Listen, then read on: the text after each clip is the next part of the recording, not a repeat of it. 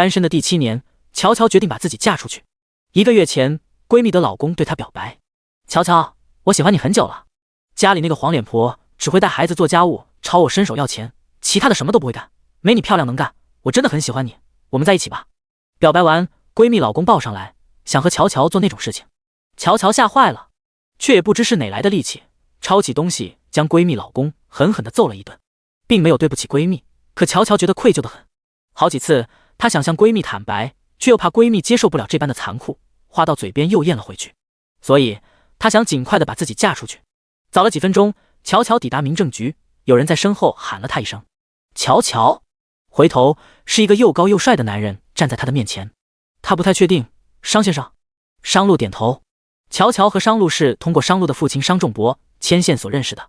其实他和商路在微信上已经聊了有3个月了，说是3个月，但也只是聊过几句话。见面时，乔乔没曾想过商路的颜值这般逆天，这要是搁到娱乐圈去，绝对是个男神。而且他周身上下散发出一股卓而不凡的气息。但乔乔向来对长得帅的男人没什么兴趣，所以落在他身上的目光显得有些寡淡。这时，商路抬唇：“其实我不太认可这桩婚姻，也没想那么早领证结婚。”乔乔突然不知所措：“不领证吗？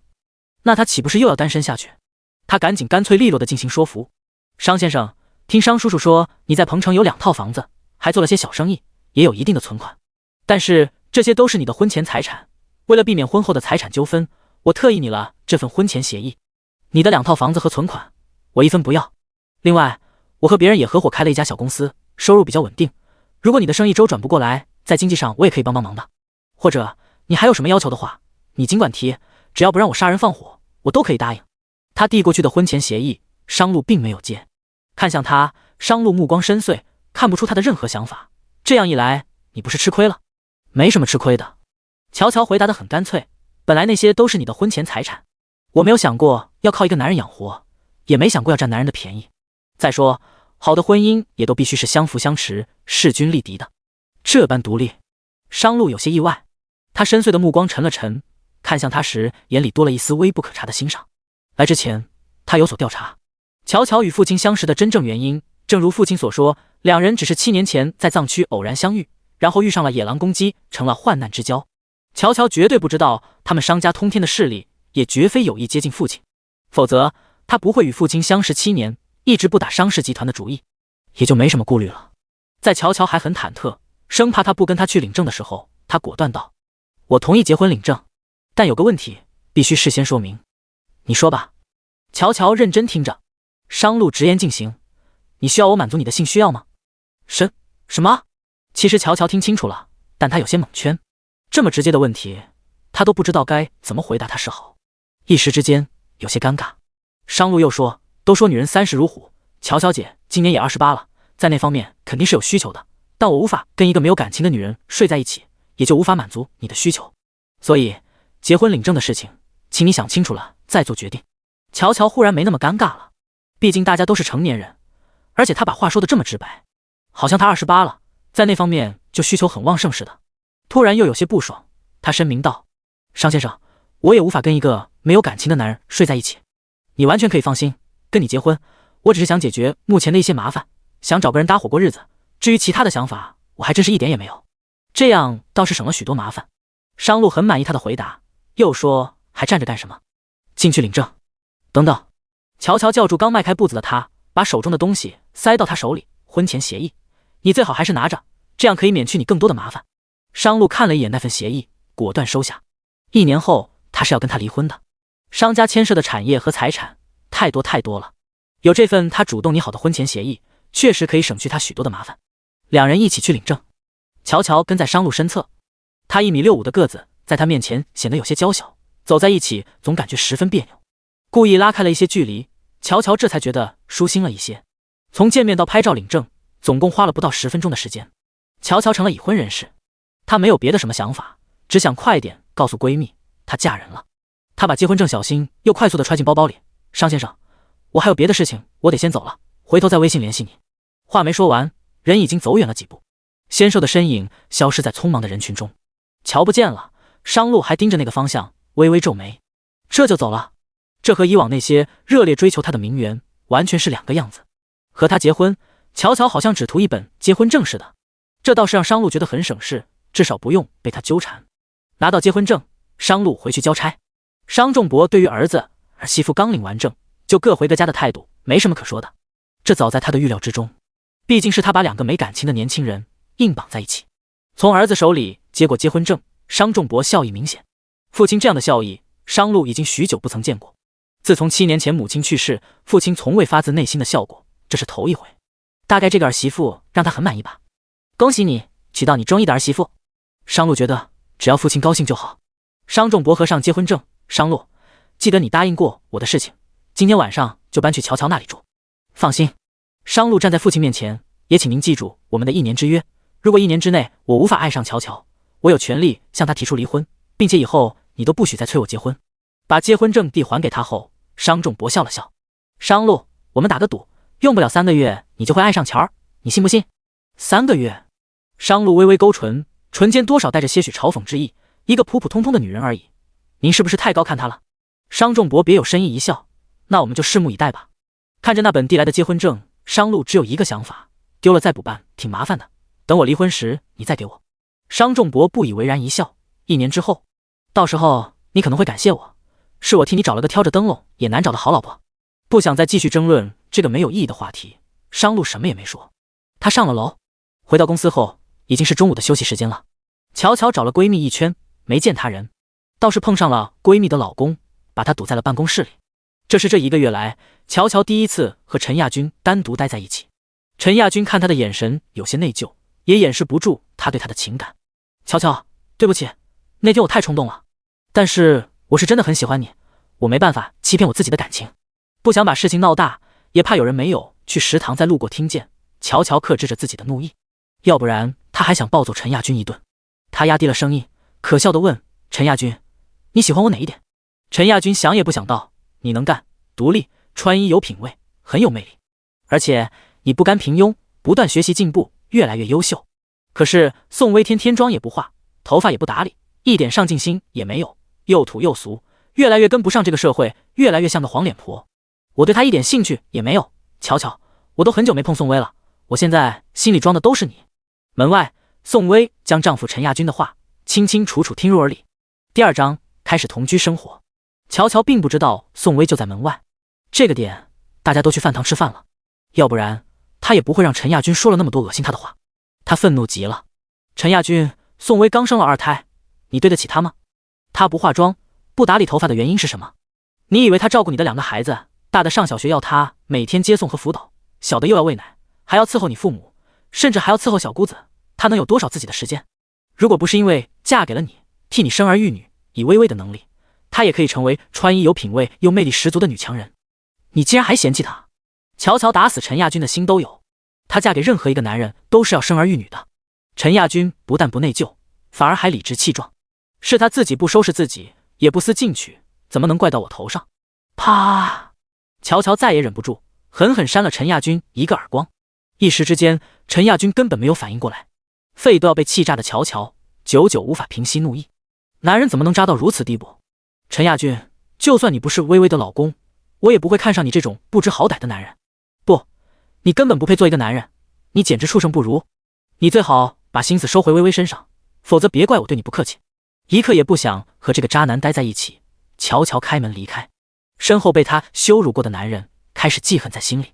门外看不见的角落处，宋薇早已泪流满面。等大家陆陆续续从饭堂回来时，乔乔还是没有看见宋薇。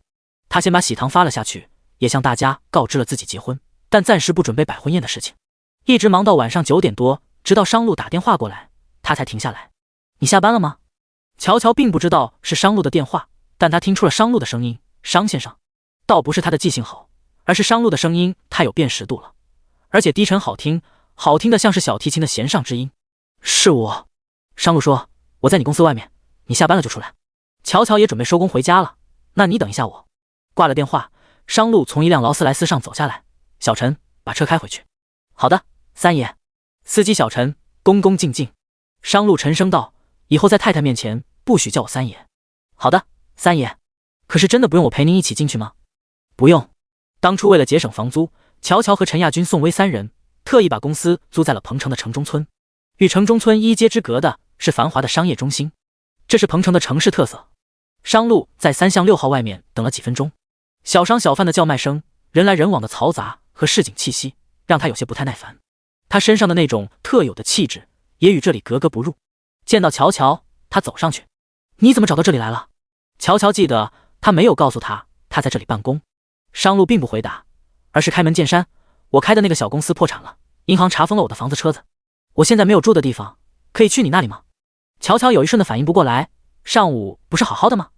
商路撒起谎来，倒是很沉稳，下午刚刚发生的事。乔乔还是有些接受不过来，这些事领证前他怎么不说？商路又说：“另外，我暂时有些缺钱，向你借10万块钱，你方便吗？”如果不是答应了商仲博必须以这样的方式住进乔乔家，他也不会撒谎，更不会向一个女人借钱。其实他都懒得考验乔乔，反正1年后是要离婚的，乔乔的人品如何也跟他没有丝毫关系。但商仲博非要整这一出，好像特意要向他证明乔乔是个好女人，他只好照办。他等着乔乔拒绝，毕竟是个正常人都不会接受早上刚刚闪婚在一起的丈夫突然就破产了，还跑来连累他，甚至找他要钱。乔乔没有立即回答，除了错愕，他更多的是皱紧眉头，一脸被骗了的感觉。静静观察着他反应的商路心中笑了笑，他肯定接受不了这桩婚姻，只要他拒绝，他就不用住进他家里，说不定他还会说他骗婚，当场悔婚呢。商路无比的笃定，这样一来根本不用等到1年后跟他离婚，他可以马上解脱自由。半天没反应过来的乔乔终于开了口：“你怎么不早说？”但转念一想，闪婚是他自己决定的，商路又没有强迫他，就算他真的破产了身无分文，也不能责怪他，况且现在他们是夫妻了，夫妻不就是要共患难的吗？算了吧，你行李箱呢？这次轮到商路有些反应不过来，他紧紧蹙眉：“你同意我去你家借住？”做过一番思想斗争的乔乔干脆利落道：“你都沦落到破产没地方住的地步了，我还能赶你走不成？破产了就破产了吧，本来我嫁给你也没图你的钱，既然结婚了，就是名义上的一家人，一家人不说两家话。走吧，我带你去我那里。”外表沉稳的商路是十分震惊的，他已经做好了被他拒绝的打算，并且他打算以此向商仲博证明点什么，至少他看中的儿媳并不是那么好。现在看来，他确实是如同父亲说的那样，是个不太一般的女人。商路十分想被他拒绝，果断又问：“那我向你借的那10万块钱？”乔乔认真道：“这件事情我还需要考虑一下，10万块钱根本不是一笔小数目。商路，如果你太为难，不用顾及我，毕竟我们才认识不到10个小时。乔乔，我明天早上再答复你。”想到什么，乔乔又忙问：“商先生，除了破产，你没有欠债吧？”他们现在是合法夫妻，如果他在外面欠了债，他也要跟着一起偿还。他还是很紧张这件事情的。商路也看出了他的紧张，骗他说自己破产了就有些过分了，他不想整得他太有压力，便道：“没有，我的资产可以抵债，但就是1分钱也没有了。”那还好。乔乔松了一大口气，赶紧又鼓励他：“你有手有脚的，先找一份工作，只要踏实肯干，还是可以东山再起的。”商路没有说什么，嗯了一声，多看了他一眼，好像他确实让人讨厌不起来。乔乔问：“你一件行李都没带吗？房子突然被查封了。”商路说：“什么都没带出来。”乔乔领着他：“走吧，我给你买2套换洗的衣服和生活用品。”早就从巷子里走出来的陈亚军将2人后面的几句对话听得清清楚楚，真想上去挖苦乔乔几句。这就是他嫁的男人，不仅破产了1分钱没有，还问女人要钱。这种男人乔乔也看得上，也许是被拒绝被羞辱过，又或许是挨了乔乔一巴掌，陈亚军记着恨。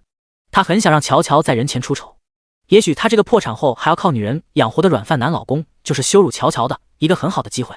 第3章，小两口的新婚夜。乔乔领着商路去买换洗衣服和生活用品的时候，已经是夜里10点多了。商路周身上下气质非凡，他本是想给他买2套好点的衣服，但是城中村对面的大商场已经关门了，这个点也就只有摆地摊的还没有收档。于是他领着商路到了夜市档，这里聚集着小商小贩，卖炒面炒粉的老板光着膀子掌勺翻锅，卖水果的小伙子吆喝着西瓜10块钱3斤包开包甜。如果不是因为乔乔，商路绝对不会来到这种地方。这个点他应该回到他的大别墅，泡个澡，喝杯红酒，看会财经相关的书，然后喝杯热牛奶就睡觉的。在这样嘈杂混乱的夜市，商路感觉格格不入，甚至后悔答应父亲娶了生活在这种环境下的乔乔。转念想到1年后父亲就不会再干涉他不婚自由，也就忍了。乔乔先是给商路买好了生活用品，又选了2套运动装，2套下来才160块钱，是很划算的。问好价钱后，乔乔看向商路，这个点摆摊的就只这一家了，就这2套，你看行吗？你让我穿这个？商路紧蹙眉头，眼里掩饰不住嫌弃之意。乔乔本想说一句都破产了就别再那么挑剔了，但想到在人前不能扫了他的面子，毕竟男人都爱面子，于是他委婉了一些道：我知道由奢入俭难，但你都已经这个情况了，就将就点吧，这也能穿。商路意识到自己挑剔了些，而且是他花钱买的，他要是再挑剔好像有些说不过去。见他沉默，乔乔扫码付了款，老板记得拿1.85米以上的，要不然他穿不上。地摊老板是个一脸蜡黄的40多岁的妇女，装好衣服后，她一直盯着商路看，妹妹，这是你老公吧？长得好帅哦。他在这里摆摊10几年，从来没有见过这么帅的男人来光顾过。也许电视上的明星也不能比，那些明星是化过妆的，但眼前的男人是活生生的360度无死角的帅。商路经常接收到女人花痴的眼神，但被一个满脸蜡黄的中年妇女这么盯着，总感觉周身都不自在。他接过袋子，牵着乔乔的手，赶快离开，走吧，回家。乔乔知道他是不愿被人那么盯着，所以才牵着他的手赶紧离开。他也配合他，走远了几步，才从他的掌心里抽出手来。单身的这7年，这是第一次碰触到男人的手，他很不喜欢这种感觉，就像是他的安全领地被侵占了。所以抽回手后，他显得有些生气。我不喜欢别人随便牵我的手，下次没有经过我的允许，不许了。商路没有立即应声，只感觉被他嫌弃了。以前那些女人不都是盼着得到这些吗？虽然有种挫败感，但商路还是很礼貌地应了一声，对不起。走快点吧。乔乔催促，很晚了，明天我还要上班。穿过几条巷子，来到城中村的一栋7楼自建房前。商路看了看乔乔，又看了看这简陋的出租楼，你就住在这里？明显的带着鄙夷的口吻。刚刚他给他买衣服时，他就有些嫌弃地摊货。也确实，他身上穿的西装看起来都很精致，可能他没穿过便宜的衣服。但他不是破产了，房子车子都被银行查封了，一分钱也没了吗？既然都这样，还有什么资格嫌弃？压着内心对他的吐槽，乔乔保持着最基本的礼貌。商先生，你以前的那2套房子是不是都是环境很好的小区房？有绿化，有社区，有保安门卫，有随叫随到的物业服务？不止这些，还有佣人、私人营养师、保洁、园艺师、司机、保镖。但商路意识到自己现在该有的破产身份，便没有再嫌弃。乔乔又说，商先生，破产了就要有破产了的姿态。我这里的居住环境确实是差了点，但好歹是个住的地方。我想，如果你不是走投无路，也不可能愿意搬到我这里来住。既然都这样了，就该既来之则安之。回去好好睡一觉，再好好想一想你接下来该怎么办。商路顺着他的话应了一声，谢谢提醒。他确实应该既来之则安之。谁叫他答应了父亲，还和父亲立下1年之约？为了1年后的自由，他忍了。乔乔的出租屋，确切的来说，根本不算是一个家。虽然有厨房、卫生间、卧室、客厅，但所有的面积加起来都没有商路别墅里的1间卫生间大。不习惯的商路没有再表现出来。卧室只有1间，他自然也很绅士的主动提出，他睡沙发。这天晚上，2夫妻1人睡在卧室，1人挤在又小又窄的沙发上，将就过了一夜。早上4、5点钟，乔乔就醒了。他一直在想着一个问题，商路问他借10万块钱，他到底要不要借？买完房子后，他除了留点日常开支，银行卡上刚好就有10万块钱的存款。借给商路，手头上就没钱了。下个月他买的商品房要交房了，他装修新房的计划也要泡汤了。好不容易省吃俭用存钱买的新房，他早就盼着装修好了住过去，那样就能有个像样的家了。他是舍不得把10万块钱的装修钱借给商路的。再说，他认识商路不到24小时，借给他靠谱吗？一晚上他都在纠结这个问题，所以睡到4、5点钟又被吵醒了。7点钟的时候，他起来煮了2碗面条。商路被吵醒，洗漱后坐下来跟他一起吃早餐。桌上的2碗面条，一碗只有几根青菜，另一碗多了1个煎鸡蛋，因为冰箱里刚好只有1个鸡蛋了。想着商路是男人，消耗体力更快，乔乔把有鸡蛋的那碗面端给了他。商路从来没有吃过这么简单的早餐，但自从昨天他提醒过他后，他便没有再嫌弃，只问，你不吃鸡蛋吗？我不喜欢吃蛋。乔乔挑一口面缩进嘴里。商路看着他，他嗦面的时候难免发出一些声音，这吃相不算难看，但绝对称不上优雅。在他面前就这么不用注意形象吗？至少不用把面条的声音缩得那么大声吧。他习惯了那些名媛千金在他面前举止优雅，谈笑端庄。突然话锋一转的乔乔让他很不习惯，埋头优雅地挑起面条。商路试着不去听他嗦面条的声音。这时乔乔停下来，直接道：商先生，我想问你一个问题。商路看向他，问吧。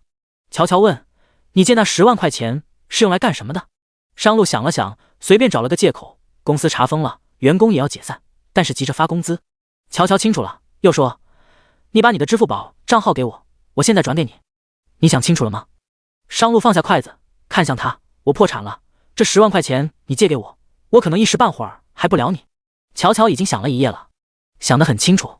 其实他决定和商路闪婚的原因也不全是因为陈亚军的表白让他处境艰难，还有一小部分的原因是他单身了7年，累了倦了，他也想找个人和他一起过日子，哪怕不爱，但他可以和那个男人同甘共苦，相扶相持，彼此作伴。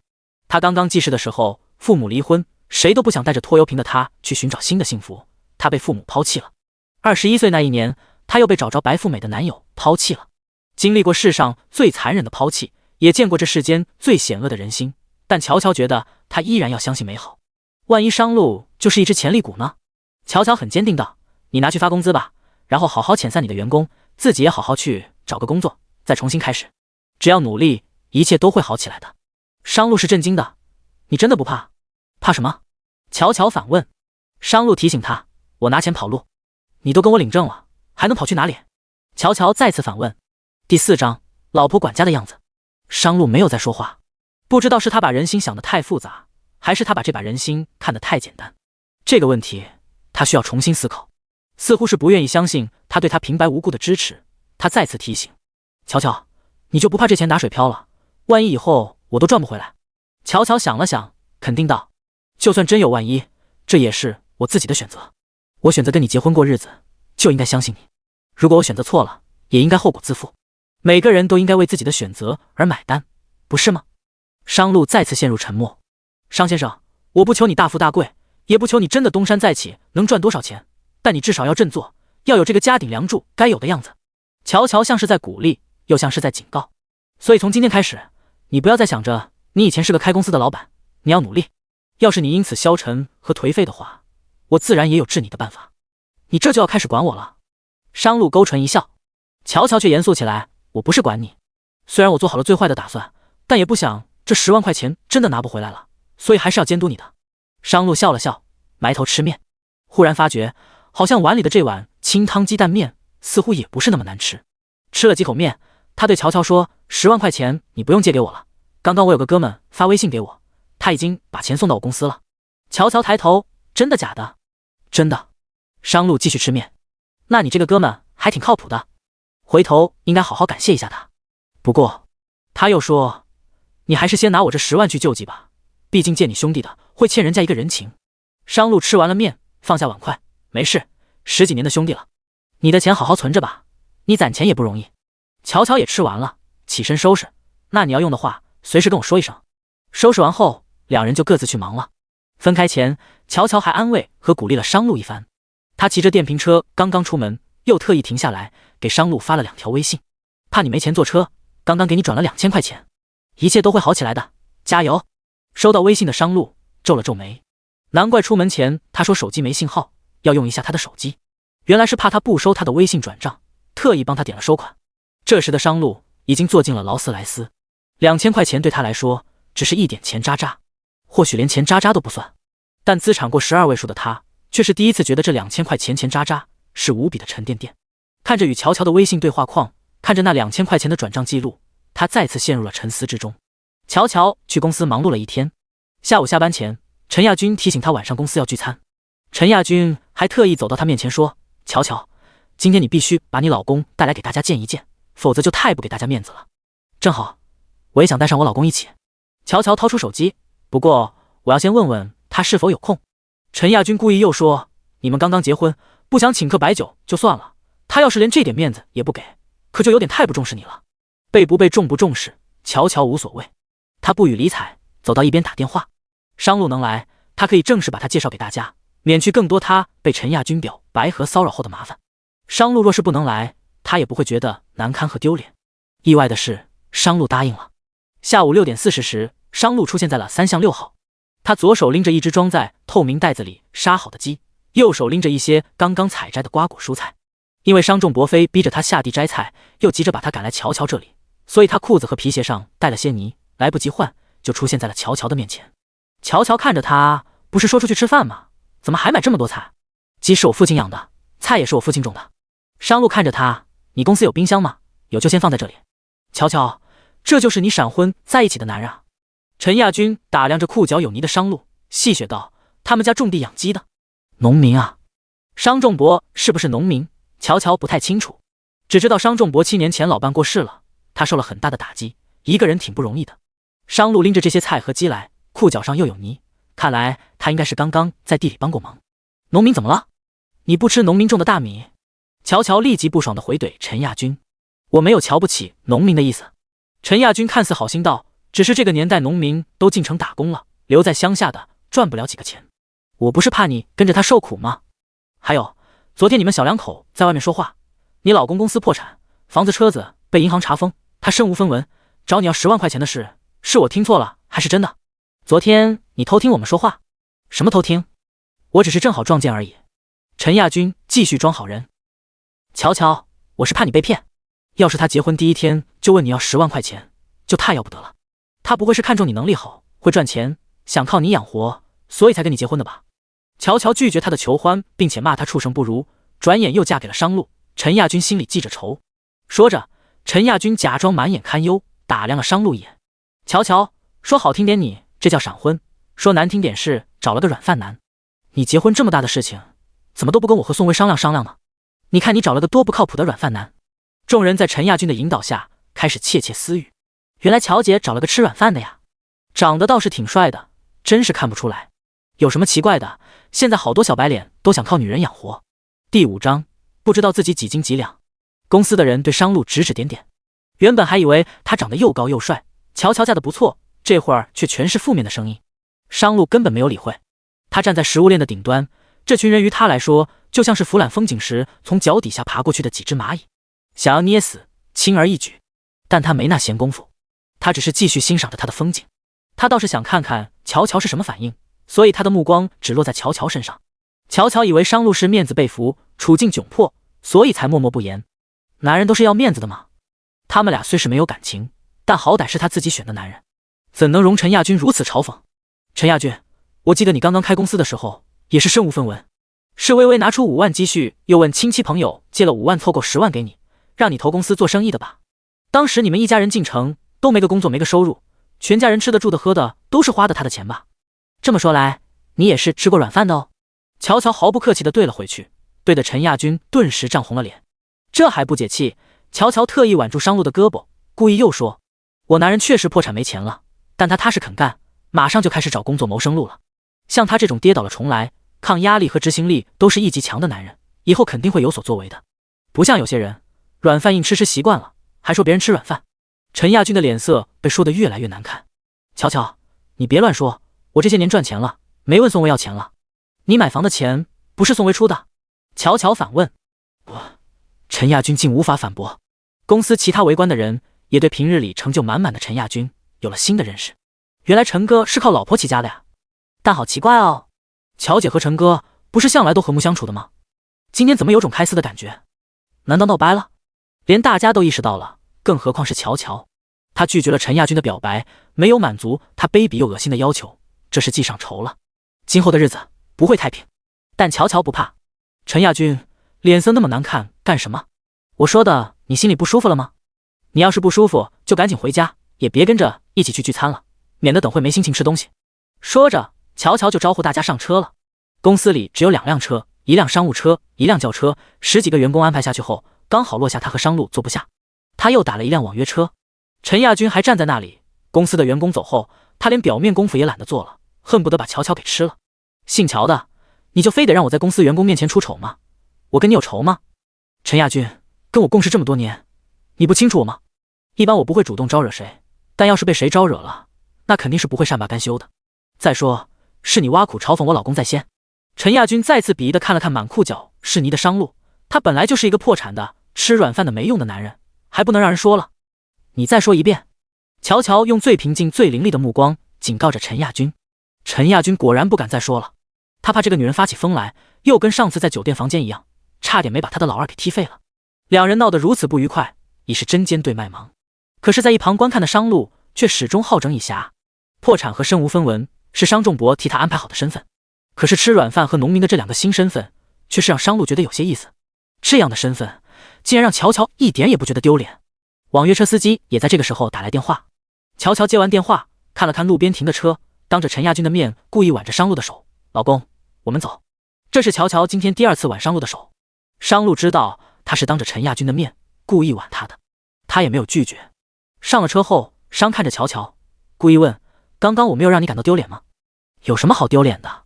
乔乔这才意识到自己还挽着商路的手，忙尴尬的松开，继而安慰他：“你不要把陈亚军的话放在心上，有精力在意别人说的话，不如去做点更有意义的事情，别把时间浪费在这些无效的垃圾社交中。”这些话商路经常对集团的高管和员工说，根本不用乔乔教。但乔乔说的时候，他竟然很耐心地听着。说完后，乔乔又让司机先载他们回出租屋，把商路拿来的鸡和菜放在了出租屋的冰箱里。商路也换了一身衣服。在去酒店的路上，乔乔问商叔叔：“不是腰不好吗？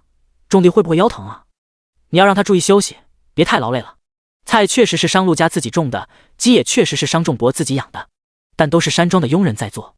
他们家在市中心有好大一个庄园，老爷子闲来无事就喜欢吩咐佣人下地劳作。但商路不会说出实情，只淡淡的嗯了一声。到了酒店，厚脸皮的陈亚军和10几个员工也都到了，一堆人却被拒在包厢之外。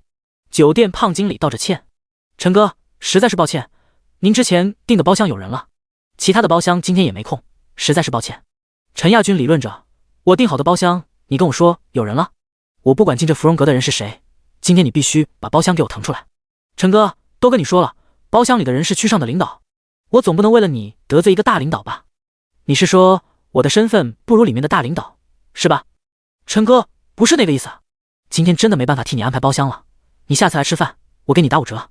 节假日实在是太忙了，招呼不周，下次我亲自向你敬酒赔罪。”胖经理边说边撤，似乎急着去忙别的事情。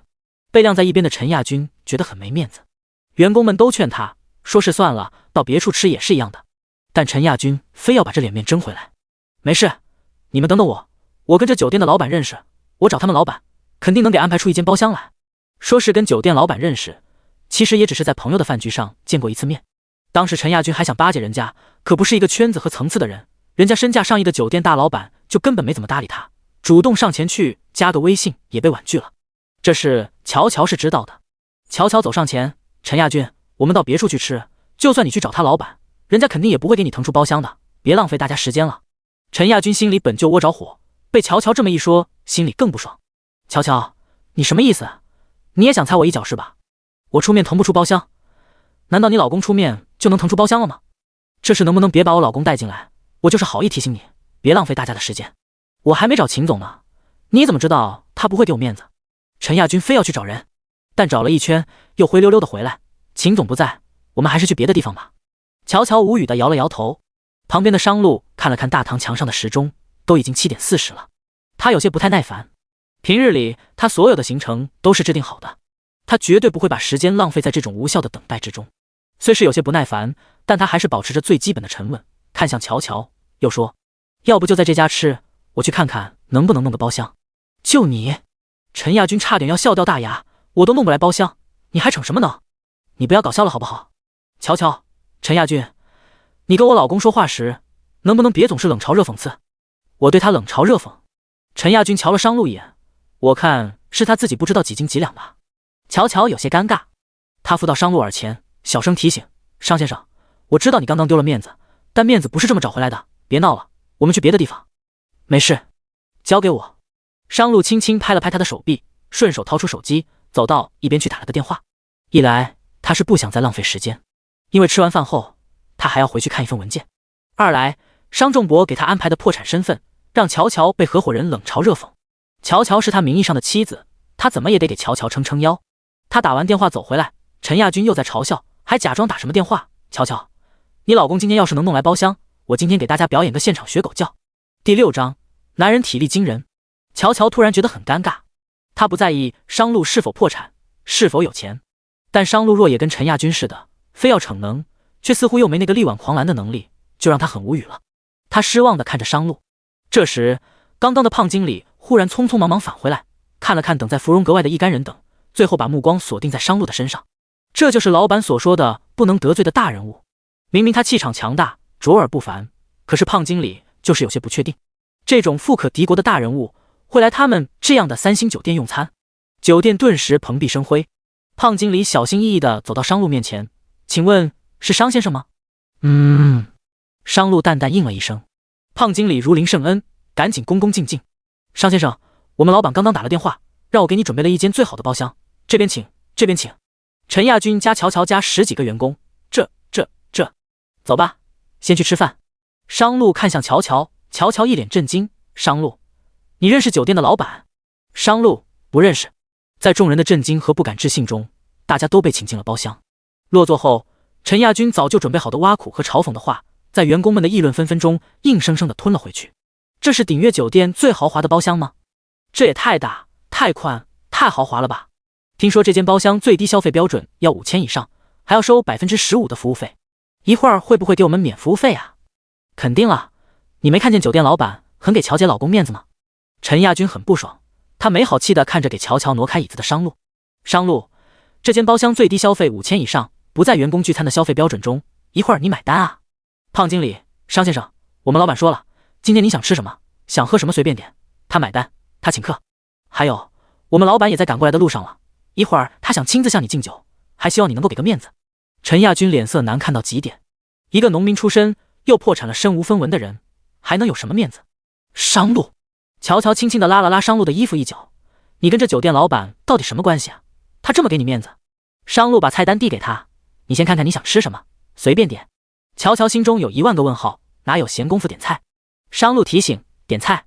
一顿饭吃下来，胖经理和好几个服务员全程就跟伺候皇帝似的，在旁边恭敬地候着。席间员工们也问了商路一些话，大多都是乔乔帮着回答，或者商路随便应一两句。而陈亚军全程黑着一张脸。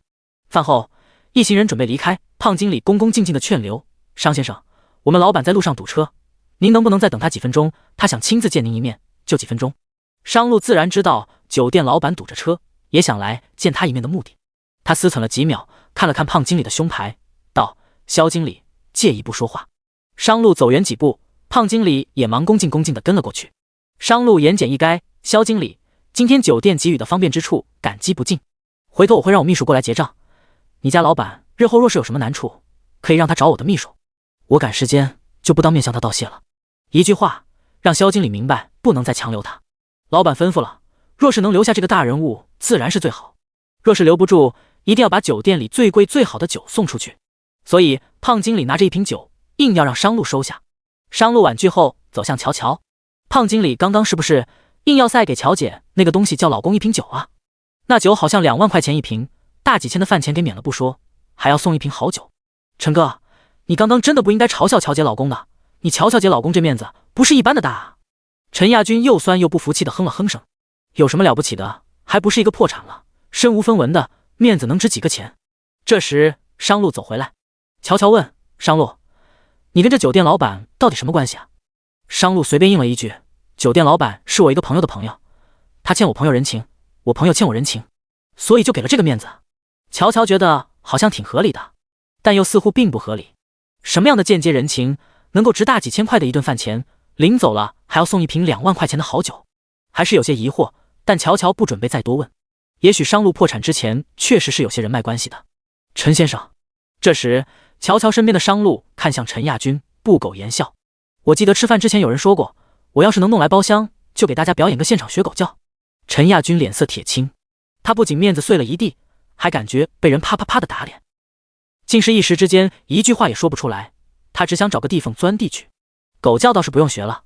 商路满眼凌寒，只是乔乔跟着你一起合伙做生意，你可别欺负他，他现在不是一个人了。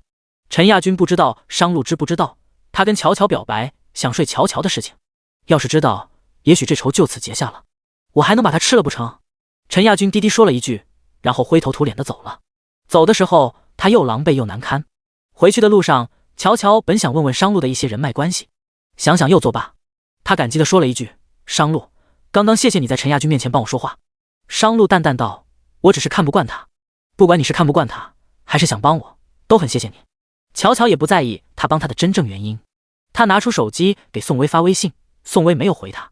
要是以前，他会以为宋薇是带孩子太忙了，所以才没有回复。但从昨天到现在，他发了好多条微信，宋薇一概未回。生病了，还是出什么事情了？她这个闺蜜真是担心死她了。他得打个电话问一问。一连5通，没人接。乔乔这就有点着急了，他是不是应该去宋薇家里看一看？你就不准备问我点什么？这时，身旁的商路问他，他侧头看着商路，问什么？比如刚刚在酒店的事情。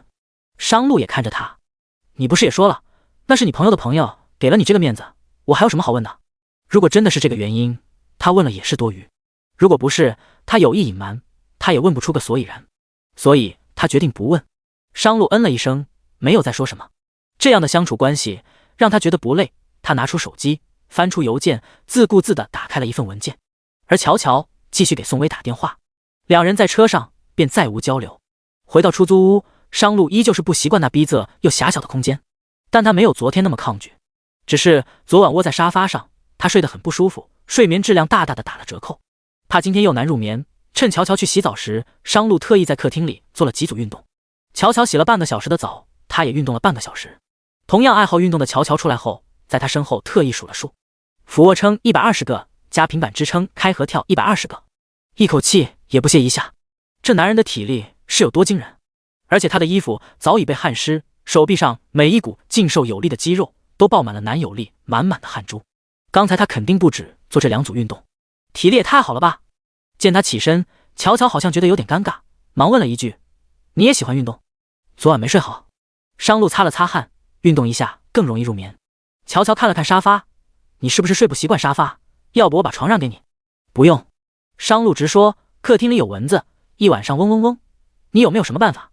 乔乔想了想，睡前我给你点盘蚊香吧。出租屋环境就是比较差，也没有装纱窗，总会有蚊子飞进来。不过，他又说，等过几天我买的楼盘交房了，装修好再晾几个月，我们就能搬新房了。你买房子了？商路问。乔乔嗯了一声，贷款买的，每个月还要供1万多块的月供。商路又问，什么楼盘？不是什么大开发商，小楼盘，不过环境肯定比这城中村好。鹏城的房价就算是小商开发，一套房子下来也得小几百万，首付30%也得先付100-200万。乔乔生活在社会的最底层，能在鹏城买得起房子，商路有些意外。他说，我已经找到新的工作了，等拿了工资，月供那一部分我帮你出一些。乔乔没说什么，他们现在是法律上的夫妻，如果他肯分担一些经济压力，他倒是不会拒绝。晚上睡觉时，蚊子倒是没有了，但那熏人的蚊香味还是让商路久久无法入眠。既然睡不着，他就理了理他与乔乔之间的关系。2天的相处下来，好像这种关系也不是那么让他讨厌，反倒觉得乔乔这个人跟大多数的女人不太一样。隔天早上，乔乔依然早起，他看商路昨晚换下来的衣服没有洗，帮他丢进了洗衣机。他贴身的底裤，他则是手洗了，准备晒在阳台。商路起来时，正好看到他手里拎着他的贴身底裤，眉心不由紧紧一蹙。谁让你洗我的内裤？商路大步走过去，脸色黑沉沉的。第7章，好心当驴肝肺。商路不喜欢别人动他的贴身之物，尤其是内裤这种东西。他从来不会让家里的佣人洗他的贴身衣服，都是放在单独的消毒杀菌洗衣机，洗后自动烘干的。连烘干后放进衣帽间，他也绝对不允许佣人碰一下。乔乔回过头来，我看你没洗，所以就帮你洗了。他特意又说，你放心，我单独拿了个没用过的盆，手洗的，也是跟袜子这些分开洗的。就算如此，商路还是有些不高兴。他冷着脸把底裤抢过来，用不着你帮我洗，以后不要动。真是好心当驴肝肺。乔乔小声嘀咕，但他也不生气，下次他不碰他的东西就是了。锅里我蒸了红薯和山药，还煮了鸡蛋，冰箱里也有牛奶，你自己吃，我先去公司了。虽然有些不愉快，但任何事情都没有上班搞钱来的重要。乔乔精神满满的去了公司。大概10点多的时候，刚准备去外面办事情，宋薇给他来了一通电话，说是想见一见他，地点还约在了星巴克。2天没回他信息和电话，突然约在外面见面。乔乔觉得蹊跷，微微，你怎么了？乔儿，见面说吧，我在星巴克等你，红天商场这一家。乔乔赶过去时，只见宋薇一人。怎么没见你带小宝？他坐下来，我让我妈帮我看一会儿。宋薇把咖啡推到他面前，我点了你喜欢的拿铁。乔乔意外，你今天化妆了？几年不见宋薇化妆，破天荒了。宋薇苦涩一笑，是不是化了妆也掩饰不住我蜡黄的脸色？不会，你底子好。乔乔看着宋薇，他不好告诉宋薇，她的妆化的有些不太好，又或许是因为经年累月的岁月摧残，宋薇的皮肤确实没有那么嫩了，就算化了妆也显得老气，毕竟已经是2人孩子的妈了。但宋薇的底子是真的好，化妆品你买的什么牌子？好像有点卡粉。宋薇哪里知道什么化妆品的牌子，这2年生完大宝又生2宝，每天都在围着老公孩子转。白天她接送大宝上学，下午放学又要陪大宝上各种各样的补习班，晚上要奶几次2宝，别说化妆，就连睡一个整觉都是一种奢望。她想着老公事业蒸蒸日上，大宝多才多艺，小宝也可爱喜人，再苦再累也都是值得的。直到前天听到陈亚军对乔乔说了那样的话，她才发现她活得多么的不值得。整天妆也不化，头发也不打理，一点上进心也没有，越来越跟不上这个社会，黄脸婆对她一点兴趣也没有，心里想的全是她的闺蜜，每一句话每一个字都像是崩塌的山石，雷霆万钧的砸向宋薇，砸得她5脏6腑都碎成了渣渣。这2天宋薇埋怨过乔乔，陈亚军心里有别人，为什么偏偏是乔乔？是她最好的闺蜜，所以这2天她没有回乔乔微信，更不接乔乔的电话。但经过一番思考和反省后，宋薇找回了理智和清醒。怎么能怪乔乔？是陈亚军的心出了问题，就算没有乔乔，还有陈乔、李乔、朱乔，她差点因为痛苦和愤怒失去她最好的姐妹。也许乔乔突然闪婚是因为陈亚军的骚扰，否则乔乔单身了7年，她一直对爱情和婚姻这玩意挺抵触的，不会连个男朋友也没有，突然就结婚，多多少少也是为了他。她真的差点失去一个对她真心真意的好姐妹。乔儿，对不起，这2天我带孩子太累了，身体也有点不舒服，所以没回你消息。连你结婚这么大的事情，我都没有好好恭喜你。宋薇的道歉是发自肺腑的，她关切地问了几句关于乔乔结婚的事。结婚的事，乔乔随口敷衍2句，重点关心道：你哪里不舒服？看医生了没有？宋薇说了句没事，又说：乔儿，我能有你这样的好姐妹，真是我上辈子修来的福气。否则换作是别人的闺蜜，遇上陈亚军这样帅气又会撩妹的男人，肯定早就撬她墙角背叛她了。薇薇，你怎么突然说这个？你是不是有什么心事？没事，就是觉得能有你这样的好姐妹真的很幸福。2姐妹对视着，彼此都有心事，却又都不说破。乔儿，宋薇突然又说：我想回公司上班。你的重心不是一直放在家庭和孩子上，我劝你回来上班，或者是去别的公司找找事做，你不是都挺抵触的吗？乔乔觉得蹊跷，就是突然想上班了。陈亚军跟你吵架了？没有。宋薇连和陈亚军吵架的力气也没有，就算没有他对乔乔表白的这件事情，他们2口子就早就没有什么共同话题了。陈亚军每天回到家只会说在公司累了，然后往沙发上一躺，手机一掏，宁肯抱着手机哈哈大笑，也不肯帮他照看一下孩子，更别提分担家务了。他多说2句，婆婆和大姑子小姑子合同着陈亚军一起攻击他，说他不懂事，不知道体贴人。吵也吵过，闹也闹过，什么用也没有，反倒是把自己吵累了。有那个功夫和他们一家子吵架，再把自己气个半死，还不如默默把事情做完，找个空隙时间休息一下。结婚前陈亚军是顺着他哄着他的体贴样子，早就消失在这鸡零狗碎的婚姻生活中。这些宋薇从来不会对乔乔说，更不敢说给娘家人听，所以没有人知道她真实的婚姻生活其实早已是一地鸡毛。她掩着伤感，淡淡一笑：乔儿，你说的都对，女人还是应该有自己的事业，有自己的社交，首先做个经济独立的个体，才能担当好别的角色。劝了那么多年，突然就那词儿叫悟了。乔乔很怀疑陈亚军表白她的事情，微微知道了，但她又不敢问。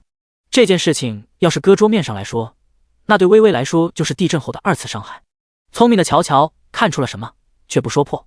他同情又欣慰地看着宋薇：微微，我就知道你肯定能做回自己。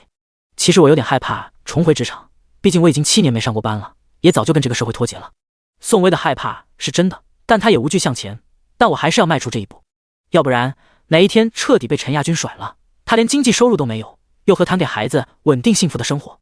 这2天宋薇也悟出了一个理，如果遇到一个靠不住的伴侣，那一定要唤醒那个强大的自己。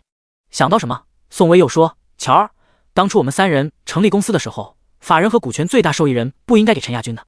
现在是没到和陈亚军闹掰的地步。如果闹掰，宋薇真怕他和乔乔到头来1分钱也得不到。乔乔似乎看穿宋薇的心思，你不会害怕和陈亚军闹掰了，跟他产生利益纠纷吧？宋薇觉得这件事得从长计议，我就是这么一说，你别放在心上。乔儿，你放心，如果真有那么一天，我肯定宁愿自己吃亏，也不会亏待你的。这件事情，乔乔2天前就在担忧了，他越来越肯定，宋薇已经知道了陈亚军跟他表白的事情。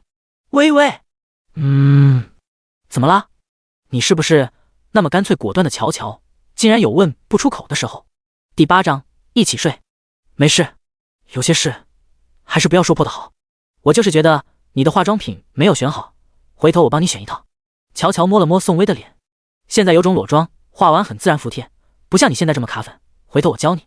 我现在对这些真的是一点也不懂。没事，不是还有我吗？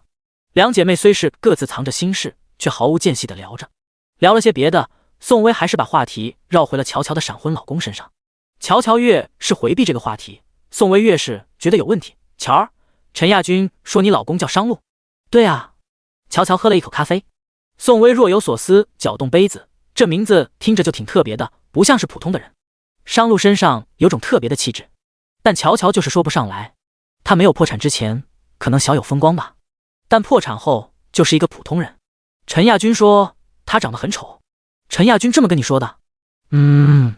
呵。乔乔冷笑了一声，陈亚军是嫉妒吧，他从没有见过比他长得帅的，突然来了个把他压下去的，他心里肯定很不爽。宋薇再次若有所思，难怪他问起陈亚军商路的事情时，陈亚军脸色那般难看。陈亚军在学校就是校草级别的，把陈亚军压下去的人得帅到什么程度？下次带你见一面你就知道了。那你什么时候安排？我就怕你是随便逮个人嫁了，怕你嫁得不幸福。怎么是随便逮个人呢？商路是商叔叔的儿子，我和商叔叔是7年前就认识的患难之交，你还叫人家商叔叔？你知道爸这个字我很难叫出口，我长这么大几乎没叫过这个字，那你也得改口了。乔乔想着商仲博可能在乡下种地，而他和商路生活在城里，应该暂时不会天天见。他有想过交房后装修下来，再把商仲博接过来一起住，但那得是差不多1年之后的事情了。改口的事情到时候再说吧。但当天晚上，商仲博就来了他的出租屋。商仲博左手拎着一只鸡，右手一只鸭，还都是活的，背上还背了一筐菜。要不是暂时还不能让乔乔知道自己的身份，商仲博恨不得把家里最贵的营养补品全部搬来，甚至想叫个营养师过来给乔乔调理调理身体。瞧他瘦的，这么瘦，到时候给他生孙子肯定会遭罪啊。商路还没回来啊？商仲博鸡鸭进门，乔乔忙帮他接下背上的一筐新鲜蔬菜。这个时候，商仲博手里的一只鸭子吧嗒一声拉了一坨鸭屎巴巴在地，乔乔拖得干干净净的地砖顿时脏了。对于退下来不管集团事务，天天心去于养鸡养鸭的商仲博来说，鸭屎对他来说早就不足为奇了。他忙蹲下来要用纸巾擦干净。没事没事。乔乔也跟着蹲下来，商叔叔，我来收拾就好，你赶紧坐一坐，你赶路也挺累的。城里的姑娘见了鸭子拉的屎，肯定远远躲着，恶心死了，哪里会像乔乔这样不嫌他烦，还关心他的。这就是商仲博喜欢乔乔的地方，还叫叔叔。乔乔抬头，爸。哎，商仲博欢喜的不得了。7年前和乔乔一起经历生死的时候，他就在想着，这么勇敢善良的姑娘，要是能成为他的儿媳妇该多好。7年啊，终于圆梦了，实在是不容易。收拾了一番，乔乔下厨做饭，商仲博非不让他动手。他家厨房虽是小的可怜，但商仲博不亦乐乎，甚至想着以后乔乔给他生孙子，他还要亲自给他做月子餐。这么说来，他得跟着营养师多学学怎么科学健康的给产妇准备月子餐了。乔乔也不好意思让公公一个人做饭，在旁边帮忙摘菜。叔叔，又叫叔叔。爸，你养了挺多鸡和鸭吧，会不会很辛苦呀？都是养来自己吃的，还养了牛羊鹅什么，到时候杀了我给你带过来。他养的那头牛是从国外进口来的，叫苏丹牛，一头牛接近2000万。苏丹牛喜欢喝酒，而且他喝了酒后肉质特别好。为了养好它，他每天都会给他喝一瓶威士忌，一直舍不得杀。这会儿乔乔娶进门了，他得杀了牛，再把牛身上最好的部位都拿给乔乔品尝。饭后10点，商路还没有回来。乔乔给商路发微信，你今天几点回来？爸过来了。商路，你爸还是我爸？乔乔，商爸爸。商路皱眉，这个点老头子还在乔乔那里。老头子想干什么？赶回乔乔的出租屋，商路见到乔乔正在整理沙发。爸，你睡沙发会不会不习惯？要不我和商路在外面打地铺，你睡床上吧。你们睡床，我睡沙发，刚好合适。还打什么地铺？商仲博别有深意地看了一眼刚刚进屋的商路，见商路回来，乔乔也就去洗澡了。商路黑着脸，你故意留在这里过夜，是想赶我去和乔乔一屋睡？你也可以不和乔儿一起睡，在里面打个地铺。商仲博说，这丝毫不影响我们之前的约定。之前说好只结婚，在他没爱上乔乔之前，商仲博不可以要求他必须和乔乔有夫妻之实，也不可以催生孙子。商路竟找不到反驳的话。乔乔洗过澡后，把商路拉到房间，让他看了看他铺好的地铺。你睡那里，看看合不合适。你让我睡地上。商路口气不太好。乔乔提醒他，商先生，结婚的时候你说过，你无法跟一个没感情的女人睡在一起，难不成你要跟我一起睡床上？商路立马道，不可能。那你是需要让我要把床让给你？乔乔反问，再让我去睡地铺？意识到让一个女人去睡地铺，好像确实没有一个男人的绅士风度，商路妥协了，我睡地铺。没有再说什么，他转身走出去。商仲博已经躺下了。你要走？商仲博问他。他黑着脸，别以为这样安排，我和乔乔的关系就会有什么进展。商仲博笑了笑，我当然知道你的理智，但你别忘了，你是一个正常的有生理需要的男人，要不然你也不会经常半夜起来洗好几趟的冷水澡。他这个儿子啊，就是太洁身自好了，32岁了还没碰过女人，简直要逆天了。生理需要，商路当然是有的，他正是热血方刚的年龄，正常的需要又从来没有得到过释放和舒缓，越是积压越是强烈。重新回到房间时，乔乔已经躺下睡觉了。这2天乔乔在商路面前向来都很保守，他特意穿了长袖长裤的睡衣，连领口的扣子也扣得严严实实。可是 S 号的睡衣穿在他身上，能被他穿出 XL 号的感觉，衣服在他身上自然显得有些松。他一个翻身的动作，衣摆一松，露出一截纤瘦的腰段来，那腰段白皙细腻，实在是惹眼到不行。乔乔是那种长得很耐看，越看越有气质的养眼美女，而且她性子好，让人无法讨厌。商路竟然多看了一眼，他是一个正常的男人，如商仲博所说，他也有他正常的生理需要。在这从来没有得到释放和舒缓的32年里，他也有想过要找女人，但他从来不会多看别的女人一眼。可此时此刻，他竟然移不开目，甚至幻想，要是能从身后抱住乔乔。当然，商路清楚地知道，他的这种想法仅仅是一个男人的本能反应，而不是喜欢。任何无法建立在爱情之上的性，都是让商路抵触而抗拒的，哪怕本能的生理需要有多么强烈。最终，商路找回了理智，转身去洗了个澡。你刚刚是洗的冷水澡？商仲博见他出来，故意笑着问。商路面不改色，有什么问题？没什么。商仲博得逞一笑，反正谁难受谁知道。第9章，他是一把烈火。商仲博又不是没有年轻过，他深知一个血气方刚的男人，就算是没有爱情，在那方面也是有很强烈的需求的。虽然他的儿子继承了他的洁身自好，在万花丛中始终保持着理智和冷静，但总不能让他一直这样理智下去吧。商仲博就是要把商路放在烈火上炙烤，而乔乔就是他挑选出来的最好的那一把烈火。看着儿子进了卧室，商仲博美滋滋地哼着小曲。呵，1天不破身就2天，2天不破身就1周，1周不破身就1个月，倒是要看看这臭小子能坚持多久。睡在地铺上的商路本就不习惯，加上正常的生理需求得不到舒缓，前半夜基本上没有睡着。以前他拒绝身边的任何女人，没有哪个女人能离他这么近，那种强烈的感觉也就没那么明显。就算有，他自己也会克制。但今天晚上虽是乔乔睡床，他睡地铺，但卧室又小又窄，铺了地铺基本没有下脚的地方了。乔乔离他不过1米的距离，满屋子都是乔乔身上淡淡的沐浴味体香。他克制自己去想集团里的那些事情，甚至把化学元素周期表都背了好几遍。但乔乔那截纤细白皙的腰段时不时地跳进脑海，要人命！这跟乔乔的美貌毫无关系，并不是他吸引了他，这完全就是一个男人最正常最原始的一种渴望。实在睡不着，他坐起来靠在墙上，给秦森发了一个微信，欧洲那边的收购计划发过来。秦森是他的左膀右臂加股东伙伴，平时习惯了昼夜颠倒的工作作息。看到微信，秦森回复，你又半夜工作？这欧洲的收购计划我白天才跟你说过了，你不用这大半夜的折腾我吧。商路言简意赅发过来。秦森，服了你了，发过去了。收到文件的商路很快投入进去，也很快把最开始的欲望抛得干干净净。没有任何女人能够扰乱他的心神。很快，他聚精会神，忘了自己身在简陋的出租屋，也忘了身边的乔乔。仲夏的夜静谧而美好，只是低低的抽泣声忽然打破了这阵静谧。商路借着手机里的光，发现睡梦中的乔乔小声抽泣着，他抽泣的有些厉害，肩膀在颤抖。你没事吧？商路看着乔乔，乔乔还在做梦，梦到了父母离婚的那一年，爸爸不要他，妈妈也不要他，他抱着妈妈的腿，哭着求着让妈妈带他离开。妈妈狠心说，带着你这么个拖油瓶，我还怎么重新嫁人？他被妈妈狠狠踢开了。那一年，那才4岁，刚刚记事的年龄，很多记忆都是模糊不清的，唯独被父母抛弃的这一幕，像一根扎进心窝的刺一样，漏心又刻骨。乔乔，你没事吧？看他还在抽泣，商路轻轻拍了拍他的肩。他醒过来，痛苦的梦境仿佛刚刚发生过，可商路的声音提醒他，他又做梦了。抱歉。他擦了擦眼泪，是不是打扰到你睡觉了？你是不是有什么心事？商路皱眉，梦里都能哭醒的人，一定是有心事的吧？乔乔平复着自己的心情，不想让人看到他如此懦弱的一面。他强装平静，没事，就是做了一个噩梦，实在抱歉，打扰到你睡觉了。商路还是有些不放心，真的没事？没事。乔乔强装平静，赶紧睡吧。商路，我还要看点东西，你先睡吧。乔乔，你一直没睡。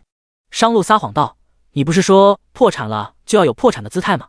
刚刚找到新工作，我需要多熟悉业务。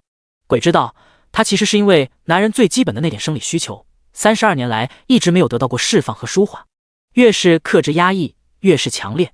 又突然和一个女人共处一室，而且这个女人一点也不让他讨厌，他实在是睡意全无。哦，乔乔也没阻拦，那你也别太晚。早上，商仲博准备了一顿丰盛的早餐。看到商路脸色有些疲惫和憔悴，明显是昨晚没有睡好。商仲博把豆浆递给他，故意问：商路，昨天晚上睡得怎么样？商路与商仲博对视，商仲博笑得别有深意，而他微微蹙了蹙眉，还行，如果你不在这里，或许我能睡得更好。商叔叔才刚刚来一天。乔乔轻轻推了推他的胳膊，你让商叔叔多住几天。突然发现自己又喊错了，他忙改口，爸，不好意思，我还没有适应过来。商仲博笑了笑，没事没事，多几次就习惯了。乔乔又说，爸，过几天我买的新房就要交房了，等装修好后，你和我们一起搬过去住吧。你要不好，别在乡下种地了。唉，商仲博叹一口气，我一个糟老头子，怎么能跟你们小年轻住在一起，会碍你们眼的。爸，我是真心的。他从小就没有体会过亲情。那一次藏区之行，商仲博与他生死与共，一路上的相扶相持，待他比亲人还亲。他早就把商仲博当亲人了，叫商仲博搬过来跟他们一起住，他不是表面的客套话，完全是出于真心。但乔乔知道，很多农村出来的老年人都怕给儿女添麻烦，所以他又找了个理由。爸，再说了，等新房子装修的时候，我和商路都没有时间，你还能帮我盯着点工地。你买的房子是清水房，没装修的。清水房，那行啊，我会木工，我还能帮着干点。是吗？乔乔惊喜，爸，你还会木工呢？木工的活都很难的吧？爸，你真是不简单呢。商路静静吃着早餐，默默腹语，他不简单的地方还多了。两翁媳越聊越有话题，一顿早餐的时间就这么把新房装修的事情给定了。旁边吃着早餐的商路完全加入不进去，他倒像个外人。乔乔不经意地看了他一眼，总觉得他吃早餐的动作过于优雅了一些，优雅的像是电视剧里的豪门世家。他和商仲博边吃边聊，一个水煮鸡蛋3两口就吞下肚的动作和商路的优雅形成了鲜明的对比，但他还是没有慢下来。习惯了什么事都雷厉风行，他3两口把豆浆喝完，起身拿起包包，掏出2000块钱现金放在桌上。爸，楼下就有卖菜卖肉的小店，你中午自己买菜做饭啊。我先去上班了。乔乔，你不用给我钱，我有钱。没事，你拿着。乔乔走后，商仲博拿起一叠现金数了数，2000，第一次有人这么真心真意的孝敬我。商路知道商仲博沉甸甸的心情，就像他昨天收到乔乔2000块钱的转账，让他拿去应急一样，但他不愿意承认。你缺钱？我不缺。商仲博说，你应该清楚，像我们这种身份的人，围在你身边的人不是图你的钱和权，就是图你的社会地位，有哪个是真心真意对你的？你要真破产了试试，不墙倒众人推就好了。哪里还能找乔乔这样不嫌弃你破产，还拿出所有存款来支持你的人？商路无法反驳。商仲博语重心长，你以为爸真的只是急着想抱孙子，逼着你结婚。商路听着，商仲博又说，那些豪门千金随便拉一个出来都比乔乔与你更加身份匹配，但他们不见得会对你真心。爸是想让你身边有个患难与共的人，让你体会到人间的温情。这个人非乔莫属。第10章鸡飞狗跳的现实婚姻。商路再次陷入沉思，只不过与乔乔才相处了3天，他对人性的认知就被重新推翻。商仲博起身拍了拍他的肩，再次语重心长：商路啊，集团利益与家族荣辱固然重要，但爸不希望你做一个只为事业和家庭拼搏的机器人。你真的应该试着谈一谈恋爱，只有谈一场高质量的恋爱，你才能感受到人世间真正的温情，你才能够幸福。第一次体会到商仲博的用苦良心，商路轻声应了应：谢谢爸。乔乔骑着电瓶车到了公司，刚刚坐下来，宋薇发微信给他：乔儿，陈亚军不同意我回去上班，昨天晚上我们还大吵了一架，你帮我跟他说说，我想回去上班。拿起手机，乔乔到了没人的地方，给宋薇打电话：薇薇，怎么回事？乔儿，宋薇的声音有些沙哑，明显是哭过。薇薇，别哭，你好好说，怎么了？陈亚军他……宋薇哽咽的不行，他说我除了带孩子什么也不会，让我别回公司丢人现眼。我不依，跟他吵了起来，我婆婆也跟着数落我骂我。乔儿，除了带孩子，我怎么可能其他的什么都不会呢？我又不是废物。我知道。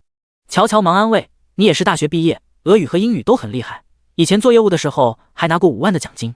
陈亚军开公司起家，靠的就是你这5万块钱。就是啊。宋薇又委屈又痛苦，陈亚军说我非要出去上班，他就要跟我离婚，还说离了婚孩子都不会给我。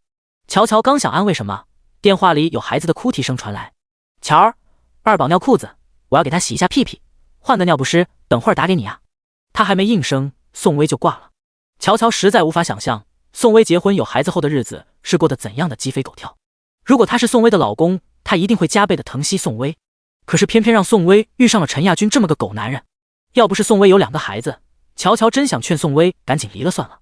等宋薇弄好孩子已经是半个小时后，这半个小时乔乔一直在等他的电话。抱歉啊，乔儿，刚刚给二宝洗了洗，又给他喂了奶，奶着奶着就睡了，放床上却要哭，我只能等他睡踏实了才能给你打电话。跟我说什么抱歉？你刚刚说你非坚持上班的话，陈亚军要跟你离婚。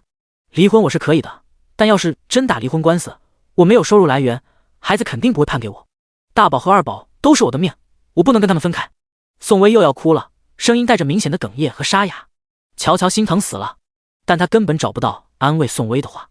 现实就是这么残酷，遇上陈亚军这种狗男人，就算宋薇想离婚，也被可怜的孩子牵绊着。虽然没有当过母亲，但乔乔十分理解宋薇。天底下的好母亲，哪有舍得丢下自己的亲生骨肉的？乔乔又想到了自己的父母，要是他的妈妈也能像宋薇这样疼他爱他，那该多好呀！没有那么多的时间伤春悲秋，乔乔赶紧安慰宋薇：薇薇，你是对的，不能因为陈亚军的恐吓你就妥协，你一定要出来上班赚钱，否则他要是真跟你离婚，你没有收入来源，就真的得不到孩子的抚养权了。你也别着急，公司人事和业务这一块都是我在管，你回来上班的事情我来安排，你放心吧。宋薇觉得有道理，陈亚军这个狗男人连她闺蜜都能下手。乔乔虽是拒绝了他，但他这种靠不住的男人迟早还会去找别的女人，到时候真的会抛弃他这个黄脸婆。他必须要崛起，崛起的第一步就是出去工作搞钱，先有养活自己和养活孩子的能力。当天乔乔就给宋薇办好了入职手续，而这个时候陈亚军正坐在办公室里玩着手机。他点开了一个女大学生的微信头像，越看越觉得这个女孩子颜媚惹人。回想起那天买奶茶时，女孩子穿高跟鞋崴了脚，不小心扑到他面前时，她身娇体软的样子，陈亚军到现在还心痒痒的。他发微信问：小姐姐在干嘛呢？院线上映了一部新片，今天晚上有没有空一起去看看？等了几分钟，小姐姐都没有回他信息，有点失落。这个时候乔乔推门进来，吓得陈亚军忙把手机屏幕给关了。进来怎么不敲门呢？做什么亏心事了？乔乔质问道，不仅一脸慌张，还眼神飘忽，一看就有问题。可陈亚军理直气壮，什么亏心事？我在看签财务报销单，正好把这个也签了。陈亚军一看立即板着脸，你让宋薇回来上班，宋薇找过你了？乔乔，我前段时间就跟你说过，我需要招一个会俄语和英语的业务助理，微微刚好合适。陈亚军，他会俄语和英语都是在上大学的事情了，现在早就生疏了，他不合适。微微做的俄语版和英文版的产品详情页解析，用时15分钟。乔乔把打印出来的资料果断干脆的丢给陈亚军，立即堵了陈亚军的嘴。陈亚军大致看了一下，宋薇时隔7年没有用过俄语和英语，还能如此精通，倒是小瞧了那个黄脸婆。他想了想，黑着一张脸道：宋薇上班谁来照顾2个孩子？谁又来照顾我妈？我妈体弱多病，什么家务活都不能干，她把家务活都丢给我妈，是要累死我妈吗？乔乔的肺再次被气炸，他可笑又愤怒地看着陈亚军，冷哼一声：你妈干家务活就累了，微微就不会累吗？累都不说了，得不到你的体贴和关心，你反倒说她不修边幅，又土又俗，不思进取，越来越跟不上这个社会。你不让她出来工作，一个家庭主妇怎么跟得上这个社会？怎么每天打扮得体？又要她当免费的保姆照顾你的孩子和老妈，又要她跟女强人一样又能干又有品味，你当她是超人吗？陈亚军先是被噎得一句话答不上来，连脸色也很难看，但咬了咬后牙槽后，陈亚军再次变得理直气壮。这不都是宋薇自己选的吗？她自己愿意的。再说了，我们2口子的事情你管不着，我不让她出来上班，她就是不能出来上班。第11章亲热被拒。狗男人！握紧拳头后，乔乔真想把陈亚军一拳送上西天，太可恨，太不是东西了。但他不想在办公室闹得不可开交，再让下面的10几20号员工看见，让人觉得2个老板不和睦，影响他们工作。再说打陈亚军，他都觉得脏了他的手。他慢慢松开自己的拳头，平复自己愤怒的情绪，然后干脆利落直戳重点。陈亚军，刚刚我已经让微微签了合同，还盖了公章了。你要是不让微微上班，我就让微微拿着合同去劳动仲裁告你，反正公司的法人代表是你。现在劳动仲裁对小公司小企业的打工人很是保护，要是你不怕打官司，你就让微微回家吧。陈亚军知道这一点，他没有想到这一次的宋薇如此坚定。他愤怒地问：姓乔的，你是不是把出差那件事情告诉宋薇了？要不然宋薇为什么突然非要闹着出来上班？陈亚军，这种不要脸的事情你还好意思提？我有什么不好意思提的？我又没有真正跟你上床，你是不是到宋薇那里说我坏话，想破坏我们夫妻俩的感情？我乔乔简直无语极了，这个世界上怎么有陈亚军这种倒打一耙的狗男人？他那么一个会控制自己情绪的人，都被气得想吐血3声。陈亚军不依不饶，我说微微为什么要跟我吵架？原来是你在从中挑拨离间，你怎么这么歹毒？我就只是说我喜欢你，能被我喜欢是我看得起你，而且我又没把你怎么着，你竟然这么报复我，看着我们2口子吵架，你很高兴是吧？乔乔的肺再次被气炸，但他没办法用正常的3观跟这种狗男人沟通，跟一个3观和道德都不在一个层次的人有什么好说的？他不想被人控制情绪，很快压下心中的愤怒，找回了理智和冷静，一副女王范儿道：陈亚军，微微根本不需要我说什么就能找到她自己的方向，她嫁给你之前是有多出色，你是清楚的。还有我乔乔在一天，我就不会看着你这么欺负微微。我拒绝了你的上床要求，你想报复我，你就尽管放马来，我乔乔从来没有怕过谁。他用最平静最干脆的语气说着这个世界上最狠最有威慑力的话。陈亚军果然不敢小瞧他，心里开始有些发怵，这个女人真不是好对付。晚上回到家，陈亚军见宋薇不理他，他主动跟他说话，他都是冷冰冰的。宋薇去阳台收衣服，陈亚军跟过去，心有些虚。微微，乔乔是不是跟你说我什么坏话了？衣服收下来后，宋薇一件一件的叠着，脸上的表情是麻木又冷漠的。微微，你是不是知道上次我和乔乔出差的事情了？宋薇不想提那件事情，那是压垮他的最后一根稻草。陈亚军开始狡辩：微微，是乔乔勾引我，是他想跟我上床的，但是我拒绝了。微微，姓乔的要是跟你说了什么我的坏话，你千万不要相信，真的是他勾引我，我估计他是长期没男人，太寂寞太想男人了，又看我长得帅，所以才打我主意的。微微，你不能信一个外人，而不信你老公的话。叠着衣服的宋薇动作停了下来，她看着这个无耻卑鄙到极点的男人，自己想泡她闺蜜，还倒打一耙，真是个狗东西，不，连狗东西都算不上。这时陈亚军又开始连哄带夸：微微，你就别生气，再跑去公司上班了，回来照顾孩和妈吧，妈腰不好，你把小宝丢给她带，她哪里吃得消？再说你那么懂事一个人，你怎么能忍心让老人家这么受苦受累？眼前的男人已经让宋薇彻底心死了。每一次她和婆婆有什么矛盾，她都是这般又哄又夸，让她懂事点，多让着点老人。是她太没原则，太没底线，太善良，才让这一家子人这般理直气壮地欺负她。现在她不想再这么没原则。陈亚军，让你妈带孩子做家务就是受苦受累，我就活该是吧？我每天忙得鸡飞狗跳，你妈说抱不动孩子，我连送大宝去上学也要抱着熟睡的小宝，我每天抱孩子也抱得腰疼，你关心过我吗？以前也跟陈亚军说过这些，但陈亚军总说他还年轻，不要跟老年人比，后来也懒得说了。是，你是孝子，不舍得你妈辛苦受累，我生的孩子，我也确实没权利要求她来帮我带，但她是你妈，她不帮我，我凭什么要孝敬你妈？你要是觉得你妈带孩子太辛苦，你就回来带孩子照顾她，我出去工作，我一样能赚到钱。反正孩子是你的，你妈也是你的，让我回来当免费保姆的事情免谈。你怎么这么不懂事？陈亚军火起来，你简直……宋薇斩钉截铁。还有，陈亚军，乔乔的事情你别赖上他，你心里的那点肮脏心思我都不想说破。你怎么信那个贱人？不信你老公？到底是谁贱？不许你这么说我闺蜜，你胳膊肘怎么往外拐？陈亚军表面上理直气壮，却是心虚的。宋薇可笑可悲又凄凉道：陈亚军，为了2个孩子，我们就这样过吧，但以后你别想控制我，也别想让我当免费的保姆。说着，宋薇抱着叠好的一摞衣服走进客厅，大步走上去的陈亚军用力抓疼了她的胳膊，她刚想甩开陈亚军，大女儿盼盼从房间里跑出来，不想让女儿看到大人吵架，她不再有激烈的反应。妈妈，我看完课外书了，我去睡觉了，睡觉前你要来抱抱我哦。好，妈妈把衣服放好就来。即使心情再糟糕再痛苦，在女儿面前，宋薇依然保持着最温柔的笑容，但没有人知道她这笑容之下是多么的痛苦和无助。等女儿回到房间后，宋薇这才撇开陈亚军，在孩子面前我不想跟你吵，有什么事等孩子不在的时候再说。哄睡2个孩子后，宋薇约了乔乔，已经是夜里10点半了。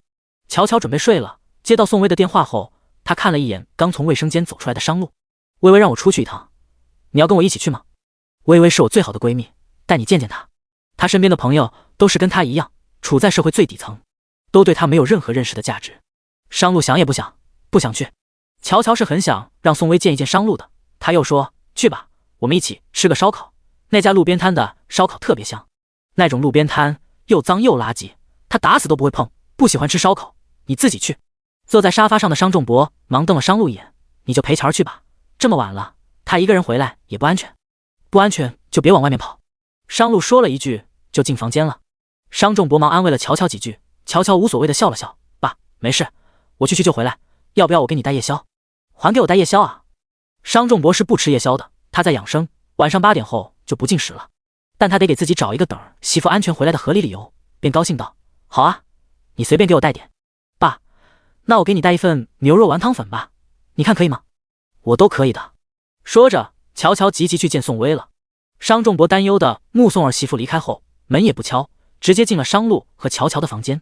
这个时候，商路正拿起乔乔的枕头，他只是觉得乔乔身上的香味很好闻，不知道是什么香，就想闻一闻他的枕头看看。商仲博进来吓了他一跳，他忙假装把枕头靠在身后，然后冷着一张脸进来，怎么不敲门？商仲博不答反问，你怎么不跟乔乔一起去？让你去跟着见见她闺蜜，你就去见，回来也能保护她的安全。你这个当老公的怎么一点也不知道心疼自己的媳妇儿？爸，商路不爽道，我跟她是怎么结婚的？你不清楚？答应你住进她家就已经很不错了，你没有权利要求我对她过多的呵护和宠爱。第12章，他是商三爷。你……商仲博被气了一下，但很快就看开了。没关系，他等着商路自己被打脸，反正等他爱上乔乔后，不知道的多呵护多宠爱呢。喧嚣嘈杂的夜市档，一家生意很好的烧烤摊前，乔乔和宋薇面对面坐在一起。乔儿，你喜欢吃的烤五花肉。宋薇递过去，我特意给你烤的。薇薇，乔乔没心思吃烧烤，他蹙了蹙眉，你有心事？宋薇埋了头，情绪突然低落了下去，连声音也低落了起来。乔儿，陈亚军骚扰你的事情我知道了，那天陈亚军在办公室对你表白时我都听见了。乔乔一点也不意外，他早猜到了。看到宋薇这样难过，他也很难受，但他找不到任何安慰薇薇的话，因为他就是那个让陈亚军起了异心的女人。乔乔好像做了天大的对不起宋薇的事情一样。薇薇，对不起，我不知道陈亚军他……调整好情绪后，宋薇又抬起头来，乔儿，该说对不起是的我，是陈亚军骚扰了你，让你处境难堪。他又担忧道，乔儿，陈亚军这2天有没有为难你？有没有找你的茬？陈亚军那个渣男，得不到的他一定会心存记恨和报复。宋薇是最了解他的，你不用管他，我有应付他的办法。乔乔满心内疚，你行为这么反常，我就知道你知道这件事了。微微，你真的不怪我吗？宋薇如实道，开始心里是有点不舒服，毕竟你是我最好的姐妹，但这件事情错在陈亚军，他的心出了问题，就算没有你，也会有别的女人。乔儿，我就是想告诉你，就算失去陈亚军，我也不想失去你这么一个好姐妹，我也不想失去你这样的好姐妹。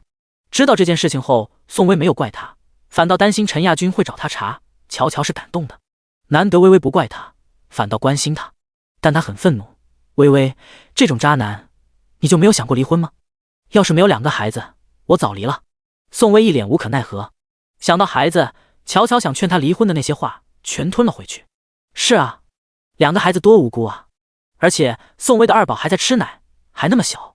2姐妹聊了一会儿，最后乔乔总结道：微微，不要想那么多了，已经遇到陈亚军这种人了，没办法从头再来，只有努力改变自己，让自己变得更好。你不是一直都希望做盼盼和小恒的盔甲，让他们幸福快乐的长大吗？陈亚军的痛苦先抛到脑后，先努力工作，努力搞钱。就算以后真的离婚，你也能让盼盼和小恒看到一个乐观坚强和打不倒的妈妈，能让他们被你强大的力量所感染，让他们也变得坚强。你说是不是？宋薇小鸡啄米似的点了点头，点头时早已流泪满面。乔儿，就只有你能安慰鼓励我，给我力量了。哭吧，难受就多哭会儿。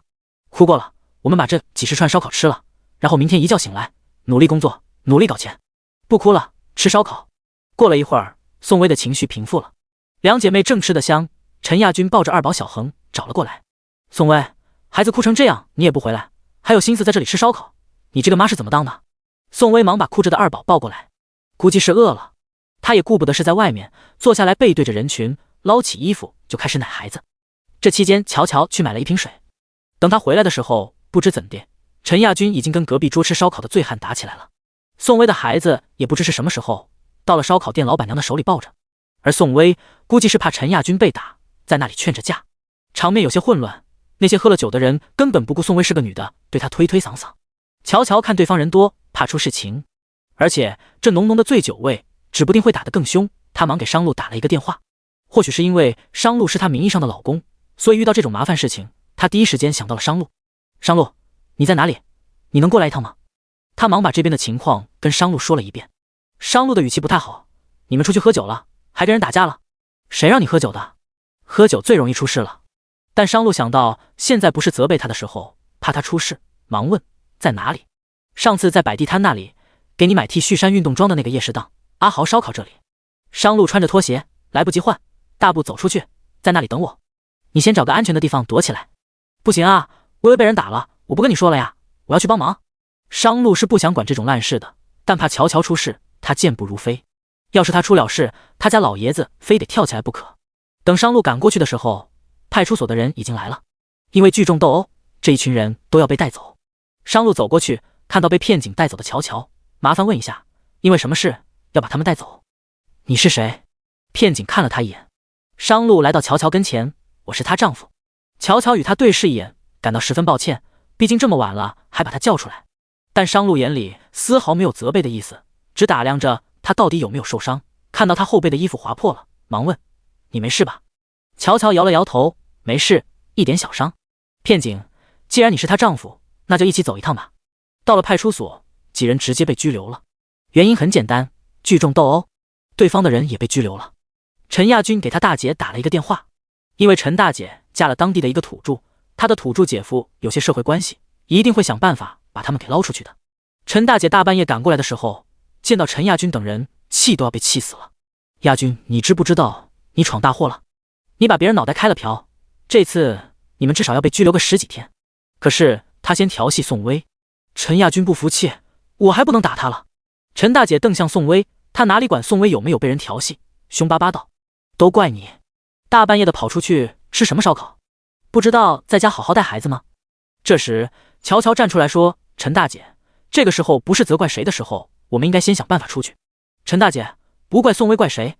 她要是不跑出来吃烧烤，我们家亚军能摊上这事？还有你，好好的约宋薇吃什么烧烤，惹了一堆的祸事。宋薇，大姐，是我约乔乔出来的，你别随便乱怪人。陈大姐瞪眼，你们2个女的大晚上出来吃烧烤，还穿得花枝招展的，不是等着被人调戏吗？乔乔，谁规定女的就不能大晚上出去吃烧烤了？太吵了！旁边的商路一脸的不耐烦。他被关到这个鬼地方已经有1个多小时了。他堂堂商氏集团的商三少，身价12数，给彭城乃至是省上贡献了1半以上的 GDP， 连上面的大人物见了他都是客客气气的。什么时候会委屈到被一个小小的派出所拘留？他的脸色黑沉沉的。你们能不能别那么吵？乔乔侧头看着他，商路，对不起，把你也卷进来了。商路沉着脸，先出去再说。出去？陈亚军没好气道，我大姐夫在这一转就没有他吃不开的，他都没办法捞我们出去，你还想出去？你以为你是谁啊？打量着商路穿着一双拖鞋，身上穿着几10块钱的地摊货，陈亚军就更加嗤之以鼻。你别不知天高地厚了。陈大姐问，亚军，他就是乔乔急急嫁的那个穷鬼。陈亚军冷笑一声，可不就是个穷鬼吗？又穷又没本事，还以为自己有多厉害。商路讨厌陈亚军这张嘴脸，他冷着一张脸，你要是现在求我，或许一会儿我还能带你一起出去。求你？陈亚军哼声，你怕是不知道自己是什么身份吧？一个从农村出来的，要钱没钱，要权没权，要背景没背景的破农民。你要是有办法出去，我自己把自己拉出来的屎吃得干干净净的。商路冷笑了一声，却不再说话。他看了看站在旁边的警察，要求要打个电话。打完电话，他坐到一边，等待他的人赶过来。不到半个小时，商路的人就来了。进来的人是一个戴着眼镜的西装革履的男人，看起来功成名就，气场也很足，一看就是个大人物。可是他看到商路后，一脸恭恭敬敬地走过去。第13章，自己脱上衣。那个恭恭敬敬走进来的人是个著名的大律师，经常上电视新闻采访，还是彭城的风云人物。乔乔刚好看过他的采访，好像叫洛什么来着？一时半会儿，乔乔想不起了。反正骆律师手上的案子都是上亿起步的，年收入9位数。这是新闻采访里报道的。他怎么认识商路？而且在商路面前还如此恭敬客气。骆律师来到商路的面前，点了点头。本是想恭敬的喊声三爷的，但来之前，三爷身边的秦森打过招呼，不能暴露了三爷的身份。于是赶紧改口，商先生，我已经跟派出所交涉过了，你和你妻子还有你妻子的朋友都可以走了。商路淡淡的嗯了一声，对方比出一个请的手势，意思是让商路先走。众人怕是要惊掉下巴，尤其是刚刚狠狠嘲笑和挖苦了商路的陈亚军，他一副看呆的眼神，不可思议地打量着商路。一个破了产身无分文，要问老婆要钱的软饭男，哪里来的这么强大的社会关系？竟然说离开这里就离开这里。陈亚军又有些不服气，他姐夫都没这层社会关系，商路又哪来的这些人脉？怕不是他看错了？宋威也有些惊讶，他盯着商路打量，虽然他穿着几10块钱的地摊货和一双拖鞋，但是他身上就是有一种强大又威慑的气场。乔儿，宋威轻轻推了推乔乔的手臂，你老公找来的这个人是什么人？这么厉害的，分分钟就能让我们出去。陈大姐家的老公在这一地带确实很吃得开，他都没办法捞他们出去，可是商路叫来的这个人不费吹灰之力就把他们捞出去了。乔乔也觉得蹊跷，商路明明破产了，1分钱都没有了呀，他怎么会认识彭城的风云人物骆律师？这时商路拉起了他的手，回家。已经不是第一次被他牵起手了，这一次乔乔没有之前那么抗拒，但还是不太习惯。他的手掌太有力量了，被他牵过去的那一刻，只觉注入了一股能够安抚人心的力量。刚刚被困拘留所的所有担忧和害怕，都在这一刻消失得干干净净，变得踏实而安心。这时乔乔才侧头看了看商路与他十指紧扣的手，那是一只很好看男人的手，是他从未见过的那种好看，干净修长，仿佛能在钢琴键上优雅起舞。他竟然多看了一眼，但他不是花痴，很快就喊身后的宋威跟他一起走。宋威跟上的同时，陈亚军也赶紧跟上，生怕被落下了似的。陈先生，商路忽然停下来，很冷地看着陈亚军，刚刚你说了什么？忘了？陈亚军脸色难看到极点，他是说过，如果商路能够想办法从拘留所离开，他就把自己拉的屎吃得干干净净，但不能真让他吃呀。他别别扭扭道，都是朋友，你不会这么小气，真不让我走吧？商路冷声，谁跟你是朋友？这个时候宋威也不想替陈亚军说好话，活该的。乔乔也没吱声，他拉了拉宋威，我们走。商路对骆律师说，这个人跟我没关系，让派出所的人按章程办事。骆律师最会察言观色，自然知道商三爷的意思，恭敬地应了声后，让人继续把陈亚军关在这里。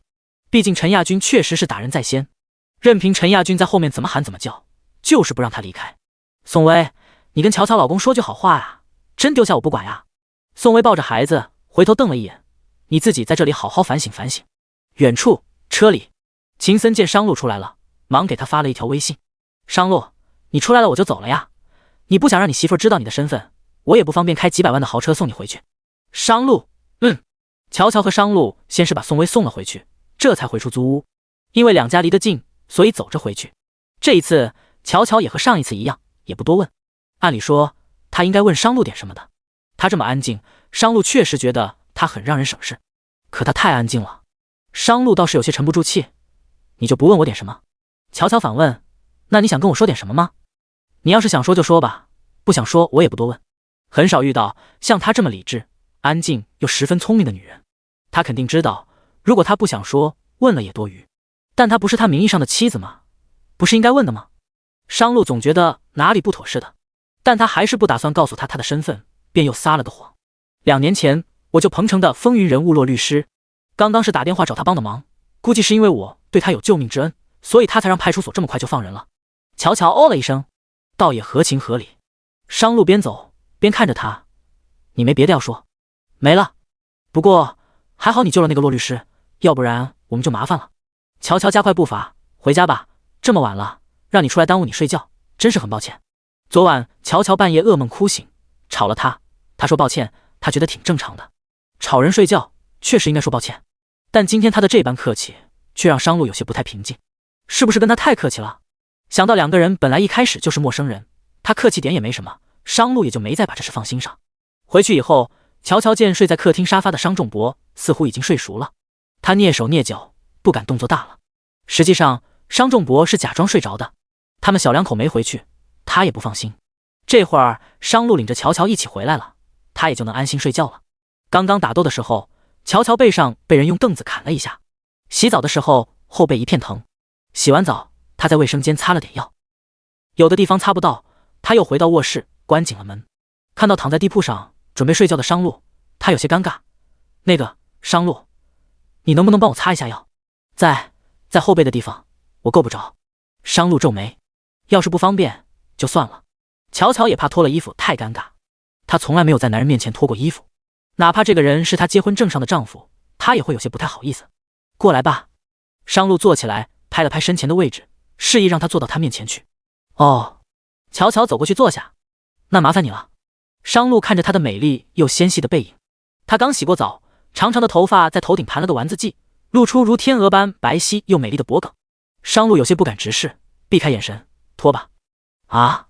乔乔有些反应不过来，商路还是不敢看他美丽的脖颈。你不脱衣服，我怎么给你擦药？第14章，很疼。乔乔哦了一声，这才解开身前的睡衣扣子。他也不扭扭捏捏，只是让他擦个药而已，也没必要搞得那么矫情。克服着心里的某种尴尬后，他大大方方地把敞开的睡衣从肩头宽了下去，一片白皙细腻的美背立即呈现在商路的面前。因为还有2条肩带，那黑色的肩带衬托的他的肌肤越发白皙如玉，2弯又瘦又有型的肩胛也衬托出他的蝴蝶骨，仿佛能生出一双天使的小翅膀一样迷人，简直就是绝色。商路不是柳下惠，他不可能做到完完全全无欲无求。昨天晚上他露出来的一截纤细白皙的腰段已经折磨了他一整个晚上，让他整晚没睡个好觉。现在这片白皙的美背让他很难保持平静。一个拥有正常欲望的男人是不可能真的对这般角色完全漠视的。他的呼吸稍微快了一些，但他很能克制，面上冷冷静静的，伤口在肩带下，肩带也得解开。哦，乔乔只感觉背后一片灼痛，好像皮都被人撕掉了一样疼。他边解扣子边问，伤得怎么样？商路看着他有些笨拙的动作，又看了看他的伤口，破了一大片皮，伤口也有点深，要是不处理可能会感染，难怪会那么痛。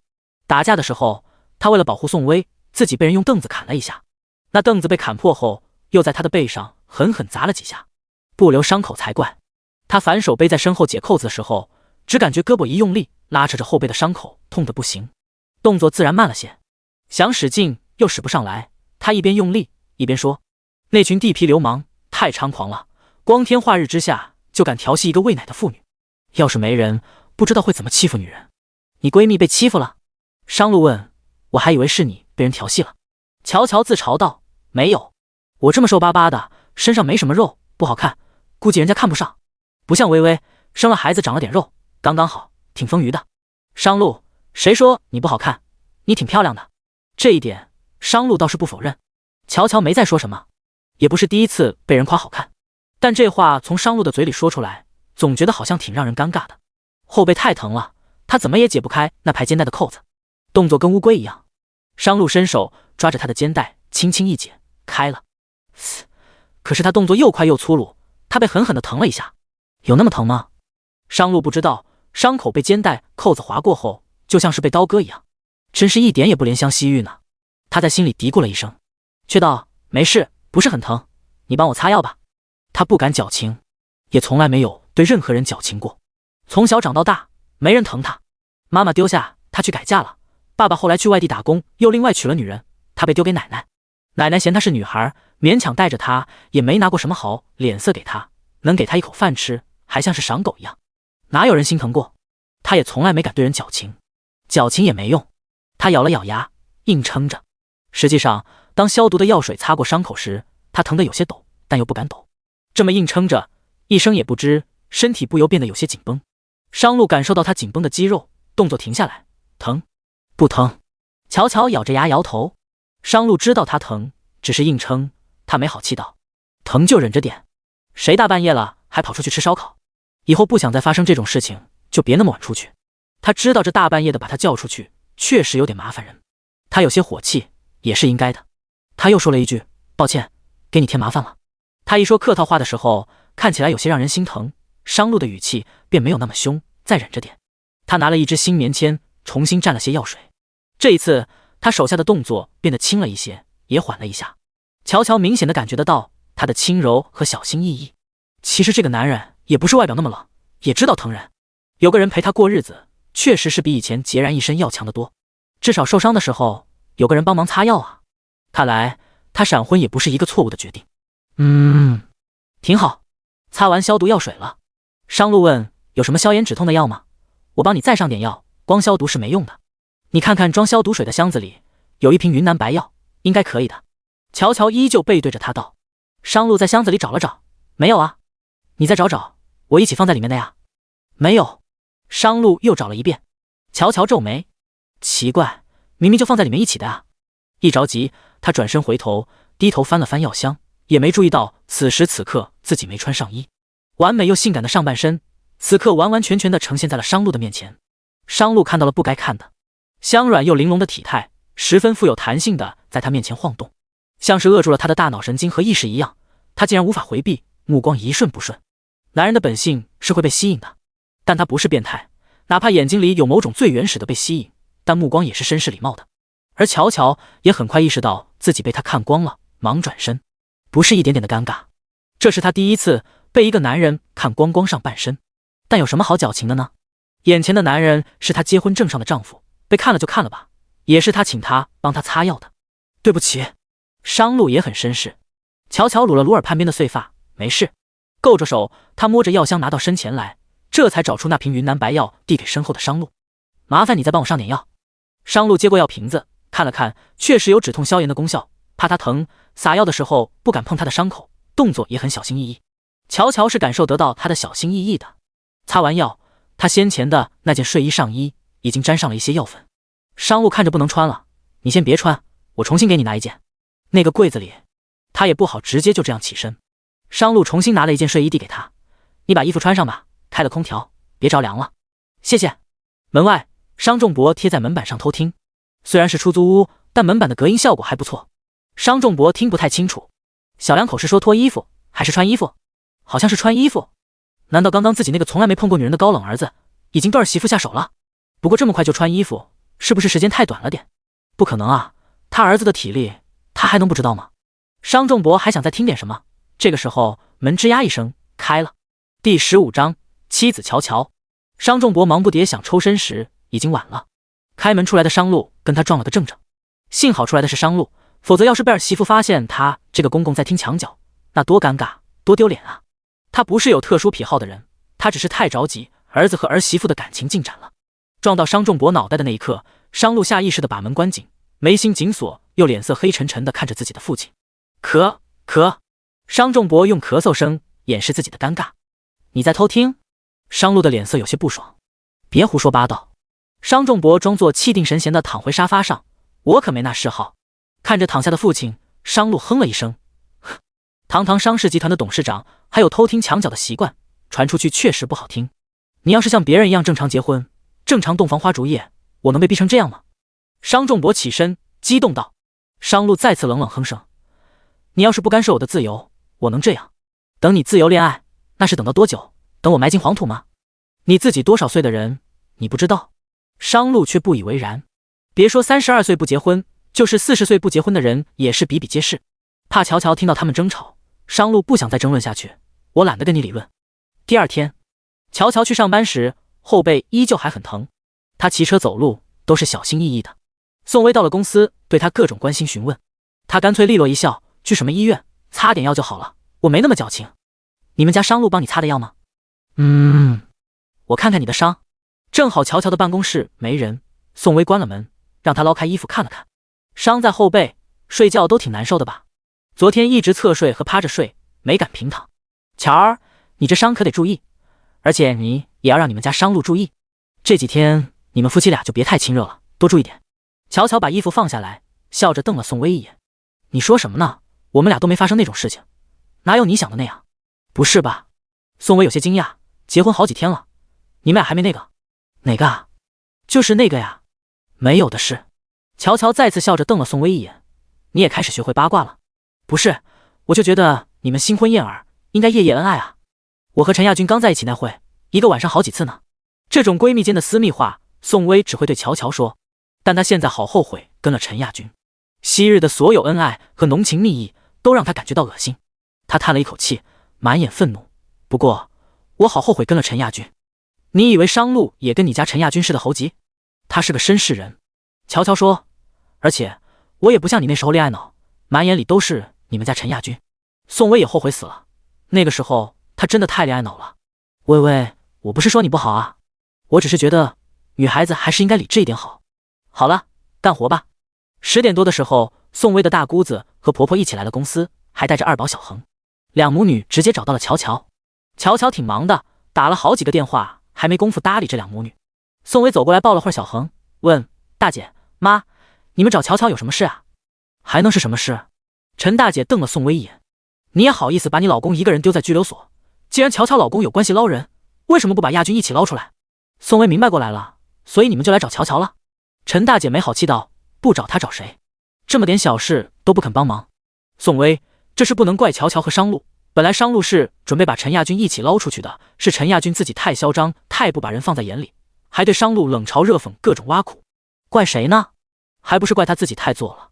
陈大姐瞪大眼睛，一副凶相，难怪亚军说你胳膊肘往外拐，亚军还是不是你男人了？婆婆萧玉凤也突然瞪着宋薇，看着萧玉凤黢黑又凶巴巴的脸色，宋薇苦笑。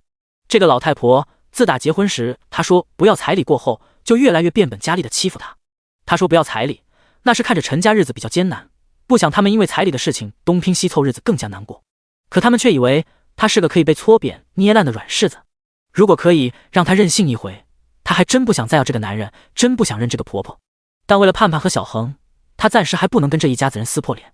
有了孩子后，她想任性一回都是不可以的。这时乔乔打完电话走过来，逗了一下小恒，才看向陈大姐和萧玉凤。大姐和阿姨今天有空过来啊？在外人面前，萧玉凤还是很客气的。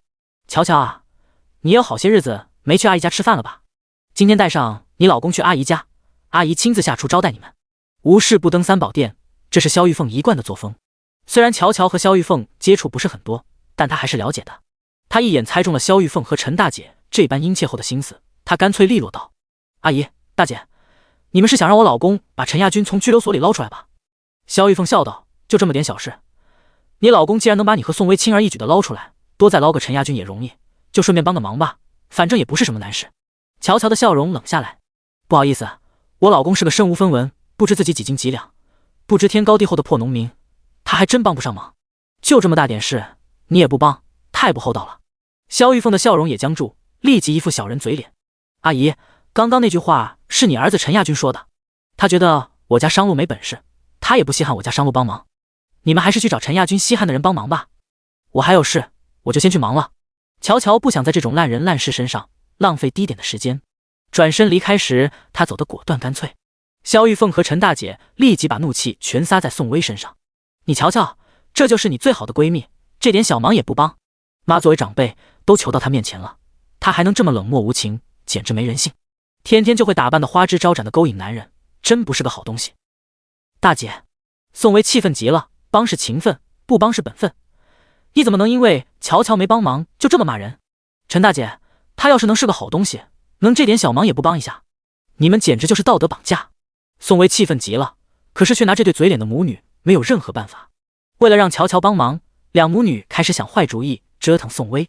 他们把小恒丢给宋薇，说是陈亚军一天不出来就一天不带孩子，变着法的不让宋薇出去上班，因为他们知道宋薇出来工作是乔乔怂恿的。乔乔对宋薇也像亲姐妹一样，她不会不体谅宋薇的难处。带着孩子，宋薇还怎么工作？宋薇想着找个保姆，但一时半会又找不到称心如意的。乔乔也心疼宋薇，不想让她再回去当家庭主妇，一连几天的折腾下来，最终还是妥协了。这天小恒在办公室哭闹不止，宋薇没法工作，乔乔不得不给商路打电话。商路正在商事大厦的多功能会议室，用手机投影着一份20亿的投资计划，众高管分析讨论。投影仪上显示来电，妻子乔乔。第16章，占他便宜怎么办？领证第一天起，商路就把乔乔的备注名改成了妻子乔乔4个字，因为他怕自己记不住乔乔的名字。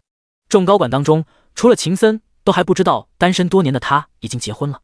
众人顿时惊了一跳，突然被打断，商路黑着一张脸，直接把电话挂了，继续。乔乔心疼宋薇，比较急，又打过来。这一次，商路倒是接了，他先开了口：“我在忙，有什么事晚上回去再说。”可是乔乔这事说急也急，说不急也不急，但他既然说有事在忙，就先不打扰他吧，好吧，晚上回家再说。电话挂断，想着闺蜜的处境，乔乔还是挺忧心的。这事也只能让商路帮忙，他又不能吵他工作，急死了。这个时候，商路又把电话打过来：“不是在忙吗？怎么又打过来了？”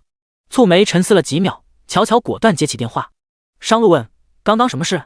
他也不知道自己为什么会给他回电话。挂了他的电话后，他想着他会不会是有什么急事，才连着给他打了2通电话。按理说，他既然能挂了他的电话，就能马上重新投入到会议中，但他没有，怕他有什么急事。开着会时，他有些烦躁不安，所以才走出会议室，马上就给他回了个电话。既然他能回他电话，乔乔想着他定是特意抽出时间回给他的。为了不耽误他的时间，他也不多余的废话，他直入主题，把陈亚军的事情说了一遍。商路道：“姓陈的人品不行，你不该来让我帮这个忙。陈亚军这种人就是欠收拾，被关在拘留所也是他咎由自取。”乔乔，我知道，陈亚军确实活该，但薇薇婆婆和大姑姐放下狠话了，说是陈亚军一天不回来，就一天不帮她带孩子，这样她就没办法工作了。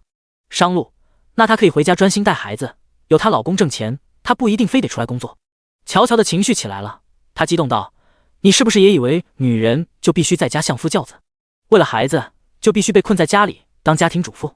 商路冷静又淡漠道：“她是孩子的母亲，既然她婆婆不好好给她带孩子，那么带孩子的责任就应该落在她身上，这是她应该做的事情，也是天经地义的事情。我也不会为了这些跟我无关紧要的事情，再次去动用我的社会关系，去捞一个跟我没有任何关系的人。”乔乔胸口有些发闷，不是因为商路的拒绝，而是商路觉得乔乔带孩子是天经地义的，女人就只能在家带孩子。你说的对，你没有义务帮我闺蜜，但你不该对女人有偏见。你根本不知道薇薇的情况，她在家辛辛苦苦带孩子，陈亚军不但不体谅她的辛苦，还嫌弃她是与社会脱节的黄脸婆，甚至还对别的女人有了歪心思。薇薇要是再不出来工作，只能等着陈亚军找到别的女人跟提她离婚时，才发现她连养活自己的能力也没有。她不能在家带孩子，她想出来工作也是有她的苦衷的。你不应该说她回家顾孩子是天经地义的事情，那也是陈亚军的责任。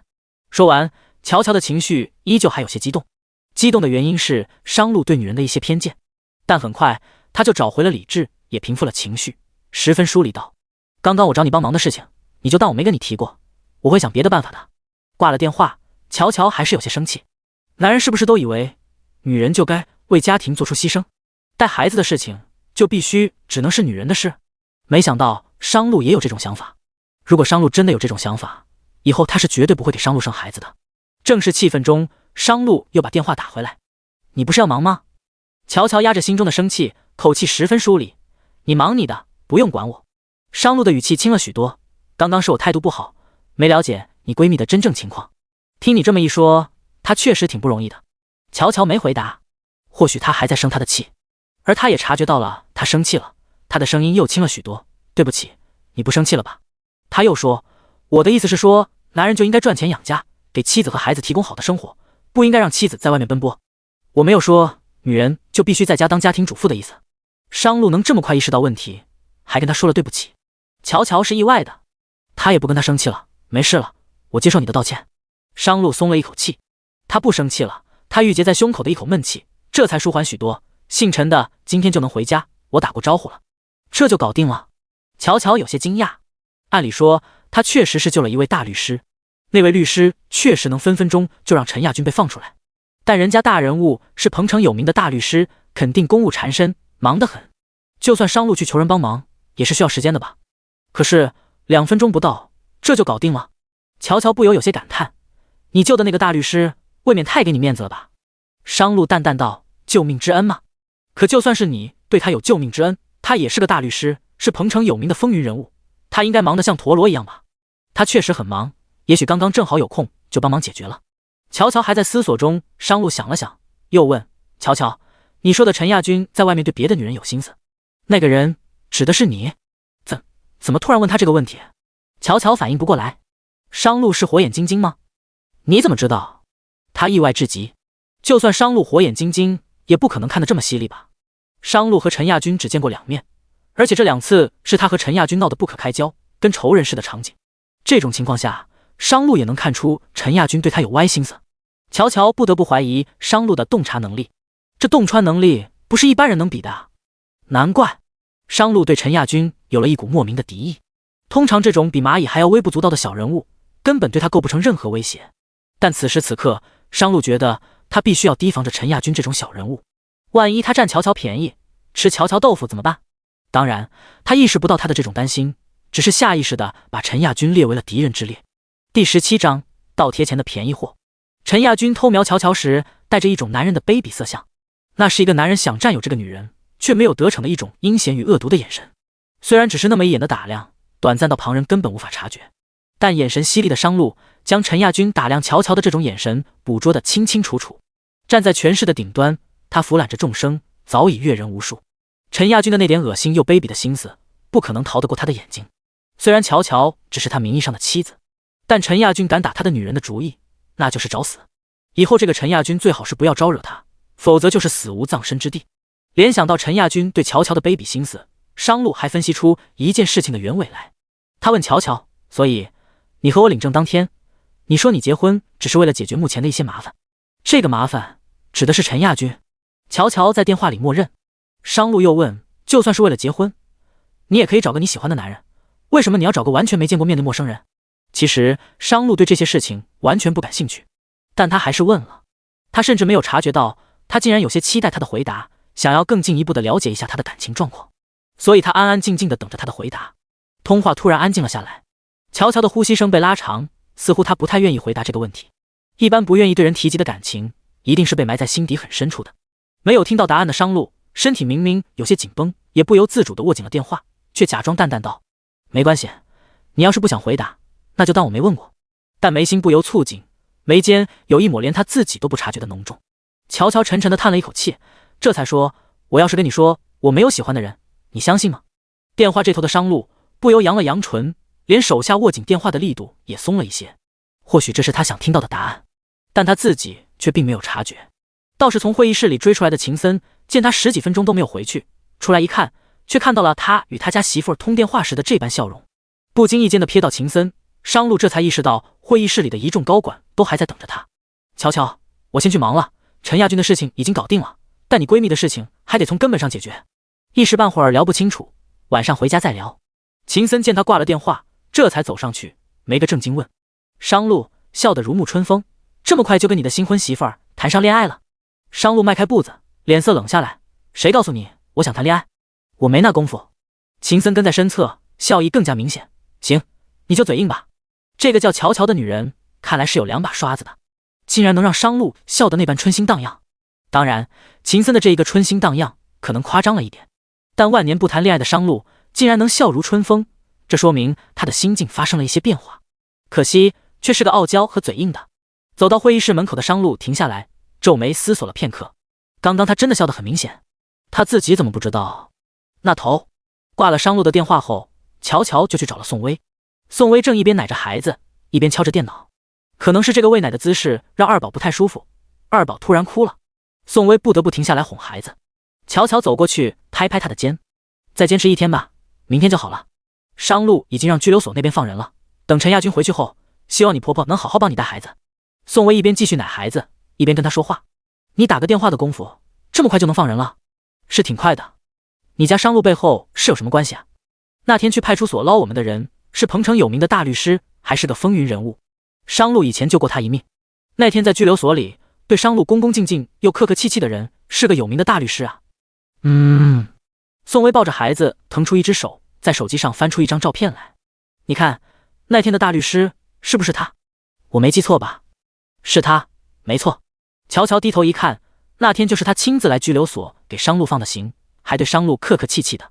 哪里只是客客气气，完全就是恭恭敬敬，恭敬的像是伺候祖宗一样。乔乔回忆着当天的情形，好像是这样的。宋薇又说，刚好看到这篇新闻介绍，我才想起来是他。你看，新闻介绍说他是彭城的风云人物，是商氏集团的法务部总监，他背后的大老板给他开出年薪9位数的高薪。等等，商氏集团，你家商路也姓商？难道他是骆大律师背后的大老板？若有所思的乔乔觉得宋薇说的有道理，但不可能啊！商路破产了，没地方住，不得不和他挤在破旧的出租屋。而且商爸爸还在乡下种地、养鸡、养鸭、养牛，他怎么可能会是骆大律师的老板？你想多了。乔乔拂去了心中的疑惑，商路就是一普通人，可是骆大律师为什么对商路恭恭敬敬的？可能就是出于感恩之心吧，也不是恭敬，是尊重和感激吧。乔儿，不过真的很谢谢你，要不是你让商路帮忙放了陈亚军，我婆婆指不定还会怎么折磨我。希望明天她能好好帮我带孩子。这个时候，宋薇喂完了奶，把孩子抱起来拍了拍嗝。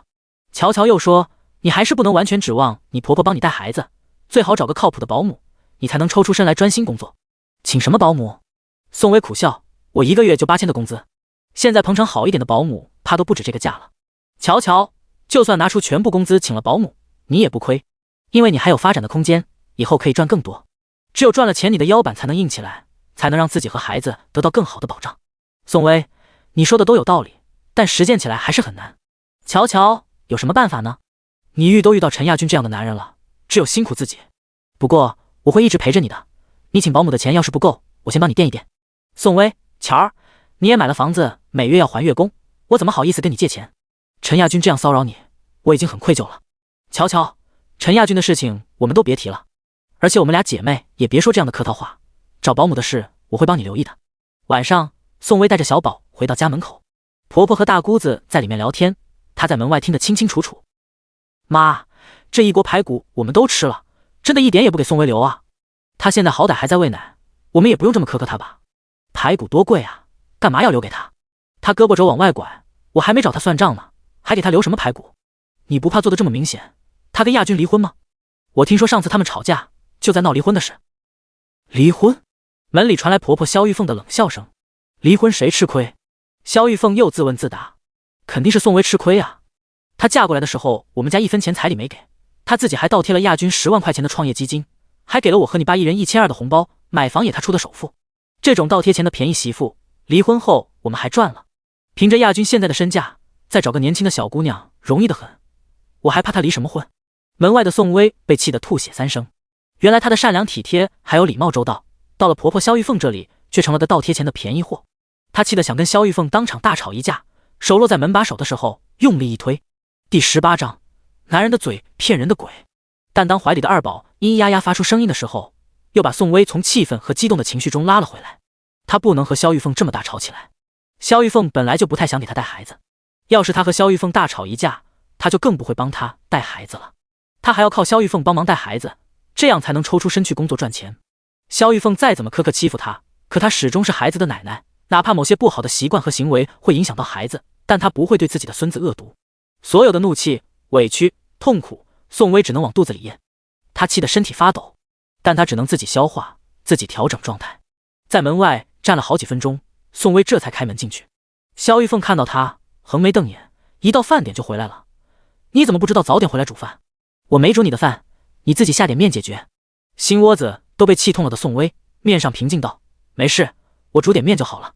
那排骨本来就不是给他吃的，他得有骨气，不吃就不吃。乔乔跟她老公说了，陈亚军今天晚上就能被放出来。这一次宋薇没有喊萧玉凤妈，心中有气，她喊不出来。陈述完，他又问：明天你能在家帮我带小恒了吗？是你说的，只要陈亚军被放出来，你就会好好给我带孩子的。你不要豁我，姓乔的刚开始死活不愿帮忙的，这会儿怎么肯帮忙了？萧玉凤黢黑的脸上满是疑惑。宋薇陈述道：是真的，陈亚军一会儿就该回来了，希望明天你能好好帮我带孩子。陈大姐忙打圆场：微微啊，你也别怪妈狠心不给你带孩子，妈本来腰就不好，而且要是不用这个办法逼你，你那好闺蜜怎么可能愿意帮忙把陈亚军给放出来？本来这就是轻而易举的事情，是你们非要折腾亚军，非要让他在那个拘留所里待着。宋薇不想跟他们吵，吵起来太累了。她在公司一边带孩子一边工作，累得已经要散架了。她连声音都是疲惫的。知道了，盼盼送去舞蹈课了吗？送去了。妈也不是真的狠心不给你带孩子，你看下着雨，妈还不是帮你把盼盼接回，还送去上舞蹈课了。谢谢，我去煮碗面吃，吃完去接盼盼。去到厨房的宋薇觉得自己不能真煮碗面就算了，凭什么萧玉凤炖的排骨她不能吃？那是陈亚军拿给萧玉凤的钱买的排骨，那钱也是他的。再说了，平日里他在家煮饭的时候，不也是好吃好喝的伺候着萧玉凤？他不能因为萧玉凤的排骨不是留给他吃的，就真的不吃。他拿了碗筷走出去：妈，我还是不煮面了，我最近奶水不太足，面没营养，我吃这排骨，你没意见吧？萧玉凤想着儿子反正也要被放出来了，也不好太苛刻宋薇，你吃吧。宋薇舀了满满一碗炖排骨，没给萧玉凤剩下几坨。看着所剩无几的汤锅，萧玉凤黑着一张脸：你一个人吃得下这么多吗？吃得下呀。宋薇故意问：妈，也不是我想吃这排骨，主要是你孙子没奶喝。妈，你也是奶过孩子的，喂奶的女人饿得快，也需要有水。我看这排骨不怎么够，要不你和大姐去下面吃吧。萧玉凤皱眉：你真没奶了？宋薇啃着排骨点点头：不太够，为了你孙子，我得好好补补。萧玉凤对他是不怎么好，但对他的小孙子那是当宝贝一样疼。而且他的排骨本来就只是炖给自己吃的，也没炖多少。为了孙子，萧玉凤便没再说什么。那你多吃点排骨，我去煮面。看着萧玉凤转身去煮面了，宋薇心中的怒气这才消了许多。以前是他太善良和太孝顺，他才那么尊重萧玉凤，什么都顺着他，让着他。但以后他不会了，他的容忍是有个度的，所有的善良也都应该是带有棱角和锋芒的，要不然只会一味的被人欺负和踩压。陈亚军是在晚上7点被派出所放行的，放行的时候，拘留所的警察还教育了他一番，让他以后别参与斗殴事件，让他好好做人。被关了几天的陈亚军棱角被磨去了许多，认错态度极好。回去以后，萧玉凤看到儿子回来，自然高兴得合不拢嘴。陈亚军洗过澡后，把轻拍着二宝小肩膀的宋薇拉过来，从后面脱了裤子，想和宋薇做夫妻间的那点事情。其实陈亚军是不想碰宋薇的，也不是宋薇长得难看，身材不好。生完2个孩子后，她的皮肤确实是松弛了许多，脸上也长了些斑，肚子上也有一些赘肉，但不太明显。她底子还是很好的，她稍微打扮一下还是很漂亮的。陈亚军以前不想碰宋薇的原因是她每天不修边幅，头发乱七八糟，有时候连脸也不洗，而且长期当家庭主妇，天天只会跟她讲家里的些油盐酱醋和2个孩子这样了那样了的话题，她烦得很。但在拘留所里关了好几天了，她回来想发泄一下，也好久都没有碰女人了。陈亚军男人的本能反应过于强烈了一些，宋薇却恶心极了。其实她自己都没有察觉，他们2口子已经有半年没有过夫妻生活了。她每天为了那些繁琐的家务活忙得像陀螺一样，也根本没有心思想夫妻生活那件事。本来就反感，加上陈亚军的2心，让她像特别抗拒。她推开陈亚军：你弄痛我了，那我温柔点。陈亚军又扑过来，宋薇赶紧拿被子隔在2人中间，不让陈亚军碰到自己。他好恶心，好恶心！恶心的陈亚军像是一只吃了屎的苍蝇一样，一碰到他全身都不自在。尤其是想到陈亚军竟然想睡自己的闺蜜，他更觉得自己是眼睛瞎了，当初才会那么奋不顾身的投向这么个渣男。薇薇，我们好久都没那个了，来一下嘛。我累了。没事，我最多10分钟就完事，不耽误你睡觉。我说我不想，就是不想。陈亚军憋得难受，想要来硬的，硬把宋薇面前的被子一把扯开，然后整个人翻上去。他一边哄一边亲宋薇的脸，薇薇，我好想你。男人的嘴，骗人的鬼。宋薇要是信了，就是脑袋被门给挤了。他恶心的别开脑袋，用力陈亚军的胸膛。陈亚军却更加兴奋的要去脱他的裤子。第19章，他有眼男人了，哪怕只是碰到他的衣服，他都恶心的想吐。他拉着裤子不让陈亚军脱，又一脚用力的踢过去。陈亚军，你听不懂人话是不是？我说我累了，我不想，你能不能滚远一点？踢一脚不够，他还又踢了一脚。你有病吧？被踢开的陈亚军也突然没了兴致，他爬起来，一边穿着裤子，一边瞪着宋薇，恶狠狠道：有你这么对你男人的吗？看着这个恶狠狠的男人，宋薇完全无法跟多年前那个温柔体贴的他联系在一起。以前的陈亚军还会心疼他来例假时痛经，给他煮红糖水，会帮他洗沾了血的小裤子，会事事顺着他依着他。现在呢？宋薇不知道是因为7年的婚姻生活让陈亚军变了，还是陈亚军本质上就是一个渣男，也不重要了。反正生活已经过得一地鸡毛了，又还能再差到哪里去呢？面对恶狠狠指责他的男人，他连吵架的心思也没有。有那个精力跟他吵架，他不如多睡一会儿，因为他真的太累了。陈亚军穿好衣服摔门而去后，在客厅里碰到了萧玉凤。萧玉凤本就听到门里面有争吵声，看儿子气冲冲出来，忙问亚军怎么了？陈亚军脸色不太好，回来就给我使脸色，一点也不知道疼人。算了，我去客房睡。萧玉凤立即去拍宋薇的门。宋薇起身开门，亚军刚刚从拘留所回来，你不知道疼人就算了，还把他赶到客房去睡，你怎么这么不懂事？黢黑的一张老脸上面是凶神恶煞的神色。宋薇早就习惯了，他也不怕丢脸，直接说了：你儿子一回来就想跟我睡觉，我这几天又带孩子又上班，累得没有一点力气了，就不能让我好好睡一觉吗？到底是我不会疼人，还是他不会疼人？谁要你去上班了？萧玉凤凶巴巴道：还不是你自己要去的，累死也活该。宋薇要被气死，说好不跟萧玉凤吵架的，可他真的有些忍不住。但萧玉凤那个凶神恶煞的样子，他跟他吵估计也吵不赢，他还是省省力气吧。是他自己选择要嫁给陈亚军，要嫁进这样的家庭，怨不得别人。但是明天我还得继续上班，我没精力跟你们吵，我睡了。他关了门，疲惫地躺回床上。门外萧玉凤数落了几句，见他不开门，只好骂骂咧咧离开。宋薇刚想歇一下，这个时候小宝又醒了。门外萧玉凤走到客房，看着躺下看着手机发笑的儿子，疑心道：亚军，宋薇是不是在外面有野男人了？陈亚军正在和上次的那个小姐姐聊着天。妈！他放下手机，忙坐起来。你为什么这么说？要不然他为什么不跟你睡觉？萧玉凤越说越玄乎，他肯定是外面有野男人了。真正心虚的那个人其实是陈亚军。他忙说：妈，你别整天疑神疑鬼的，宋薇不是这样的人。拘留所风波过后，乔乔和宋薇都全身心的投入到了工作当中。这一天，乔乔和宋薇一起去收房子，楼盘外面围了一堆的人，拉着一条条的横幅。乔乔走近，拉人问了问：大哥，大家这是干什么呀？拉这么多横幅，开发商没办法准时交房，这是又延期了吗？那戴眼镜的大哥愁哭了脸。延期了还好，这开发商卷款跑路，楼盘早就烂尾了。我们只是现在才知道，这黑心的开发商根本不顾我们的死活，我家200万的首付全打水漂了，还要每个月还银行2万块钱的房贷月供，这让我们怎么活啊？我们一辈子的血汗钱呀！乔乔只感觉天都塌了。大哥，没搞错吧？开发商跑了，烂尾了。1期2期修了一半，后面的几期直接没动工，都惊动政府了，不活了，不活了。脚下突然一软，乔乔差点站不稳。他首付了190多万，190多万啊！那是他在鹏城奋斗了将近12年，拼死拼活挣来的钱，就这样烂尾了。宋薇也不知道怎么安慰他。乔儿，你先别急，肯定还有回旋的余地，不可能就真的这么烂尾了吧？乔乔也希望有回旋的余地。接下来的几天，他跑断了腿，各部门打听，可是连政府也确认了开发商跑路的事情。他首付的房子真的就这么打水漂了。连着好几天，乔乔心情不好，连商仲博也看出来了。晚上见他下班回来后无精打采的，商仲博忙问：乔乔，你是不是有什么心事啊？爸。乔乔抬头，可能还要委屈你继续住在这个拥挤的出租屋里了。商仲博皱眉，不是说马上交房了，还让我帮忙盯着装修吗？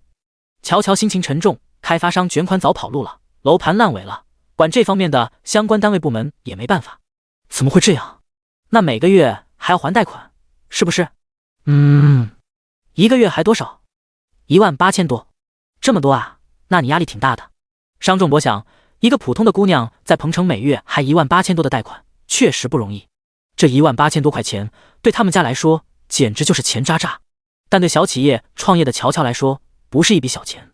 商仲博想着能怎么样帮乔乔解决一点压力，之后他还特意去打听了他买的那个楼盘，是个很小的开发商，开发商也确实是卷款跑路，楼盘确实是烂尾了。这一天，商仲博换掉了身上破破旧旧的衣服，穿得光鲜亮丽，去到了商事大厦。董事长好。董事长。商仲博急着见商路，脚步匆匆。商路见到商仲博大步走进来，故意问：爸，你不在家给你儿媳妇煲汤，跑我这里来干什么？最近商仲博全心全意扑在照顾儿媳妇的饮食之上，说什么想等乔乔长胖点，以后给他生孙子的时候才不至于遭那么多的罪。这个点已经是下午5点了，他应该在家里煲汤才是。商路。商仲博走进去，开门见山：你把那个东山林地的楼盘接过来，冠上我们房地产的品牌，把烂尾后的工程赶出来，赶紧给业主交房。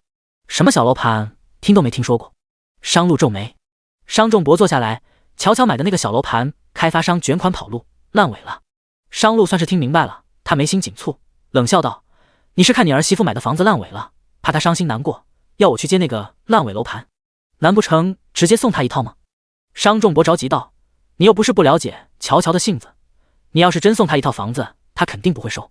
商路坐到商仲博的面前，一脸不爽：爸，我承认我确实是不讨厌乔乔，也有些欣赏她身上的品性，但你凭什么以为我会为了她去借一个烂尾的楼盘，去动辄亏个几十亿上百亿的资产？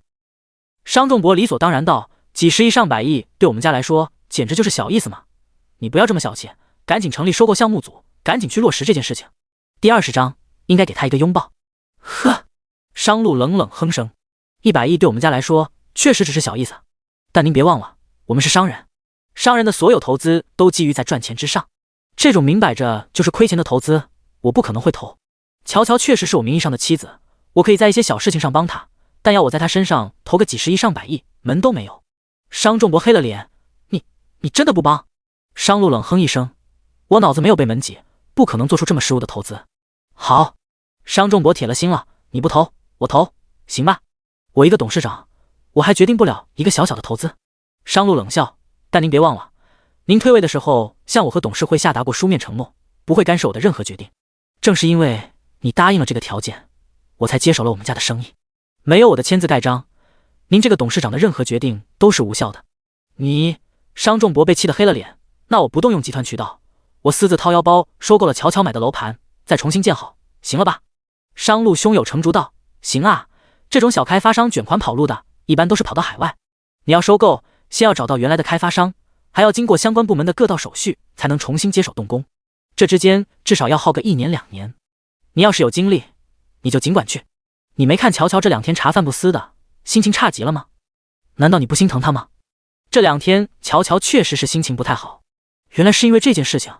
商路也不希望乔乔遇上这样的事情后再伤心难过成这样，但他还是理智的。虽然我不讨厌他，也欣赏他身上的品性，但他对我来说还没那么重要。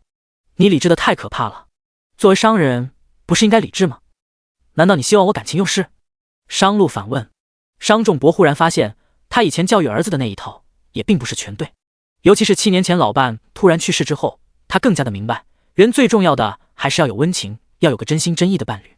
什么功成名就，什么利益权势，都是假的。人到最后都是要变成一捧黄土黄沙的，唯有世间的真情才能温暖人心。但儿子现在的理智不也是他教的吗？他能怪谁呢？好，商仲博无可奈何道：我不逼你，我也不能要求你对乔乔的感情能一蹴而就。叹了一口气，商仲博又道：静待花开吧。他相信乔乔，他身上的魅力绝对能够吸引到商路，只是时间的问题。这么想，商仲博好像也就没那么烦恼了。我要回去给我媳妇煲汤了，晚上你早点回家呀。爸！商路喊住转身的商仲博。商仲博回头后，商路又说：你不觉得住在乔乔的出租房里很拥挤？不会啊。商仲博蛮高兴的，我反而觉得很热闹，很有家的味道。我告诉你，我刚创业那会儿，我跟你妈住的地方比这还小，但是特别温馨。而且我跟你说啊。后面商仲博津津乐道的说了很多，商路也不打断。照商仲博这个高兴劲儿，商路敢断定让他回去住他的大别墅大庄园，他肯定是不乐意的。商路打消了劝他回去的念头。商仲博反问：你不觉得家里的大别墅住着空荡荡的，一点人气也没有，反倒是乔乔的出租屋充满了家的味道？商路不敢苟同，笑笑说：你喜欢就好。想到了什么，商路又问：可是你脸皮这么厚的住在你儿媳妇那里，你问过她的意愿了吗？万一她并不喜欢你住在那里呢？我怎么就脸皮厚了？商仲博重新走回商路的面前，在你眼里我脸皮厚是吧？商路，我想商董事长应该是有自知之明的。哼！商仲博皱眉，还跟我在这里阴阳怪气的。就算你觉得我脸皮厚，可我儿媳妇不会这么觉得。不见得。商路说，也许她留你住下也只是客套话而已。商仲博信誓旦旦道，你不了解乔乔，她特别渴望亲情，我住在那里，她肯定是十分高兴的。商路哼了哼声，说两句客套话，你还当真了？商仲博，不是我当真，是乔乔真的特别渴望亲情。他4岁那年父母离婚，他爸和他妈都把他当拖油瓶，都不想要他。商路皱眉，还有这种事？商仲博，你听我说完。商路静静听着。商仲博，他爸妈离婚的时候，他抱着他妈的腿求他带他离开，结果你猜怎么着？商路摇头，他猜不到。商仲博又说，他妈把他狠心踢开，说是带着他这么个拖油瓶，他还怎么改嫁？从来不打听别人的事情的商路，竟然很想了解乔乔的这段过去。他忙问，那他爸呢？他爸就更不是个东西了，把所有的不顺都发泄到他的身上，打他骂他，后来去外地打工了，又娶了个新老婆回后，就更不想管他了。想想就可怜。商仲博真想自己有穿越能力，那样他就可以穿越回乔乔4岁那一年，带他脱离苦海。越想商仲博越心疼，心疼的一把老泪流了出来。就连冷漠的商路也感觉到了一股压抑的气息，好像有一只无形的手捏住了他的心脏，呼吸都不顺。他父母简直不配为人，这种父母只让商路感到愤怒。他又问，他父母都不管他，那他怎么长大的？他奶奶爱管不管的。商仲博愤怒道，乔儿说奶奶给他吃饭像是喂狗一样，这么可爱乖巧的闺女，他们怎么忍心？说着商仲博有些哽咽，要不是我和乔乔一起在藏区遇到了野狼，差点要死了，他不会跟我讲这些心里话，这是他一辈子的阴影，也许他从来不会在人前提起。商仲博拍了拍商路的肩，又说，乔乔渴望亲情，把你父亲我当成是自己的父亲，真心真意带我带你，是真的。你可以质疑，但别在乔乔面前表现出来，那样很伤人的。若有所思的商路沉默了，他终于明白，搬进乔乔出租屋的第2晚，他为什么会在梦中哭醒。原来他的身世那般可怜。脑海里是他在梦中哭醒，双肩颤抖，声音沙哑哽咽，却故作坚强的身影。那天晚上他应该给予他一个安慰的拥抱的。第21章，智者不入爱河。回忆着那晚乔乔在睡梦中哭醒的场景，商路眼中有一丝明显可见的怜悯。商路，商仲博看见了他眼里的怜惜，问他，你是不是也觉得乔乔十分可怜？商路不否认。商仲博又问，但是平日里你看着乔乔蛮乐观向上，蛮坚强的，根本看不出他有半点悲伤消极的影子吧？这点商路也认同，确实。商仲博接着又说，这么可怜又美好的女子，你就不想多联系她一点吗？一个丈夫该尽的责任，我会做到。商路态度明确。除了责任，这几天的相处下来，你有没有想过要和乔乔谈一场恋爱？商仲博试探性地问。商路想也不想到，智者不入爱河。这样的回答早在商仲博的意料之中，但他却欣喜地笑了，因为商路对乔乔的态度明显改变了许多。从最开始的支领证，1年后就离婚，变成了他会尽一个丈夫该尽的责任。这说明商路已经不抵触这段婚姻，不再提离婚2字了。不错，不错。下班后，乔乔没有直接回家，他骑着电动车又去了一趟东山林地。又有许多业主在外面拉着横幅，让开发商还他们房子。这几天东山林地这个烂尾楼盘的消息已经成了鹏城热搜。即使是这样，相关部门依然没有办法给购房者一个说法，因为钱是开发商卷走的，他们最多只是监管不力，却没有责任给出赔偿。经过几天的沉淀，乔乔似乎也想通了，房子没了，贷款依然要还，生活也依然还要继续，他不能再颓废。与其颓废，不如努力挣钱，万一还能再挣出一套房子的首付呢？不过鹏城一套房子的首付得接近小200万了，这说起来容易，挣起来真的很难。乔乔也只是这么在心里安慰自己罢了。但有了这股拼搏的动力，他换了副精神的面容回家。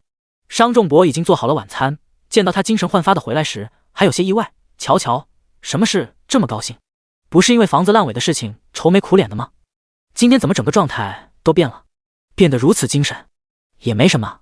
乔乔洗了手，帮商仲博把菜端到桌子上。就是回来的路上，又想到了兼职赚钱的法子，觉得可以干，就很有动力。商仲博摆着碗筷，什么兼职赚钱的法子？乔乔笑了笑，摆地摊。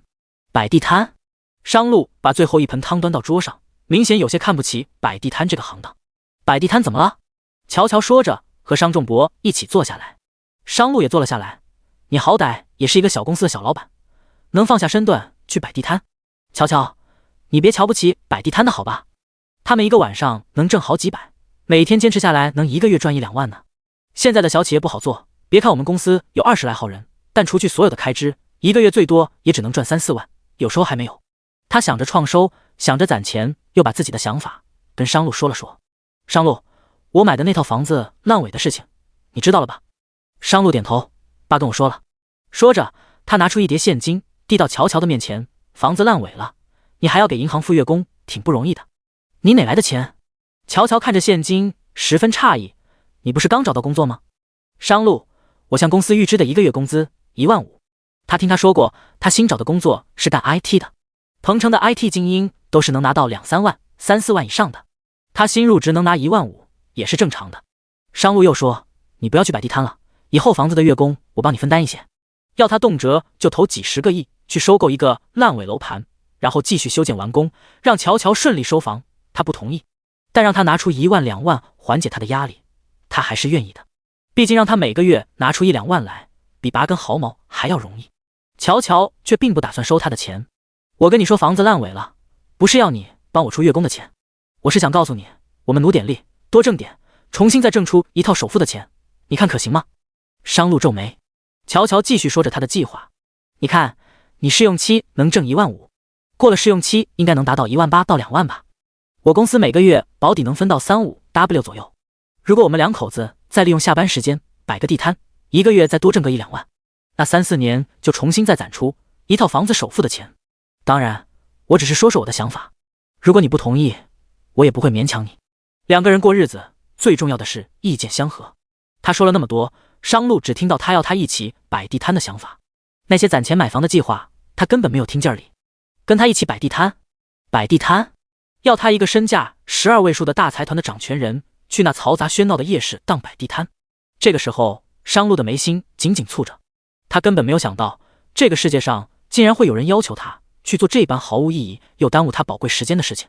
知不知道他的每1秒钟能挣多少钱？说出来，怕是要吓死他。刚要斩钉截铁的拒绝，商仲博欣然答应：可以，当然可以，我还可以给你们煮饭、送饭、打下手。爸！商路皱眉瞪了商仲博一眼。商仲博凑到他耳边，小声说：你要是答应乔乔，我就搬出去住，否则我就住在这里，不走了。想到老头子搬出去后，他就不必跟乔乔同挤在一个房间里。他考虑了一下，看向乔乔：有空的时候，我可以和你一起去摆地摊，但不可能每天都陪你去。不过，你想好要卖什么了吗？想好了呀。接下来，乔乔滔滔不绝地分析着一个摆地摊的小生意，他竟然从市场受众、竞品分析、利润盈亏、货源渠道等各个方面分析得头头是道。商路发现他娶的这个媳妇很有经商的头脑，也就是他没有顺利的上完大学，没有更好的平台，要不然他会是一个很了不起的女强人。他点头表示赞同。你同意了？乔乔期待地看着他。他再次点头。那就这么干哦。乔乔欣喜极了，突然干劲满满。他拿出一瓶白酒，启开盖子，给商路父子还有他自己各自满上了一杯。为了庆祝我们家又找到了赚钱的法子，我们干一杯。商路看了看白酒瓶子，二锅头。二锅头是什么酒？他嫌弃地问。好喝吗？你别嫌弃。乔乔说着，拿起酒杯要与他们碰杯。我买的好的二锅头，55块钱一瓶呢，不是那种廉价的几块一瓶的，好喝的。55块钱一瓶和几块钱一瓶不是一回事吗？在商路眼里，只有他那些珍藏在酒窖里面的酒才是好酒。乔乔给他倒上的那瓶就是属于廉价的酒精勾兑的劣质酒，喝了说不定会中毒，打死他都不会喝。乔乔硬把酒杯塞到他手里，庆祝一下。这么高兴的气氛，商仲博瞪了他一眼，别给大家泼冷水啊，拿起来干杯。商路脑子里是想着不喝这种低档又劣质的酒的，但他手下却不知不觉地端稳了酒杯，并和乔乔、商仲博二人碰了碰杯。乔乔的酒力还是可以的，但他喝酒上脸，而且不容易消退。饭后消化了一圈，他的脸依旧红彤彤的。洗过澡后，商路问他：“你背后的伤还用不用擦药？”乔乔把药箱端出来，坐到他面前，就是还要麻烦你一下，再帮我擦一擦。商路定着心神帮他擦完了药。这几天每次帮他擦药，他都没敢直视他的身体，哪怕是目光与他对视，也是绅士克制的。怕控制不住，擦完药，他赶紧去拿了电脑，说是要忙。因为乔乔的身体太美了，尤其是背后的蝴蝶骨，是个男人都会对他有那种想法的。但商路知道，他的这种想法完全是因为他是雌性，他是雄性，他对他是一种雌雄相吸的吸引力，而并非其他。所以商路极力想着办法，克制着这种生理上的本能反应。这一次，乔乔却拉住了他的手。商路白皙如玉的5根手指扼住了他骨骼健硕的手腕，像是扼住了他的清醒意识。回头看着他香甜红晕的脸颊时，他忽然有些恍惚不安和心神不宁。第22章，你爱上我了吗？商路很清楚自己的心神不宁到底源自何处。他是一个正常的男人，他有他正常的生理需求，他是理智的，他肯定是理智的。可是今天的乔乔为什么格外的美？她绯红的两腮嫩得仿佛能掐出水来，双眸一红，浅浅醉意，笑靥间仿佛揽尽了这世间最柔的温情。原来雷厉风行干脆利落的她也有如此柔情媚意的一面。这一刻，商路多看了她一眼，她真的很美，很美。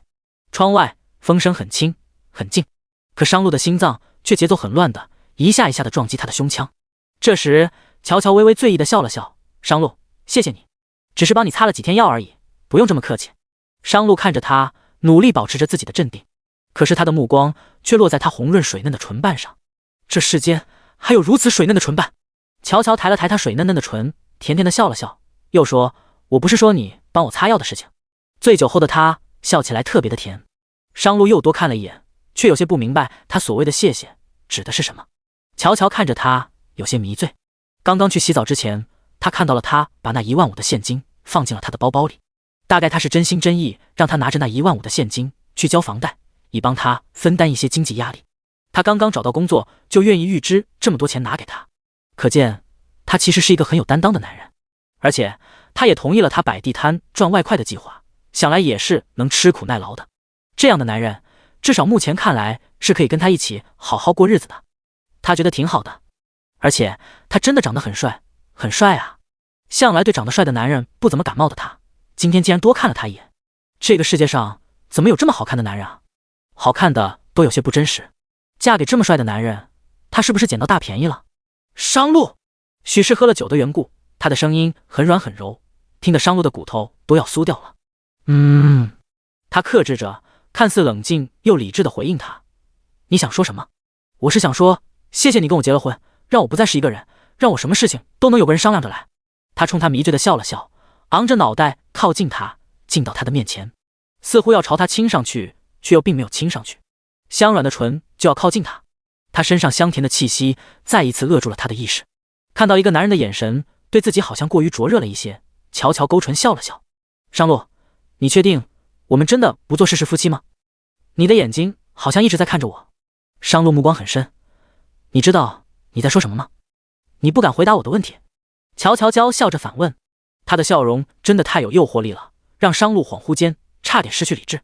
可他是商路，是那个在各种各样的美色当中坐怀不乱，从来没有心思谈恋爱想女人的商路。他到底还是有些定力的。掐了掐自己的大腿，他找回了理智，将脑子里的某种雄性的渴望及时刹了车。但乔乔还是看到了商路眼里的余温。他俏皮地问他：“商路，你是不是有些喜欢我了？”他怎么会喜欢他？顶多只是不讨厌，只是欣赏他身上的一种品性与干劲，那根本不是喜欢。你真的很帅很帅。乔乔又说：“只要是个女人，肯定都想和你滚床单。我想我也不例外。但是……”他话锋一转，笑了笑又说：“我的观点跟你一样，我也没办法跟一个没有感情的男人睡在一起。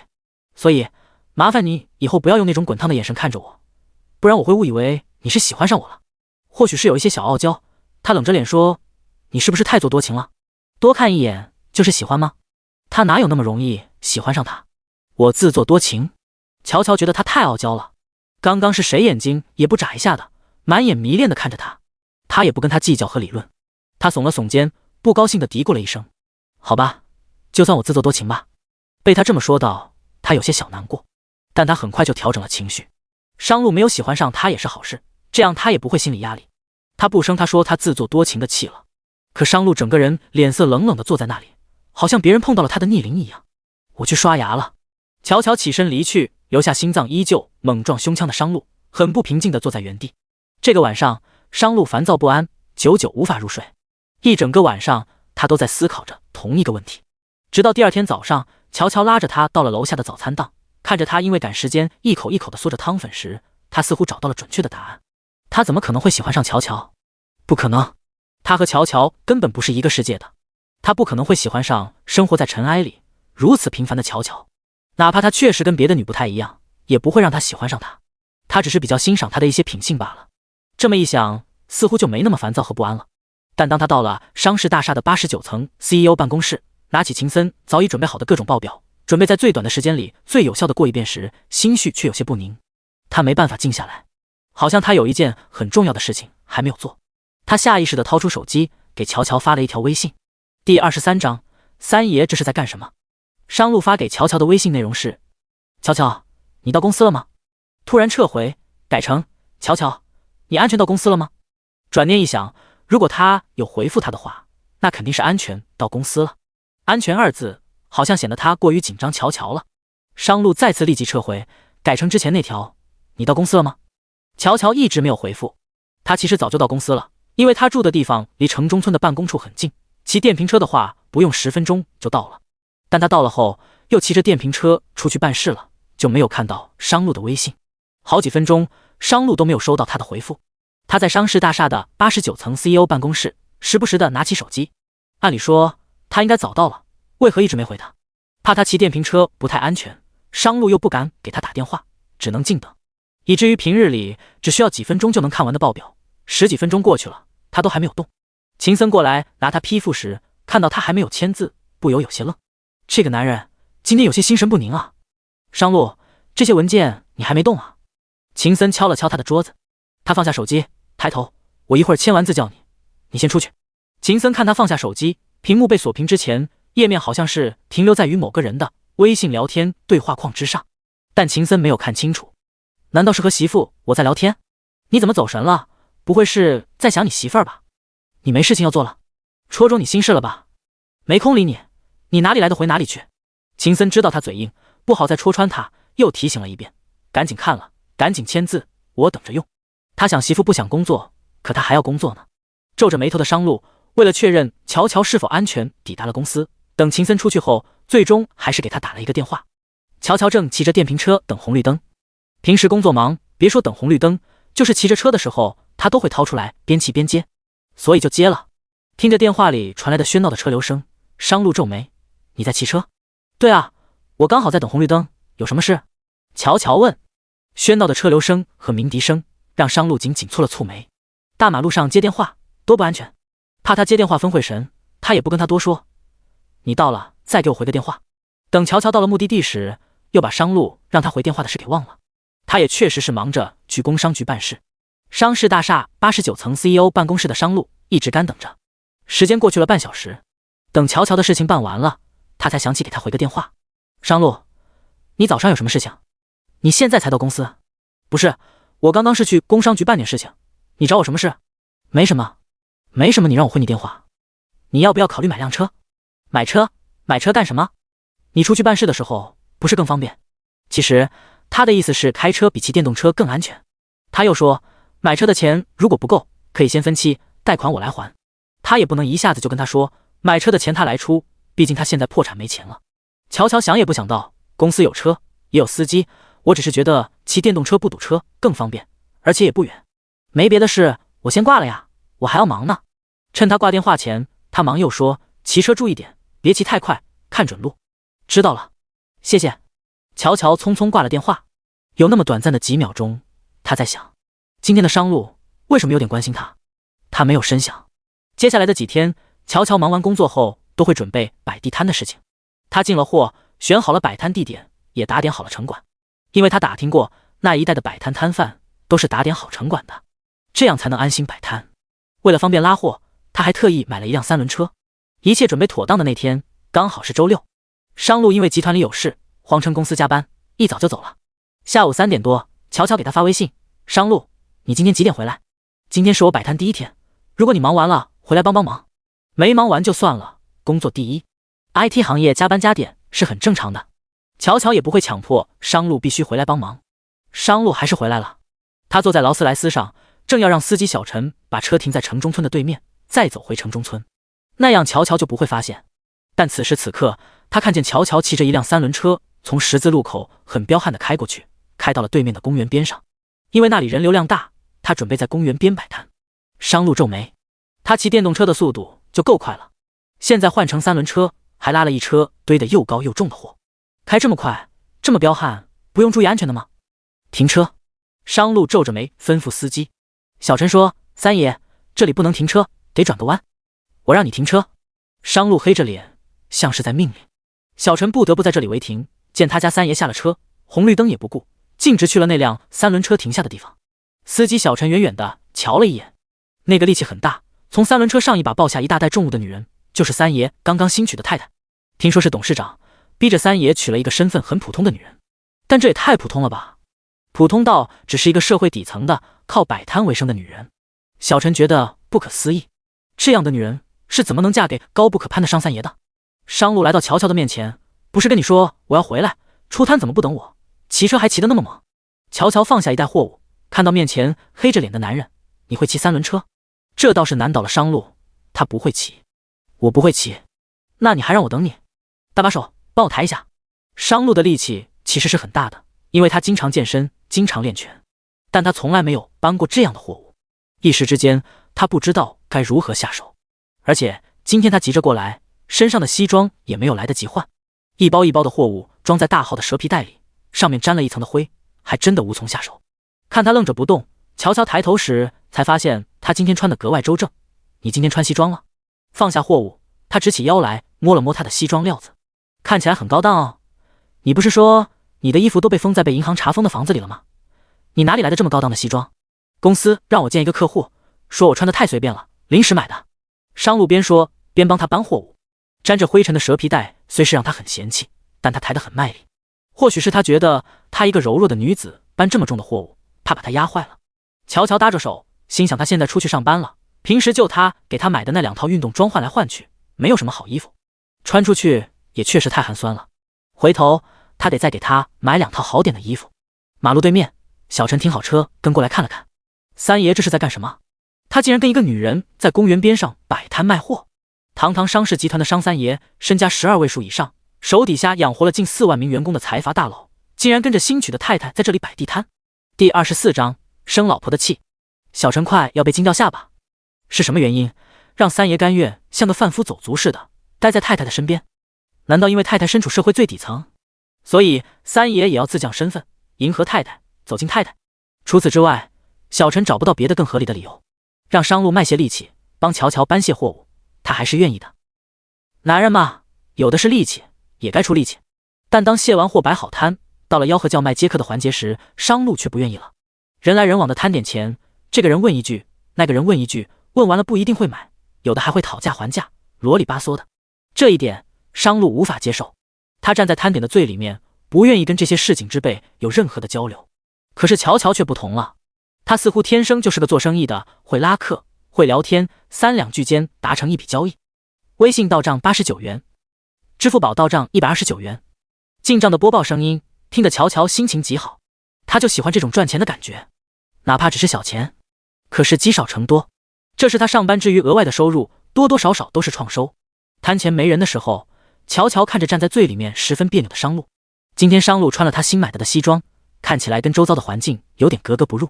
乔乔总感觉他身上的西装肯定不便宜，他随便跟他聊了2句。商路，你身上的西装买来多少钱？多少钱？说出来怕吓到乔乔，所以商路又撒谎了，1000多。乔乔想了想，有点小贵。商路没说话。乔乔又说，商路，你是不是不好意思卖东西啊？现在是没人，人多的时候你要帮忙的，别老像是一根木头似的杵在那儿，这里又不是时装 T 台。这么一说，乔乔越来越觉得个子近乎有1.9米高的商路，真像是颜值逆天的国际男模。不，怕是那些有名的国际超模也没有他这么有气质吧？商路黑着脸说：“我不会卖东西。”乔乔反问：“那你以前是怎么做生意，还怎么赚到钱买到2套房子的？”虽然他生意失败破产了，但他好歹也是赚到过钱的，他应该能说会道才是啊，也不至于摆个摊也如此别扭吧。不过乔乔也不勉强，每个人都有每个人的性格，商路不喜欢跟这些讨价还价的人接触，也是他的性格。他把商路拉到摊点的最前面，你不喜欢接客没关系，你就站这里，什么也不用说，站累了你就坐着。说完，他特意给他拿了一张椅子。为什么要站在这里？商路问。乔乔答：一会儿你就知道了。他选的摆摊的地点附近有10几所高校大学，而他卖的又都是女鞋、女装、女包，锁定的客户都是那些大学城的小姐姐、小靓妹。有商路这么个大帅哥当招牌，依着他如此高的颜值，一定能吸引不少的人流。这和他们公司做电商，产品的主图要有吸引力，才能引来点击率，是一个道理。果然，商路站在那里，走过来的女大学生一波又一波，这远远超过了乔乔的预期。他们借着来看衣服、看包、看鞋的名义，偷偷打量着颜值逆天的商路。这是哪里来的大帅哥呀？跟个大明星似的，明明比大明星还要好看，好不好？你看像不像年轻版的靳东，高大帅气，气宇轩昂，好有社会精英气质范儿。明明比靳东年轻帅气，好不好？我就是说年轻版的呀，比靳东年轻。小姐姐小靓妹们在议论着商路的颜值，时不时的偷瞄他一眼，盯得商路铁青着脸。他只感觉自己快成了那嫁祸上的货物，而且还是最受关注的货物。商路的脸色顿时一片黑沉沉的，十分不爽。还是个高冷范儿哦。乔乔趁机介绍他的货物。有个卷发小靓妹逮着他问：姐姐，我问一下，这个摊点是你和那个大帅哥一起摆的吗？乔乔笑着点头：对呀。卷发小靓妹满眼好奇：你们什么关系啊？乔乔想了想，谨慎道：你没看他站在那里跟个老板似的吗？哦。对方恍然大悟：他是你老板？乔乔顺着对方的话笑了笑道：对，他是我老板。这批货是我们工厂倒闭后清货拿出来卖的，都是出口国外的，现在1折出售，很划算的。清货打折呀，看起来质量很好哦。对啊，平时我们出口都要卖好几百上千的。聊没2句，乔乔把小姐姐们的注意力从商路身上拉到了衣服、包包和鞋子的质量价格之上。他们觉得很划算，而且这些货的质量不比专柜差，又这么便宜，当场成交了一笔又一笔。支付宝和微信到账的声音一直响个不停。乔乔心里乐开了花，可商路却一直脸色黑沉沉的。他似乎对乔乔的某一句话特别的不满意。那些小姐姐小靓妹买完了东西，并没有立即离开，而是围着乔乔：姐姐，你老板的微信号可不可以给我啊？姐姐，我也想加你老板的微信号，以后买包包买衣服，我们可以直接微信上联系你老板呀。哪里是想要买衣服买包包，分明是看商路长得帅，想要进一步认识。乔乔看得清楚明白，他不说破，望向商路。商路黑着脸：我没有微信号。卷发小靓妹嘟了嘟嘴，表示委屈：老板，不要这么小气嘛，我们后续还要找你买东西的。乔乔想着确实可以有后续交易，虽然他们是冲着商路的颜值才加他微信号的，但他以后可以把商路的微信号做成一个专门针对大学城女大学生消费群体的微商号，后续肯定还会有交易转化的。哪有你这样的老板，有生意还拒之门外。乔乔抢过商路的手机，他一番干脆利落的操作，量出商路的微信2维码。还莫等商路拿回手机，许多个小姐姐已经抢先扫上了码。事后，商路的脸色一直冷冰冰又黑沉沉的。乔乔顺便看了看他的微信朋友圈，一条动态也没有。他跟他商量着：商路，干脆以后你的朋友圈都拿来晒产品图吧。商路看着他，眼神极冷，像是淬了一层寒冰。你刚刚跟他们说我只是你老板。第25章被戳中心事，恼了。乔乔根本没注意到商路眼神里的含义。现在空闲着，他一边整理货架，一边背对着商路跟他聊天。我就只是顺着那些大学生的话应了一句，而且你本来就有老板的气质，跟他们说你的工厂倒闭清货了，他们肯定不会怀疑。这批货是好货，低价清仓他们会觉得很划算，这样才容易成交。就算如此，他也不应该跟那些女大学生说他只是他的老板。莫名的，商路有些烦躁。他冷着脸又问：你不知道他们个个都说我很帅，明显的想要我的微信号，你还故意让他们扫了我的2维码，你本来就很帅啊。乔乔转过头来大大方方道：你的颜值能引来流量，后续还能转化交易，要是能把微商号经营起来，也是一个赚钱的渠道。商路听得脸色又冷又黑，难道你不知道他们想约我？说着，他拿出手机，翻开微信，刚刚加他的那些女大学生至少有10几个，现在就有7个人给他发了微信私聊。哥哥，你有没有空啊？我想约你喝杯奶茶。嗨，你好，我叫严敏，你可以叫我小敏或者敏敏，我们以后可以做朋友吗？哥哥，你长得好帅哦，有没有女朋友啊？要是没有，你看我有机会吗？这是我的照片，图片 JPG。商路、乔乔二人同时浏览完这些消息，抬起头来后，商路皱着眉头，一脸冰冷。乔乔却笑了。你还笑？商路眉心皱得更紧，这说明我老公颜值确实很高，确实很有吸引力啊。乔乔说，我高兴啊。商路克制着某种怒意，冷声问，你就不怕我跟他们聊着聊着聊出什么来？乔乔又笑了。你又笑什么？商路明显的有些沉不住气。乔乔突然觉得他这个样子蛮可爱的，他笑着又说，我又不是傻子，我知道你不是那种人，我怎么可能会怕？我怎么就不是那种人？难道你对我很了解？商路问。乔乔笑着答，你本来就不是一个随随便便的人啊。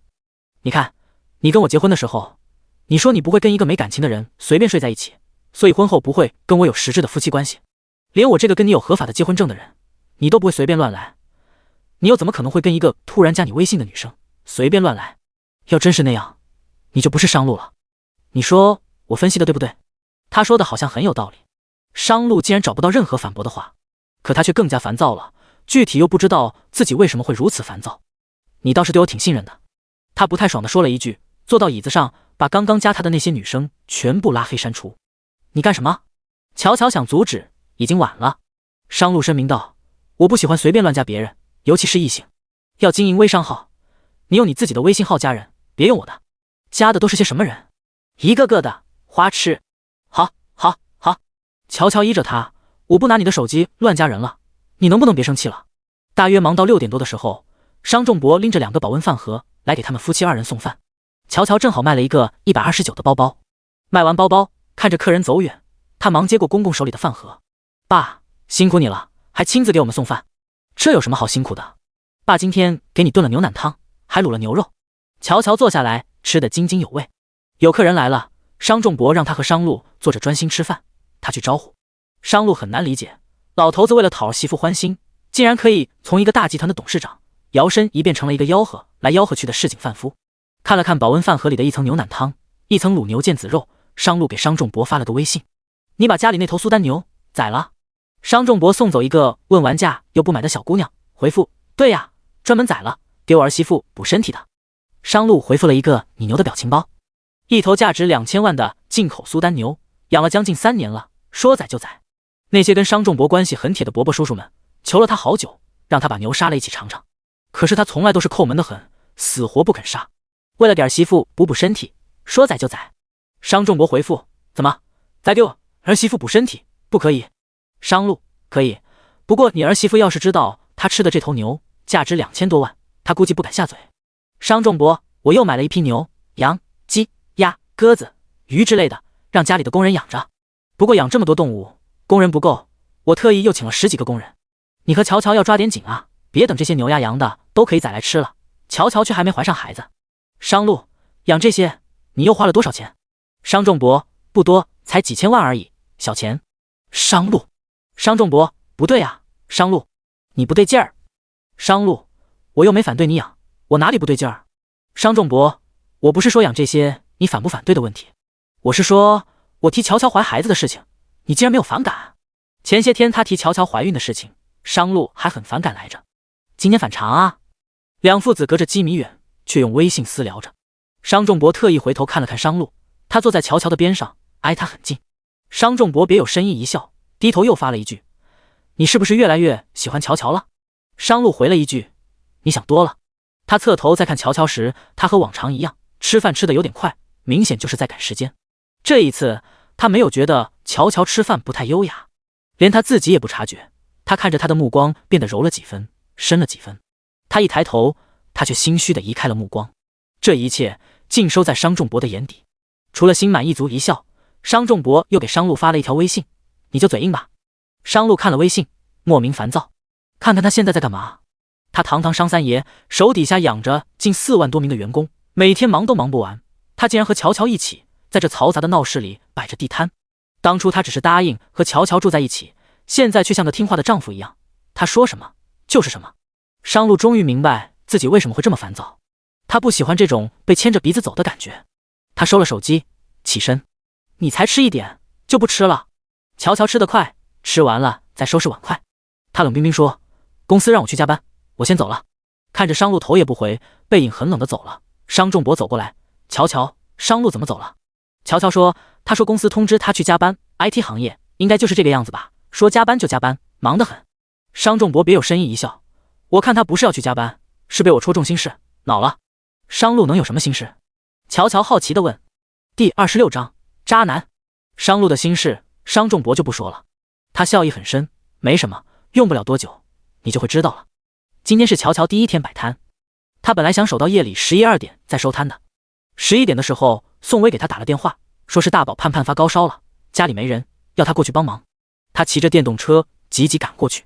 盼盼的额头确实烧得很烫，烫得吓人。乔乔赶紧打了一辆车，和宋薇一起带着孩子赶往医院。车上，宋薇一直催促司机：“大哥，能不能麻烦你开快点？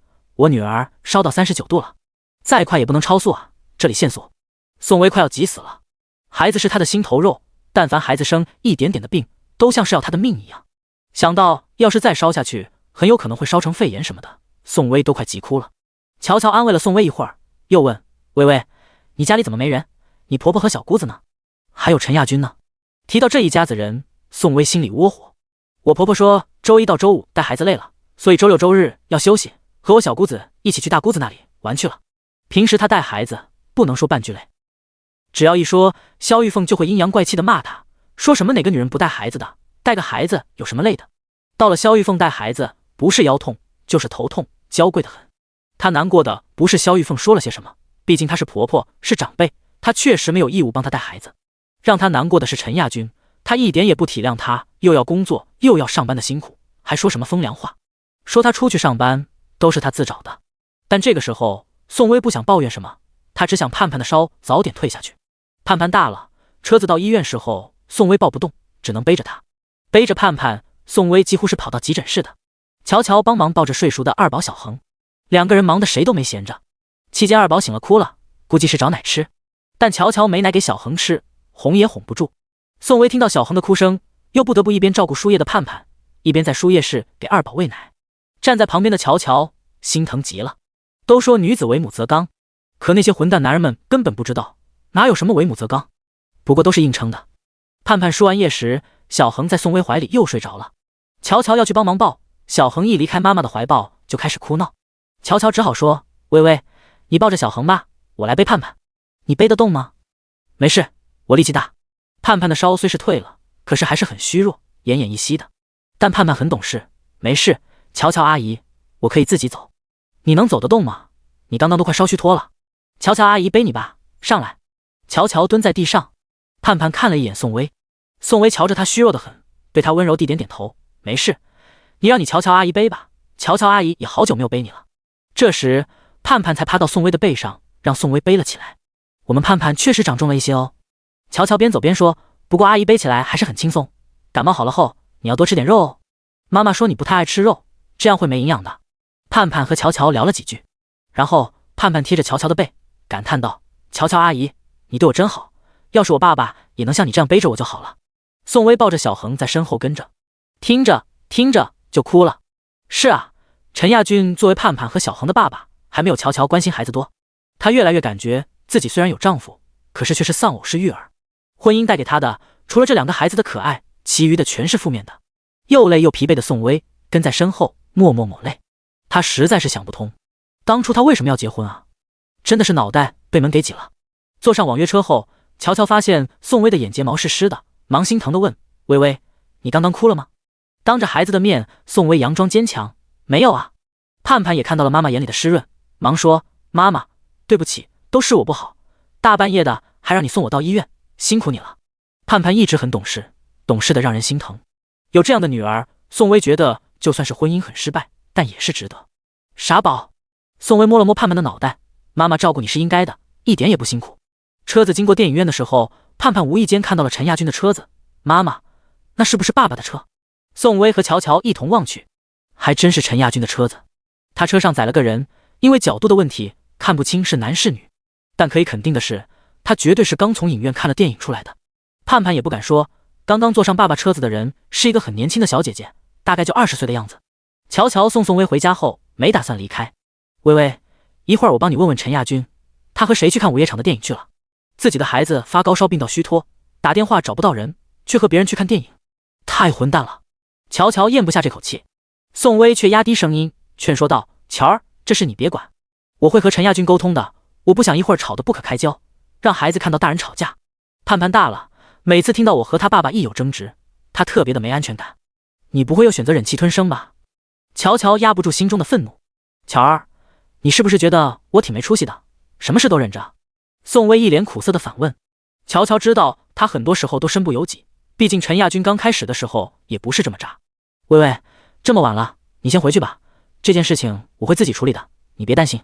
虽是很不放心，但乔乔无可奈何，有些事情他真的管不了，也无能为力。他走后，宋薇哄睡了2个孩子。陈亚军是半夜2点半到的家门，看到妻子宋薇坐在客厅里板着一张脸的样子，刚刚的好心情瞬间没了。大半夜的你不睡觉，坐在客厅里发什么神经？陈亚军没好气的来了一句。宋薇抬起头来，安安静静又心灰意冷问：陈亚军，你刚刚去哪里了？不是跟你说了吗？我带着妈和小妹去大姐家了，吃了点夜宵，所以回来晚了。呵，宋薇冷笑，当他是傻子一样好骗吗？他忍不住问：可是我看见你的车子从电影院开出来，车上还载了个人，你跟别人去看电影了？好啊，宋薇，你竟然跟踪我！陈亚军不仅没有半点的内疚理亏，反而理直气壮。第27章，以前跟别人接过吻吗？这样理直气壮的陈亚军，气得宋薇如同百爪挠心。他满腹委屈与痛苦。你以为我有那闲工夫跟踪你？若不是大半夜送女儿去看急诊，他根本不会撞见陈亚军跟别人去看电影的事情。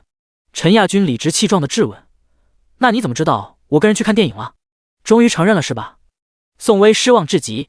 陈亚军被噎了一下，但很快又恢复了他的理直气壮。看电影怎么了？难道我就不能去放松一下？谁会大半夜的跟人出去看午夜场的电影？宋薇，你有完没问？看个电影又不是出轨，搞得好像我做了对不起你的事情一样。你别像个审判长一样在这里审判我好不好？陈亚军说得越来越理直气壮。宋薇只感觉一拳打在棉花上，再大的愤怒和委屈到了陈亚军这里，都可以变得轻飘飘的，什么事都没有似的。他憎恨地瞪着陈亚军。陈亚军厌烦地看着他。宋薇，你看看你现在这个样子，苦大仇深的，你这张苦瓜脸摆给谁看？我亏欠你什么了吗？我在外面辛辛苦苦的赚钱，没让你晒着，没让你淋着，让你舒舒服服的在家当全职太太，多少女人求都求不来的安稳，你还有什么好不满足的？这时听闻争执声爬起来的盼盼虚弱地走到客厅里，他看了看双方都很激动的陈亚军和宋薇二人，小脸蛋上写满了害怕和担忧。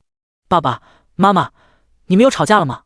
一脸痛苦的宋薇立即挤出一张笑脸，走到女儿的面前，摸了摸女儿的脑袋。没有，爸爸妈妈只是在讨论问题，吵到你睡觉了，妈妈跟你说声对不起。看女儿光着脚踩在冰凉的地板上，宋薇赶紧把女儿抱回房间的床上。她搓了搓女儿的小脚丫，高烧刚刚退，怎么能不穿鞋呢？快躺下休息，感冒了要多睡觉才能好。陈亚军也跟了进来。平日里，陈亚军虽是不怎么带他的一双儿女，但他也是很爱孩子的。他就是想着有老婆和老妈带孩子，能偷懒就偷懒。可孩子要生个什么病，陈亚军也很着急。盼盼怎么了？如果不是当着盼盼的面，宋薇不会理会陈亚军。他不想让女儿看到大人吵架。他努力地把那百爪挠心的痛苦给压了下去，然后把盼盼发高烧送医院的事情简单明了的跟陈亚军陈述了一遍。陈亚军忙去给盼盼倒了一杯温热水。盼盼，发烧了要多喝点热水，喝完了再睡，乖啊。盼盼渴望巴巴地看着陈亚军。爸爸，你不要和妈妈吵架好不好？妈妈又要上班，又要照顾我和弟弟，很辛苦的。爸爸没有和妈妈吵架。陈亚军摸了摸盼盼的脑袋，乖，把水喝了。等盼盼把水喝了后，陈亚军和宋薇两夫妻走出去。陈亚军看了宋薇一眼，周一你别去上班了。你凭什么让我不上班？宋薇委屈地问。陈亚军理直气壮道，要不是因为你非要闹着去上班，没有照顾好孩子，盼盼会生病发高烧。陈亚军，你讲不讲理？孩子生病怎么能赖到我头上？宋薇再次被激怒。他没有责怪孩子生病发烧时陈亚军不在，就已经很好了。陈亚军还反过来倒打一耙，这是什么奇葩的思想？宋薇被气到快要吐血，他怕自己激动起来控制不住，又要和陈亚军吵起来，再吵醒盼盼，什么也没有再多说。跟这种奇葩的人讲道理，说什么都是对牛弹琴。这天晚上，他和陈亚军又分房睡，一个人躺在床上，宋薇满心苦恼，婚姻被他经营成这样，他到底该要怎么办？离也不是，不离也不是，到底该要怎么办？乔乔从宋薇那里回去时，已经半夜2点40分了。商仲博并没有睡下，看他回来，赶紧开了灯。乔乔，你终于回来了。爸，你怎么还没有睡？乔乔本来不想开灯，打算轻手轻脚直接回房的，没想到商仲博一直没睡。商仲博关心了2句，乔乔，你那闺蜜的孩子怎么样了？好些了吗？烧是退了，不过，微微的事情挺麻烦的，我改天再跟你聊。爸，你快睡吧，这么晚了回来吵醒你，真是不好意思。浴室里传来流水声，乔乔问爸，商路在洗澡，他也刚回来。商仲博说，回来这么晚？乔乔皱眉，加班加到这么晚的吗？他走到浴室门口，敲了敲门，里面对着花洒洗澡的商路顿了顿。已经在这里住了有小半个月了，但商路还是不习惯这狭窄的卫生间。他1米9的个子，站在这不足2平米的空间，总感觉手脚都伸展不开似的。本就憋屈，这个时候有人敲门，他更加不爽地皱了皱眉。我洗澡的时候，你能不能别敲门？不好意思。乔乔问，我是想问你肚子饿不饿，要不要吃碗面，我帮你煮。他加班到这个点才回来，蛮辛苦的，所以乔乔想给他煮点东西。商路的肚子是真的饿了，知道乔乔是想煮东西给他吃，他的语气也好了一些。那你随便煮点。洗完澡后，商路走出来，看到睡在沙发上的商仲博，不由皱眉。你不是说只要我答应和乔乔去摆地摊，你就搬出去住？对啊。商仲博说，我过2天就搬。为什么要过2天？商路希望他今天就搬走，但现在已经是大半夜了，最早也要等明天了，因为他不希望再和乔乔同睡一屋，导得他晚上睡不好觉。和一个又漂亮又让他有些欣赏的女子同睡一屋，而且这个女子还是他合法的妻子，他能踏实的睡好觉才怪。商仲博说，这栋楼有个单间，租客要过2天才退出来，正好在楼上，他搬出去我就住进去。你去住单间？商路皱眉，难道你没房子吗？他们家的房产多的住都住不过来，就附近有好几个大盘，都是他们家开发的。如果商仲博想住的近点，随便都能收拾出一套大房子出来住，何至于让商仲博去住一个简陋的单间出租屋，还是没电梯的农民房？商路不理解。商仲博小声道，我是为了照顾我儿媳妇，方便给她煮饭做菜。这时卧室门敞开一道缝，乔乔走出来，拉着商路的手忙往里拽。商路，我给你煮好面了，你到里面吃，别吵爸睡觉了。他把商路拉进去后，在门缝里挤出半个身子，对商仲博笑道，爸，你快睡觉吧，我们不吵你了。商路坐在房间里的矮机前挑着面条，那动作优雅的像是在吃西餐。乔乔纳闷，商路，为什么每次看你吃东西，你都能这么优雅？面条是用来嗦的，可你却像是在吃一件艺术品一样。你就只会做鸡蛋面吗？商路反问。鸡蛋面怎么了？味道不怎么样，给你做你还挑，拿来，别吃了。乔乔去抢筷子，商路拿着筷子端着碗，优雅的转了半个圈，丝毫不受影响的继续吃着。这已经不是他第一次吃他煮的面了，虽然简单了点，但似乎能吃出浓浓的人间烟火味。人间烟火味，最抚凡人心。以前不觉，现在似乎有所领悟了。吃着面，商路看了乔乔一眼，她真的是一个人间烟火味很浓的女子。乔乔不经意间抬眼，看到他正在看他，眨了眨眼问，你看着我干嘛？商路继续吃面，这面条好像也没那么难吃。他连汤都喝完了。吃过面后刷了牙，他还是躺在地铺上，乔乔则睡在床上。他跟他聊了会儿宋薇的困境，感叹闺蜜的不容易。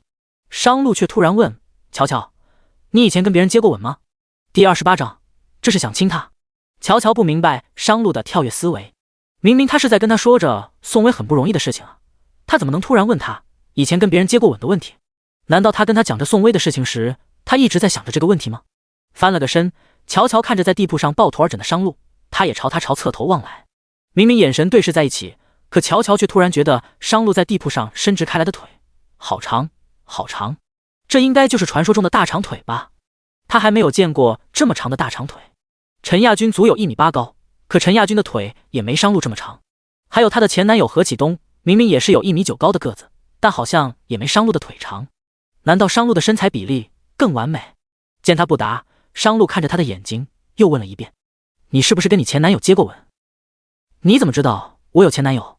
乔乔反问。商路纠正：“我是问你是不是跟你前男友接过吻，不是问你有没有前男友。她长得这么漂亮。”商路不相信她的前男友没有亲过她，干嘛突然问这个？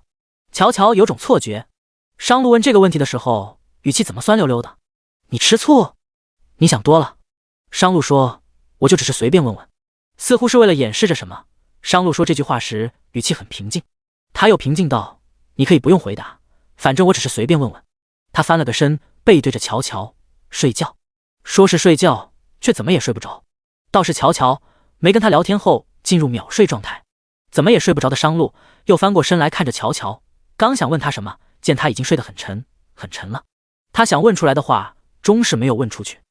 第二天是星期天，商路没有去加班，乔乔也没有去公司。星期天大学城的公园旁人流量特别大，乔乔决定摆一整天的地摊。昨天的那个卷发小靓妹跑过来，径直到了商路的面前，委屈的撒着娇：“哥哥，你怎么把我的微信给删了？人家好伤心啊。”此时的商路正坐在椅子上看着手机，他看的是秦森发过来的员工过节福利发放申请，金额5782132800。嗲嗲的声音让他很不爽的皱了皱眉头。抬眼时，卷发小靓妹又在撒着娇：“哥哥，你真的好绝情哦，人家刚刚加你，你就把我删了。”商路没有回答卷发小靓妹的话，他给秦森发了一行字：“把钱发下去，员工过节福利必须给到位。”卷发小靓妹又嗲嗲的撒着娇：“哥哥，人家跟你讲话呢，你怎么不理我？你是不是不喜欢我才把我删了的？”放下手机，商路才冷冷的抬眼：“你说对了，我确实不喜欢你。”卷发小靓妹感到好尴尬。商路斩钉截铁：“我结婚了，有家室了，不喜欢加异性微信。要买东西这边慢慢看，不买东西就请离开。”毫不留情面对商路，说完话后直接把对方当成是空气。乔乔走过来，卷发小靓妹对他诉苦道：“姐姐，你老板这个人好冷好无趣哦。”乔乔正要说话，商路看着他冷冷问：“我是你老板吗？小气鬼男人，不就是没跟这些大学生妹妹说清楚他是她老公吗？用得着隔了一天还跟他置气吗？”知道他为什么生气，乔乔也不再招惹他，对卷发小靓妹直言道：“小姐姐，不好意思啊，昨天没跟你们说清楚，他其实是我老公。”“啊，这样啊，原来你们是夫妻啊，难怪那么有夫妻相，那我岂不是没戏了？姐姐，他要是你老公的话，我们学校好多女生都要哭晕了。你老公的照片在我们学校的内网传疯了，都说你老公比明星还要帅，好多女生想追求他。难怪今天一大早来摆摊，就有很多女生围过来，大多和昨天的情况一样，都想加商路微信，却都被商路拒绝了。”卷发小靓妹失落的离开后，乔乔看着脸色黑沉沉的商路：“干嘛还黑着个脸？你是想把我当肉卖了，让我在这里帮你招揽生意？哪有把你当肉卖啊？”商路不想理他，要不是他逼问他，他还不会跟别人说清楚他是她老公。乔乔问商路：“你该不会是因为我才不加那些女生的微信的吧？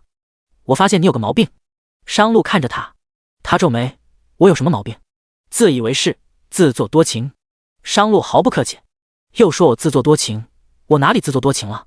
乔乔不服气：“你要是不是因为我，干嘛不加些女生的微信？跟你结婚本就是为了避免麻烦，我何必再自找更多的麻烦？”他反问：“好吧，就算我自作多情吧。”不过乔乔一点也不生气，他反倒觉得商路这个人蛮洁身自好的，不随便乱加女生的微信是他身上不错的好品质。商路问他说：“你自作多情，你不生气？有什么好生气的？本来我就没希望你是因为我才不加那些女生的微信的。不说了，不说了，来人了，我要去做生意了。”商路拉住了他的手腕：“一会儿再有人问我微信号，知道该怎么处理了？”“知道了，知道了。”乔乔着急着要走，忙挣脱他。商路却握得更紧：“怎么处理？说清楚我是你老婆，让他们别打你的主意，不再给你招惹麻烦事，满意了吧？可以放手了吧？”商路很满意他的回答，但他没有放手，他有意握着他的手站了起来，挺拔英俊的高大身影硬得乔乔的个子瞬间显得小鸟依人了起来，两人看起来亲密无间。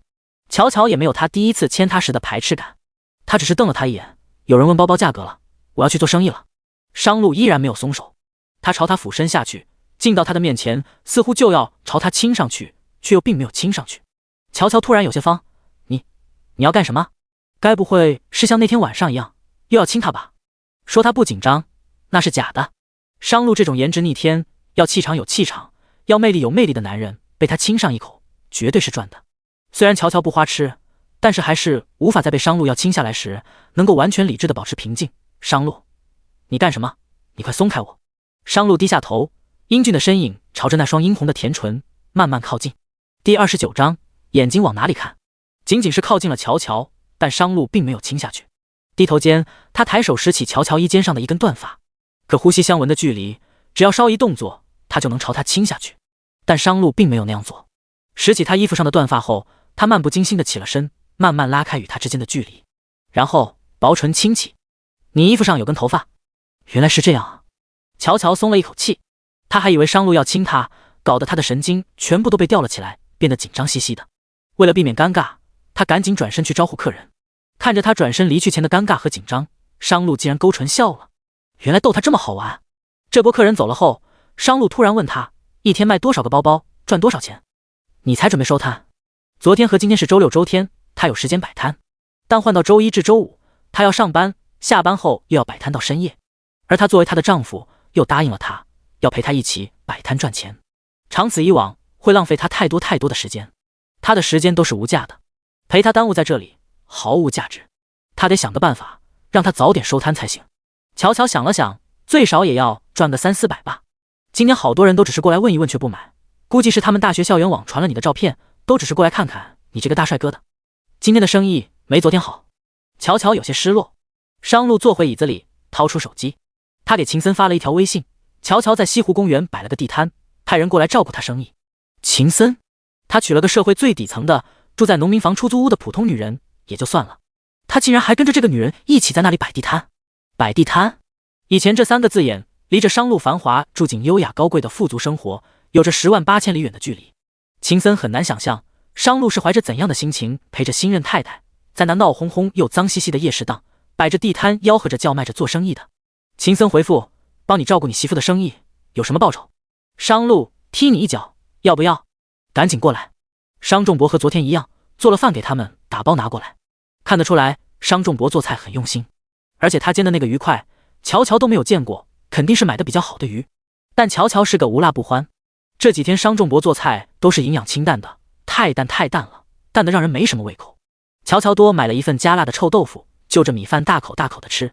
吃到一半，来人试衣服，他忙去招呼。商仲博问商路：我听秦森说，他马上要叫人过来照顾乔乔的生意。商路夹起一小块香煎深海鳕鱼，漫不经心的喂进嘴里，淡淡的嗯了一声。这吃相太优雅了，和这周遭的环境格格不入。商仲博忙提醒商路：你吃饭能不能动作快点，别慢条斯理的，这里又不是高级餐厅，你好歹装一下嘛。商路：你是要我狼吞虎咽？商仲博：不想狼吞虎咽，至少粗鲁一点。你看看这里摆地摊的摊贩老板，谁跟你一样？商路继续慢条斯理的吃着香煎深海鳕鱼，我又不是真正的贩夫走卒，装不来。算了，不勉强他了。商仲博感叹道：我也不要求你太多了，也不能真正让你完美融入到乔乔的生活当中。欣慰的是，至少你现在知道心疼媳妇了，知道找人来照顾她的生意，好让她早点收摊。商路冷冰冰说：谁告诉你我是因为心疼她？心疼乔乔？商路很反感这种说法。商仲博：难道不是吗？商路：商董事长，我1分钟能创造多少财富，我想你是最清楚不过的吧。商仲博：商路：我只不过是在节省我自己的时间。商仲博：商路，要我去心疼一个跟我刚结婚才半个月不到的女人，你觉得可能吗？商仲博笑了笑：你就嘴硬吧。商路放下筷子，依然冷冰冰道：我说的是事实，你别以为给我安排了一个不太一样的女人嫁给我，我就能真的动心。不适合就是不适合，就像你用心给乔乔做的几千块钱一条的香煎深海鳕鱼，她根本不爱吃，她爱好的还是那些地摊上买来的垃圾食品。商董事长，谢谢你用心煎的深海鳕鱼，我很喜欢。这就是我和乔乔之间的区别，但请你别总是想证明我已经爱上她了，她很讨厌老头子做这样的证明。商仲博笑意更深：难道你不是口是心非？商路摆出一张冷脸：我懒得跟你理论。他发微信催促秦森：来了没有？秦森：来了。商路：速度。秦森：我有2个方案，一是我直接办成某公司采购，买走你媳妇的所有货物；二是我找群演假装顾客。您看哪个方案更好？商路：你用你的脚趾头想想，哪个更节省我的时间？秦森：原来你是为了节省你自己的时间啊。商路，难不成吗？秦森，我还以为你是心疼你媳妇。商路，不可能。乔乔卖完一条129的裙子，坐回小凳子上，刚要继续吃饭，摊前又走来一个客人。那人是秦森，他假装看了看乔乔摊点上的衣服、包包和鞋子。乔乔继续吃着他的臭豆腐，没有去招呼。飘出来的臭豆腐味让商路十分排斥，说不上很臭，但就是难闻。这也能吃？真想给他扔了。但商路忍着，提醒乔乔道：“来客人了，你不去招呼？不用管他。”乔乔看秦森穿得十分光鲜，身上从头到脚都不便宜，十分笃定道：“他根本就不是来买东西的。”商路，你怎么知道？乔乔咬了一口臭豆腐，反正他就不是来买东西的。你不觉得他身上有种强大的气场？商仲博觉得有些意思。哦，这你也能看得出来。说到气场，乔乔仔细地观察着商路，若有所思道：“商路，那个人身上的气场和你很接近哎。”商仲博心想，那是当然，商路身边的左膀右臂也是集团的大股东，肯定和商路气场相当。仔细盯着商路看了半晌，乔乔感叹道：“商路，我总觉得你高高在上的，有点不食人间烟火。你破产之前是不是很少来这种夜市啊？”商路答得风马牛不相及：“你确定不去招呼一下那个男的？”乔乔笃定他不会买的，估计看一下就走了。下一秒，老板娘，这包包怎么卖？乔乔笃定秦森不会买东西，但他问了，又不得不起身去招呼。看着乔乔走过来，秦森盯着他仔细打量，这就是商路的媳妇儿啊！多少人千方百计、使尽招数的想要嫁给商路，那些可都是金光闪闪的名媛千金，却及不上一个充满人间烟火味的地摊老板娘。秦森倒要看看这个女人到底有什么特别之处，可以让董事长如此稀罕，稀罕到非他当商家的少奶奶不可。他盯着乔乔一直看。你眼睛往哪看？商路走过来，凌厉的眼神落在秦森身上，充满警告。第30章，他的腰又细又直。秦森立即意识到自己失礼了，忙抽回目光，继续假装去看货。老板娘，这个衣服怎么卖啊？刚刚被他盯着一直看，乔乔心生不爽，觉着他反正也不会买东西，也就没有多热情。你是要买衣服还是要买包？又问包又问衣服的，一看就是只看不买的。秦森也不拖泥带水，直接道：我们公司要给女性员工发福利，成本又不能太高，但质量也不能太差。我看你这地摊上的衣服、包包、鞋子全都合适，我全买了。全买？怕不是说天方夜谭吧？乔乔笑道：先生，你别跟我开玩笑了，是真的。秦森拿出一叠现金，这是定金，你现在给我打包好，打包完了我付完剩余的货款，然后叫车过来全部拉走。乔乔还是不相信，他拿起那叠现金，全是真钞，一点也不假。但他满眼疑惑，你真要全买？全买吗？钱都在你手上了，还能有假的？这是天上掉馅饼了吗？这么好的事情竟然砸到他的头上。乔乔依然不太确信，又问：你不讲价吗？秦森，你该卖多少卖多少，我们公司不差钱。更确切的来说，是商路不差钱。乔乔安静地思考了几秒钟，随即干脆利落道：你等着，我给你打包。爸，商路，快来帮忙。商仲博，哎，来了来了。秦森礼貌地看了商仲博一眼，那意思是跟董事长打招呼来着。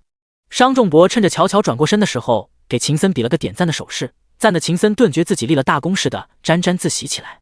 商路给秦森发了一条冷冰冰的微信：还不快帮忙打包？秦森赶紧去帮忙打包。老板娘，我帮你打包，这样快点。半个小时忙下来，乔乔所有的货物都搬上了秦森派来的车辆上，剩下的货款，秦森当场给他扫了支付宝。这批货他竞价过来2万多块，收了3万多回来，赚了1万多，只是一个晚上而已。这像是走狗屎运一样。隔壁摊点的女装老板跑过来，满眼羡慕嫉妒：美女，那个老板真的全买走了呀？全部呀？乔乔沉浸在喜庆之中，女装老板又酸又嫉妒，赚大发了吧？乔乔低调道：不多，低价走量而已。女装老板酸溜溜的嘀咕了一声：赚钱就赚钱了，还不敢说出来，我又不抢你的。转身，女装老板就去拉住秦森：老板，你们公司采购女装，把我摊子上的也带走吧，我给你打折优惠。秦森冷冰冰甩开：你谁啊？又不商家少奶奶，以为都像乔乔一样那般命好？女装老板，我也是卖女装的呀，你不正好需要女装吗？秦森，不需要了，别挡着我路，让一让。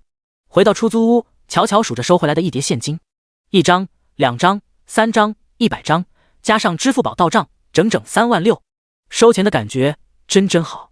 他高兴地看向商路：商路，我运气怎么这么好？一个晚上卖3万多块钱，简直不敢相信。商仲博，你以后运气还会更好的。乔乔拿着钱又道：“我什么时候开始运气变这么好了？难道是要转运了吗？”商路起身，我去洗澡。终于从闹哄哄又脏兮兮的夜市荡回来了。比起那个地方，这简陋干净的出租屋似乎瞬间舒服多了。但他还是想念他的大庄园、大别墅。这个炎热的夏天，要是能在他宽敞干净的游泳池游上一圈，那该有多爽！洗完澡出来，商路收到秦森发来的微信：“商路，我感觉乔乔也一般般嘛。虽然她长得又高又漂亮，但她身份也太普通了吧，根本配不上你。”秦森说的是事实。商路没有反驳，却发了一条微信过去：“他跟别人不一样。”秦森有什么不一样啊？他身份太普通了，根本不及那些名媛千金。也不知道董事长是怎么想的，非要让你娶她。商路，你也太冤了。商路，话那么多，你是嫌活干的太少了？那头的秦森不再说话了。这男人明显就是在护短。第二日是周一，乔乔和商路一起下楼，都准备去上班。乔乔一如既往骑着个小电瓶车，他看了商路一眼：“要我顺路载你去地铁口吗？”“不用，我走几步。”小陈的车还在对面等他。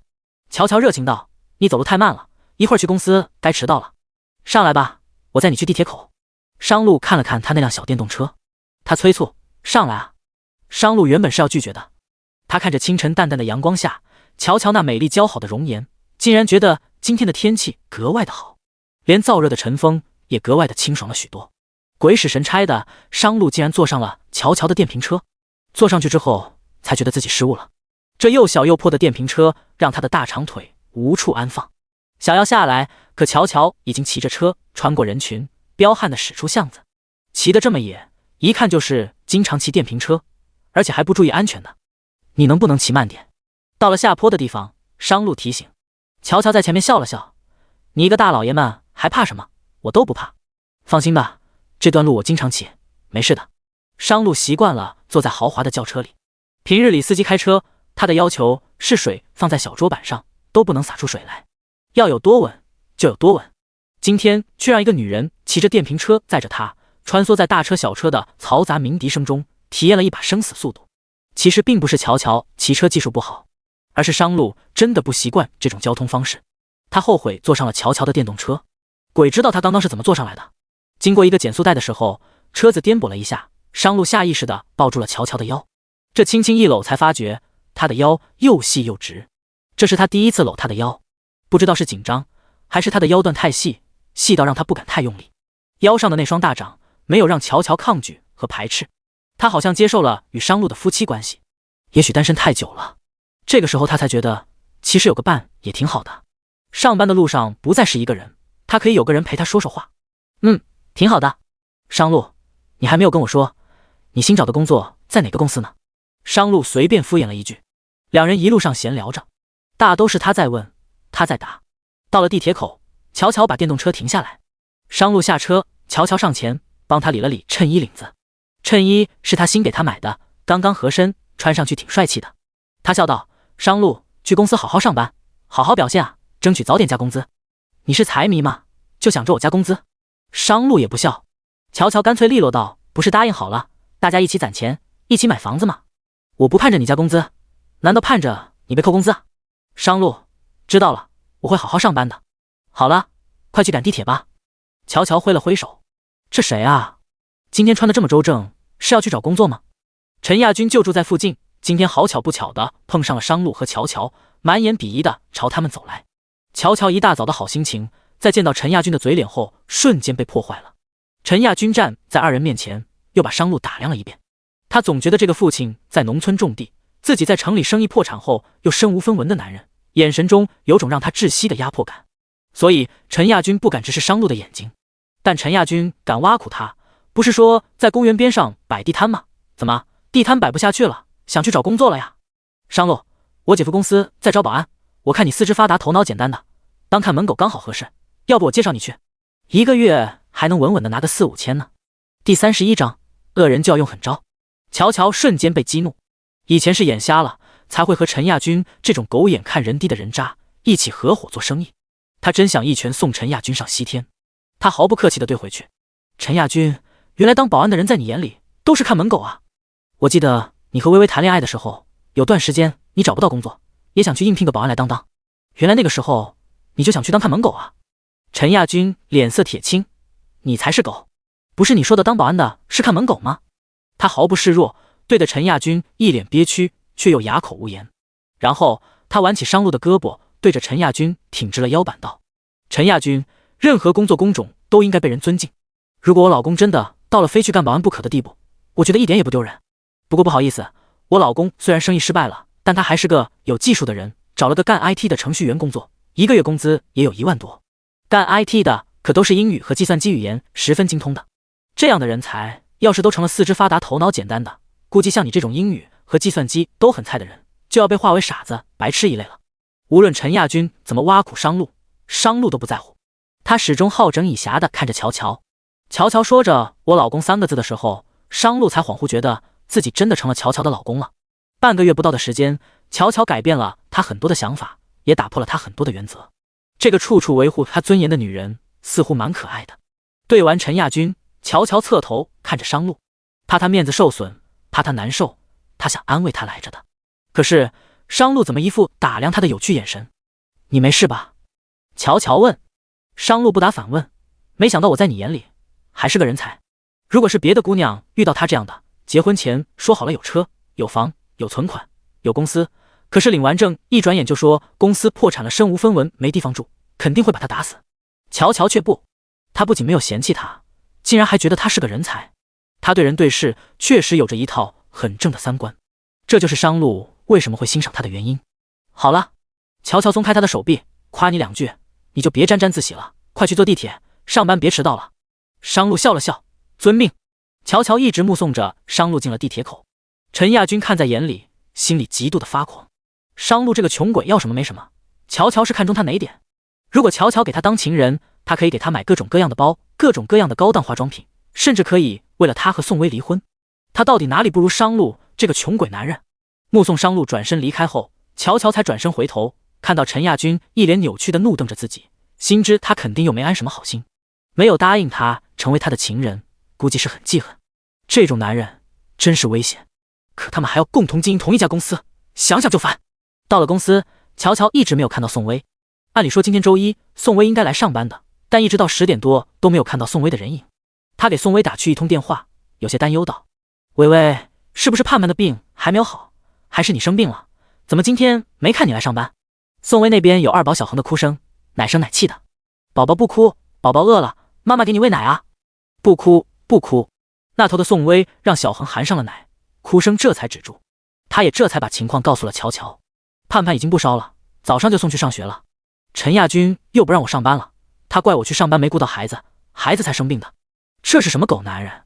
他怎么不说他也没照顾到孩子呢？乔乔怒气上来。宋薇无可奈何，没办法，他好像跟他妈商量好的，他妈说腰痛，故意在那起不来床，不给我带孩子。我看他就是装的。乔乔气愤极了，他跳广场舞打麻将的时候怎么不说腰痛，一带孩子就腰痛。唉，宋薇无奈地叹了一口气，这班我肯定是上不成了，除非找到靠谱的保姆。薇薇，你别叹气了，听说喂奶的时候心情不好，奶水质量也不好。我知道，我也想心情好，可是他的处境实在是太难了。在家带孩子照顾家庭，陈亚军要说他不思进取，跟个黄脸婆似的。等他去上班赚钱，陈亚军又要怪他没有照顾到家庭。无论怎么做都是他的错。嫁了这个样的男人，他怎么可能会有个好心情？但为了让孩子能吃到好奶，宋薇还真不敢那么郁闷。她强迫自己要调节好自己的心态。乔儿，你别担心我，找到靠谱的保姆就好了，一切都会好起来的。保姆的事，我帮你问问我公公，看看他在乡下有没有亲戚想来城里打工赚钱的。乡下人一般都很诚实靠谱。乔儿，那麻烦你了呀。你别跟我说这些客套话。乔儿，不跟你说了，我婆婆叫我。电话匆匆忙忙被挂断。乔乔想，宋薇那装病的奇葩婆婆，指不定又想着什么法子要折磨宋薇了。那头，宋薇一边奶着孩子，一边走到萧玉凤的房间门口。妈，你叫我什么事？萧玉凤躺在床上，哎呦，我起不来了，我想喝口水。薇薇，你帮我把水端来。装病的老太婆不帮她带孩子也就算了，还要她伺候她。妈，你真的腰疼吗？宋薇心里愤怒得很。萧玉凤立即凶起来，你这是说的什么话？我还能装病吗？我腰疼就是腰疼，怎么让你端杯水都不乐意？你还有没有一个当儿媳妇该有的样子？我这只是腰疼，我要真是生个什么大病，你是不是得咒我早死？我有你说的那么恶毒吗？倒打一耙，似乎是萧玉凤和陈亚军母子俩的通病。宋薇被说的一肚子窝着火。你没有吗？我尿酸高，腰疼、腿疼是医生都开过证明的，你却怀疑我装病。宋薇憋着火去给萧玉凤倒了一杯水。不是尿酸高、腰疼、腿疼，装病不给她带孩子吗？好，他有的是办法治萧玉凤。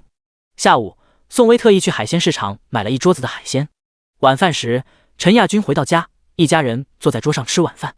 今天怎么这么多海鲜？陈亚军问。宋薇克制着怒意，故意道：老公，你不是最爱吃海鲜，念叨着好久都没有吃海鲜了吗？我特意给你买的。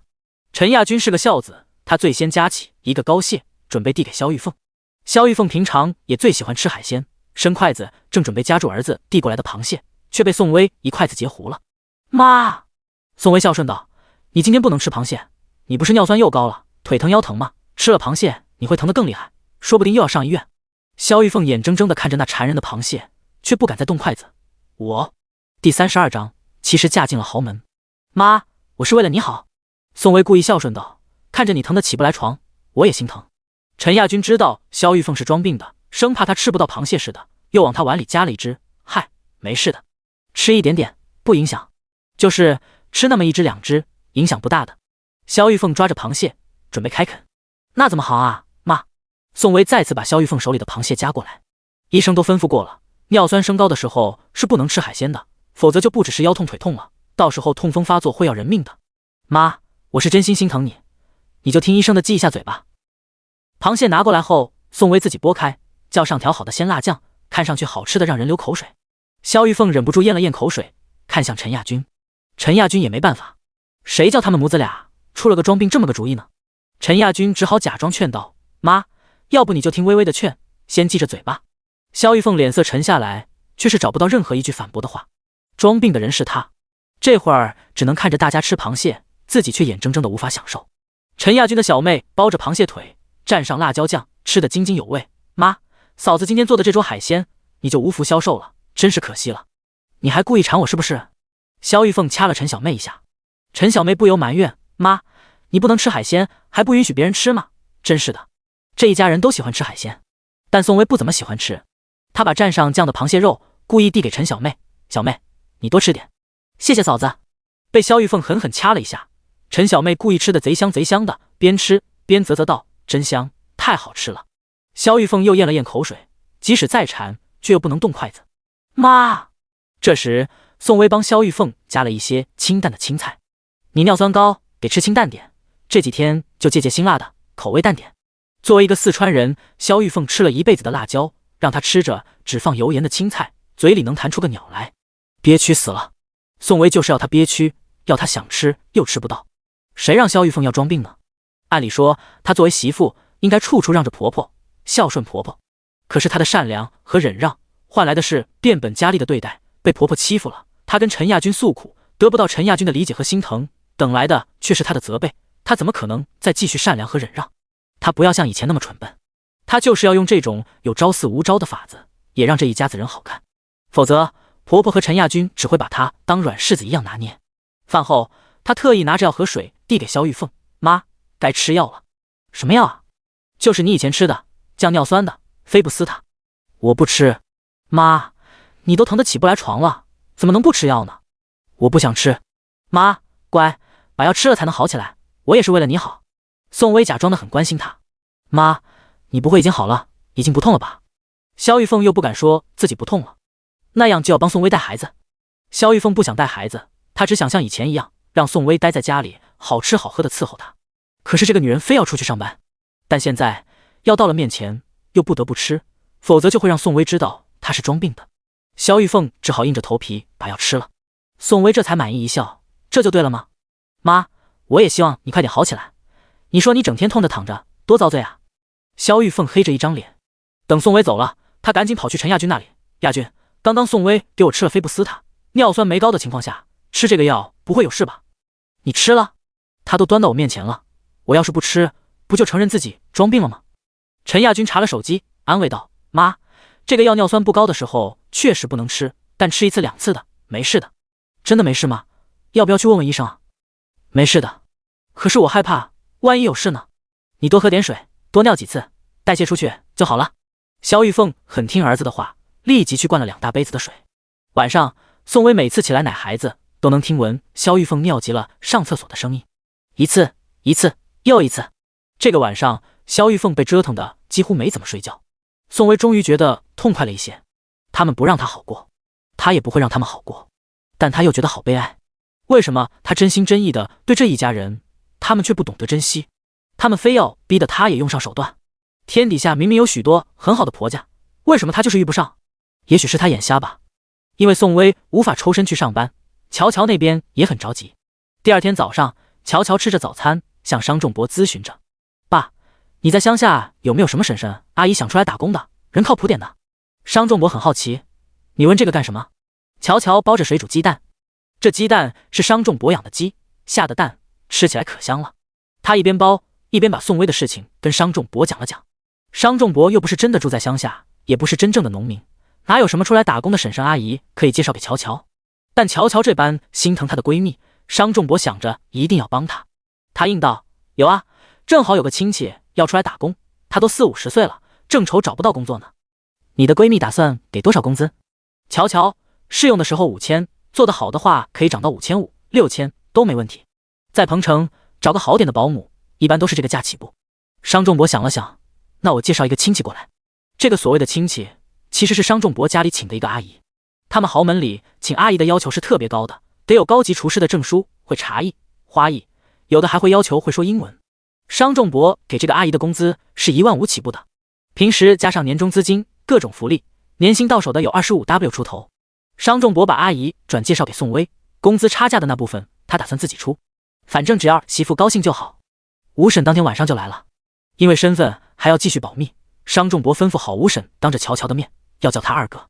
跟董事长攀成亲戚，吴婶受宠若惊，尤其是看到商路还要喊他一声婶婶时，吴婶更加忐忑不安。而且吴婶十分不明白，董事长为什么要叫商路娶一个白天上班、晚上兼职摆地摊的普通女人为妻。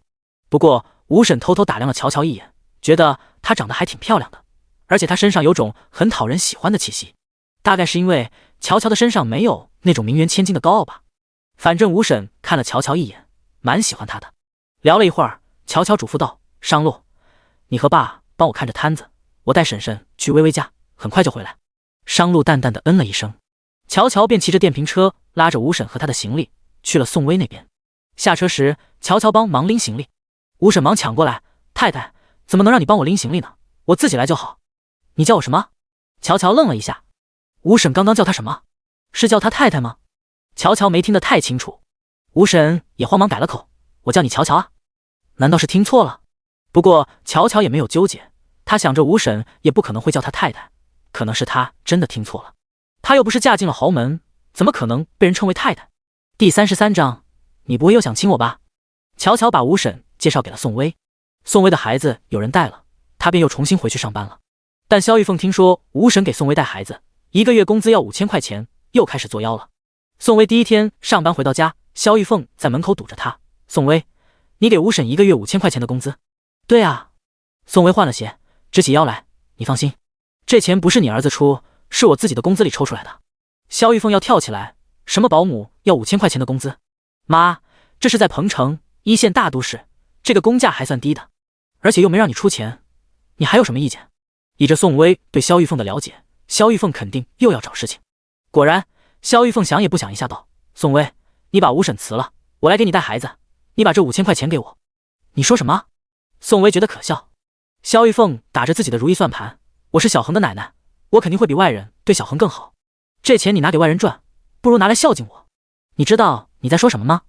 简直不可理喻。”萧玉凤一点也不觉得自己有什么不妥。他又道：“我说错了吗？你和陈亚军赚的钱本来也就都应该拿来孝敬我，干嘛要给一个什么也不会做的保姆赚？这种话你也好意思说出口？”宋薇再次刷新了对萧玉凤的认知，他可笑道：“我让你帮我带孩子的时候，你不是说腰疼腿疼，就是头疼。现在看到我给吴婶1个月5000块钱的工资，眼馋了，你就想自己带，自己赚这份钱了。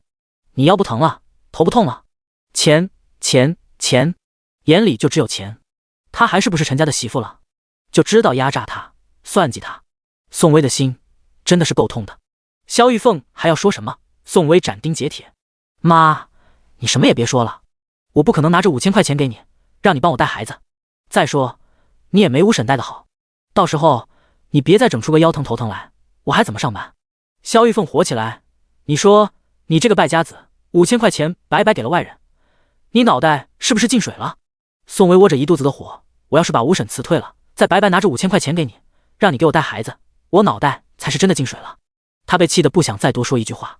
回到吴婶的房间，看到吴婶一脸尴尬，宋薇皱了皱眉：“吴婶，抱歉，你刚刚来就让你听到这些。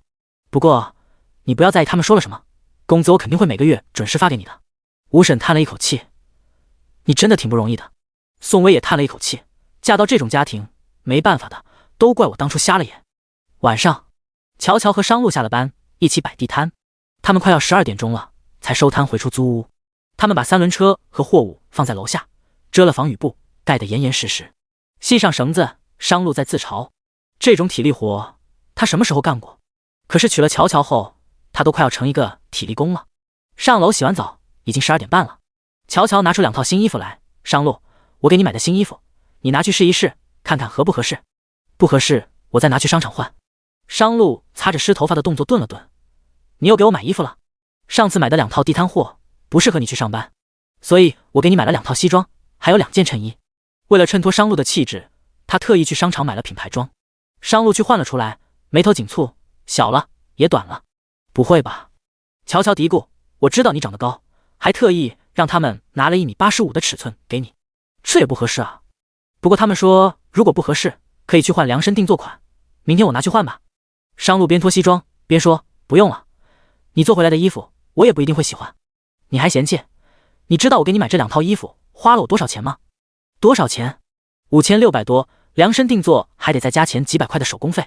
我自己从来没有买过超过500的衣服，这么贵的衣服你还敢嫌弃呢？5000多的衣服对商路来说可能根本不算什么，但听他说他从来没有买过超过500的衣服，却给他买5000多的，商路看他的眼神忽然柔了许多。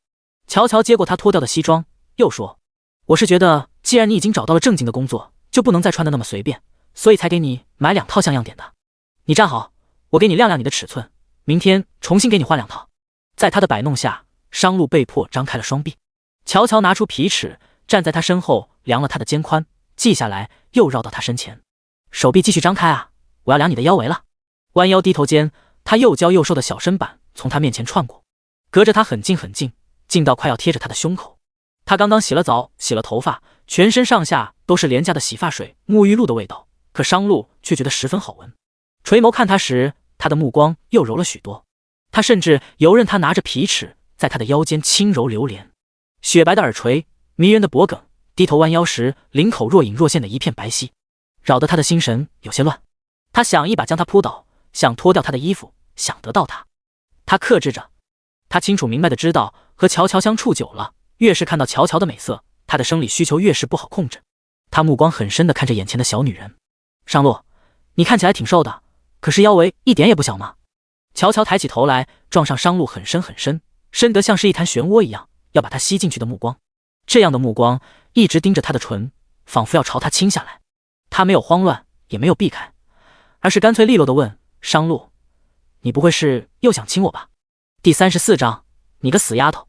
商路确实是很想亲乔乔，但是这种想法被乔乔看穿后，他有种很不自在的感觉。当初说婚后不会跟他睡在一起的人是他，现却被啪啪啪打脸了。他很讨厌这种感觉。跟乔乔登记结婚，这才刚好13天，13天而已，他的定力竟然要被乔乔打破了吗？不，这不是真的，肯定是他单身太久了，太缺女人了，仅此而已。他克制着自己，冷静又坦诚地对乔乔道：“刚刚我确实是想亲你，但是那是一个单身了32年又血气方刚的男人正常的一种生理需求，并且你长得确实也很漂亮，又让我不讨厌，我对你有生理渴望也是正常的事情。如果没有，那我就真的很不正常了。不过那仅仅是生理上的需求，我对你并非有别的意思。”他也不否认自己的生理渴望。乔乔俏皮一笑：“你倒是挺坦诚的，我不否认你的魅力，谢谢，但你的魅力还无法瓦解我的定力。明明刚刚还挺绅士的，怎么下一秒就踩了他一脚？”他皱眉：“你到底是夸我还是损我？你觉得呢？”商路反问：“你希望我保持定力，还是希望我的定力被你瓦解？当然是前者，那不就对了。谢谢你的坦诚，不过我要睡觉了。乔乔把商路脱下来的不合适的西装叠整齐，放进袋子里。爸今天搬到楼上的单间了，你是不是应该去睡客厅的沙发了？说话间，他把商路的空调被抱给他。商路还没意识到老头子搬到楼上的这件事情，他本来还打算今晚继续睡在房间的。被子被乔乔塞到怀抱里，商路迟疑了一下，今晚我就睡沙发。乔乔反问，不然呢？爸都已经搬出去了，难不成今天你还想跟我睡一个屋？刚刚可是你自己说的，你对我没有别的什么想法。刚好我也是这么想的，所以我们还是按照结婚当天约定的来，各睡各的。他轻轻把商路推了出去，然后关了门。看着关上去的门，商路怎么突然感觉自己有些狼狈呢？这个晚上，商路的睡眠质量依然不太好。他回味着乔乔给他量尺寸时，他靠他很近，手落在他腰间的那种感觉，那种感觉好像很特别。第二天，乔乔一早就去上班了，宋薇和陈亚军却迟迟没到公司，两个人的电话也一直打不通。莫非这两个人昨晚吵架了？怕自己的姐妹受欺负，乔乔一个早上一直在给宋薇打电话，终于通了。乔儿，有急事吗？你一直打电话？你和陈亚俊怎么都没来上班？你们没吵架吧？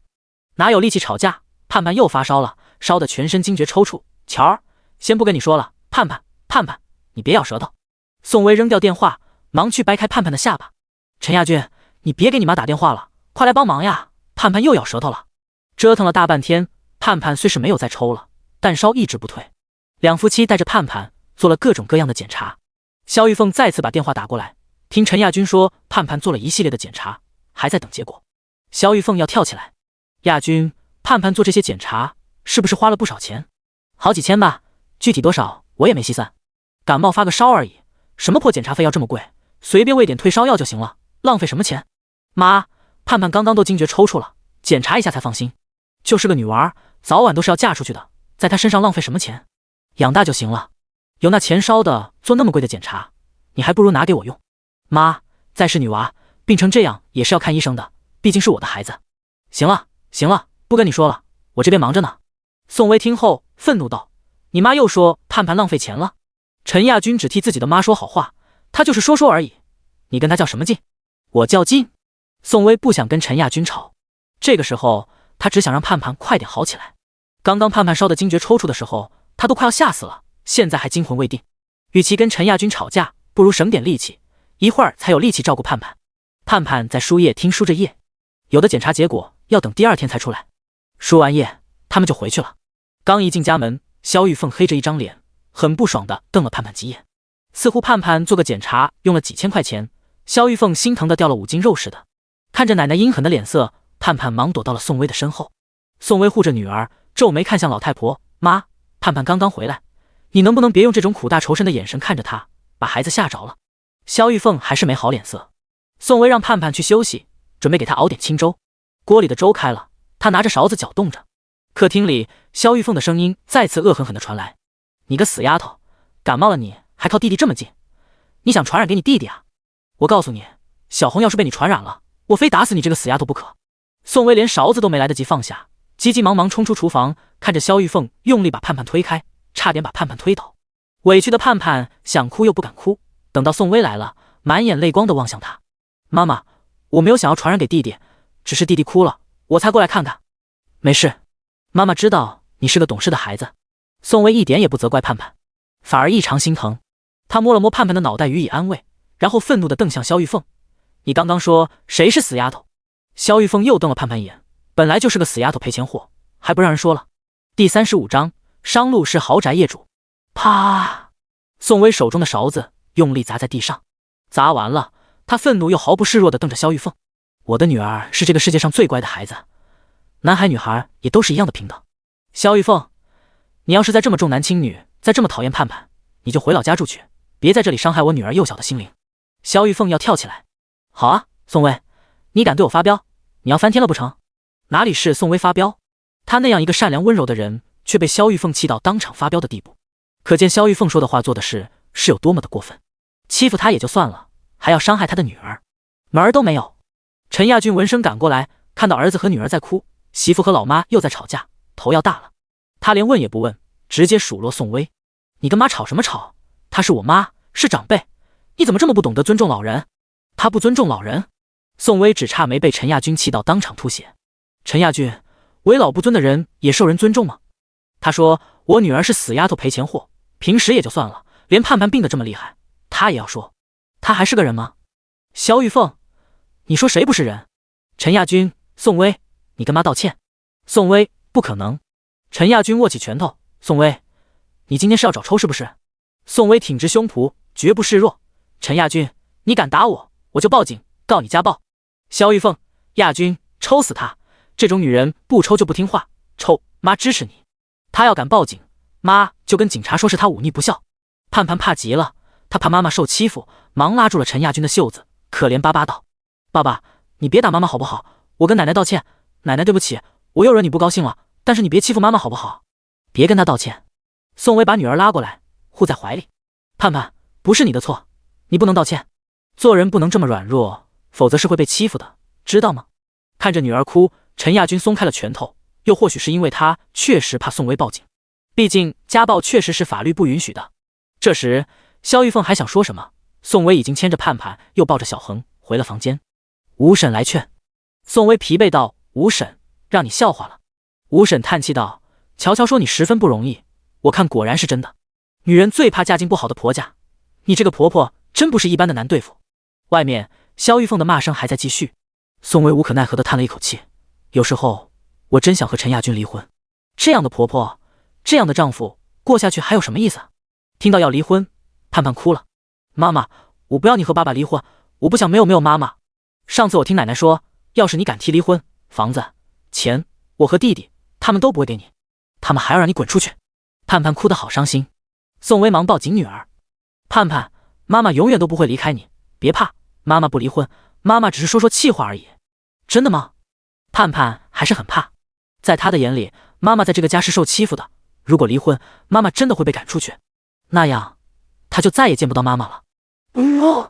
盼盼哭得好伤心，哭得宋薇的心都要碎了。这天晚上，盼盼一直发高烧，久烧不退。第二天一早，宋薇和陈亚军带着盼盼去了医院。车子开在路上，陈亚军又要让宋薇向萧玉凤道歉，不想在女儿面前吵架。宋薇克制着所有的怒气，但也态度坚决。我不会道歉的。宋薇，你怎么如此大逆不道？陈亚军，你女儿还发着烧，烧了一个晚上，都快烧虚脱了，你能不能照顾一下她的心情？盼盼虚弱道：爸爸，我好难受，你们可不可以别吵了？看着女儿确实烧得奄奄一息，陈亚军这才没提让宋薇道歉的事情。到了医院，医生看着盼盼的各种检查报告，表情很沉重。宋薇全身的神经高度紧张起来。医生，我女儿没事吧？医生，小朋友高烧不退是因为器官病变引起的，不是普通的感冒发烧，需要做手术。闻言，宋薇全身发软，站都站不稳。她忙扶住陈亚军。各种咨询下来，医生说盼盼的手术虽是个小手术，但这种病比较罕见。目前为止，全世界仅有3例病例，十分考验医生的技术和经验。如果不做手术，就要面临生命危险。可国内还没有哪个医生做过这样的手术。宋薇吓得面色惨白。医生，那我女儿怎么办？不做手术就没救了吗？医生，我们医院不敢给你女儿做手术，因为手术有很大的风险，我们只能保守治疗，或者建议你转院。宋薇不甘，又带着盼盼到各大医院辗转问诊，结果和第一个医生说的一模一样。连续几天，盼盼高烧不退，烧得人迷迷糊糊，一直躺在病床上。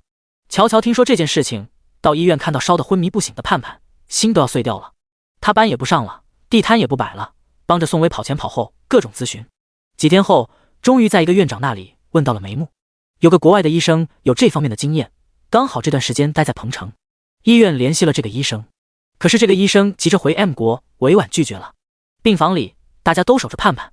乔乔建议，这上面不是还有这个医生住的地址吗？要不我们去这个地址找找他。宋薇担忧，能找得到吗？不找怎么知道呢？我去找找。说着，乔乔拎包起身，准备行动。乔乔，我跟你一起去。陈亚军也希望快点找到这个国外的医生，才能救自己的女儿。反感地看了陈亚军一眼，乔乔拒绝，我不跟你一起去，我自己就能搞定。一是讨厌陈亚军，二是他和陈亚军单独在一起，总觉得会让宋薇难过。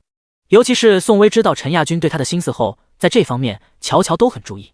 宋薇却劝道：乔儿，你让陈亚军跟你一起去，他是孩子爸爸，他也应该出力。我留下来守着盼盼，我怕盼盼醒过来看不到妈妈会害怕，要不然我也跟你一起去请这个医生了。为了盼盼，乔乔勉强他和陈亚军一起去了外国医生所住的地方汉京九龙台。到了这个地方，乔乔才知道这里是鹏城最贵的豪宅小区，并且还是鹏城顶级的豪宅标杆，1平方30万的均价，全是别墅，一栋房子至少上亿起步。住在这里的业主身价得有多高，才买得起豪宅中的标杆别墅？还没有进到小区的正门，只是在外围的岗亭，陈亚军和乔乔被保安一起拦了下。保安倒是很有素质，拦下他们后十分礼貌：“先生、女士，你们不是这里的业主，不能进去，麻烦你们离开这里。”陈亚军不爽反问：“你怎么知道我不是这里的业主？”“我只是忘记带门禁卡了。”帅气高大的保安小哥绅士地笑了笑：“先生，我们这里是不需要门禁卡的，业主都是刷脸进入的。在您进入小区500米范围，就有 AI 系统360度自动识别您的身份，就连业主家的保姆、佣人以及宠物，我们的系统也能自动识别出他们的身份。您是不是这里的业主，我们一目了然。麻烦您赶紧离开这里，谢谢配合。”陈亚军像哑巴一样不敢再吱声了，他的身份一下子矮了许多结实的，尤其是那一辆又一辆顶级豪车从身前驶进驶出，让陈亚军更觉自卑。陈亚军何曾见过这种阵仗？但为找到那个医生救他女儿，陈亚军也顾不得那么多了。他凶道：“你的 AI 系统坏了，没有识别出我的业主身份，赶紧开门，我要回家。”保安先生，您还是自觉一点，自己离开吧，别在这里闹事，否则等会儿难堪的也是您自己。陈亚军要跟人干仗似的，你瞧不起谁呢？我就是这里的业主，一会儿我让你丢工作，你信不信？陈亚军乔乔拉住让他很丢脸的男人：“别闹事了，我们再想别的办法吧。”这时一阵黑色的劳斯莱斯幻影缓缓驶过，车上坐着一脸严肃冰冷的商路。第36章，我要离婚。商路出现在这里的原因是他是这里的业主，这里上亿起步的豪宅只是他众多房产置业的其中一处，更确切的来说，整个豪宅小区背后的开发商只是他们商事集团投资产业的冰山一角。这次他是回来拿点东西的。坐在车上，他看到了被保安人员驱逐的乔乔，此时乔乔显得有些狼狈。都怪陈亚军，陈亚军明明不是这里的业主，非要和保安耍横，还想跟人家干架，现在被人扔出来了吧，丢脸。司机小陈把车子继续往里面开，商路忙吩咐停车。下了车，商路给管家打了个电话，然后大步走向乔乔。此时此刻，陈亚军和乔乔都被赶出了小区的门口范围外。商路走过去时，看到乔乔一脸沮丧地站在树荫下，陈亚军则依旧在那里骂骂咧咧。乔乔，商路走到了树荫下。商路，乔乔抬头：“你怎么在这里？”商路反感地看了一眼陈亚军，不答反问：“你怎么和他在一起？来这里有事？”这个狗男人打过乔乔的主意。商路很讨厌陈亚军，乔乔也很讨厌陈亚军，尤其是陈亚军刚刚跟别人耍横，后面看别人人多势众，又不得不认怂的怂样，简直不像个男人。要不是陈亚军，说不定他已经混进去了，只会拖后腿。我也不想跟他一起来。乔乔反感地看了一眼陈亚军，然后把给盼盼请医生的事情告诉了商路。商路皱眉，考虑了片刻：“你们要找的医生叫什么名字？我认识一些医生朋友，或许能够帮上忙。”乔乔急切道：“叫史密斯。”商路，你问问你的医生朋友认不认识他，看看能不能出面说说好话，请史密斯给盼盼做手术。陈亚军嘲笑道：“商路，你问那么多干嘛？搞得好像你能请得动这个史密斯医生似的。你以为你有多大的本事，什么事都能多管呀？”商路不想管闲事，陈亚军的事情他更不打算帮忙。虽然盼盼是陈亚军的女儿，但她只是个无辜的孩子。商路也听乔乔说起过，盼盼才6岁，正是天真烂漫的年纪，长得特别乖巧可爱，也特别懂事。陈亚军确实让人讨厌，可这并不影响他对一个小女孩的同情，而且这个小女孩又让乔乔如此忧心，他也不能眼见着一个无辜可怜的小女孩如此危在旦夕。他冷冷地看了一眼陈亚军：“你有本事，你来联系史密斯。”显然陈亚军是没本事联系史密斯的，他进不了汉京九龙台的小区门，连史密斯的面都见不上，就更别说请史密斯医生出诊了。所以面对商路的话，陈亚军哑口无言。商路冷冷地瞥了陈亚军一眼：“既然你不行，那就闭嘴。”陈亚军总感觉商路的身上有股无形的压迫感，压迫的他不敢喘大气。好奇怪，明明就是个破产了身无分文的失败者，哪里来的这种气场？请不到史密斯医生，陈亚军不敢再吱声了。心系着盼盼安危的乔乔催促了一声：“商路，别理他了，你快打电话问问吧。别担心，我现在就打。商路也希望盼盼快点好起来，忙走到一边打了个电话。三言两语间，事情搞定了。他朝乔乔走了回去。史密斯医生答应了，1个小时后他会去医院看看盼盼的情况，然后再制定手术计划。真的假的？商路，你好像是万能的一样，既认识当律师的，又认识医生，你怎么这么厉害？乔乔打量着商路，他哪里像是破产了、身无分文的人，明明就像个社会关系很牛的牛人吗？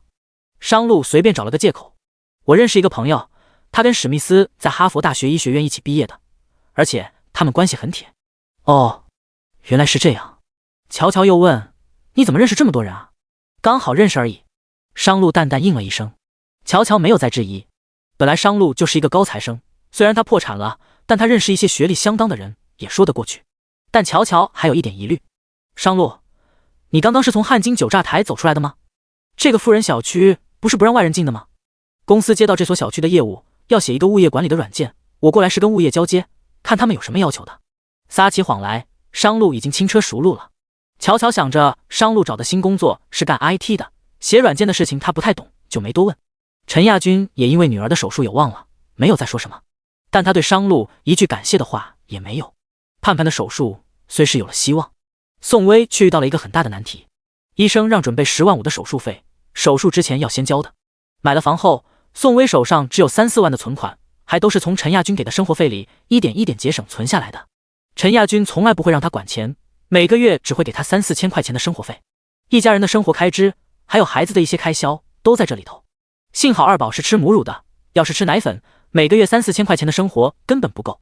要交手术费了，宋薇只能问陈亚军要。陈亚军，你去把女儿的手术费交了，医院好安排手术。史密斯医生做完手术也要急着回 M 国，时间不等人的。我哪里来的那么多的钱？你怎么会没钱？宋薇不相信，公司每个月有3、4万的分红吧？你每个月只给了我3、4千的生活费，怎么可能余不下钱？陈亚军提高了声音，我在外面不用应酬吗？请客户吃饭，人情往来，不需要用钱吗？那也不可能全花完吧。我们买房子买得早，月供只要5000多块钱。除了这些，你就算要应酬，还能剩下1、2万吧。再不济也有1万吧。你怎么能全部把它花完？宋薇只是多问了几句，陈亚军就要跳起来。宋薇，我自己挣的钱，我想花就花，你有什么资格过问？这些年，陈亚军就是这样的态度，宋薇才没有掌握家里的财政大权。要不是盼盼手术需要钱，宋薇根本不会问。她没有上班，问男人要钱本就是一件很艰难的事情。可她要带孩子，她没办法去赚钱。她早应该听乔乔的劝，别那么快生2胎，盼盼上幼儿园时就该出去工作赚钱的。可眼下不是后悔这些的时候，也不是和陈亚军吵架的时候。那你说怎么办？盼盼手术急需要钱，要不你去问问你妈，看看她有没有钱，或者问问你大姐，你怎么不去问你娘家借钱？我妈养我们姊妹几个那么不容易，我这个当儿子的成家立业了，怎么还好意思向她伸手要钱？我是让你借，不是要借你去找你娘家借。陈亚军，盼盼是你亲生女儿，你愿意看着她等死吗？你话怎么说的这么难听？你娘家不是有钱吗？放着有钱的娘家不去借，你问我一个连退休工资都没的妈要钱，你好意思吗？宋薇费都被气炸了。这个狗男人不仅粉碎了他对婚姻的所有幻想，还让他见识到了人世间最丑陋、最自私的人性。和这种人格有问题的男人，有什么好理论的？他不想和陈亚军吵，吵下去只会气到自己，而且根本没有任何意义。眼下最重要的是要筹到钱给盼盼做手术。你不去借是吧？好，我自己想办法。等盼盼的病好了之后，我们就离婚。离婚？陈亚军嘲笑道。宋薇，你一个跟社会脱节了7年的黄脸婆，你哪来的勇气跟我离婚？宋薇屈辱地咬了咬牙，既然你这么嫌弃我，留着我干什么？离了，大家都解脱。陈亚军又嘲笑道。解脱了你想干嘛？还想再找第二春，再嫁男人吗？你自己照照镜子看一看，皮肤松弛，一脸斑，又是个跟我睡了千百回，还生了2个孩子的二手货。你跟我离了婚，哪个男人看得上你这个一脸苦相的二手烂货？第37章，温暖过他的心。二手烂货。屈辱像是一把尖锐的利刃，一刀一刀刮在宋薇的胸口。这个曾经甜言蜜语说是要疼她一辈子的男人，嫌弃她到如此地步，竟然说她是个二手烂货。她这哪里是嫁人，分明是跳进了火坑。她想要杀了这个男人，但杀人要偿命，她不会为了这个男人毁了自己一辈子。收起屈辱与愤怒，宋薇心灰意冷。这婚我离定了。盼盼后天手术，手术完我们就去民政局。已经痛得麻木了。宋薇对这段婚姻不再抱任何的希望，离婚的念头在他心里生了根。但眼下不是痛苦和伤春悲秋的时候，因为盼盼还在医院里等着交钱做手术。收起所有的失落、痛苦和无可奈何，宋薇开始想办法筹钱。她去上厕所的时候给乔乔打了电话，乔乔手上刚好有10万块钱的存款，接完电话后立即送到了医院。宋薇哽咽：“乔儿，这个钱我可能暂时没那么快还给你。”“没事，就盼盼更重要。”乔乔根本不在乎这些，他对宋薇如此在乎，那是因为当年宋薇温暖过他的心。那时候父母离婚不要他，他跟着苛刻而重男轻女的奶奶生活，经常吃不饱穿不暖。是宋薇经常给他好吃的，还把他的衣服拿给他穿。宋薇的父母也是很苛刻的人，如果知道宋薇把家里的好东西拿给他吃，被发现后宋薇是要挨一顿毒打的。可即便是挨了打，宋薇依然会偷偷的把最好的东西都拿给他。有一次宋家打牙祭杀了一只鸡，宋薇惦记着他好久都没有吃到油荤，特意用纸巾给他包了几块鸡肉。他躲在草垛子后面，肉还没来得及吃2口，就被宋妈妈发现了。宋妈妈拿着黄金条子，边骂边抽，抽的宋薇的手臂一道道血红的印子。“你个死丫头，家里人都不够吃肉，你还偷偷拿来给外人，打死你个死丫头！”“阿姨，你别打微微了，我不吃了。你以后我们微微远点，别跟我们微微玩。死丫头，你听见了吗？以后别跟乔乔这个没爹没妈的野孩子玩。竟知道偷家里的吃的用的补贴他，他是你祖宗还是你先人呀？妈妈，乔乔多可怜呀，没爸没妈，他在村里就只有我一个朋友了。你还嘴犟，下次再看到你跟他玩，打断你的腿。”从那以后，乔乔以为宋薇再也不会跟他玩了，但宋薇没有，他自己挨了打，还要偷偷跑回来安慰他，并且一直拿他当朋友。这样的情谊，乔乔是会记一辈子的。所以盼盼需要手术费，乔乔义无反顾地拿出了自己的10万存款。拿着卡，乔乔告诉了宋薇密码。宋薇眼眶泛红：“乔儿，真的很感谢你。这个时候连陈亚军都靠不住，可是你却把你全部的存款都借给了我。又说见外的话，快去交钱，交了钱赶紧让医生安排手术。你不想让盼盼早点好起来啊？”“我去交费了。”交完费后，宋薇让乔乔在医院帮他守着盼盼，因为他在医院守了好几天了，一直没洗澡，身上都要臭了。他得回去换身衣服，顺便拿些东西过来。陈亚军跟他吵完架后就走了，也不知道他去了哪里。到了家门口，宋薇听见了陈亚军和肖玉凤母子俩的聊天对话。“肖玉凤，亚军，宋薇这死婆娘要离就离，你有钱有房有车，还愁找不到年轻小姑娘。不过你1分钱也别分给她。”“陈亚军，放心，宋薇没胆量离婚的。她在家里带孩子待了7年，早就跟这个社会脱节了，她离不开我的。”“肖玉凤，万一她真要离婚呢？”“陈亚军，反正她捞不到1分好处。”“肖玉凤，房子、车子、钱1分别给她，2个孩子也别给她。本来我是不喜欢盼盼那个死丫头的，女娃没得用。不过将来盼盼长大了，还能给你赚一大笔彩礼钱，就勉强留在身边吧。反正现在上学都不用钱，养盼盼到初中就可以让她出去打工赚钱了。她打工赚的钱，到时候让她全部上交。”“陈亚军，知道了，妈，这些年我给你的钱，你都存着吧。”“肖玉凤，存着呢。你1个月给我1万，我没怎么用，全都存着，都存了50多万了。”“陈亚军，50多万，这么多啊？”“肖玉凤，妈还不是都给你存着的，将来都是要给你的。”“陈亚军，妈，这钱千万不能让宋薇知道了。盼盼手术费要15万，让宋薇自己去借。她不是很能干，要出去上班吗？就让她以后自己慢慢还。”“什么？”陈亚军这些年一直背着他，把钱都拿给了肖玉凤，难怪说没存下钱。门外的宋薇气愤极了。先不说陈亚军背着他把钱都给了肖玉凤的事情有多恶劣，盼盼急需要钱做手术，他有钱却捂着不给，非要逼他去外面借。万一借不到呢？岂不是耽误了盼盼的手术？那是陈亚军的亲生女儿呀，他怎么可以自私狠心到如此地步？宋薇被气得吐血3升，愤怒冲上头顶，什么理智也顾不得，忙要去开门找这两母子理论。但掏出钥匙时，他又找回了一丝丝的理智。这么冲进去，两母子肯定也不会把钱拿出来。硬碰硬，他是碰不过这卑鄙无耻的两母子的。那钱虽是陈亚军赚的，但如果没有他照顾着肖玉凤，照顾着2个孩子，打理着这个家，陈亚军怎么可能赚到这么多钱？而且陈亚军的创业基金还是他出的，这笔钱也有他的一份，他必须要把钱拿回来。进去以后，宋薇装作没听见这件事情，换了衣服拿了东西，又去了医院。医院里，宋薇把这件事情告诉了乔乔。要是有心脏病，乔乔肯定会被当场气死。这个世界上怎么有这么卑鄙无耻的人？萧玉凤和陈亚军母子俩简直就是垃圾中的垃圾。盼盼是陈亚军的亲女儿，是萧玉凤的亲孙女啊，他们怎么能如此见死不救？微微，本来想着两个孩子可怜，我不想劝你离婚的，但这种婆婆和男人留着干什么？离婚？盼盼好起来，你赶紧和陈亚军离婚，你的后半辈子千万不能再毁在这个狗男人的身上。我也想要离婚的，只要能让我带走两个孩子，哪怕让我净身出户，我也义无反顾。乔儿，但我为什么要便宜了陈亚军和萧玉凤母子呢？房子是我出的首付，创业基金也是我出的，我净身出户，他们却能继续过好有房有车有存款的好日子，我凭什么要便宜了他们？不能便宜了这对垃圾母子。乔乔赞同，微微，你说的对，房子和钱你都要拿回来，本来就是你的，不能便宜了这对狗母子。宋薇愁了，可是陈亚军和萧玉凤母子俩太不讲理了，我还不知道想什么办法对付他们。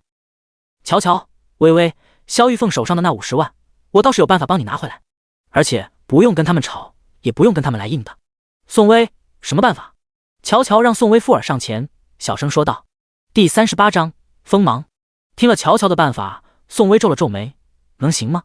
乔乔有8、9层的把握，试一试就知道了，只要你会演戏，别穿帮，他们肯定会着到的。乔儿，可是这样会不会太勾心斗角了？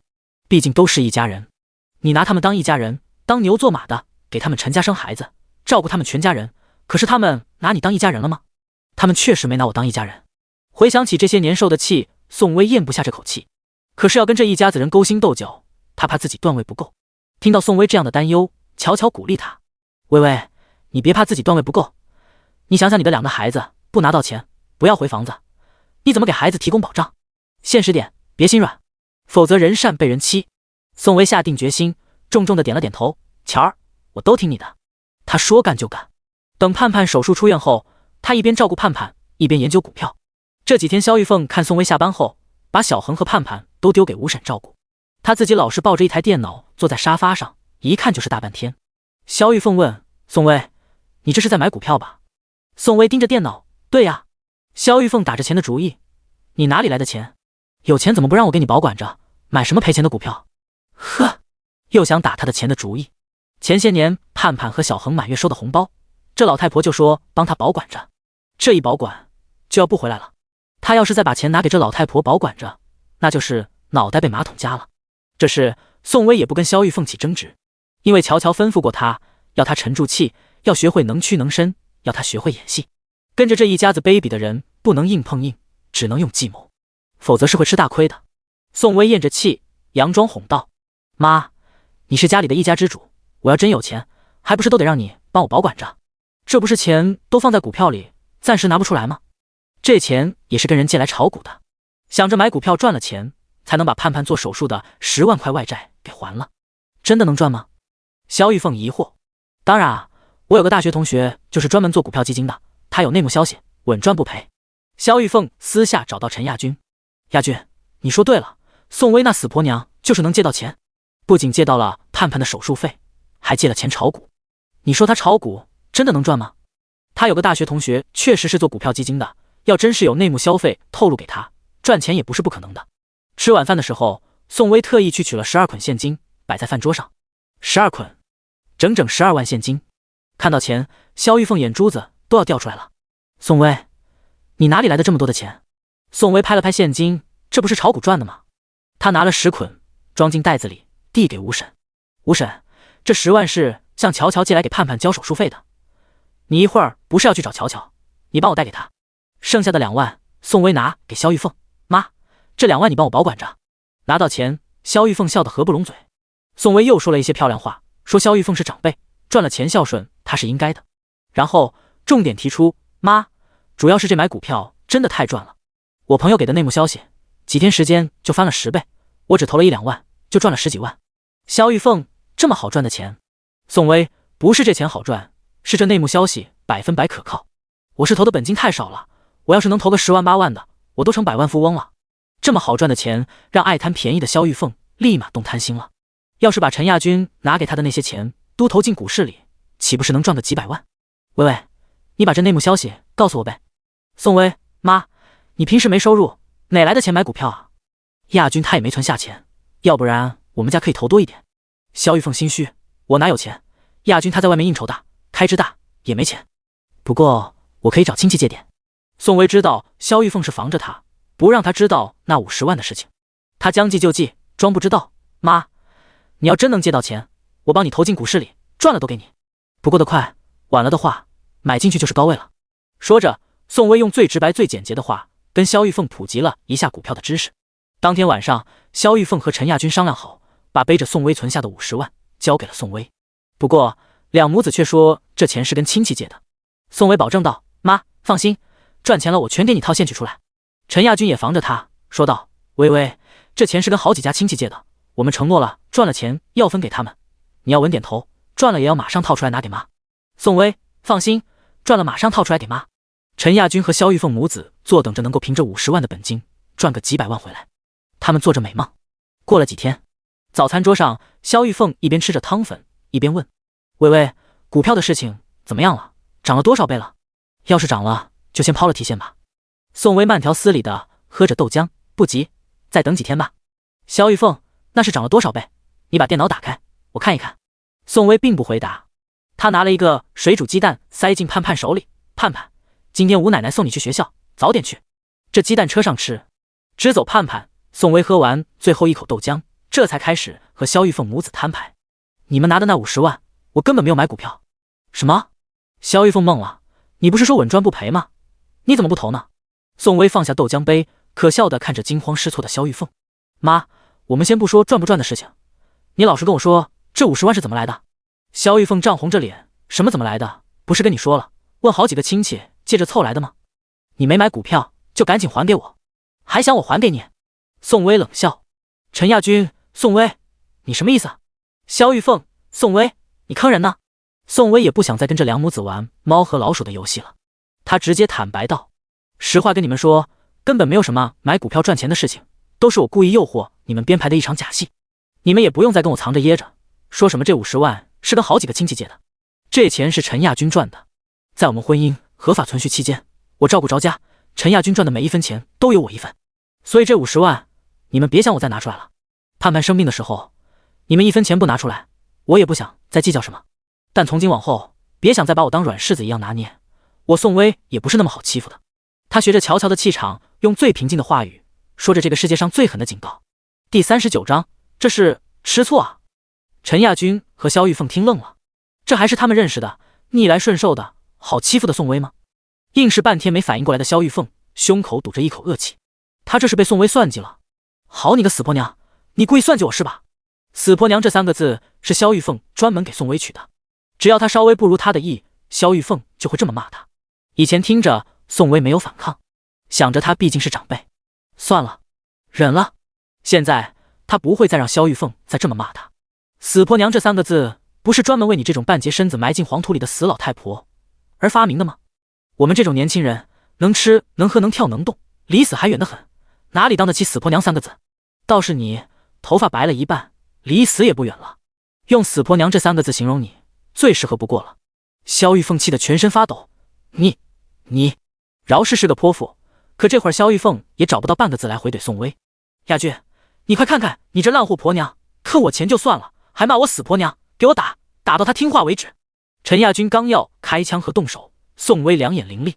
陈亚军，你好好看看，墙角装的是什么？陈亚军抬头恶狠狠道：你什么时候装的监控？你已经不止一次想打我了，不装监控，等着你家暴我吗？你要是敢打我，我就拿着视频去告你。宋薇看着恶狠狠的陈亚军，挺直了胸脯，以后他要保护自己，他再也不要畏惧。果然，握起拳头的陈亚军不敢有半点轻举妄动。要我不打你也可以，你骂了妈跟妈道歉，并且把我妈问亲戚借的50万还给他，让他把那些钱还给那些亲戚。陈亚军，他骂我死婆娘就行，就不允许我还嘴？你怎么这么双标？还有，你还跟我装呢？这钱本来就是你背着我拿给你妈的。盼盼生病急需手术费，你一分不给我，还背着我不让我知道这笔钱，你还好意思让我把钱拿出来？说罢，宋薇把两母子前几天说的那段对话播放出来，那是他偷偷录的。当时幸好他多留了一个心眼，录了那段话。听了后，陈亚军咬着后牙槽：宋薇，看不出来呢，还学会录音了。可是那又怎样？我赚的钱，我想给谁就给谁，你没资格管。宋薇毫不畏惧道：好啊，我没资格管，法律该有资格吧？你想要这50万，就去法院告我，看法院怎么判。反正他有证据。他是不想把时间耗在这卑鄙的两母子身上的。收了手机，他拎起包包，我该去上班了。你们母子俩慢慢联系律师，就算找了律师，律师也不会支持他们。所以宋薇走的时候，一脸胸有成竹与不屑一顾，可身后的萧玉凤却气得哭天喊地。50万，那是50万啊！他儿子拿钱给他，他攒了5年才攒齐的50万，本来就是背对着宋薇，不想拿给宋薇的，可到最后还是被宋薇轻飘飘的骗了过去。50万，那是要了萧玉凤的老命了。萧玉凤哭得捶胸顿足，亚军，你得把这钱给我要回来，不然你老娘就去跳楼。陈亚军一脸垂头丧气，妈，这钱要不回来的。宋薇说的没错，我们婚姻合法存续期间，这钱有他的份，告到法院上去，这钱也应该给他。真是小瞧了宋薇，竟然还有这一招。这一天，这两母子被气得早饭也没吃，尤其是萧玉凤，气得丢了半条命似的。可宋薇不把钱拿出来，他们又没有半点法子，只能认栽。这事不算完，萧玉凤后面又吵了几天，但都奈何不了态度坚决的宋薇。拿回了陈亚军背对着他给萧玉凤的这50万后，宋薇接下来就着手离婚的事情了。乔乔问他，薇薇，离婚的事情你下定决心了吗？宋薇很肯定，这婚够了足够的证据，我会跟这个狗男人离婚的。回去以后，乔乔把宋薇的事情跟商路说了说。说完，他问商路，你不是认识那个鹏城的风云人物骆大律师吗？你帮我再咨询一下他，看看宋薇打离婚官司，他的这种情况能不能要回房子。商路，骆律师从来不打离婚官司。乔乔，不是让他帮忙打这场离婚官司，是咨询一下。不过算了吧，骆大律师年收入上亿的大人物，肯定日理万机，也没空理这些跟他无关紧要的事情。商路抬眸，看他为了宋薇的事情愁着一张脸，他不由问，你对宋薇的事情怎么如此上心？当然啊，乔乔想也不想到，薇薇是我在这个世界上最亲最近的人，她的事情我肯定是要放在第一位的。商路不知哪里来的烦躁感，忽然冷着一张脸，他是你最亲最近的人，那我呢？第40章接吻是什么感觉？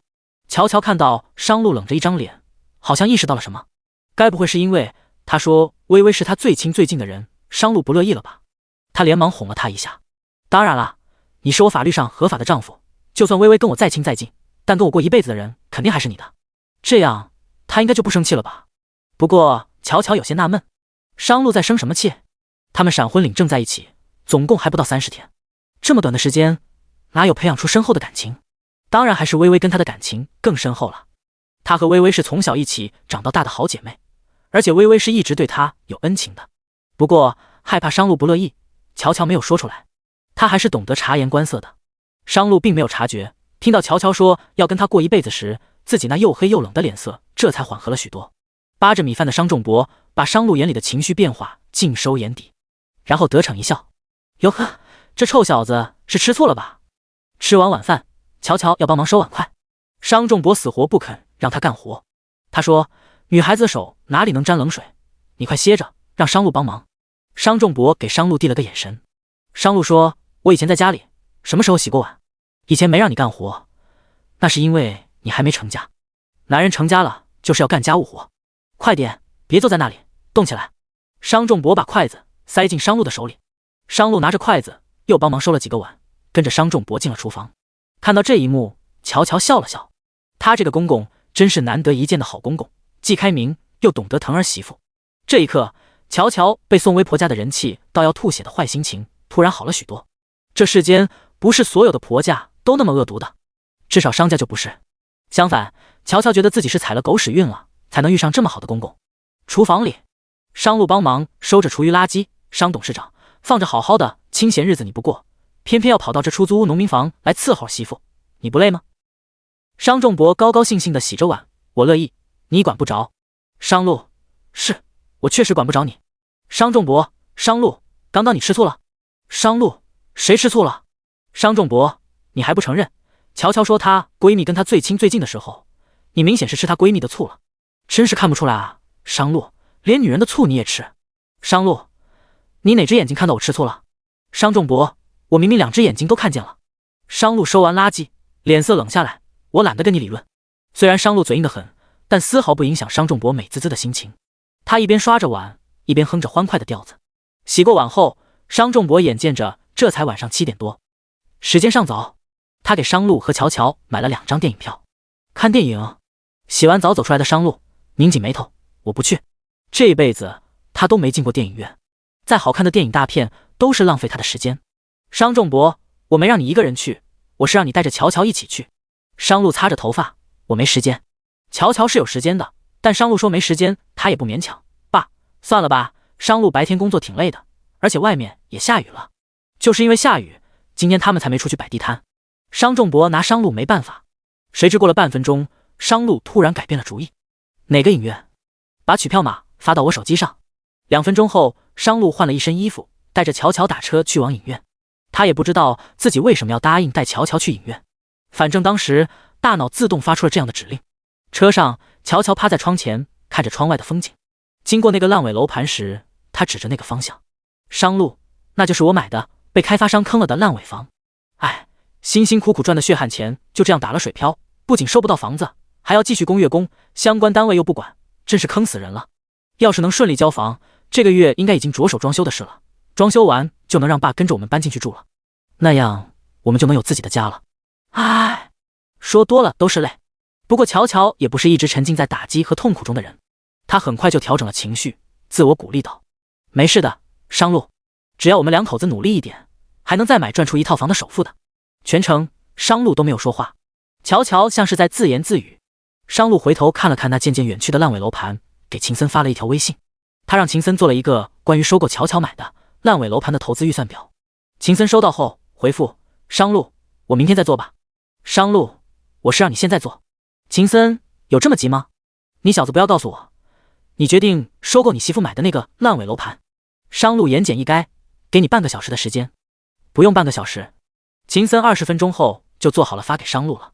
这时，商路和乔乔刚好到了影院外的自助取票机。取完票，商路看了看秦森发过来的报表，蹙着眉头。如果收购乔乔买的那个烂尾楼盘，他将要亏损近50个亿。50个亿对于商事财团来说只是一点小钱，但这么投进去还是有些不值得。虽然他确实是欣赏乔乔，但他真的没有欣赏到为乔乔狂掷金钱的地步。毕竟他首先还是个重利益的商人。秦森问商路，你要收购吗？商路，亏本的生意不做。商路，乔乔看他一直低头看手机，问他你在看什么？商路往乔乔的支付宝转了2万块钱，支付宝到账2万元整。乔乔闻声打开支付宝一看，一脸惊讶。商路，你转钱给我干什么？你哪里来的钱？这半个月我接了一个项目，写了个软件，发的项目奖金。你们 IT 行业的奖金这么多的吗？我只是普通的架构师，拿的奖金还算少的。要是项目经理，那都是几10万的奖金起步。你买的烂尾房不是还要供月供？拿去还月供吧。可是你上次才预支了1万5的工作给我，让你拿着你就拿着。理智的商路不愿意在乔乔身上亏损近50亿的项目投资，但让他拿出3万5万的，他还是愿意的。这对他来说就是一点钱渣渣，在乔乔心里却觉得他十分的有担当。看来他没嫁错。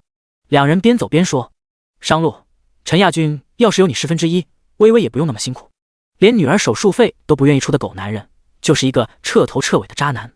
进了放映厅，2人坐下来看着电影。放映厅里播放的是一部爱情片，放到男女主接吻的时候，屏幕的灯光很暗，周遭黑漆漆的，气氛暧昧到极致。屏幕上只有接吻的画面，没有声音，安静极了。商路侧头看了看乔乔，出来之前他也洗过澡，身上的沐浴味的香味很明显，他又香又软的气息充斥在他的鼻尖，锁绕在他的心头。目光一点一点变柔。乔乔，接吻是什么感觉？什么？乔乔也侧头看他，但突然问我这个。上次他躺在地铺上就问过他这个问题，但他没有正面回答。商路今天不由自主的又变相问了一遍。问完后，他看着满头青丝逶迤身前的他，只觉今天的他清丽婉约，好看极了。他静静的等着他回答。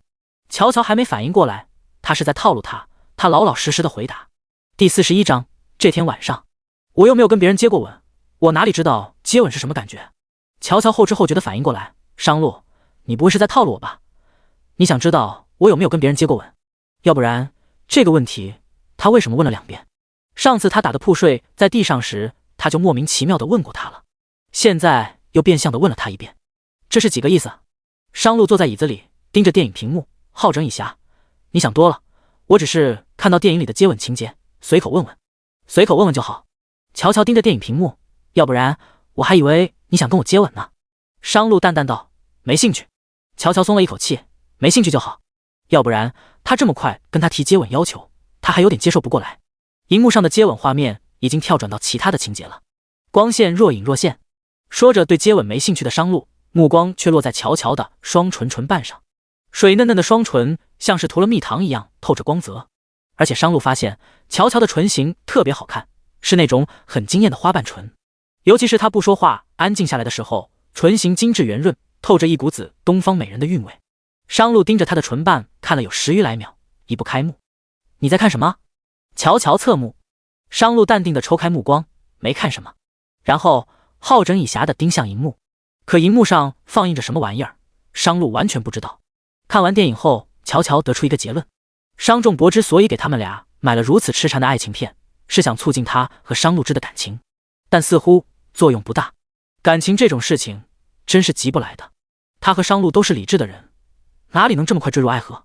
所以当回去以后，商仲博问他们看完电影感觉怎么样，他们俩都说不怎么样时，商仲博有少许失落。乔乔刚想说什么，电话来了，是老家的村长打来的。接完电话，他整个人呆呆地站在那里，肩膀耷拉下来，一下子失去了生气。商仲博忙问乔乔，谁电话啊？发生什么事了？你怎么突然这么难过？乔乔的声音小了许多，老家的姑奶奶过世了，几个儿子因为赡养她的事情吵来吵去，都不想养她。姑奶奶可能是太伤心了，所以上吊走了。虽然不是我的亲人，但姑奶奶对我有救命之恩，我明天一早得赶回去奔丧。气氛一下子变得沉重起来。生死轮回就是在这花开花落的瞬间，有人生就有人死，十分正常。可乔乔讲起姑奶奶的事情时，连商路和商仲博也觉得惋惜。商仲博问乔乔，你必须要回去奔丧吗？回乡下会不会太远了？乔乔很坚定，我必须回去的。小时候有次我感冒发烧，烧的都抽搐了，我奶奶怕去医院花钱，随便给我吃了点过期的感冒药，越吃越严重。那一次我差点死，是一瘸一拐的姑奶奶背着我去了乡上的卫生院，医生说要是再晚送一步我就没命了。都说滴水之恩应当涌泉相报，更何况是救命之恩，所以我必须回去一趟。他揪着心，那么善良的姑奶奶，他明明每个月都有寄一些钱回农村，让村长拿给姑奶奶的儿子，吩咐他们要好好照顾姑奶奶的，怎么就上吊了？乔乔把这些事情告诉了商路，商路他不知道该怎么安慰他，要不你就回去一趟吧，我帮你租一辆车。商仲博不同意，这怎么行？要回去也是你陪乔乔一起回去，你怎么能让他一个人往老家跑？一路上舟车劳顿的，你得跟着照顾乔乔才行。你不知道我有多忙。商路看向商仲博，商仲博，再忙的事情，能有你媳妇的事重要。再说明天是周末。商路，我没时间，明天公司要求加班。乔乔，爸，你别强迫商路了，他刚刚找到新工作，也不好刚入职就请假，我自己回去就行了。什么新工作？上不上班还不是商路自己说了算。次日，乔乔和宋薇一起从公司出发，因为顾奶奶也是宋薇的表奶奶，所以宋薇带着孩子一起回去。思前想后的商路最终还是决定和乔乔一起回去，他大概是不放心吧。看到商路拎着包赶过来，乔乔诧异，商路，你不是去公司加班了吗？商路，我租了车跟你一起回去，顺便见见你在乡下的亲戚。乔乔心底里是感激的。一行人这就出发，去往500多公里外的农村。抵达的时候天已经黑了，他们匆匆吃了晚饭。乔乔家的老房子是那种阁楼的瓦房，他出来打工早，奶奶也过世的早，妈妈改嫁走了，爸爸也在外面有了新的家室，房子9年不住人，都快塌了，所以不能再住人。商路本是想在附近找个差不多的酒店住，但穷乡僻壤，别说酒店，连个招待所都没有，他们只能住宋薇的老家。宋薇老家是平房，空了一间房出来。前段时间宋薇听说乔乔和商路还没有同房，她特意只抱了一床被子在床上。乔乔看了，把她拉到旁边问，薇薇，你家没有多余的被子让商路打地铺吗？宋薇故意说农村哪有多余的被子。乔乔又问，要不你让商路去睡别的房间，反正是夏天，不用盖被子也行。宋薇故意又说，倒是还有一间空房，但你也看见了，那间房只有空床架，连床板都没有，你让商路怎么睡？而且这大夏天的，就这间房有空调，你不能让商路热死吧？你又不是不知道广东的夏天能热死个人。虽然乔乔和商路挤过一间房，但都是商路睡地铺，他睡床。他还没有和商路同睡过一张床。他又问吴婶睡哪里？要不商路自己睡，我和吴婶睡。宋威忙说，我家几间房你又不是不知道，吴婶，我还有盼盼和弟弟4个人一起挤一张床，哪里还挤得下你？你就将就一晚，和商路睡吧。乔乔，宋威，再说了，你们是2口子，睡一张床又怎么了？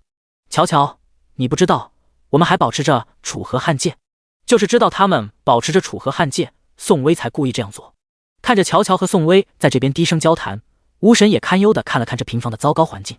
吴婶是商仲伯请的阿姨，会英文，会茶艺花艺，还会烹饪，而且还考了高级营养师的证书。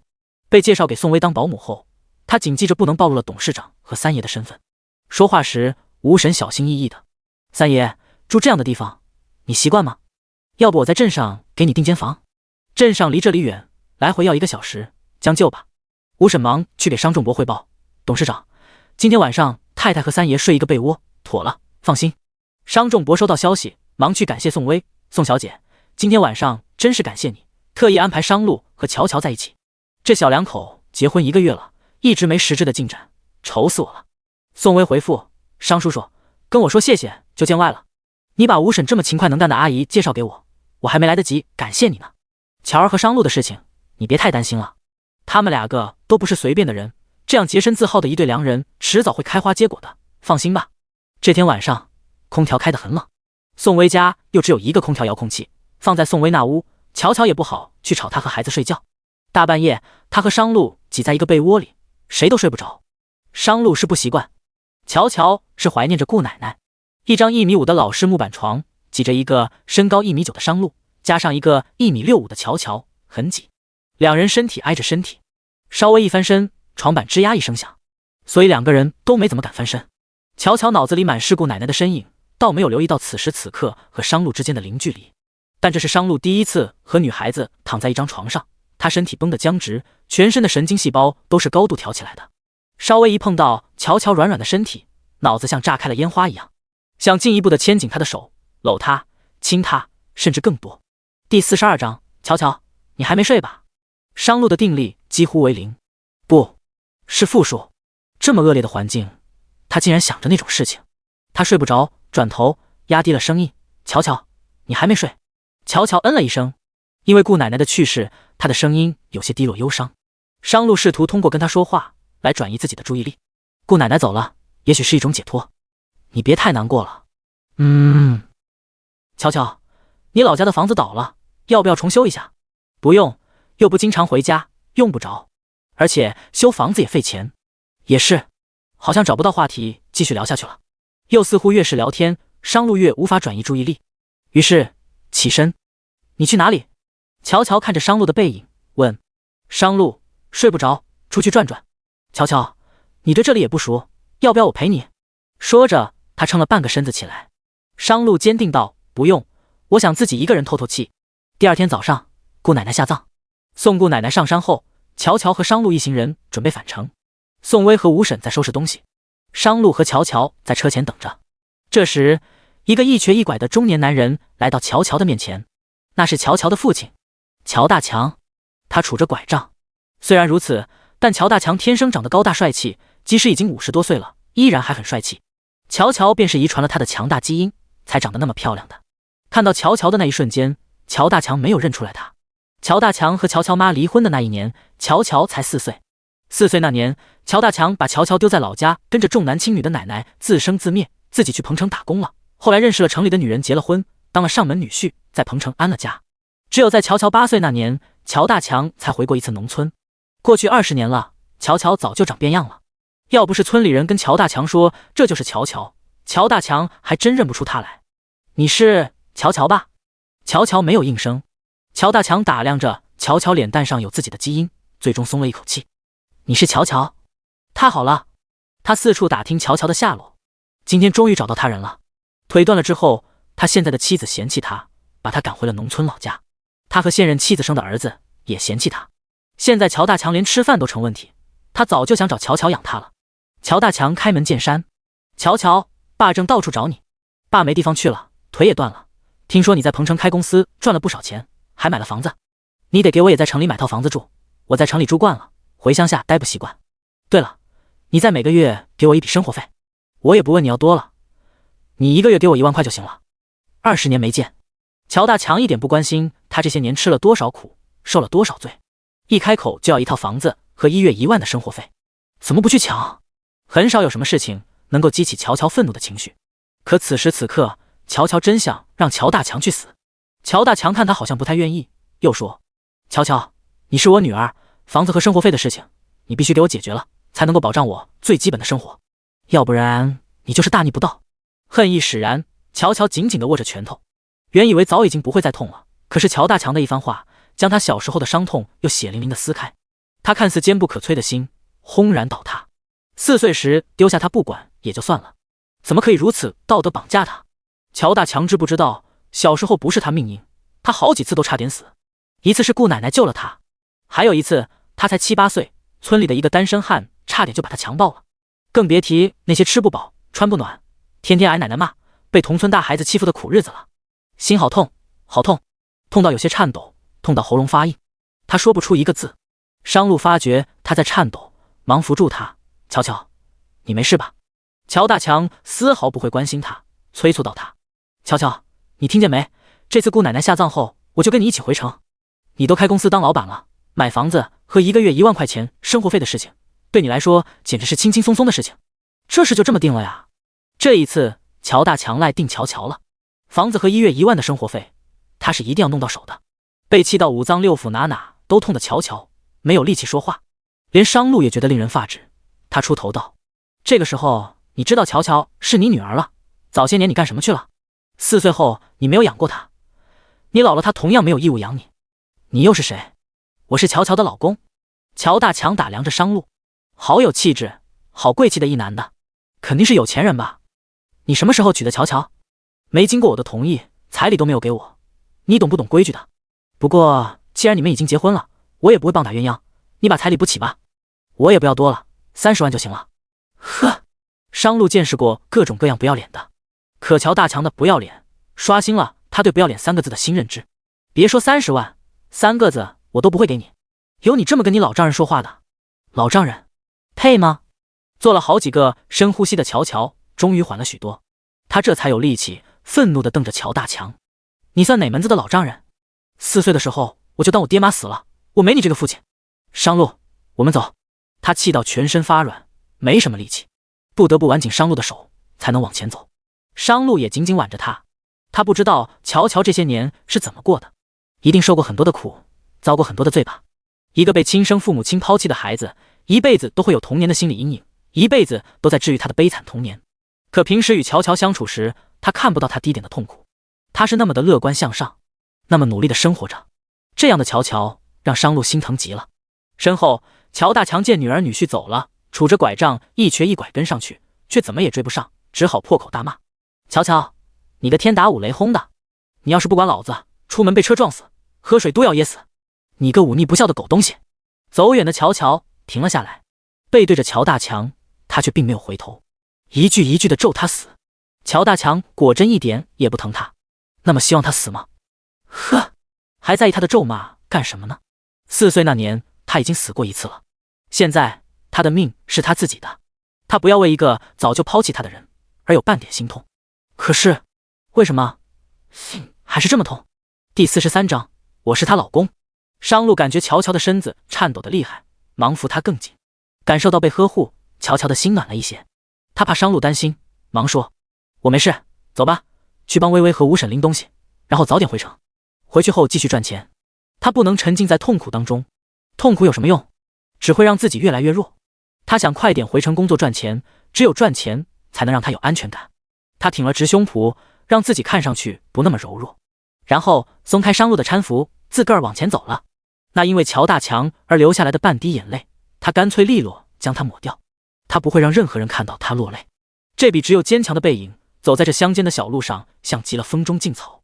顾奶奶的事情告下段落后，商路和乔乔还有宋薇一行人一起回了彭城，乔大强也回了彭城。现任妻子和儿子把他赶出家门后，他没有住的地方，随便找了个便宜的小旅馆住下。乔大强把所有的希望都寄托在了乔乔的身上，他一定要逼乔乔现身，一定要从乔乔身上搞到房子和钱。绞尽脑汁后，乔大强想到了一个好办法。第二天一大早，乔大强爬到了鹏城最高的大厦——商事集团总部大厦。虽然已经50多岁了，但乔大强一直在玩某音视频，他会经常刷一些美女主播。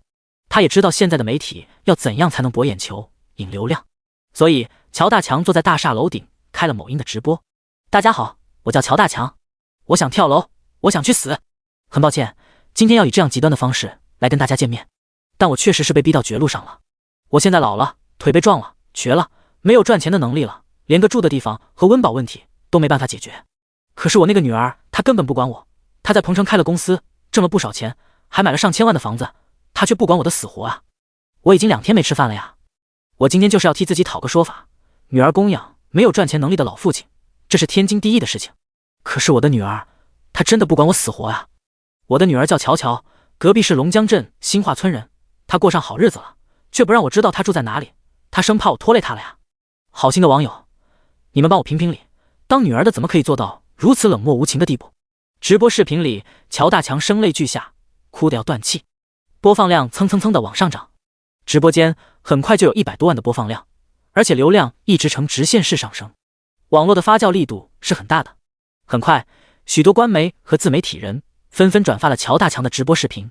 1天的时间，乔大强被女儿弃养事件传遍了各大网络。商事大厦出了跳楼直播的视频，商路也第一时间收到的消息。他黑着个脸，除了乔乔能拿捏到他的情绪，别人还不能如此轻易地激起他的怒意。他第一次这么强烈的想要暴揍一个老头。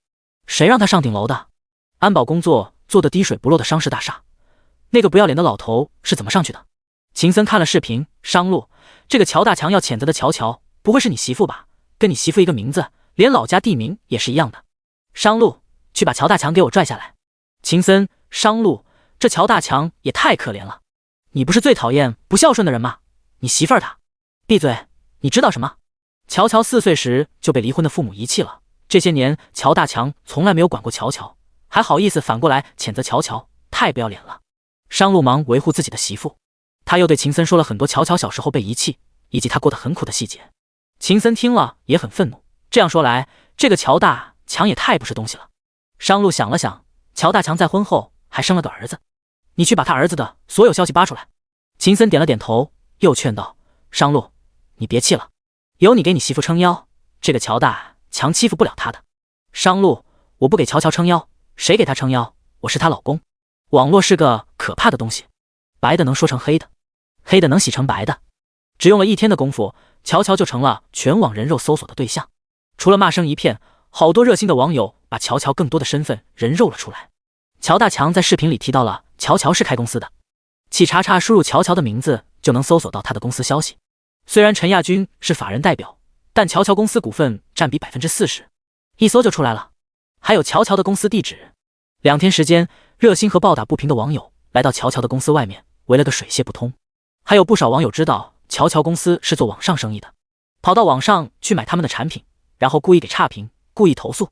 乔乔的工作和生活受到了很大的影响。因为这件事情，陈亚军把乔乔堵在办公室。姓乔的，你看看你做的好事，你看看你把公司搞得鸡犬不宁的，你必须退股，我把当时你入股时的8万块钱还给你，这事就不追究你的责任了。自从求欢被拒，陈亚军一直想把乔乔踢出公司，公司现在至少值个几百万。踢掉乔乔后，陈亚军就是唯一的老板，可以多赚1倍。你凭什么让我退股？我要是能让公司挽回损失，并且网上的销售额翻倍，又怎么说？乔大强的污蔑能让公司产品销量减半，遭到大量差评投诉。等这件事情还他清白，那些网络上的热心网友肯定会站到他这一边，支持他。他会想办法害自己清白。陈亚军冷哼一声：你被全网骂，已经影响到公司的网上生意了，还能让销售额翻倍？你不知道现在全网网友恨不得让你被车撞死啊！你别管我被不被全网骂，你就说过些天我要是让公司的销售额翻倍，你怎么说？那我就吃屎给你看。你别给我整这些虚的，你说实际点，过几天我要是真让公司销售额翻倍的话，你怎么说？你要真让公司销售额翻倍，多出来的利润全归你。要是你做不到，你就按8万块钱退股走人。乔大强事件一直在发酵，公司不倒闭就好了，还想翻倍？不可能！陈亚军借机想让乔乔滚蛋的想法越来越胸有成竹。陈亚军，这可是你自己说的。公司的员工也对他非议声声。乔姐是这种人啊，连断腿老父亲都不养，大逆不道啊！看着平时挺大方、挺豪爽的，没想到品性这么差，跟网上骂的一样，又贱又不要脸。乔不生气，如果他要气，那他早就被气死了。气死了没人心疼，他才不会那么傻。农民楼外的巷子和昨天一样，被围得水泄不通。尽管乔走了后门，还是被人扔了一身臭鸡蛋。他无法挤出去，也就无法回家。鸡蛋被砸过来时，又硬又疼地撞击着他的脸、前额、后脑、身体各部。鸡蛋撞碎后，弄得他一身又脏又臭。他以为他最惨的日子是在4岁那一年被父母遗弃，然而更惨的日子却是这一刻。亲生父亲对他的网暴，把他推到如此风口浪尖，让他成了全网最不孝顺、最没良心的恶毒之人。那些热心网友有多愤怒，砸他就砸得有多用力。雨点般的鸡蛋密密麻麻不断砸来。第44章，两口子说什么对不起。尽管商路带着保镖赶过来，还是晚了。别看他平时一个人独来独往，身边没保镖现身，但他的顶级保镖都乔装成周围的市民，隐藏在各个角落。那些保镖在商路的吩咐下，挤出一条路让商路进去。乔快要顶不住的时候，商路挡在了他的身前，护着他离开。他也不知道商路派了保镖过来，只觉得被护着离开的那一刻，商路像是踏着五彩祥云的救世英雄。终于到了没有人追得上的地方，商路停下来。为了护着他，他的身上也被扔了许多的臭鸡蛋。看到他一身被扔得脏兮兮的，乔感到很抱歉。商路，对不起，把你也卷了进来，还害你被扔了一身臭鸡蛋。两口子说什么对不起？他帮他擦了擦脸上的鸡蛋液，从来没有见过他这么狼狈不堪又楚楚可怜。放心，明天就不会有人敢在你公司外面扔你鸡蛋了。乔不知道商路已经做了安排，他不想让商路看到自己如此狼狈的一面，低着头。商路，我现在这个样子是不是很丑？不丑，你就知道哄我。真的不丑。商路，你的肩膀可不可以借我靠一靠？商路没有作声，乔就当他是默许了。其实商路是想拥他入怀，给他一个安慰的拥抱的，但乔现在太需要一个肩膀来依靠了。他等不及商路给他安慰，疲惫无力地靠在了他的肩头。两人都是一身的臭鸡蛋味，可谁也没有嫌弃谁。商路也第一次感觉到，原来那样一个独立自主的乔也是有需要他的时候啊。被人需要的感觉好像挺好的。他轻拍他的背，没事了，没事了，有我在呢。当天晚上，商路让秦森查到了乔大强现任妻子何在生子的信息。乔大强的儿子乔志华，商氏集团旗下一家投资公司的财务总监，年薪500万，鹏城有10套房，2辆100万以上的跑车，2辆50万的越野。有2套房是乔大强早年给他买的，3套是乔志华自己买的，其余的是他母亲留给他的财产。鹏城有10套房，而且都是高档小区，价值上亿。商路还查到乔大强去网暴乔，就是这个乔志华帮忙出的主意。商路把这些资料收集齐，决定帮乔解释这次网暴事件。乔的事情让商仲博心疼死了，那么好的一个闺女，怎么能有这么恶毒的父亲？商仲博给商路下达了死命令：商路，我不管，你去下架全网乔大强扭曲事实的视频。全网就那么几大网络媒体，商氏集团拥有其中2家的股份，剩下几大网络媒体的幕后老板，商路也认识。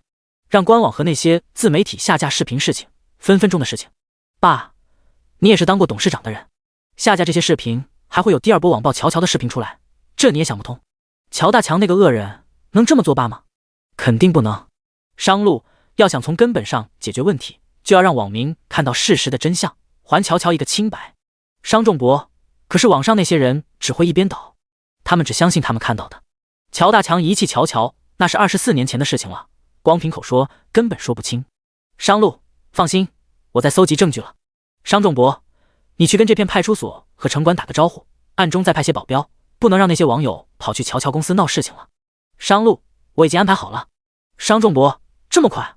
商仲博发现商路对乔的事情越来越上心，是个好的苗头。只要儿子上心这件事情，商仲博就可以把心放回肚子里了。他儿子的办事能力，他绝对放心。去公司之前，乔和以往一样，骑着电动车搭着商路到了地铁站口。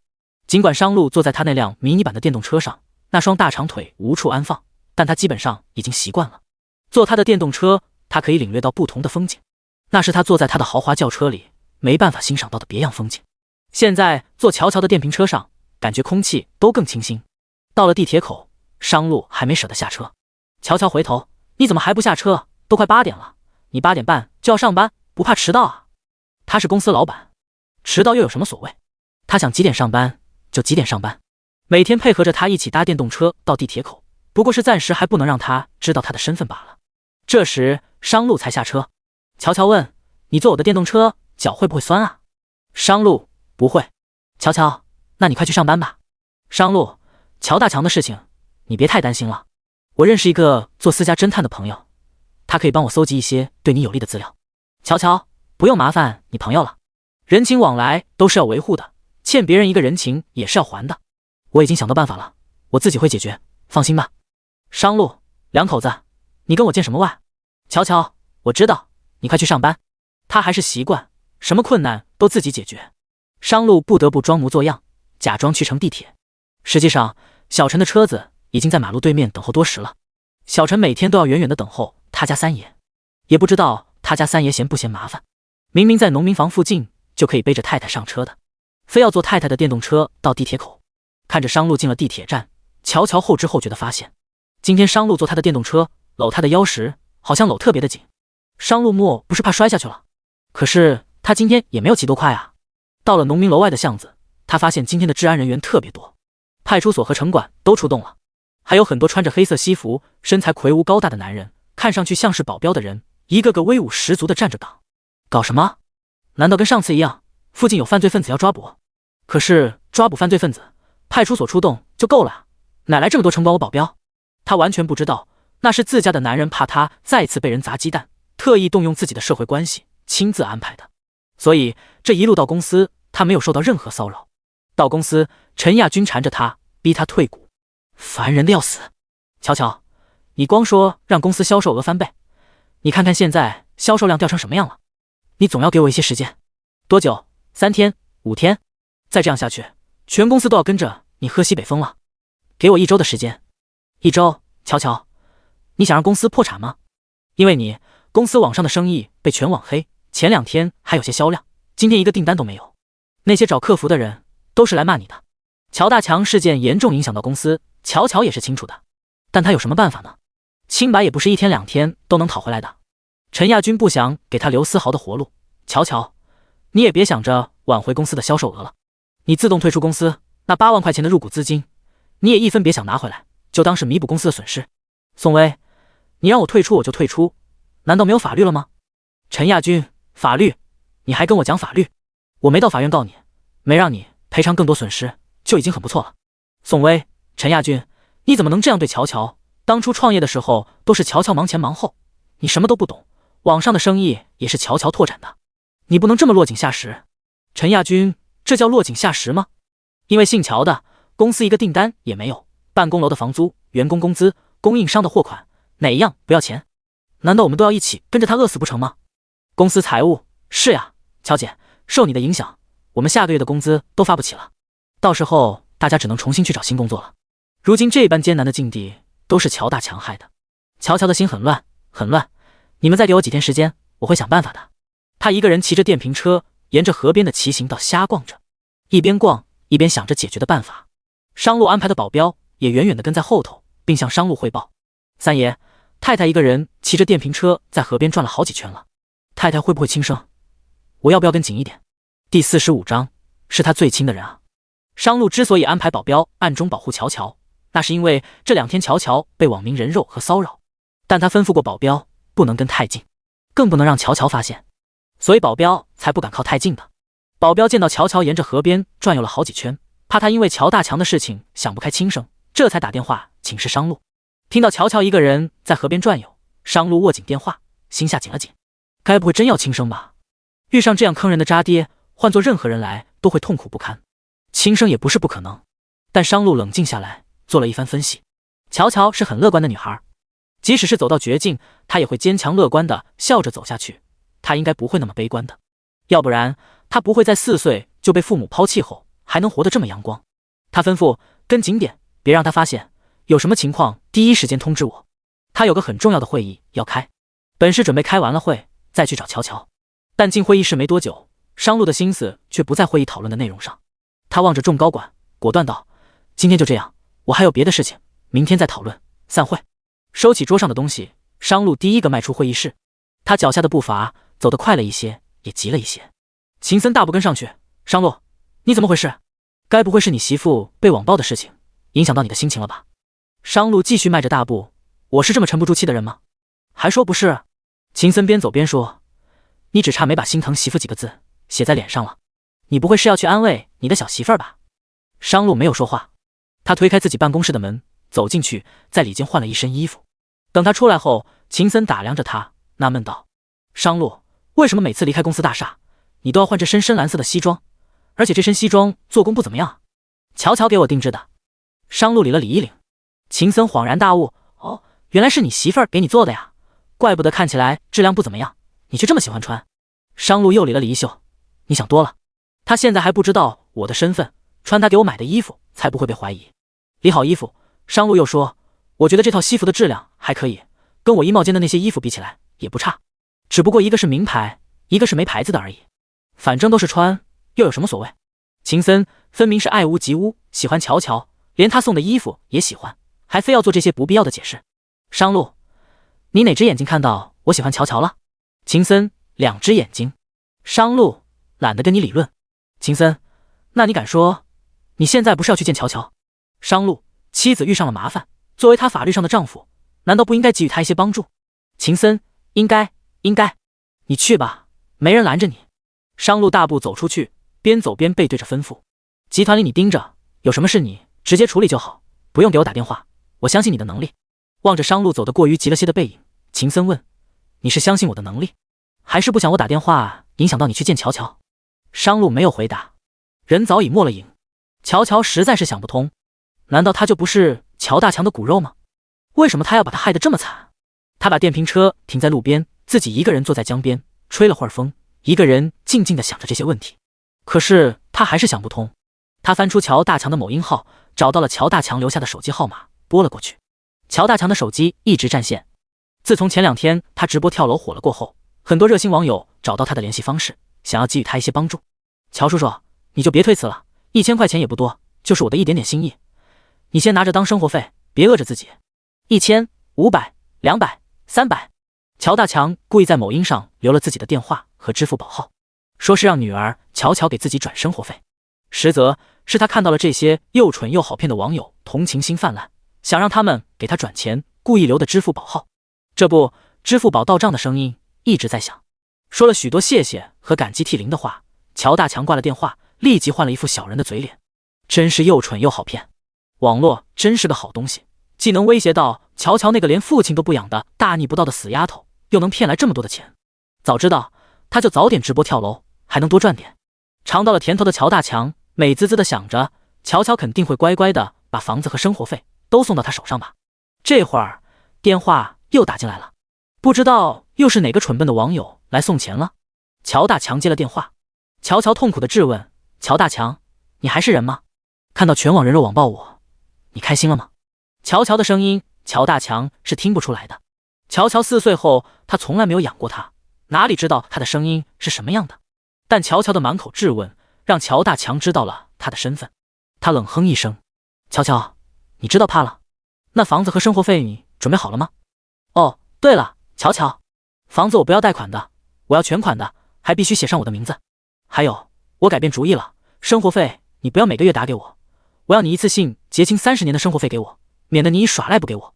如果这些你都做到了，我就跟那些网友说你已经知错了，替你说好话，让他们放过你。”被气到全身发抖的乔乔五脏六腑痛到抽筋。这么世界上怎么有如此恶毒的父亲？父亲2字，乔大强都不配吧？他简直是猪狗不如。他为什么要为一个猪狗不如的痛成这个样子？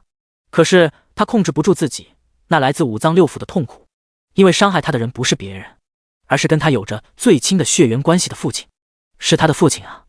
就算他不喜欢他，也不至于把他赶到如此绝路上。他没有办法漠视这段伤害。他被气得没力气了，只能不甘又虚弱地问：“乔大强，我4岁起你就不管我了，一套几百万的房子和1个月1万的生活费，就算是我有能力给你，你觉得你有脸要吗？”第46章，商路，谢谢你。我怎么没脸要了？乔乔，你现在开公司当老板了，就了不起了是吧？就不认我这个爸了是吧？没有我，能有你吗？我不把你生下来，你能有今天吗？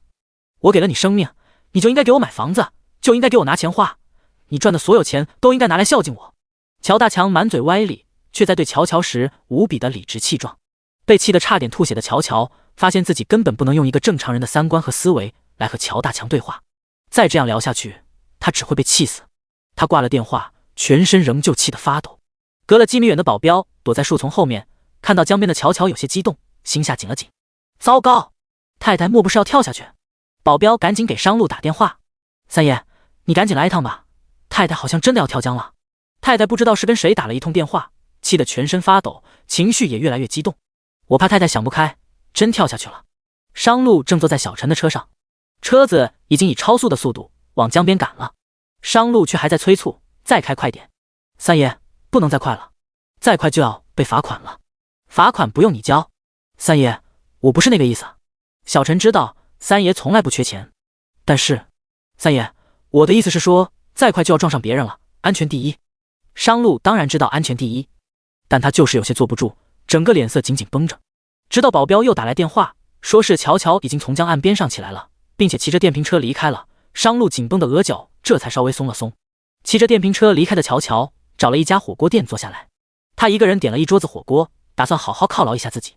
他不是圣人，他也会有烦恼和痛苦，他不可能天天都笑盈盈的，但没有什么事情是一顿火锅不能解决的。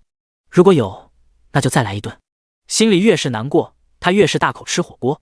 刚烫好的毛肚咽进了他喉咙里，又辣又烫，辣味在唇齿与胃里翻滚的时候，似乎就不那么难受了。美食果然能够治愈一切。急着赶过来的商路走进火锅店，刚好瞧见他这副不太优雅的吃相。他嘴边滴了一滴油，他抽了一张纸巾擦了擦，继续大口吃。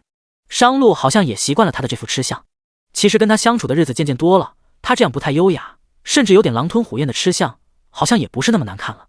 商路反倒是觉得那些生活在他身边的名媛千金来的不如乔乔这般真实。那些名媛千金活在他们立的优雅人设里，太做太假。谁知道他们离了高档宴会厅，回到家中又是一副什么见不得人的模样。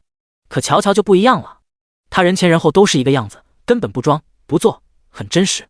他吃什么都是一副又急又可爱的样子。商路大步走过去，坐到乔乔的对面。点这么多菜，你是知道会在这里遇上我吗？你怎么在这里？乔乔满脸惊讶地抬起头来，嘴里还包着一块来不及吞咽的麻辣鸭血。商路让服务生多拿了一副碗筷，看着翻滚的一片红油，淡淡道：在附近办事情，正好经过这里，看到你在这里吃火锅，就进来了。这要巧的吗？可不是嘛。商路撒起谎来，越来越好整以暇，我正好还没吃饭。那你能吃辣吗？好像商路不太喜欢吃辣，我帮你叫个鸳鸯锅吧。商路看着他的眼睛，答得风马牛不相及，哭过。乔乔帮他拆着筷子的动作顿了顿，没有，刚刚骑电瓶车的时候风太大，沙子吹进来了。明明就是哭过，却是这么倔强。商路接过他拆出来的筷子，因为乔大强的事情吧？好吧，我承认，刚刚我是哭了一小会儿，不过现在没事了，你别担心。你知道你还有一个弟弟吗？什么弟弟？你是说乔大强后来生的儿子吗？我听村里人说过，但是没见过。他叫乔志华，商事集团下面一家投资公司的财务总监，年薪500万，名下有10套房，其中2套是乔大强早些年给他买的。你怎么对乔大强的儿子这么清楚了解？我让我一个朋友去查的。乔乔没太在意商路的这个朋友如此神通广大，也没有注意到他嘴里说的商事集团。他重点关心的是乔志华年薪500万，名下10套房的事情。既然乔大强的儿子这么有钱，为什么还要让我给他买房养老？愤怒在乔乔的心中燃烧，他没有心情再吃火锅了，握紧筷子，他满脸委屈痛苦。既然他有儿子，为什么还要缠着我？难道他就这么想毁了我？商路安慰他：乔乔，我跟你说这些不是想激怒你，我是想跟你说，给乔大强养老的人应该是他的儿子乔志华，而不应该是你。这些事情报到网上去，舆论的导向立刻会变，到时候顶着全网骂名的人是乔大强，而不是你。你把心放在肚子里。商路说的对，乔乔似乎又找到了一个更好的办法，那样能彻底还他的清白。他显得有些激动。商路，谢谢你，还特意让你朋友帮我查乔大强儿子的事情。两口子干嘛总说谢？我不能陪你吃火锅了，我要去办一件大事情。商路，你一会儿吃完了买一下单啊，我先走了，我陪你一起。商路匆匆忙忙买了单，追出去时，乔乔骑着电瓶车正准备走。乔乔，你等一下我。商路喊住他，你要去办什么大事情？当然是去治一治这个乔大强，总不能一直被他这么冤枉和拿捏。你不用担心，我能搞定的。你去上你的班吧，别因为我的事情耽误了你的工作。既然是对付这个乔大强，我请假陪你一起。不用，你刚找的新工作，公司还给你发了奖金，还是别请假的好。没事，这2天公司不忙。商路坚持，上不上班还不是他自己说了算的事情。乔乔也不好再说什么。这时乔大强的电话打了过来，看到这串号码，乔乔恨意四起。他接起电话，乔大强在电话里威胁道：怎么样，乔乔，我跟你说的事情你都考虑好了吗？你可别考验我的耐心，要不然我可以让你的工作和生活更加鸡飞狗跳。第47章令人发指。他的生活和工作还不够鸡飞狗跳吗？被路人围堵，被扔臭鸡蛋，被人冤枉，被人骂，连公司的生意也受到了严重的影响。那些员工催着结工资想要走人，如果再这样下去，他的公司真的会倒闭。现在做小企业本来就很难，能够生存下来本就十分不容易。乔大强网暴他过后，更是雪上加霜，把他往绝路里赶。乔大强还想让他更惨吗？他握紧电话，刚刚调整好的情绪又被激怒。乔大强，你不是想要房子和生活费吗？我们见面谈。1个小时后，乔乔在一家茶室等候着乔大强。乔大强出现的时候，依旧是杵着拐杖，可是脸色却无比嚣张傲慢，似乎他已经把乔乔吃定了。房子和生活费你准备好了吗？没准备好，我们也没什么好谈的。乔乔斟着茶，没看乔大强一眼。我们父女俩就不能坐下来好好谈谈吗？没什么好谈的，我就只有一个条件，你买一套全款房写我名字，再一次性结30年的生活费给我，我就在网上替你说好话。爸爸，不知是茶盏太烫还是心太痛，乔乔喊这一声爸时，手中的茶盏在颤抖，连同他抬起来的2片唇瓣也在颤抖。他哽咽，4岁过后就再也没有机会叫出这一声爸爸了。爸爸在哪里他都不知道，他上哪里去叫这一声爸爸？爸爸2个字，太陌生，太恨，太痛，又太让人渴望。谁不渴望得到父爱呢？你是什么时候想起你还有我这么一个女儿的？有那么一瞬间，乔大强眼中闪过一丝内疚，只是一丝丝，但很快就瞧不见了。或许他自己也知道，他这个当爸爸的确实对不住乔乔，但这并不会让他心软。他不耐烦了，你少跟我说那么多废话，你要是连全款房和生活费都没有准备好，我跟你也没什么好谈的。想要房子和生活费？好啊，坐下来听我说几句话，听完了我就满足你。乔乔故意拿出一张银行卡摆在桌面上，这里是我所有的存款，如你所说，我在外面当了老板，开了公司，赚了不少钱。这么哄骗乔大强。乔大强果然坐了下来。其实乔乔的卡里根本没有钱，他心里又冷又痛又恨，果然还是金钱的诱惑更大。亲情在乔大强的面前根本一文不值。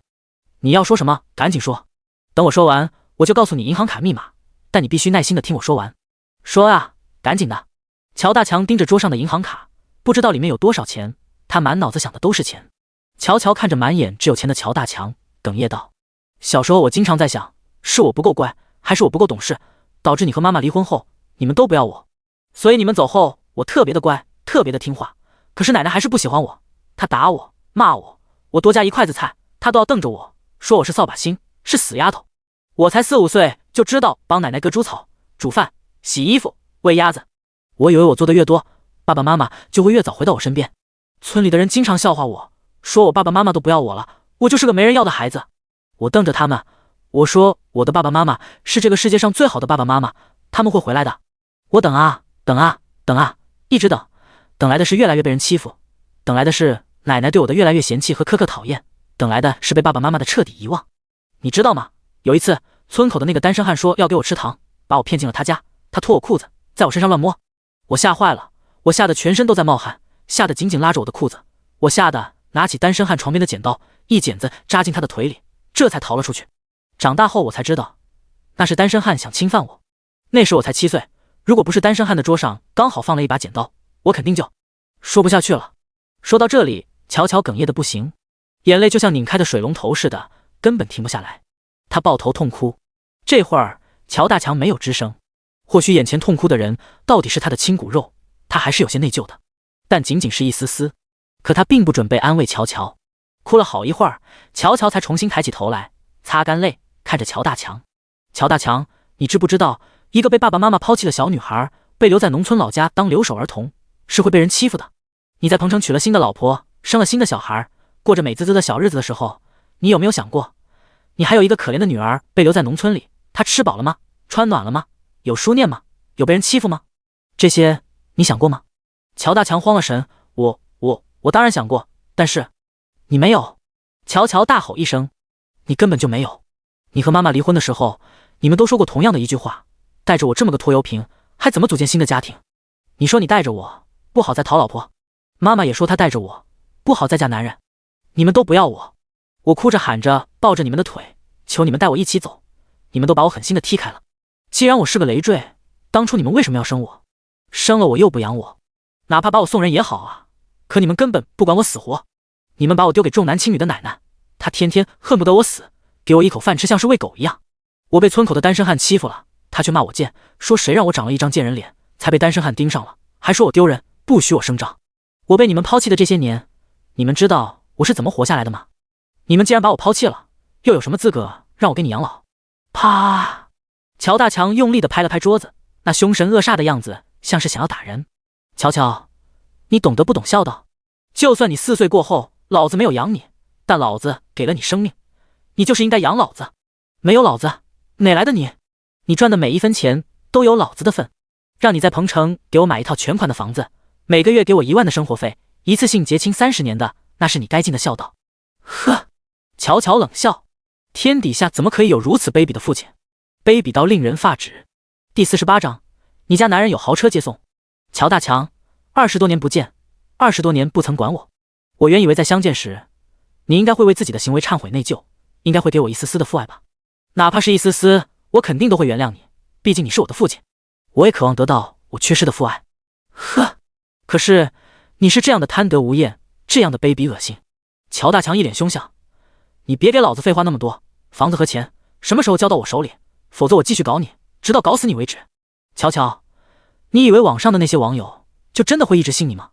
乔大强，那些人又蠢又笨，我随便直播个跳楼，随便哭几下，他们就会被我牵着鼻子走。乔乔，就你会搞现场直播，我不会吗？乔大强慌了神，直播？什么直播？你在直播？他忙四处看了看，发现没有摄像头，松了一口气，可还是很紧张。乔乔，你少唬我。乔乔把桌上的一个盒子拿开，露出一个手机来，手机在这里呢，全程开的直播。啪！乔大强把手机摔在地上，突然急如热锅上的蚂蚁。如果乔刚刚真的开了直播，那他抛弃乔乔的事情就会被全网的人知道，到时候别想着威胁乔乔，拿到房子和钱，连自己也会被陷进去。怎么办？乔大强彻底慌了，看了一眼摔在地上的手机，乔乔一脸淡定，没关系，包厢里还有好几部手机，多方位的拍摄和直播着。为了还自己清白，我开了好几个直播间。乔大强，别说我现在没有钱给你买房子，就是有，我也不可能听你摆布。这张银行卡里1分钱也没有。我确实是跟别人合伙开了公司，但现在赚钱很难，公司没有倒闭就很不错了。我哪有你想的那么好，哪有住什么上千万的房子？我自己现在还住在租的城中村农民房里，下班后还得去大学城摆地摊赚外快。还有，乔大强，你重新再娶后又生了一个儿子，叫乔志华吧？他是某大公司的财务总监，年薪500万，在彭城有10套房。你放着那么有钱的儿子，你不找他养你，你却让我一个还住在城中村的出租屋，差点被你害得公司倒闭的人，而且还是从小被你抛弃的人来养你。乔大强，你觉得可能吗？我倒是要让网友们都评评理，我到底该不该养你？刚刚他直播的时候，听到他小时候的故事，好多网友都哭了。这会儿他们正一边擦着泪，一边在直播间回复，这个死老头就不该养他，死老头死了都不要看他一眼，卑鄙无耻的死老头，竟然说我们网友又蠢又笨，死老头活该杵拐杖，怎么只是瘸了一条腿，而不是直接被撞死啊？要是被车撞死那该多好呀！妈呀，我被这老死头骗了，我还同情他，给他转了500块钱的生活费。乔乔，抱抱你，你太可怜了，都是我们被坏人蒙蔽了双眼，误会了你，真的很抱歉。舆论这个东西真是的有反噬作用的。乔大强之前有多被全网同情，现在就有多被全网唾骂。他们想要骂死乔大强，想要人肉乔大强，想要从网上爬出来直接打死乔大强，卑鄙无耻到了极点。慌了神的乔大强反应过来后恼羞成怒，他拎起乔乔的衣服，握起拳头，想要狠狠揍乔乔一顿。这个时候，屏风后面的商路走出来，及时制止了。其实不用商路出来制止，乔乔就能搞定乔大强。乔大强杵着个拐杖，又已经50多岁了，他还能打不过他？但商路出来的很及时，他握住乔大强那只拎起乔乔衣领的手，要把他的骨头捏碎。你以为乔乔身后没人吗？疼疼疼！你松手！乔大强疼得忙求饶，我错了还不行吗？商路愤怒极了，你这种人哪里知道错？我警告你，乔乔她现在不是一个人，她有我了，她不再是那个无父无母，可以任由任何人欺负的孤女。你要是再来骚扰乔乔，我们就到法院去告你，告你遗弃罪。乔乔看着商路高大的背影，忽然有种很踏实的安全感。原来他并不是一个人，他也是有人护着的。虽然他和商路没有什么感情基础，但这样一个有担当的男人，应该可以和他风雨共济吧。走出茶室，乔乔和商路肩并肩的走在一起。茶室坐落在市区一个很幽静的公园里，小桥流水，绿竹林立。两个人穿过一片绿竹，正好走到了桥上。乔乔停下来，看着商路，和你这么走一走，我感觉心情好了许多。商路也觉得这里风景不错，适合约会。他把刚刚从茶室里带出来的茶包递给他，敷一下你的眼睛，肿得像青蛙一样。乔乔接过茶包，还是热的。他敷了敷自己红肿的眼睛，我刚刚哭的样子是不是很丑？不丑，梨花带雨，楚楚可怜。你又在乱说，我刚刚明明哭得有些控制不住，鼻涕都流出来了，哪有什么梨花带雨的美感？你也知道你哭的鼻涕都流出来了。虽然刚刚我确实很痛苦，但多少有些演戏的成分。他乔大强可以演戏，我不能吗？我哭得越凶，网友就会越憎恨乔大强。这时宋薇打过来电话，乔乔接了。薇薇，什么事啊？乔儿，公司的电话快被热心网友给打爆了，他们都是来跟你道歉的。网络真是个神奇的地方，不到1个小时，舆论风向变得这么快。这还不止呢，网上的订单突然暴增，全部都是来支持你的。你知道刚刚20分钟的时间，我们卖出多少单吗？多少单？你猜一下吗？500单。乔儿，你也太小瞧你这个网红的力量了。我哪里是网红呀？你不知道自己成了网红吗？你的一场直播下来，观看人数达到500多万，这些人都是你的粉丝，而且还是对你抱有歉意的粉丝。他们纷纷涌到我们的网店下单支持你。20分钟的时间，我们一下子卖出了1万多单。我们有那么多的库存吗？目前是有，但是如果网友再这么支持下去，我们的仓库很快就会空仓的。微微，回公司再聊，先挂了。挂了电话，乔乔看向商路，你要回公司吗？他的事情已经解决了，商路也该回去了。他点了点头，你送我到地铁站，我坐地铁回去。每次都是我载你，今天你载我好不好？乔乔把电瓶车的钥匙递给商路。商路皱眉，我不会骑电瓶车。他说的是实话，他从来没有骑过电瓶车。不是吧？你不是会开车吗？怎么不会骑电瓶车？这有什么好奇怪的？商路在心里说，你不知道你家男人出行时都是有司机和豪车接送的吗？第49章，那你爱上我了吗？不过怕乔乔一时接受不了，商路暂时不准备跟他说。算了，你不会骑的话，还是我载你到地铁站，然后你去上班，我再回公司。乔乔载着商路去了地铁站。商路的大长腿在他娇小的电瓶车子上依然无处安放，虽然腿酸，但商路却觉得今天的风景特别不错，尤其是吹着这阵风，凉凉爽爽的，让商路神清气爽。到了地铁站，乔乔看着假装要去赶地铁的商路，突然喊住他，商路。商路也看着他，有事？乔乔有些不好意思说出口，他冲他笑了笑，我有点不知道怎么开口。两口子有什么不好开口的？商路回应。乔乔想了想，果断干脆道，也是，那我直说了呀。商路又嗯了一声，乔乔这才看着商路的眼睛，果断干脆道，商路，以后我们不要离婚，好不好？商路皱眉，这个问题让他脑子卡了一下。乔乔又说，商路，我从小就没有家，除了微微也没什么家人，现在好不容易结婚了，有家了，有你，还有爸，我感觉到了家的温暖。爸对我比我亲爸还要好，这个家让我很快乐，很幸福。我不想再没有家了，所以商路，以后我们不要离婚，好不好？有什么事情我们好好商量，相扶相持，彼此信任坦诚，好好过日子，好不好？乔乔的眼神忽然变得很柔，很柔，柔的让人不由起了保护欲。原本刚开始结婚时，商路是打算1年后就离婚的，但被乔乔这样一说，他不忍心说出自己最初的打算和想法，一点也不忍心。那样说了，他肯定会很伤心吧。思索片刻，他抬唇，好。连他自己也不知道，他说出这个好字时语气是多么的坚定。乔乔会心一笑，笑得很甜，笑容中又有了泪花，那是感动的泪花。商路，谢谢你，给了我一个家。他终于有家了，终于有家了。看到他的泪花，商路走回半步，轻轻地弹了弹他的额头。小傻瓜，这点事情就值得你感动成这样？当然啦。乔乔吸了吸鼻子，擦掉眼里的泪花，认真道：你不知道家对我来说是有多么的渴望。商路摸了摸他的脑袋，温暖的大掌在他的脑袋上停留了片刻，像是给予他安慰。我答应你，以后我们不离婚，好好过日子。谢谢你。谢谢2个字，你打算说几遍？商路又轻轻弹了弹他的额头，两口子之间讲什么客气话？还是要讲的吗？为了对付乔大强，你特意请了假帮我布置直播现场，还在乔大强要打我时及时出来保护我，我心里真的很暖，很感动。真的这么感动？当然啦。那么你有没有爱上我？商路问完，认真地盯着乔乔的反应。乔乔的目光中只有感激，却没有更多的情感。当然没有，哪有那么快爱上一个人啊？商路没有发觉自己那期待的眼神忽然暗了暗，他又轻轻弹了弹乔乔的额头。你也太诚实了吧，哄人高兴也不会。那么你期待我爱上你吗？乔乔难得的俏皮道。商路皱眉，严肃道：你想多了，我也很坦诚地告诉你，目前为止我也没有爱上你，但是以后我会一心一意好好跟你过日子的。我相信你肯定会是个称职的好丈夫的。好了，你快进地铁站，我也要回公司了。商路假装去了地铁站，等乔乔骑着电瓶车走远时，他才回到小陈停在不远处的劳斯莱斯上，然后打电话给秦森。秦森没等他说话，先激动道：商路，你媳妇开的直播我看了，我一个大男人都看得眼眶湿润，天底下怎么有乔大强这般无耻卑鄙的父亲？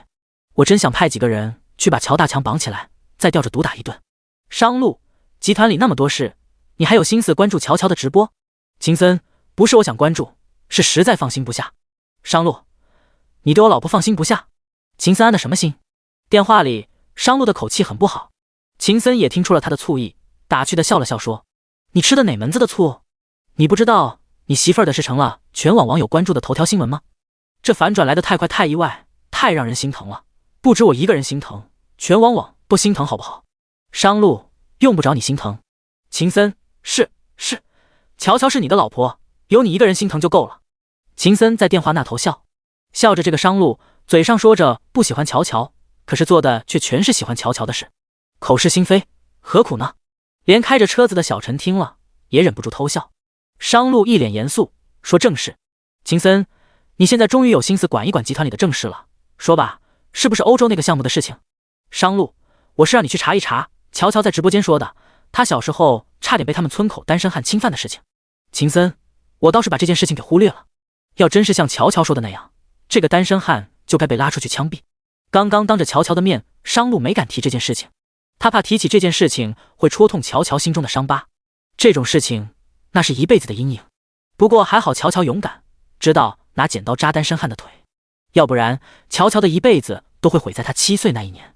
秦森也很心疼乔乔，商路，我马上就去安排，好好收拾这个单身汉，要是找到证据，让他吃一辈子牢饭。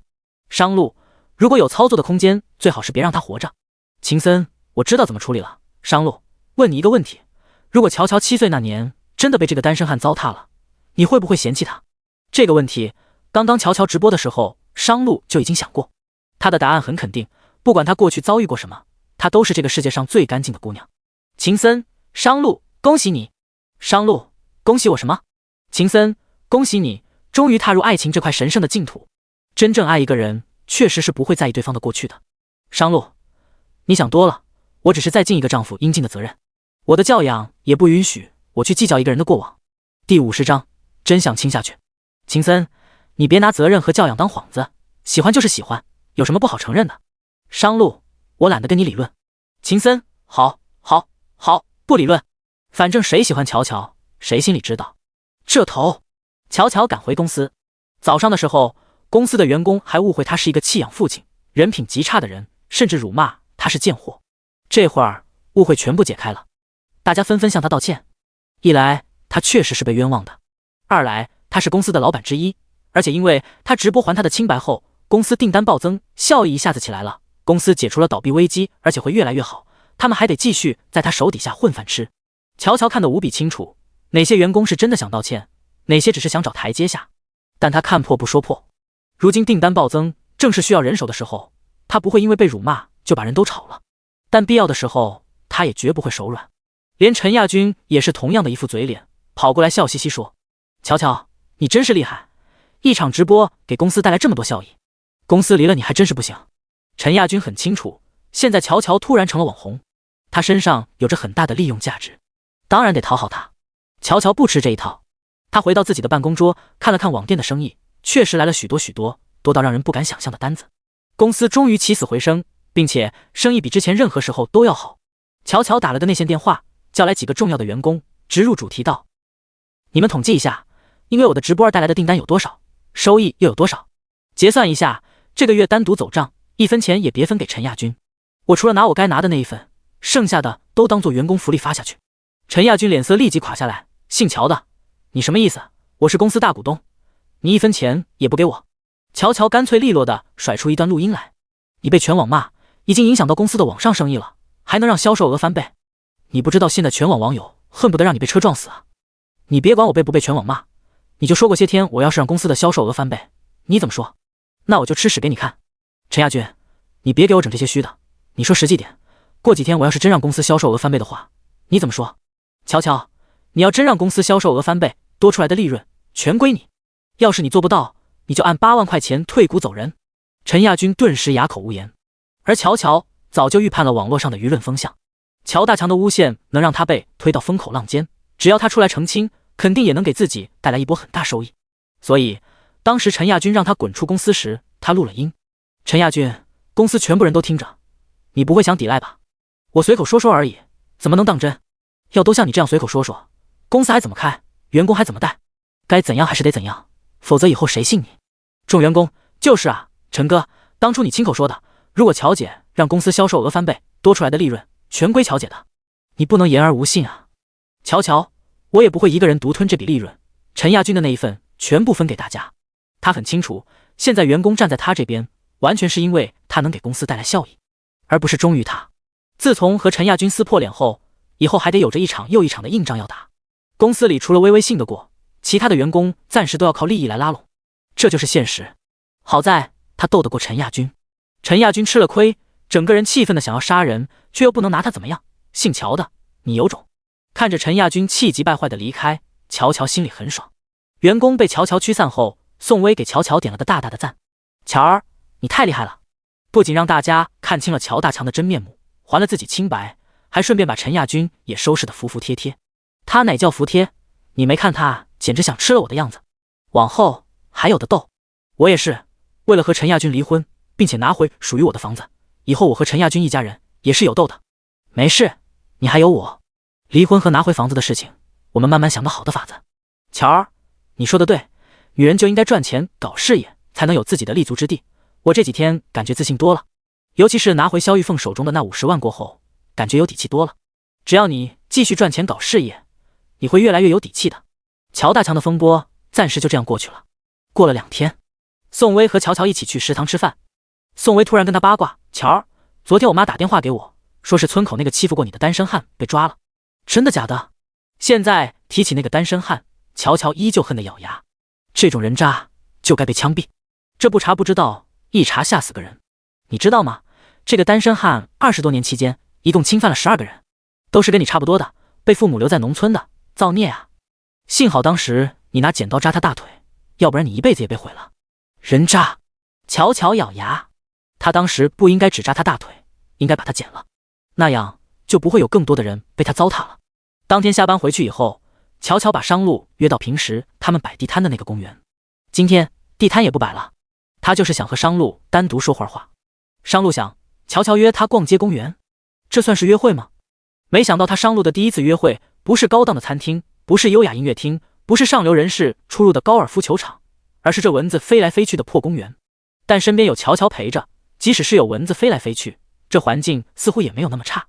夜色下，两人肩并着肩，连映在月光下的影子也是挨在一起的，确实有种压马路谈恋爱的感觉。商路问乔乔：“你约我出来是有什么事吗？”乔乔停下来：“商路，前2天我开直播，你也应该听到了，我7岁时差点被村口的单身汉侵犯的是吧？商路的声音很轻，我怕揭你的伤疤，所以没有问你这件事情。乔乔澄清道，商路，我是想跟你说，那个单身汉虽然想打我主意，但我真的没有被侵犯。我想到既然我们已经成了夫妻，这件事情我还是应该对你坦诚，我当时真的没有被。我相信你。商路用手轻轻捂住了乔乔的唇，你那么聪明勇敢，你遇到什么事情都不怕，我相信你当时肯定没有被侵犯。他看出了他的担忧，他肯定害怕，怕他误会他，所以商路捂住了乔乔的唇，不让他再解释这件事情。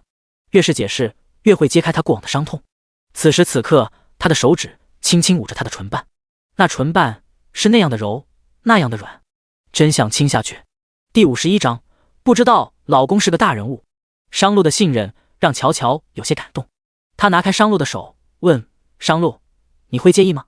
如果当时我在你身边，我不仅会拿剪刀扎他的腿，我还会废了他。商路想也不想到。乔乔笑了，商路，你说要是我们从小就一起长大，会不会是青梅竹马？商路问，你小时候会不会流鼻涕？你问这个干嘛？我不喜欢流鼻涕的小姑娘。你小时候要是流鼻涕的话，我可能会讨厌你。你才流鼻涕呢。我虽然长在农村，可我小时候可爱干净了。两人继续往前走。乔乔又说，商路也是好奇怪哦，我直播过后，村口的那个单身汉就被抓了，而且还查出他以前犯的事情，这也太神速了吧。就算他直播的影响力很大，相关部分去查了，也不可能效率这么高吧。才2天，单身汉就被抓进牢里了。商路说，也许是你背后有什么了不得的人物才替你撑腰。乔乔立即反驳，我哪有那么好的运气，哪能认识什么了不得的大人物？我身边最有钱的人也就是陈亚军的大姐夫，当地的土著，身家好像有个10来亿的样子，但是人家看不上我们，正眼都没瞧过我们一眼。商路，万一你就是运气好，真的遇上了了不起的大人物了呢？乔乔，那个大人物是谁啊？还能在背后默默为我撑腰？商路没有再接话。那个在背后为他默默撑腰的大人物，不就是他吗？想到前2天他问他以后可不可以不离婚，他答应他要跟他坦诚相待，好好过日子的事情，商路眉心紧锁。既然要坦诚相待，那他的身份仪式就应该找个时间好好跟他聊聊。只是不是现在，这是一个值得重视的问题。乔大强的风波看上去过去了，实际上并没有。乔乔在网上爆出乔大强的恶行，又爆出乔大强的儿子年薪500万，有车有房，却不养乔大强后，两父子的生活都受到了很大的影响。乔乔经历过的网暴，乔大强和乔志华也正在经历着。这一天，乔志华开着一辆高配的上百万的保时捷停在乔乔的公司外。乔乔走出来时，乔志华第一眼看到了他，他身边跟着宋薇，两人手挽着手，有说有笑。宋薇说，乔儿，今天我婆婆和陈亚军都不在家，吴婶做了好吃的，去我家吃吧。乔乔，不行，我得回家吃，我公公也给我做了好吃的，而且商路也要回家吃饭，我得回去陪他们。宋薇，嫁人了就是不一样啊，有老公有长辈要陪了，这人啊命就是不一样，我千挑万选嫁的婆家，一家子都是奇葩，你随便嫁却能遇到个这么宠你疼你的公公。乔乔开心一笑，我公公对我确实比对他亲女儿还要好。宋薇羡慕。这时已上保时捷车头上的乔志华起了身，大步走上去，乔志华堵住了乔乔他们的去路。乔乔一眼瞧着眼前身材高大的年轻小伙，这模样怎么和乔大强一模一样，完全就是年轻版的乔大强。不过乔志华戴着个眼镜，乔大强没戴眼镜。乔志华，乔乔眼力很好，乔志华从来不知道自己还有个比他大3岁的同父异母的姐姐。要不是乔大强闹出个跳楼事件，乔乔又直播反击，乔志华永远不知道自己还有个如此穷酸的乡下姐姐。但乔志华不打算和乔乔相认，看乔乔出入在城中村这种破地方，乔志华打从心眼里瞧不起他。他傲慢道，乔乔，爸的事情谈一谈。宋薇依旧挽着乔乔的手，乔儿，这就是你那个同父母异的弟弟吧？乔志华瞧不起的盯了乔乔一眼，他敢保证他身上穿的衣服绝对不超过500块钱，那双鞋子肯定是地摊货。他嫌弃道，谁是他弟？我可是大公司年薪500万的高管，哪有这种从乡下来的穷亲戚？撇的倒是干干净净的，好像他年薪500万，生怕乔乔跟他借钱似的。乔乔也识趣，没他这种穷亲戚就默呗，这种没教养的亲戚他还不相认呢。他挽着宋薇的手走了。看都不看乔治华一眼。明明他穿着地摊货，一身穷人样，可是他却在乔治华面前却走出了女王般的高冷范儿。这么不把他放在眼里，也太嚣张了吧！乔治华大步追上去，绕到他们面前，再次拦了去路。乔乔，你没听见我叫你吗？关于赡养爸的事情，我要跟你谈一谈。什么爸？乔乔冷声问。乔治华，当然是我和你共同的父亲乔大强。难道你还有第二个爸吗？乔乔冷声。你刚刚不是说没有我这种乡下来的穷亲戚吗？我们竟然还有一个爸，你搞错了吧？谈？乔乔用脚趾头想一想，乔治华是不会跟他谈什么好事情的。果然，乔治华指着他的鼻子道：乔乔，他抛弃你是没错，但你也是乔大强的女儿，你也有义务养他。女儿养父亲，天经地义，这事你别想躲。乔乔倒是要听听乔治华还会说出什么毁三观的话来。他静听着。乔治华又说：乔乔，我也不占你便宜，我给你1个月1000的生活费，你来照顾乔大强，你光出力就行了，不用你出钱。呵，1000块钱？乔治华，这样好不好？我也不让你出钱，我大方点，1个月给你1500，你来照顾乔大强，多出的500算是我赏你的。你打发叫花子呢，我缺你这1500。你不是在打发叫花子，我又缺你这1000块。乔乔，别给脸不要脸啊！你同样是乔大强的女儿，你有义务养她。说到义务，我突然想起来了，你在彭城好像有10套房吧？其中有2套是乔大强早年给你买的。既然是乔大强买的，我作为女儿也是不也有权利继承乔大强的财产？其中1套你应该给我吧？看上去戴着个眼镜，文质彬彬的乔治华却突然要跳起来。乔乔，你要脸吗？自古以为都是儿子继承家产，你一个女儿，你有什么资格要我爸的房子？你不过就是个女儿而已。我不要脸，你要吗？赡养乔大强的时候，你就知道儿女独有份，女儿也要尽孝。就说乔大强也是我爸，继承财产的时候，女儿却没资格了。你不仅不要脸，还是狗，典型的严重的双标狗。第52章，不会心软。你骂谁是狗？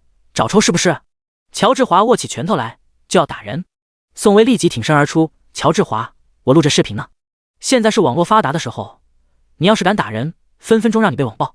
如此警告，乔治华这才不情不愿地松开拳头，又指着乔乔的鼻头凶巴巴道：乔乔，你别以为你直播的人气很高，就能逃过赡养乔大强的义务。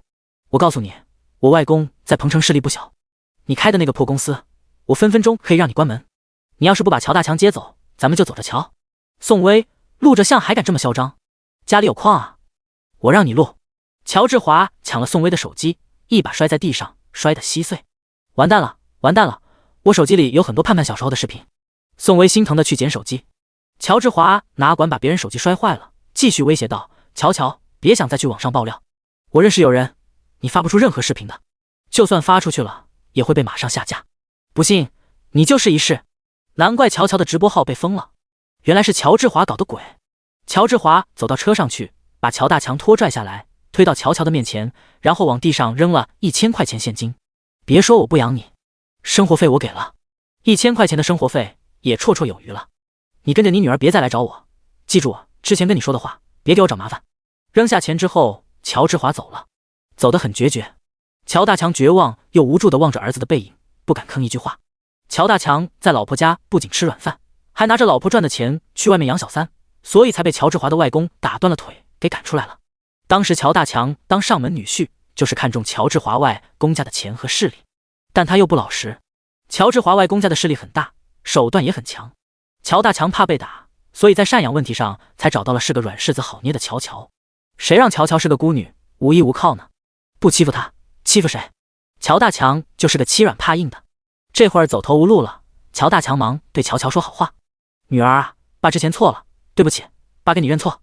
父女一场，你就别怪我了。爸真的没地方去了，你让爸跟你一起回家吧。乔乔不会有半分的心软。你有女儿吗？当然有啊。乔大强杵着拐杖往乔乔身上凑，想要拉乔乔的手打感情牌，但被乔乔甩开了。乔乔，爸知道你有恨，但再怎么恨，我也是你父亲啊。我和你妈没离婚之前，我也是很爱你。宋威愤怒道：乔大强，走投无路了，你知道对乔乔服软了？你把乔乔当什么了？你知不知道你之前害他害得有多惨？宋威握了握乔乔的手，怕他心软，忙劝他：乔儿，你别心软。乔乔冷冷地看着乔大强，在我4岁那一年，我父母就死了，我不会心软的。乔乔，难道你要让爸爸给你跪下来认错吗？就算父母再有错，那始终是你的父母啊，你真要我给你跪下来吗？乔大强说着就要跪。乔乔冷声道，要跪你就跪，我是不怕别人说我大逆不道的。如果你要跟我演戏，我不怕，我可以陪你继续玩下去。我也咨询过律师了，当年你和我妈的行为就是遗弃罪，如果我认起来真要告你，你是会坐牢的。乔大强不敢再玩什么把戏了，要真是被告了遗弃罪，要他在牢里度日，他才不肯。微微，我们走。乔大强看着他冷漠的走了，拿他实在没办法，只好捡起地上的1000块钱，再返回去找乔志华。宋薇怕乔乔心情不好，一路陪他走回城中村。两人边走边聊，乔儿，你现在遇到了好的老公，好的婆家，不要再为小时候的事情伤心难过，真的不值得。因为是在微微的面前，所以乔乔愿意袒露自己的心声。他苦笑道，都说幸运的人用童年治愈一生，不幸的人却要用一生来治愈童年，果然是真的。他其实并没有表面那样乐观幸福，他所有的坚强和乐观不过都是硬撑罢了。但生活还要继续下去，他总不能一直沉浸在痛苦中。微微，不过你放心，我想得开，我会乐观，我会好好生活的。怎么下雨了？旁边刚好是一家美家宜便利店。两人忙躲到外面的遮阳伞下。乔儿，你看，知道老天爷变天，你家商路给你送伞来了，真是个贴心的好男人。乔乔一眼认出了人中佼佼的商路，即使是在雾蒙蒙的雨天，他高大英俊的形象依然很亮眼。城中村脏乱差的环境跟他的气场完全不符合，但这个男人破产后还这么踏实肯干，乔乔觉得很难得。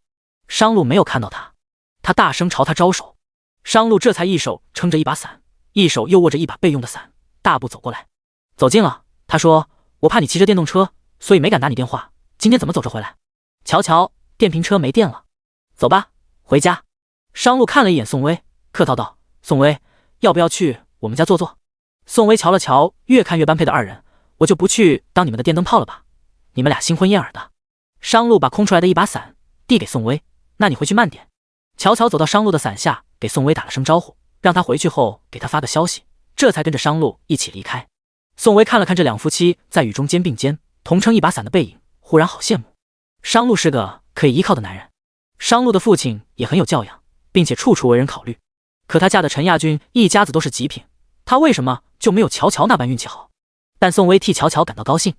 瞧着乔乔和商路二人虽是同撑一把伞，手却没有牵在一起，宋薇敢断定这两个人结婚都快1个月了，肯定还没有同过房。第53章，生个女孩吧，要不然这两个人怎么可能不手牵着手？难怪前些天回农村老家，商路的父亲特意加了他微信，让他给他们俩安排睡在一张床上。就这样的情况下，两人都还守身如玉，未免也太保守了。不止商仲伯急，宋薇也急，也不知道这两夫妻什么时候会发生实质的关系。不过宋薇偷着乐了乐，至少她的好姐妹遇到一个靠谱的男人。宋薇撑着伞离开了。雨中，乔乔和商路肩并着肩，乔乔站在商路的右边。商路先是用右手撑着伞，这样方便更多的遮到乔乔，但右手撑伞，商路没办法抽出手来牵乔乔的手。他把伞换到左手，右手腾出来后，走了100余步才一鼓作气准备勾住乔乔的手。可这个时候，乔乔却伸手去摸了摸背包里的钥匙。商路牵了个空，挺尴尬，也挺丢脸的。幸好没人看见。两人爬着步梯上楼。商路第一天跟着乔乔来这破出租屋时，发现没有电梯，上楼还要靠爬楼梯，楼道的声控灯时好时坏，墙上贴着各种各样的小广告。这样的环境让当时他无比崩溃，但住了近1个月了，似乎也习惯了。和乔乔一起爬楼梯的时候，还能边走边聊天。不知道是因为他适应了这里的环境，还是因为这样的环境里有着一个独特的乔乔。反正他现在挺愿意和乔乔待在一起的。用秦森的话来说，他现在放着高档的宴会也不参加了，应酬也推了，高尔夫也不去打了，就喜欢往乔乔这个破出租屋凑。晚饭同样是商仲伯做的。吃完以后，乔乔要去收碗，被商仲伯拦下了。乔乔，你们女孩子的手多娇贵啊，别做这些家务，坐着休息。爸，你每次都不让我干活，搞得我好像就是个吃干饭的一样。乔乔不好意思。商路起身，一边收碗一边说，爸说的对，女孩子洗碗洗多了手会变粗，你坐着就好，我来洗。这里是乔乔的出租屋，没有佣人，没有高档的洗碗机，只能手洗。商路很自觉地收了碗，去了厨房。商仲伯觉得孺子可教，上一次还是他喊商路洗碗，商路才动手的。这一次，商路竟然主动包揽了。不错，不错。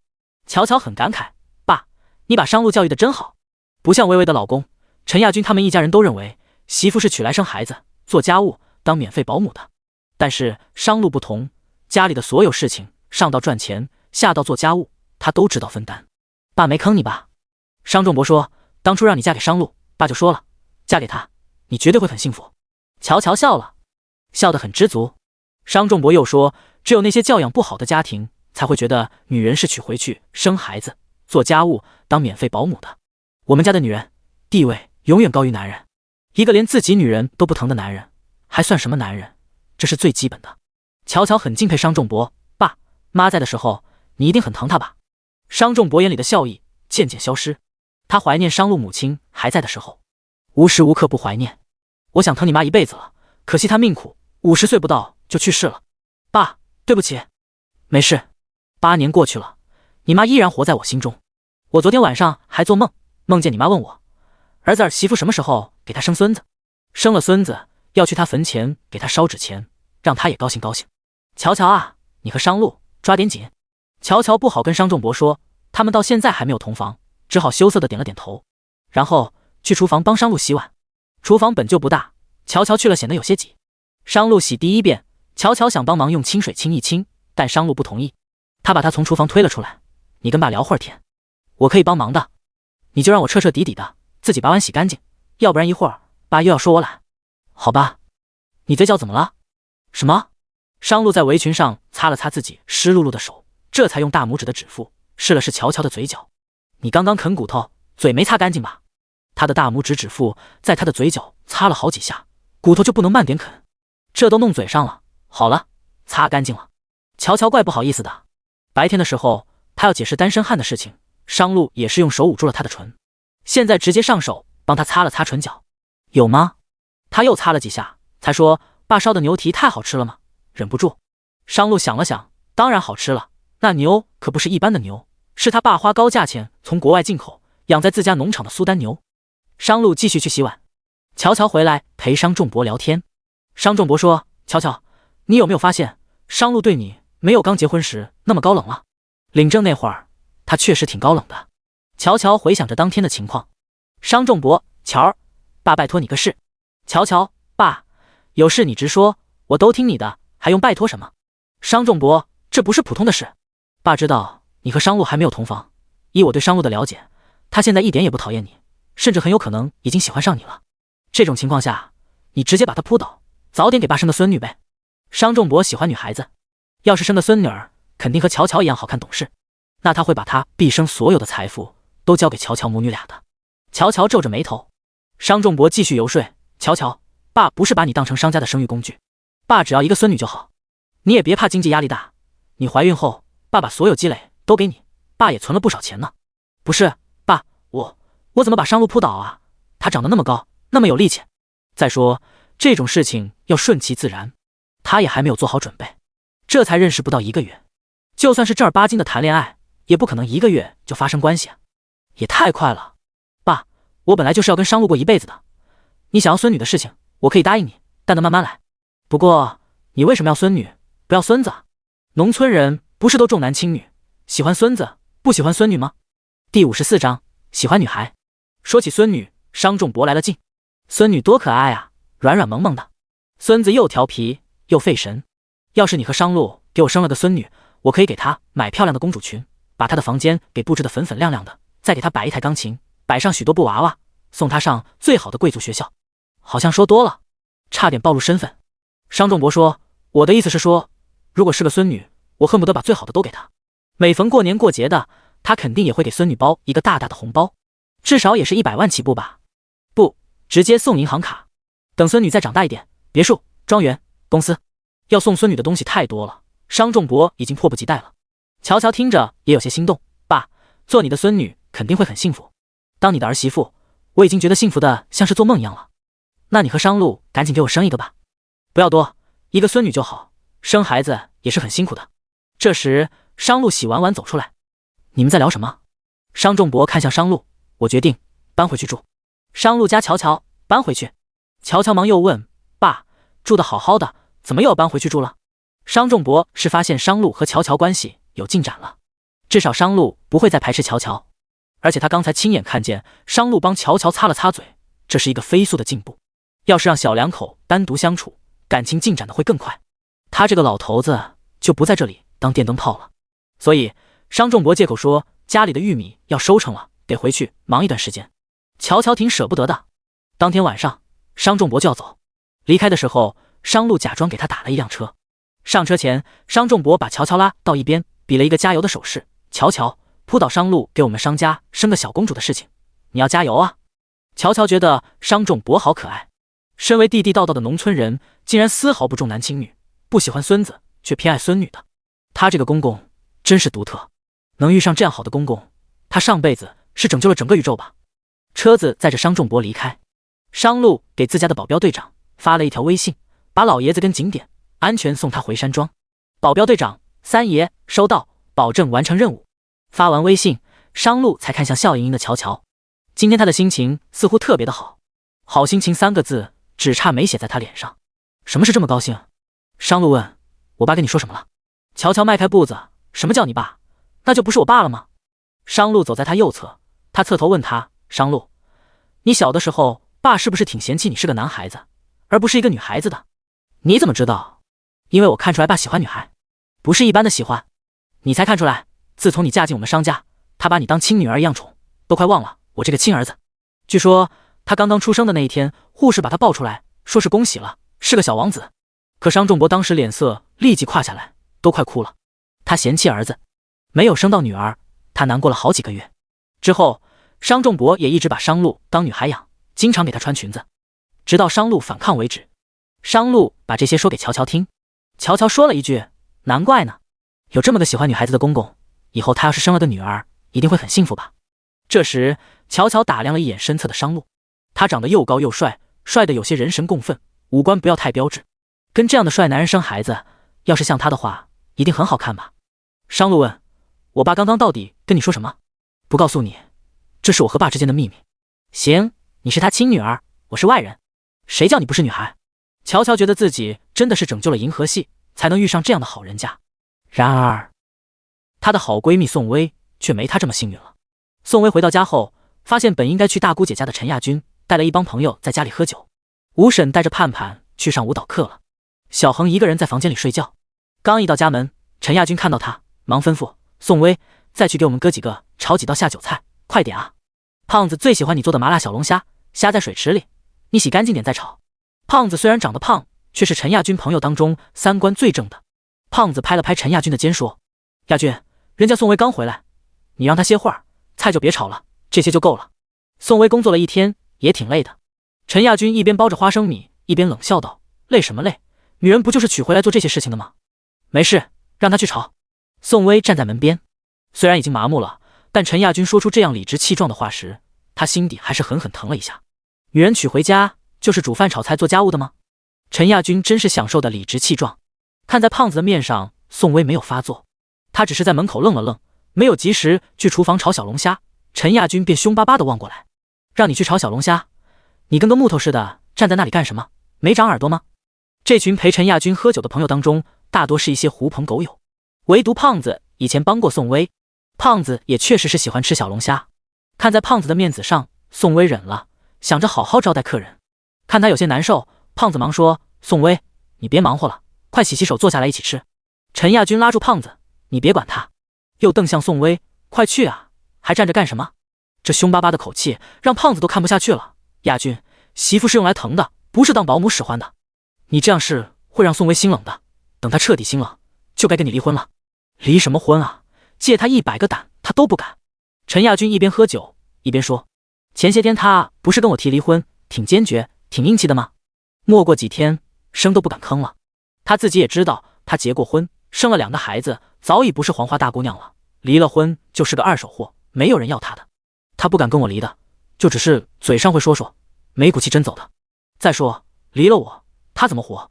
谁养他啊？哪个男人会要二手货？第55章，没男人要的二手货。陈亚军的每一个字，每一句话，都像是刀子一样刺痛宋薇的心。他的自尊心被陈亚军踩踏在地上，狠狠蹂躏。他被践踏得一文不值，但不是他跟陈亚军提了离婚，又不敢真离婚，不是他没骨气，不是他怕自己离婚后是个二手货就没男人要了，而是他不甘心啊。他咨询过律师，他们现在这套房子首付的30万虽然是他出的，但当时他是取的现金给陈亚军，走的陈亚军的银行卡做的贷款购房，写的也是陈亚军的名字，又是婚前买的。当时他完完全全信任陈亚军，打算跟他过一辈子的。他对陈亚军没有任何防备，所以他没有证据证明首付是他出的。如果离婚，房子会白白送给陈亚军，凭什么要便宜陈亚军？离婚后他无论如何都是要带走2个孩子的，如果能够争取到更多，也能给孩子有保障。带着2个孩子哪都要花钱，他必须为自己争取。所以宋薇没办法，他有许多的无可奈何，身不由己，只能忍气吞声，继续这段身心疲惫的婚姻。但他不会再像以前一样傻傻的当个免费保姆。出去工作是他走出去的第一步，接下来他要反抗陈亚军。听到这段话后，他冷笑了一声，然后走到陈亚军的面前，端起他的酒泼了他一脸。你疯了！陈亚军万万没有想到，以前逆来顺受的宋薇敢当着他朋友的面泼他一脸啤酒。不是让炒菜就炒菜，让洗衣服就洗衣服吗？今天哪来的底气？反了不成？陈亚军抹了抹脸上的酒，恶狠狠地握着拳头。宋薇，你找打是吧？算了算了，和气点。胖子拉住陈亚军，其他几个朋友也在劝。宋薇挺直了胸脯，胖子，你放开他，看他敢不敢打我。他要是真打我，我就去告他家暴。反正我装了摄像头，我也问过派出所了，家暴的男人至少会被拘留7至15天，严重的还会被判刑。胖子当着和事佬，宋薇不至于，都是一家人。亚军也不敢真打你，亚军，你快认错。陈亚军认什么错？这种不听话的娘们就是欠揍。宋薇，陈亚军，你要真敢打我，我就真把你送进拘留所。还要说是二手货，你就不是吗？离了婚，你一个天天装大爷，什么家务活都不干，回家就只会躺在沙发上耍手机，什么事都只知道使唤老婆的狗男人，还有哪个女人会要你？也就是我当初瞎了眼，才看上你这种渣男，还想让我继续给你当免费保姆，门儿都没有。宋薇，你腰杆长硬了是吧？生活费你不想要了，今天你要是不去厨房炒菜，不把我哥几个伺候好了，让他们吃好喝好，下个月你别想从我手上拿1分钱的生活费，3000块钱的生活费我不要也罢。反正现在他回公司上班，自己赚钱了。这么多年问陈亚军伸手要生活费，每次陈亚军都像是赏赐给他一样。他是给陈亚军生儿育女，给他带孩子，给他照顾老妈和家人的，又不是真的是保姆。保姆还有工资呢，他还是无偿的。受够了，彻底受够了。陈亚军，好，宋薇，这是你说的，从今往后你别想从我身上要1分钱。宋薇挺直的胸脯，你放心，我不会再问你要1分钱，但2个孩子的开销你也要分担一半，除非你不想要2个孩子。胖子又数落了陈亚军几句，说陈亚军的不是。宋薇觉得挺抱歉的，胖子，今天不能做你喜欢的小龙虾给你吃了，下次我单独请你。胖子也怪不好意思的，宋薇，你快别说这些了，都怪我，要不是我也不会让你们2口子吵架。是他自己的婚姻出了问题，是他选男人的时候瞎了眼，他不怪任何人，该流的泪也早已经在这些年的鸡飞狗跳中流尽了。他甚至不允许自己哭，哭多没出息啊！有力气哭，不如想办法让自己更加变得强大一些。懒得再和陈亚军继续吵下去，他去厨房随便下了一碗面，就把自己关在房间里，开始学习国际站的一些交易规则。国际站的外销平台现在主要是他在和乔乔在负责，如果有销量了，他是会有提成的，但销量一直没动静，所以他要更多的学习。忙碌也是最好最有效果的一种遗忘痛苦的办法。第二天是周六，陈亚军的妹妹陈亚萍从大学回来，看到家里突然多了一个保姆，酸溜溜道：妈，嫂子不带孩子还请了个保姆，钱多烧的吧？她以为我哥赚钱不累吗？她就是个烧钱的败家娘们。萧玉凤坐在沙发上悠闲地啃着瓜子，那边宋薇的小儿子哭了，萧玉凤也没曾想起身去抱一抱。在厨房摘着菜的吴婶跑出来抱起小恒，气愤地看了一眼沙发上萧玉凤。唉，宋薇这是嫁了个什么样的婆家？一家子奇葩，要不是董事长吩咐了要照顾好太太的闺蜜，吴婶早就辞职不干了。陈亚萍看见写作业的盼盼脖子上好像戴了一条很漂亮的项链，走过去一把扯下来。盼盼，你这条项链还是金的呀，这么漂亮，你妈给你买的。小孩子戴什么金项链？小姑帮你保管着，等你满18岁，我再还给你。陈亚平是想占为己有，故意找了个借口。盼盼伸手够不着，快要急哭了。你还给我，这是我出院的时候乔乔阿姨送给我的，你快还给我。陈亚平哪肯还给盼盼，就要往自己脖子上戴上去。反正这些年他顺手拿走宋薇的各种首饰、衣服、包包多了去了，占便宜也占习惯了。盼盼抓着陈亚平的手臂，用力咬了一大口。妈呀，你狗变的吗？咬死我了！给你小姑戴又怎么了？你个烧钱的死丫头！萧玉凤说着就要打盼盼。这时宋薇及时走出来，把盼盼护在身前。你们谁敢动我女儿？盼盼委屈地望着他，妈妈，小姑把乔乔阿姨送我的项链抢走了，所以我才咬她的。宋薇摸了摸盼盼的脑袋，宝贝，你做得对，如果有人抢你东西，你就咬他。你的东西谁也不能抢，谁也不能占你便宜。陈亚平，嫂子，你阴阳怪气说什么？谁占你便宜了？宋薇，你没有吗？我梳妆台上那套新买的护肤品和化妆品，是不是你拿了？陈亚平，就是我拿的呀，反正你也不用，而且你这张麻子斑斑的脸，用了也是浪费好东西。我帮你用了，还不浪费。第56章，终于硬气一回。宋薇就说嘛，陈亚平才回来2个小时，他几千块钱一套的化妆品，这就不见了，肯定是他拿的，这是拿习惯了，理直气壮了。还给我！这一次宋薇口气很硬，不会再纵容小姑子。陈亚平，你凶什么凶？大几千块钱的化妆品你也买不起，肯定是我哥给你买的。我哥买的东西，我凭什么还给你？反正是我哥出的钱。宋薇听得火冒三丈，连厨房里的吴婶也听不下去了，跑出来说：小姑娘，你拿别人东西怎么如此理直气壮？宋薇那套护肤品是我家泰。吴婶顿了顿，改口：你嫂子那套几千块钱的护肤品是乔乔送给她的，关你哥什么事？你这样不打招呼就拿别人东西，真是没教养。陈亚平凶巴巴道：你一个伺候人的保姆，下人哪有你说话的份？在这个家，宋薇把他们当成是自己的亲人，从来都是8心8肝的对他们，可他们从来不拿他当家人，一直欺负他，连吴婶都知道替他说话，他们却理所当然的以为他嫁进陈家就是该被欺负的。我看你就是没教养。吴婶是我请来照顾盼盼和小恒的，他值得被尊重。你要是这么不尊重人，下次放假就别来我家了，这里是我家，不欢迎你这种没教养的人。还有，这条项链是我的，这个卡地亚的手链也是我的，你戴了几年了，是不是该还给我了？宋薇指了指小姑子脖子上的项链和手上的手链，小姑子丝毫没有要还的意思，她直接上手抢了回来。陈亚平从来没有发现宋薇的力气这么大。乔儿送给我的那套化妆品呢？拿出来！今天他绝不会惯着小姑子，再惯着她，他的脑袋就是被马桶挤了。陈亚平懵了，以前那个逆来顺受的嫂子，今天怎么变得如此凶悍？凶悍的让陈亚平与萧玉凤母女俩一时半会儿没反应过来。宋薇自己跑去沙发上，拿起陈亚平的包包，把化妆品拿了出来。这个包包也是她的，是当初乔儿送给她的。她索性把陈亚平的口红、镜子、证件什么的全部扔出来。宋薇，你干什么？你疯了吧？我拿回我的东西，天经地义。拿完这些东西，宋薇让吴婶带着2个孩子摔门去。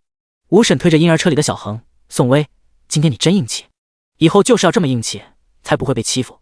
盼盼，你妈妈棒不棒？盼盼点头，棒。小姑和奶奶脸都气绿了，妈妈太棒了。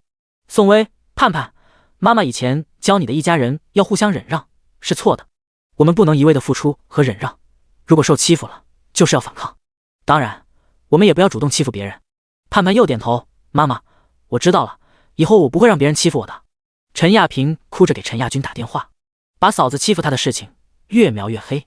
陈亚军听了，立即打电话给宋薇，想要数落他几句，但宋薇直接不接听。他和吴婶2个人带着孩子去公园野炊，帐篷、垫子和一些吃的喝的是吴婶早就准备好的。陈亚军打不通宋薇的电话，只好打吴婶的。吴婶问他宋薇到底接不接？宋薇把手机拿过去，接起。电话里陈亚军的声音简直要吃人。宋薇，你有没有个当嫂子的样子？那些首饰和化妆品，你给萍萍又怎么了？反正你也用不着。陈亚军，你语文老师是体育老师教的吗？什么叫给？你懂不懂？给是自愿拿出去的意思，但是你妹妹是没经过我允许，私自拿我的。说难听点，那叫偷。我没报警就算好了，几千块钱的物品偷过去是要判刑的。你什么你？陈亚军，你可别再招惹我！否则我真较真去报案，反正家里都有监控，到时候真把你妹抓进去，可别怪我心狠。宋薇，你简直……你再多说一个字，我马上挂了电话就报案。好，首饰和化妆品的事我不说了，好吧？陈亚军也是怕宋薇真报案，毕竟现在的宋薇突然一下子就变了，变得不再像以前那些好欺负了，他还真怕把宋薇惹急了。陈亚军赶忙说另一件事情，你和吴婶去哪里了？我妹和我妈都在家里，怎么菜也不买，饭也不煮？你要饿死他们呀？宋薇冷冷淡淡道，他们饿不饿死关我什么事？煮饭买菜不一直都是你的事吗？我是你们家免费保姆吗？宋薇，你什么你的，我还没说完。再说了，让买菜做饭，你给我生活费了吗？昨晚你口口声声说以后不会再给我一分钱生活费，你以前给的那些生活费是一家人一起用的，我没乱花一分，好像我占你很大便宜似的。陈亚军，既然你要分这么清楚，以后你的家人你来照顾，你来养，别想我再伺候他们，保姆阿姨还要花钱来雇呢，我一分钱不要，任劳任怨的伺候你们，你还不知足？现在我不伺候了。啪！宋薇挂断电话，然后关机，准备和吴婶与孩子们享受一个愉快的假期。看他挂了电话，吴婶给了他一个大大的点赞。宋薇，好样的，对付他们这种极品，就是要有自己的原则和底线，不能让他们有半点侵犯，不然他们会觉得欺负你是理所当然的事情。宋薇觉得商叔叔介绍的这个不简单，他的思想观念不太像是一个农村村妇该有的样子，倒像是见过大世面的。宋薇带着孩子们在公园玩耍的时候，乔乔和商路正在大学城对面摆着地摊。这会儿摊前没人来问，商路问乔乔，这个地摊你准备摆到什么时候？乔乔认真道，我算了一下，上个月那个采购大客户加上平时的散客，让我赚了快2万块钱。大客户就是秦森，但乔乔不知道这事。他又道，现在经济不景气，摆地摊能赚这么多，相当不错了。等到我们买房的首付凑齐了，再决定摆不摆地摊的事吧。你看行吗？当然不行，他的时间是很宝贵的，这么陪乔乔在这里耽误一天，他不知道要少赚多少钱，长久下来也不是办法。商路问，有房子你就可以不用摆地摊了？乔乔点头。商路想着他现在还是破产老板的身份，不能直接送乔乔一套房。他问，如果你买的东山林地的房子能够如期交房呢？乔乔想也不想道，这怎么可能呢？开发商已经卷款跑到国外去了，烂尾成这样，哪个大傻瓜会去接下这个亏大生意的烂尾楼盘，再继续把它修完了，亏本交房给这些业主？大傻瓜3个字让商路皱了皱眉头，他在心里自嘲，你老公怕就是那个大傻瓜。第57章，那你岂不成了商太太？自嘲完后，商路又问乔乔，你别管是否有人愿意接手那个烂尾楼盘的事，你就说如果你的房子真的交房了，你还摆不摆地摊？这个问题乔乔思考了一下，但商路的一脸认真样打断了他的思考。他认真的说着这个问题，好像真的会有人去接手他买的那个烂尾楼似的，但根本就不可能啊。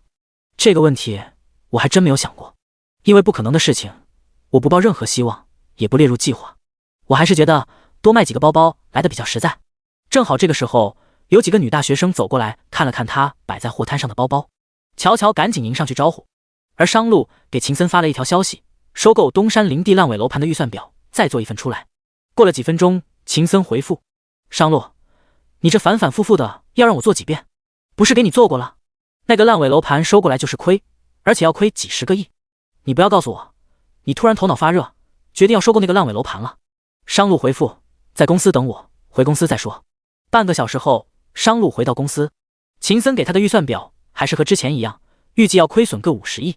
商路坐在沙发上，拿起笔在纸页上写了几笔，增加2个项目便可转亏为赚。1.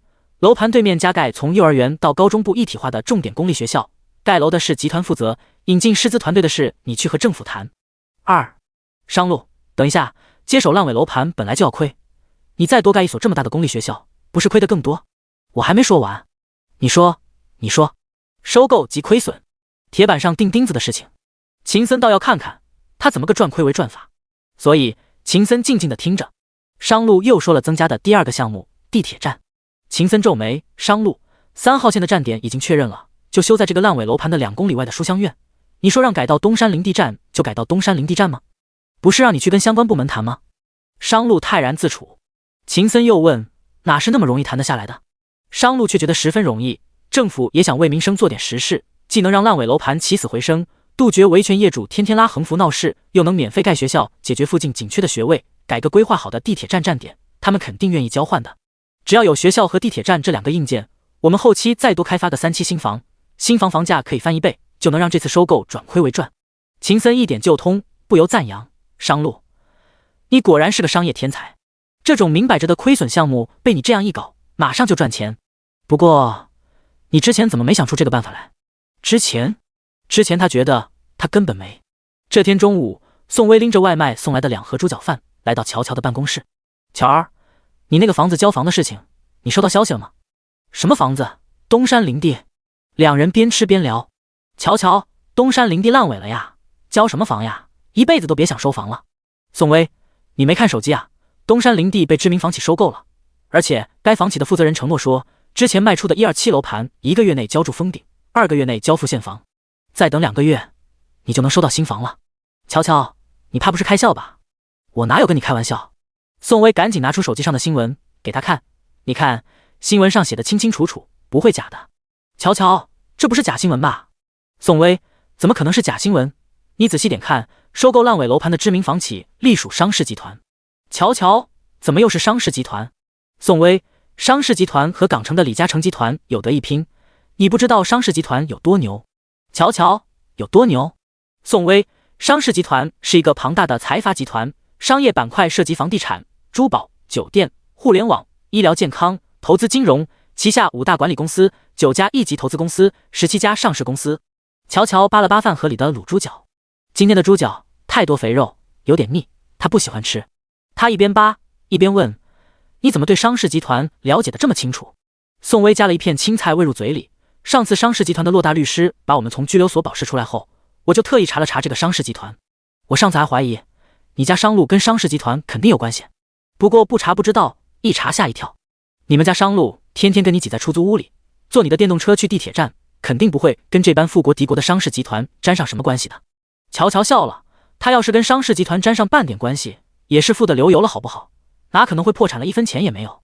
宋薇，是啊，他要真跟商氏集团沾上关系，那你岂不是成了商太太？岂不是嫁进了豪门？乔乔，行了，别埋汰我了，这种天上掉馅饼的事情不可能跟我有关系的。他家商路要真是跟富可敌国的商氏集团沾上半点的关系，又怎么可能会娶生活在社会底层的平平凡凡的他？不可能的。第58章，你不会怀孕了吧？乔乔笃定道，我们家商路就是巧合的也姓商而已。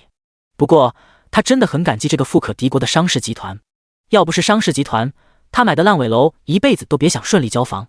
不过他又说，这个商氏集团背后的决策人怕是个傻子哦，明显要亏好几10个亿的项目，说收购就收购，他脑子怕是进水了。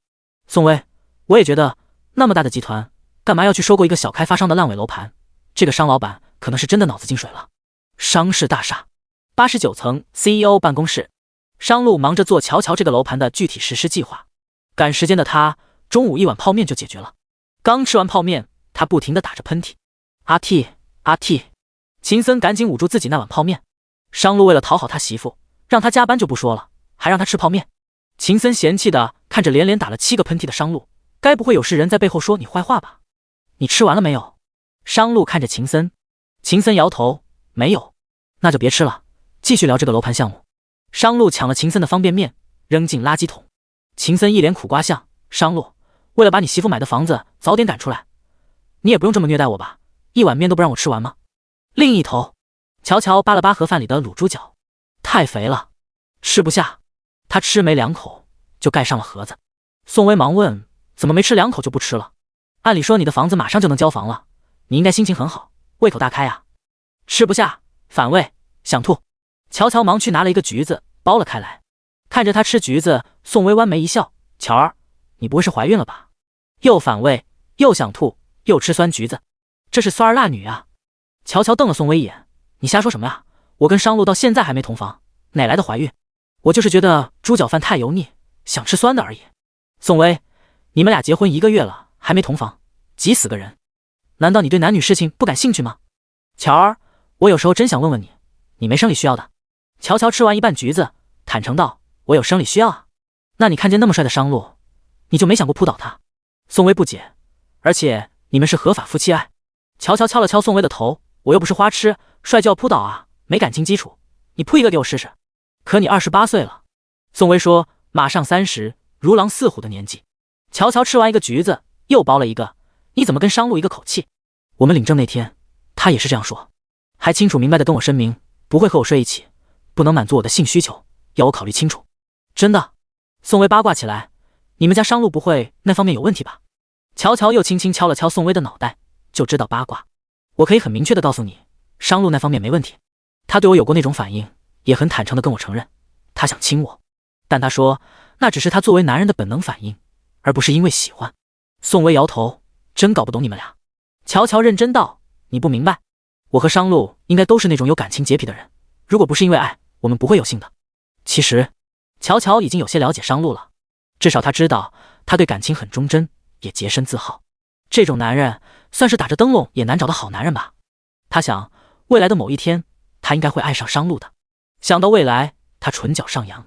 只是他经历过许多次背叛和被抛弃，他对爱的要求很高，一般的举动很难打动他。他很清醒，他知道不能轻易交付自己的真心。一起好好过日子是可以的，但交出真心却必须要慎重。宋薇也理解他，我看啊，你们两个有感情洁癖的人不是那么容易相爱的。不过没关系，别人是先谈恋爱后结婚，你们是结完婚后有大把的恋爱可以谈，也挺好的。这一天，因为东山林地被商氏集团收购，很快就能交房的事情，乔乔一大早就回家了。今天他不准备再摆地摊，他打算好好的做一顿晚饭，和家人庆祝一下。所以他给商仲博也打了电话。他听商仲博说过，他们虽是农民，但是家里的田地都在彭城，离这里很近。商仲博当天下午就赶过来了。乔乔做了一桌子的好菜，商路回来的时候，他还在厨房里忙碌。商仲博帮忙端了一个菜出来，看到进门的商路，商路皱眉，爸，你不是说不来出租屋了，怎么又过来了？商路，你不是说乔乔只是你名义上的妻子，你可以在小事上帮他，但要你在他身上动辄投个几十个亿上百亿的投资，门都没有吗？可是我今天看到了你要收购东山林地的头条新闻，你是不是开始心疼乔乔，不想让他因为房子烂尾的事情伤心，所以才收购的？商仲博反问。商路换了些，走进来，你想多了，有了房子，他就不用再摆地摊赚辛苦钱，我也不用跟着他浪费时间。商仲博笑了笑，借口，随你怎么想。商路走进厨房帮忙，今天怎么做这么多菜？看到乔乔锅里的菜要起锅，他忙递了一个盘子过去。有喜事。乔乔把最后一个菜端出去，喊大家都坐到了桌前。商路等不及用手拈了一块排骨，想尝一尝他的手艺，因为跟他结婚这么久，还没发现他竟然能做出这般色香味俱全的菜色。谁知乔乔拿着筷子头轻轻敲来，洗手，回来手都不洗就吃饭，讲不讲卫生的？商仲博在旁边偷笑，这小两口越来越有夫妻间该有的打趣样了。和乔乔相处久了，商路也没有那般古板了。以前在家里的大餐厅吃饭，每次都是等到佣人把所有的餐具摆好，汤盛好，饭也盛好，酒也倒好，他才会动筷子的。这种直接上手抓排骨来啃的动作，绝对不会出现在商路身上。也是乔乔做的排骨太好吃了，商路才忍不住吧。吃饭的时候，乔乔把东山林地被商氏集团收购，2个月后要交房的事情告诉了大家。接着乔乔说，爸，商路，等房子交房后我们装修完晾一晾就搬过去，以后我们就有家了。真应该感谢这个商氏集团。商路一派沉稳地吃着饭，提到商氏集团的时候，他倒是淡定得很。商仲博高兴，特意夸了一句，那真是太好了，这个收购烂尾楼盘的人真是个大好人呀。大好人确实是大好人，解决了2000户业主维权无果的事情。但是我发觉这个商氏集团背后的决策人脑子好像有点进水，这明摆着要亏好几十亿的生意，他竟然也敢接手，真不知道这个决策人脑子里想的是什么。商仲博喝进去的汤差点呛着他，他看向对面坐着的商路，商路的脸色突然黑沉沉了起来。第59章，关于生孩子的事情。没有人敢骂商路脑子进水了，不管是人前还是人后，他们见到商路从来都是恭恭敬敬，小心翼翼的，今天却被乔乔骂了一句脑子进水。虽然乔乔不知道这个商氏集团背后的决策人就是商路，但商路的脸色还是黑沉沉的。商仲博一边吃东西一边偷着笑，看来这个世界上能骂他儿子的人只能是他儿媳妇。商氏集团背后的决策人脑子是不是进水了，我不知道，但我知道他的决策可以让你在2个月后顺利收房，至少这一点你也不应该在背后这么说他。商路吃饭的动作顿了一下，他突然觉得刚刚还很香的饭菜一下子就不是那么香了。乔乔扒了一口饭，我就是随口一说，难道他还能听见不成？嗨嗨，商仲博低低的咳了2声，这何止是能听见，而且是当场听见，听得清清楚楚。也不知道乔乔要是知道了商路就是商氏集团背后的决策人，他会是什么样的反应？商仲博很期待那一天的到来，但商仲博也知道他们的身份还不能那么快告诉乔乔，万一把他吓跑了怎么办？毕竟金钱和物质并不能征服他这个非常不一般的儿媳妇。商路好像在为自己的能力做辩解，他说商氏集团背后的决策人并不是那么傻，东山林地收购过来也有赚钱的可能性，怎么可能？明显就是亏几10个亿的生意。乔乔巴拉巴拉说了一大通，他把整个收购项目大概的投入和回报算了一下，总之就是一个字：亏。商路耐心地说，商氏集团把烂尾楼盘收过来，只要加盖一体化的重点公立学校，并说服政府把规划的书香苑地铁站挪到该楼盘对面，后面再加推3期新房，再冠以知名房企的品牌，房价就能提高，便能转亏为赚。这么简单的事情我能想到，我想商氏集团的掌权人肯定也能想到。细细一想，乔乔觉得他说的有道理。但是商路，你怎么肯定商氏集团的决策人能够想到这几点？你又不是他肚子里的蛔虫。商路他很聪明，一定能够想得到。商仲博，对，乔乔啊，商氏集团背后的决策人是很聪明的。乔乔，商仲博，而且传言啊，商家的男人都很疼老婆，为了哄老婆开心，可以不惜一切代价。也许他收购烂尾楼盘就是为了博老婆一笑。商路，你说是吧？商仲博特意看向商路，商路不说话。商氏集团决策人的老婆笑不笑，乔乔是不知道，反正他是笑了。他笑着说，管他呢，商氏集团为何要收购那个烂尾楼盘，我不关心，我只关心反正再过2个月，我买的房子终于能够交房了，用不了多久，我们终于可以搬进新房，终于可以有自己的家了。一家3口继续吃着晚饭。商路看着胃口大开的乔乔，对于有自己房子这件事情，你好像很执着。当然啦，乔乔啃着排骨，谁不想有个自己的房子，结束这种四处奔波到处租房的日子。他一边啃一边说，有自己的房子以后就再也不用看房东脸色了，自己想买什么家具也不会觉得搬家麻烦，房子还可以装修成自己喜欢的风格，住起来心情倍好。最重要的是，那个房子里一定要住着这一辈子最重要的亲人，以后你和爸就是我这辈子最重要的人了。等我们搬过去了，我们一家人一定可以把日子过得热热闹闹，红红火火的。他特别期待那种有家有亲人的感觉。爸，他给商仲博加了一块清蒸鲈鱼，又说，我想好了，你腰不好，客厅里要摆一台多功能的按摩椅，以后你没事就往上面多躺躺。夹起那块鱼肉，商仲博眼眶湿润。自从老伴过世后，他再也没有感觉到家的温暖。他们家偌大的山庄别墅空空荡荡的，没有一滴点的温度。是乔乔让他又体会到了家的感觉。他丝毫不嫌弃他这个糟老头子，对他比对他亲生父亲还要孝顺。可乔乔根本不知道他和商路的身份，还以为他儿子破产了，还以为他这个公公是农村里种地的农民啊。他为什么要对他们父子这么好？乔乔这般真心的待他，商仲博真的很感动。爸，我就说2句，怎么还哭了？我是不是哪里说错了？商仲博摆手，没有，爸就是觉得我们商家能娶到你这样孝顺懂事的儿媳妇，真是祖上烧高香了。连商路也陷入了沉思，他看着乔乔移不开目，看着商仲博老泪纵横，乔乔心急。他并未发现此时此刻商路落在他身上的那一缕目光到底意味着什么。他推了推商路的胳膊，纸巾在你那边，快点递一张过来，给爸擦擦眼泪。商仲博接过纸巾，说了句没事，然后笑道，我就是高兴的。乔乔，商路问，房子你喜欢装修成什么样的风格？田园风。乔乔问，你呢？你喜欢什么风格？如果你不喜欢田园风，我也可以参考你喜欢的风格的。商路，我觉得田园风也挺好的。乔乔，是吧？我也觉得。然后阳台种上花花草草，再摆一张吊椅，肯定特别温馨。老婆既然喜欢这样的风格，商路当天晚就在网上找了一些田园风的装修图，然后他微信秦森，请个有名点的设计师把乔乔买的那套房子设计成田园风格。装修方案出来后拿给我看一下，这件事情他打算亲自盯着。秦森，你媳妇买的房子是清水房交付标准，你给装修了，不怕她怀疑吗？商路，你不懂。秦森，商路，你何不送一套大别墅给她，直接一步到位，顺便把身份坦白交代了，以后想送什么都不用这么大费周折。商路，你以为乔乔跟你一样俗气？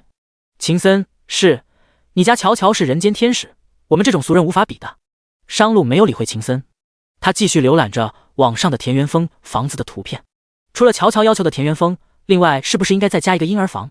万一将来他和乔乔有孩子了，等等，他在想什么？他竟然想着将来和乔乔生孩子的事情。第60章，集团大老板。不，这不是商路最初的计划。他立刻停止了这样的想法。他承认他已经接受了乔乔是他妻子的这件事实，但他不能这么失控。男人还是应该以事业为重，不能让一个女人频频打乱自己的计划。第二天，乔乔高高兴兴地去上班。原本是很美好的一天，但所有的好心情都终结在乔志华带着乔大强出现在他办公室门口的那一刻。他开的公司只是一家小公司，没有正规的大门，就只是租了一栋3层的农民房当办公场所和仓库，门口也没有保安，所以乔志华和乔大强走进来，没人拦着。看到这两父子的那一刻，乔乔胸口郁结，一口闷气直冲脑顶。你们又来干什么？干什么？乔志华推了乔大强一把，这么大一个大活人，你这个当女儿的不想养，你说我要干什么？乔乔往乔大强身上瞅了一眼。乔乔，爸真的知道错了，你就原谅我吧，再怎么说我始终是你的亲生父亲呀，你别真的不管我。乔大强故作示弱的可怜样子丝毫无法让他心软，反而他更加反感乔大强。走投无路了，才想到有他这么一个女儿。可是20多年来，他吃苦的时候，他被人欺负的时候，他吃不饱穿不暖的时候，他可曾想过他在乡下还有一个被他抛弃的女儿？乔大强抛弃他的时候，他才4岁啊，4岁，别人的4岁还在爸爸妈妈的怀抱里撒娇卖萌。可这些年，他努力的回忆爸爸妈妈的拥抱，却怎么也想不起来被人拥抱呵护的感觉到底是什么样的。乔乔握紧了拳头，态度坚决，我没有义务养他，你把他带走。乔志华从钱包里抽出2000块钱来，砸在乔乔的桌子上。爸的生活费我给你加到2000，别说我这个当儿子不养他，既然我出了钱出力的事情，就该轮到你这个女儿来做。宋薇挺身而出，乔志华，有你这么道德绑架的吗？乔志华，我懒得跟你们理论。乔乔，你要是不想养他，你就把他丢大街上，反正我出钱了。说着，乔志华转身走了，留下乔大强当着乔乔公司所有人的面，一把鼻涕一把泪的哭诉着。那些说他自己有多可怜的话，乔乔一个字也不想听。他只冷冷地问乔大强，你是拿着你儿子给你的钱自己走，还是等着我把你赶出去？乔大强往地上一坐，我今天就不走了，我看你还真能狠心把我扔出去不成？这样撒泼的乔大强让宋薇恨得咬牙。宋薇替乔乔问，乔大强，你是有儿子的，你儿子在彭城有10套房子，是大公司的高管，年薪500万，他完全有能力养你，而且养你也是他该尽的义务，你为什么非要赖着从小被你抛弃的乔乔？乔大强坐在地上不起来，我儿子不用谈恋爱结婚的吗？我这么个糟老头跟着他，万一让女方嫌弃，他还怎么结婚娶老婆？我可不能耽误了我儿子的终身幸福。你不想耽误你儿子的终身幸福？宋薇气的脖子发硬，所以你就来耽误乔乔了是吧？难道乔乔就不用嫁人，就不配拥有幸福？乔大强理直气壮道，她只是个女孩子，有什么所谓？女孩子怎么了？女孩子就活该吗？反正今天乔乔不带我回家，不养我，我就坐在这里不起来了。乔乔被气得想吐血。同样都是乔大强的孩子，为什么乔志华就被保护得这么好，而他就活该？他杀了乔大强的心都有，但他不能因为乔大强的事情把自己气死，气死了没人会心疼他。他冷冷地看着地上的乔大强，冷冷道，只要你不嫌地上冷，你想坐多久就坐多久。乔大强真的在乔乔公司的地上坐了一整天。下班前，宋薇想给商路发条微信，之前回农村，宋薇是加了商路的微信的，所以他翻出商路的微信号，直接发过去一条语音，把乔大强赖着乔乔的事情告诉了商路。又说，商路，你一会儿过来接乔乔回家吧，要不然乔大强这是挺麻烦的。商路不到下午5点半就出现在了乔乔的办公室门口。乔乔还挺意外的，你怎么来了？商路不答反问，乔大强还坐在那里赖着不走。这件事挺闹心的。乔乔眉心紧蹙，这世界上怎么有这么不要脸的人，就像狗皮膏药一样。交给我来处理。商路轻轻拍了拍他的肩，安慰道，一会儿会有人过来把乔大强接走的。乔乔挑眉，谁会来把乔大强接走？你报警了吗？这种家庭纠纷警察不会管的，只会让你自己调解，我真是拿乔大强没办法了。这种事情不用报警。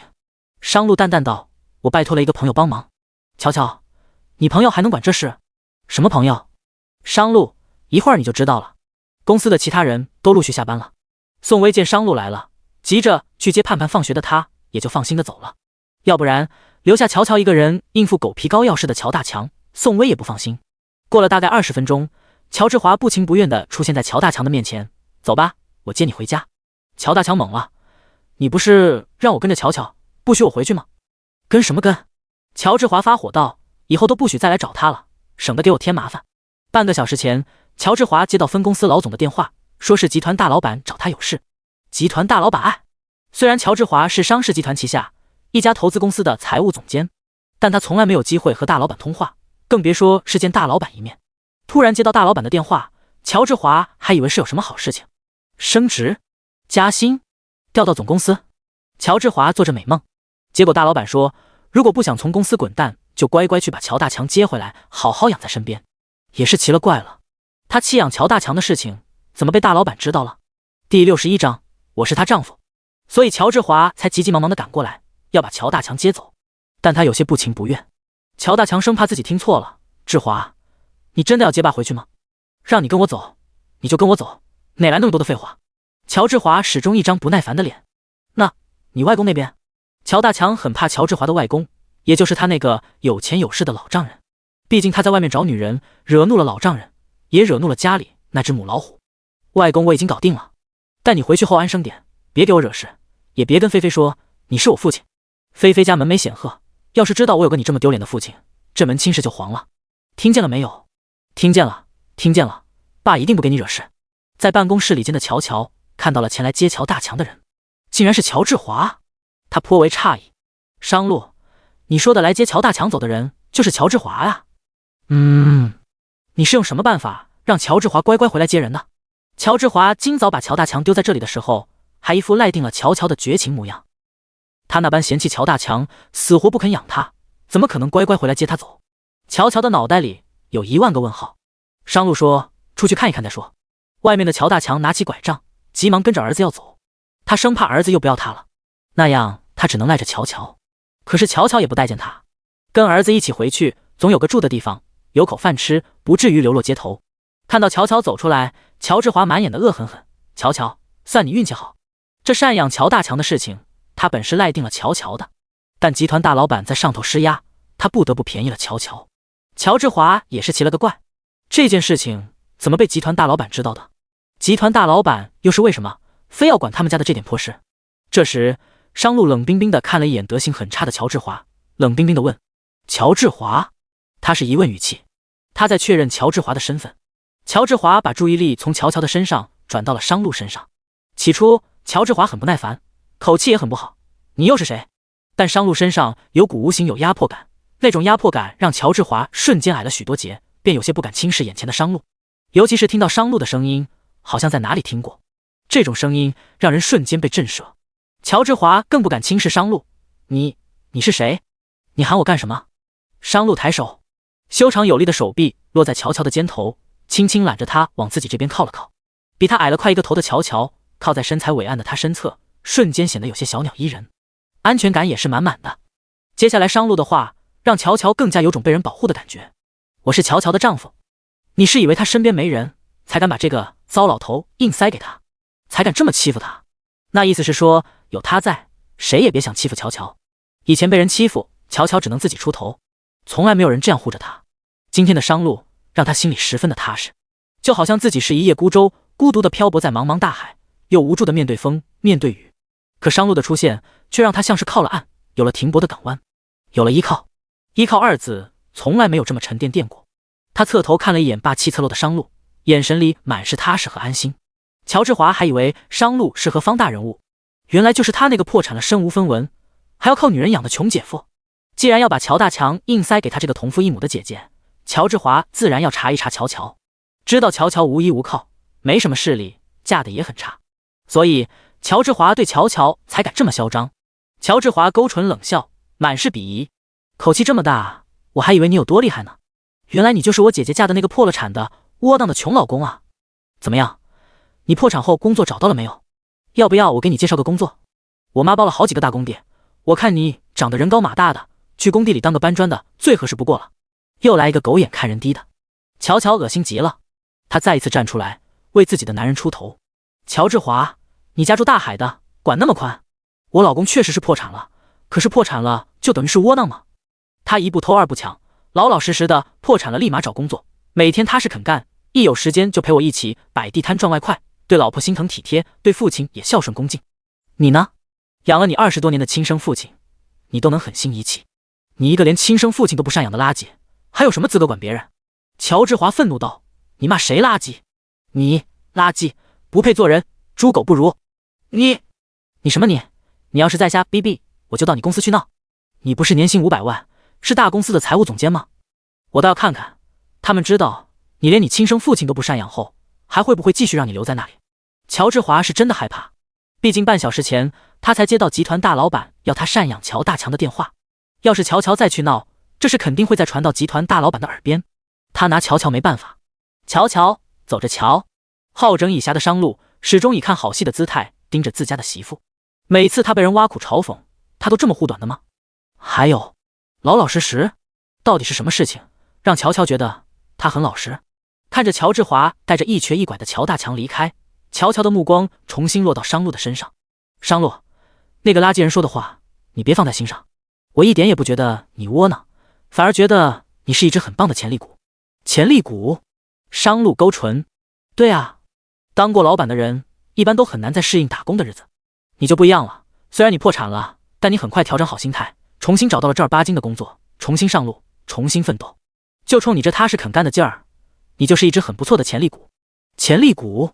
确实，商路心想，乔乔看人真准，他确实是潜力股，但他潜得太厉害了，就怕哪一天他看清他这股潜力股的真实实力时，会吓一大跳。第62章，日久见人心。这时，秦森发微信过来问商路，乔治华那人渣把那死老头接走没有？要不要我直接告诉他，你就是集团大老板？告诉乔治华，肯定会把他吓尿。但商路暂时不打算透露。乔治华一旦知道他的身份，乔乔也就知道了。他的身份，他打算找个合适的时机，亲自向乔乔坦诚。他回复，留着他，慢慢收拾。这种人渣，他自有收拾他的办法。他又给秦森发了一条，警告一下乔治华，给他敲敲警钟，让他最好安生一点。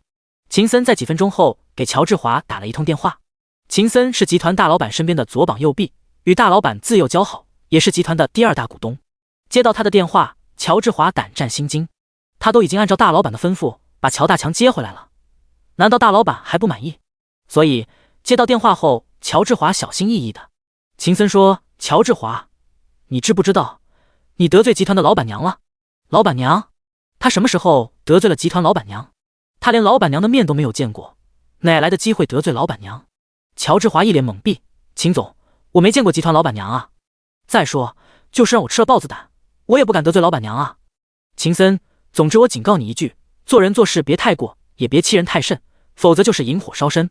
这样的警告让乔治华完全一头雾水。他在公司向来兢兢业业，任劳任怨，怎么做事太过了？还想再问什么，秦森已经啪一声挂了电话。乔治华一脸惊慌失措，他到底是哪里得罪了老板娘了？抓破脑袋，乔大华也想不明白啊。乔治华带着乔大强离开后，乔乔紧接着问商路，你还没有告诉我，你到底是用什么办法让乔治华乖乖把乔大强带走的？商路再次淡定的撒着谎，没什么，我就是请骆律师出了个面，让他义正辞严的告诉乔治华，弃养罪的最高判刑期限。哦，骆大律师出面，果然是不一样。乔乔没有多想，二人走着回出租屋，因为乔乔的电动车又没电了，他们边走边推着电动车，不过是商路推的电动车。男人嘛，就是该出力气。商路边推边说，你这辆破电动车怎么老是没电？昨晚不是才充了电？乔乔跟在他身边嘀咕道，什么破电动车，它再破也是每天早上拉你到地铁站的小宝马，好不好？只不过电池不太好了而已。商路，要不我给你换辆车？乔乔，你有钱啊？对哦，他现在还是破产身份，不能随随便便就送他一辆车。我是说，我给你换一辆新的电动车。干嘛要浪费钱？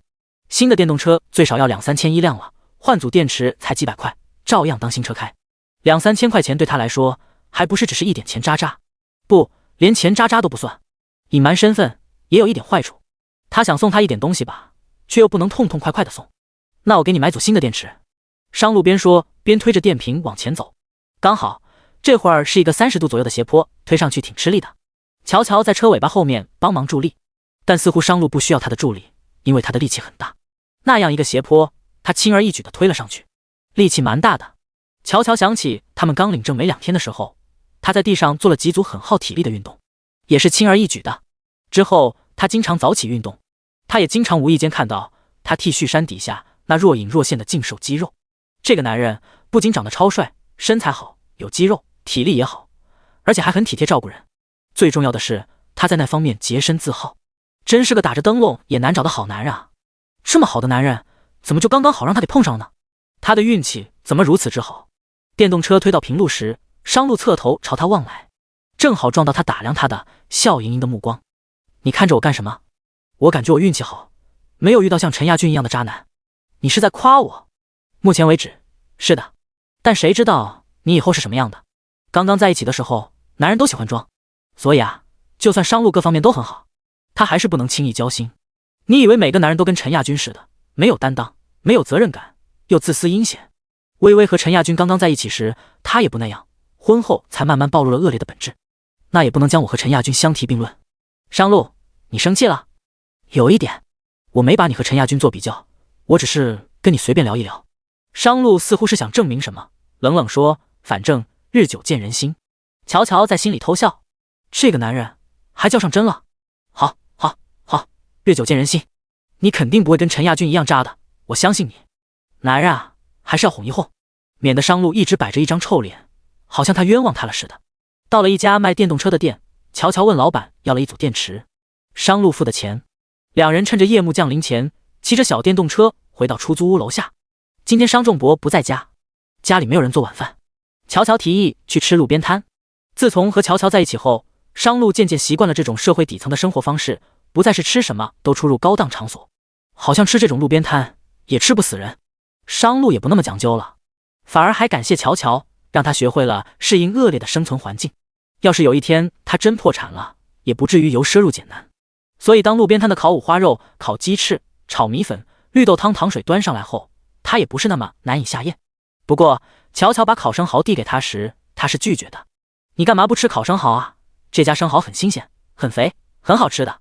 男人吃生蚝那方面会更强，他怕自己吃了睡不着，会自控力失控，在胡思乱想。虽然现在他和乔乔依然是他睡床，他睡客厅，但每天他洗了澡都会穿着睡衣在他面前走来走去。乔乔洗完澡后倒是穿得很保守，睡衣都是带扣子的，而且扣完所有的扣子不露腿，不露锁骨，完完全全遮得很严实。可就是这样的严严实实，才让人更加想入非非。如果吃太多生蚝，他真怕自己控制不住。第63章是一下接吻的感觉。烤生蚝，商路是拒绝的，乔乔却又在说服他：商路，你尝一尝嘛，真的很好吃。他把香喷喷的蒜香味烤生蚝递到商路的面前，让他闻了闻。其实他是觉得烤生蚝营养价值高，想着他找的新工作是干 IT 的，用脑比较多，吃生蚝可以补心补脑。商路问：干嘛非要让我吃烤生蚝？你不会是对我有什么想法？我对你能有什么想法？哦，后知后觉的乔乔恍然大悟：商路，你不会是以为我想给你加油吧？商路，你真误会我的意思了。我要是有那方面的心思，我干嘛和你保持着距离？我真有那方面的心思，我早扑倒你了，还留你到现在？不是最好，反正我不吃烤生蚝。商路吃着炒米饭，吃了烤生蚝，谁难受谁知道。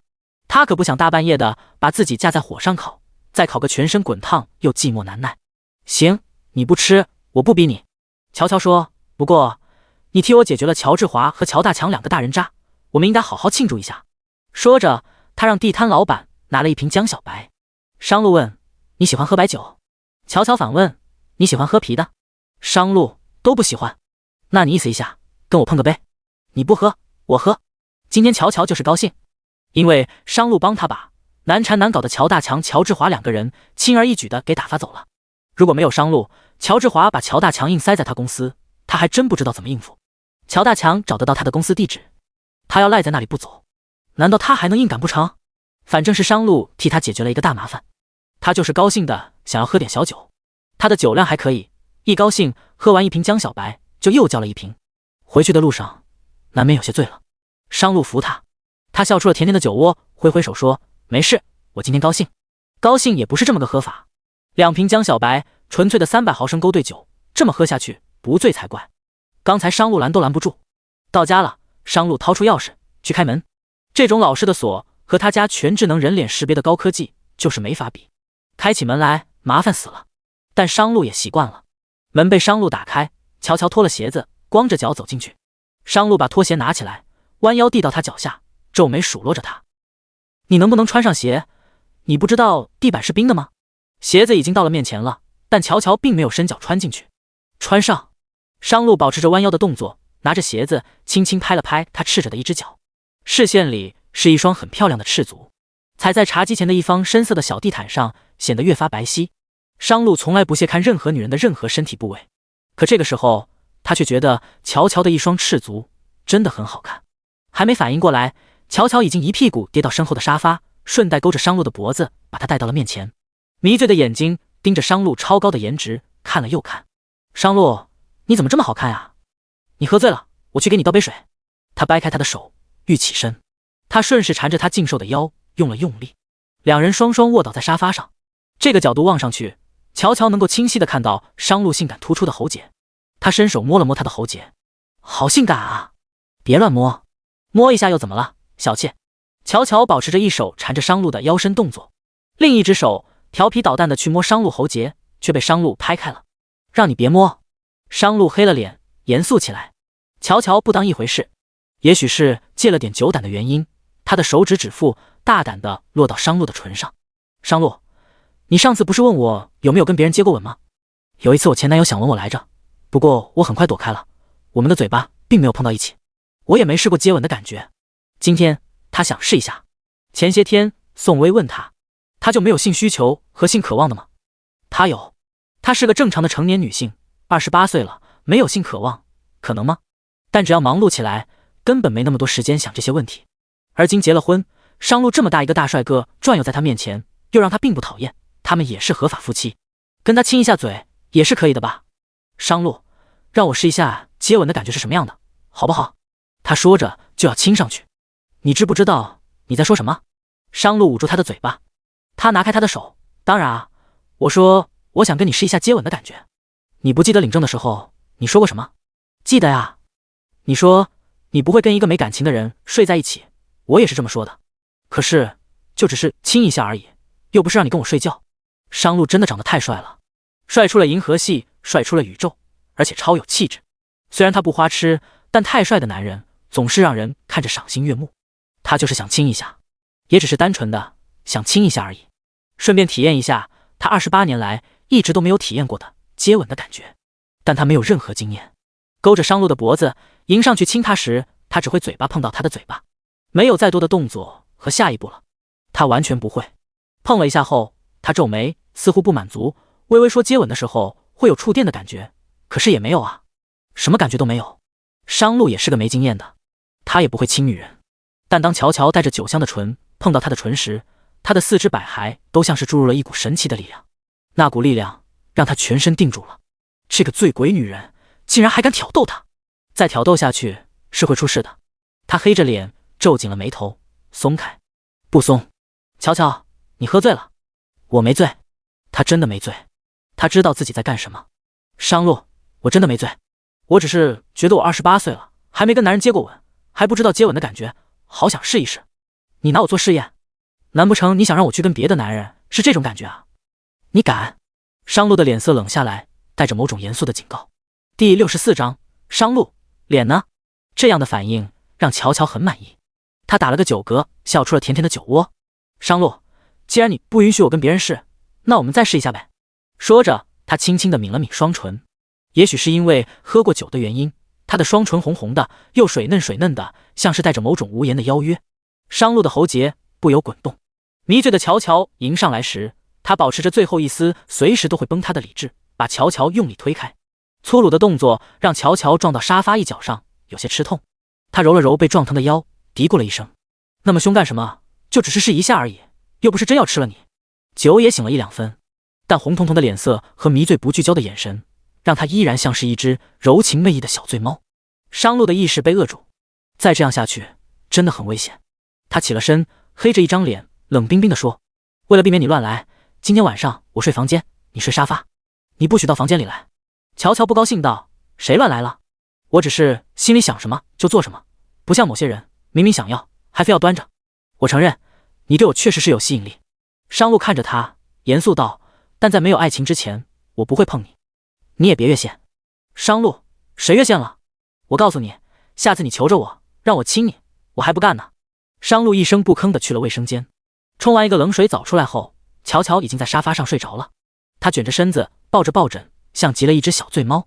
没想到他平时干脆利落，看起来有点女强人的样子，也会有如此柔情媚意的一面。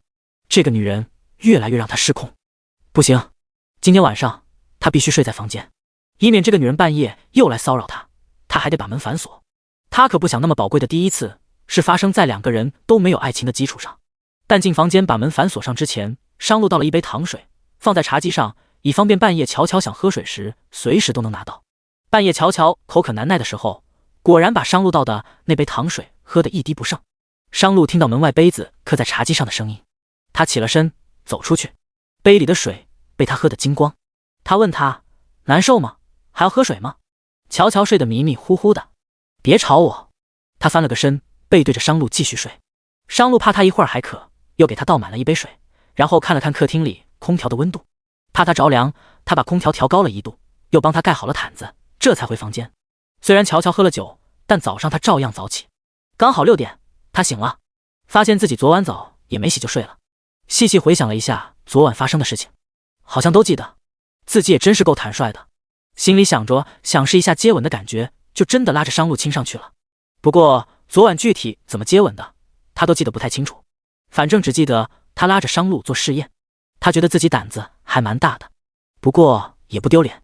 商路是他名义上的合法丈夫，亲一下又不犯法。他身上的味儿有点难闻，他得去洗澡了。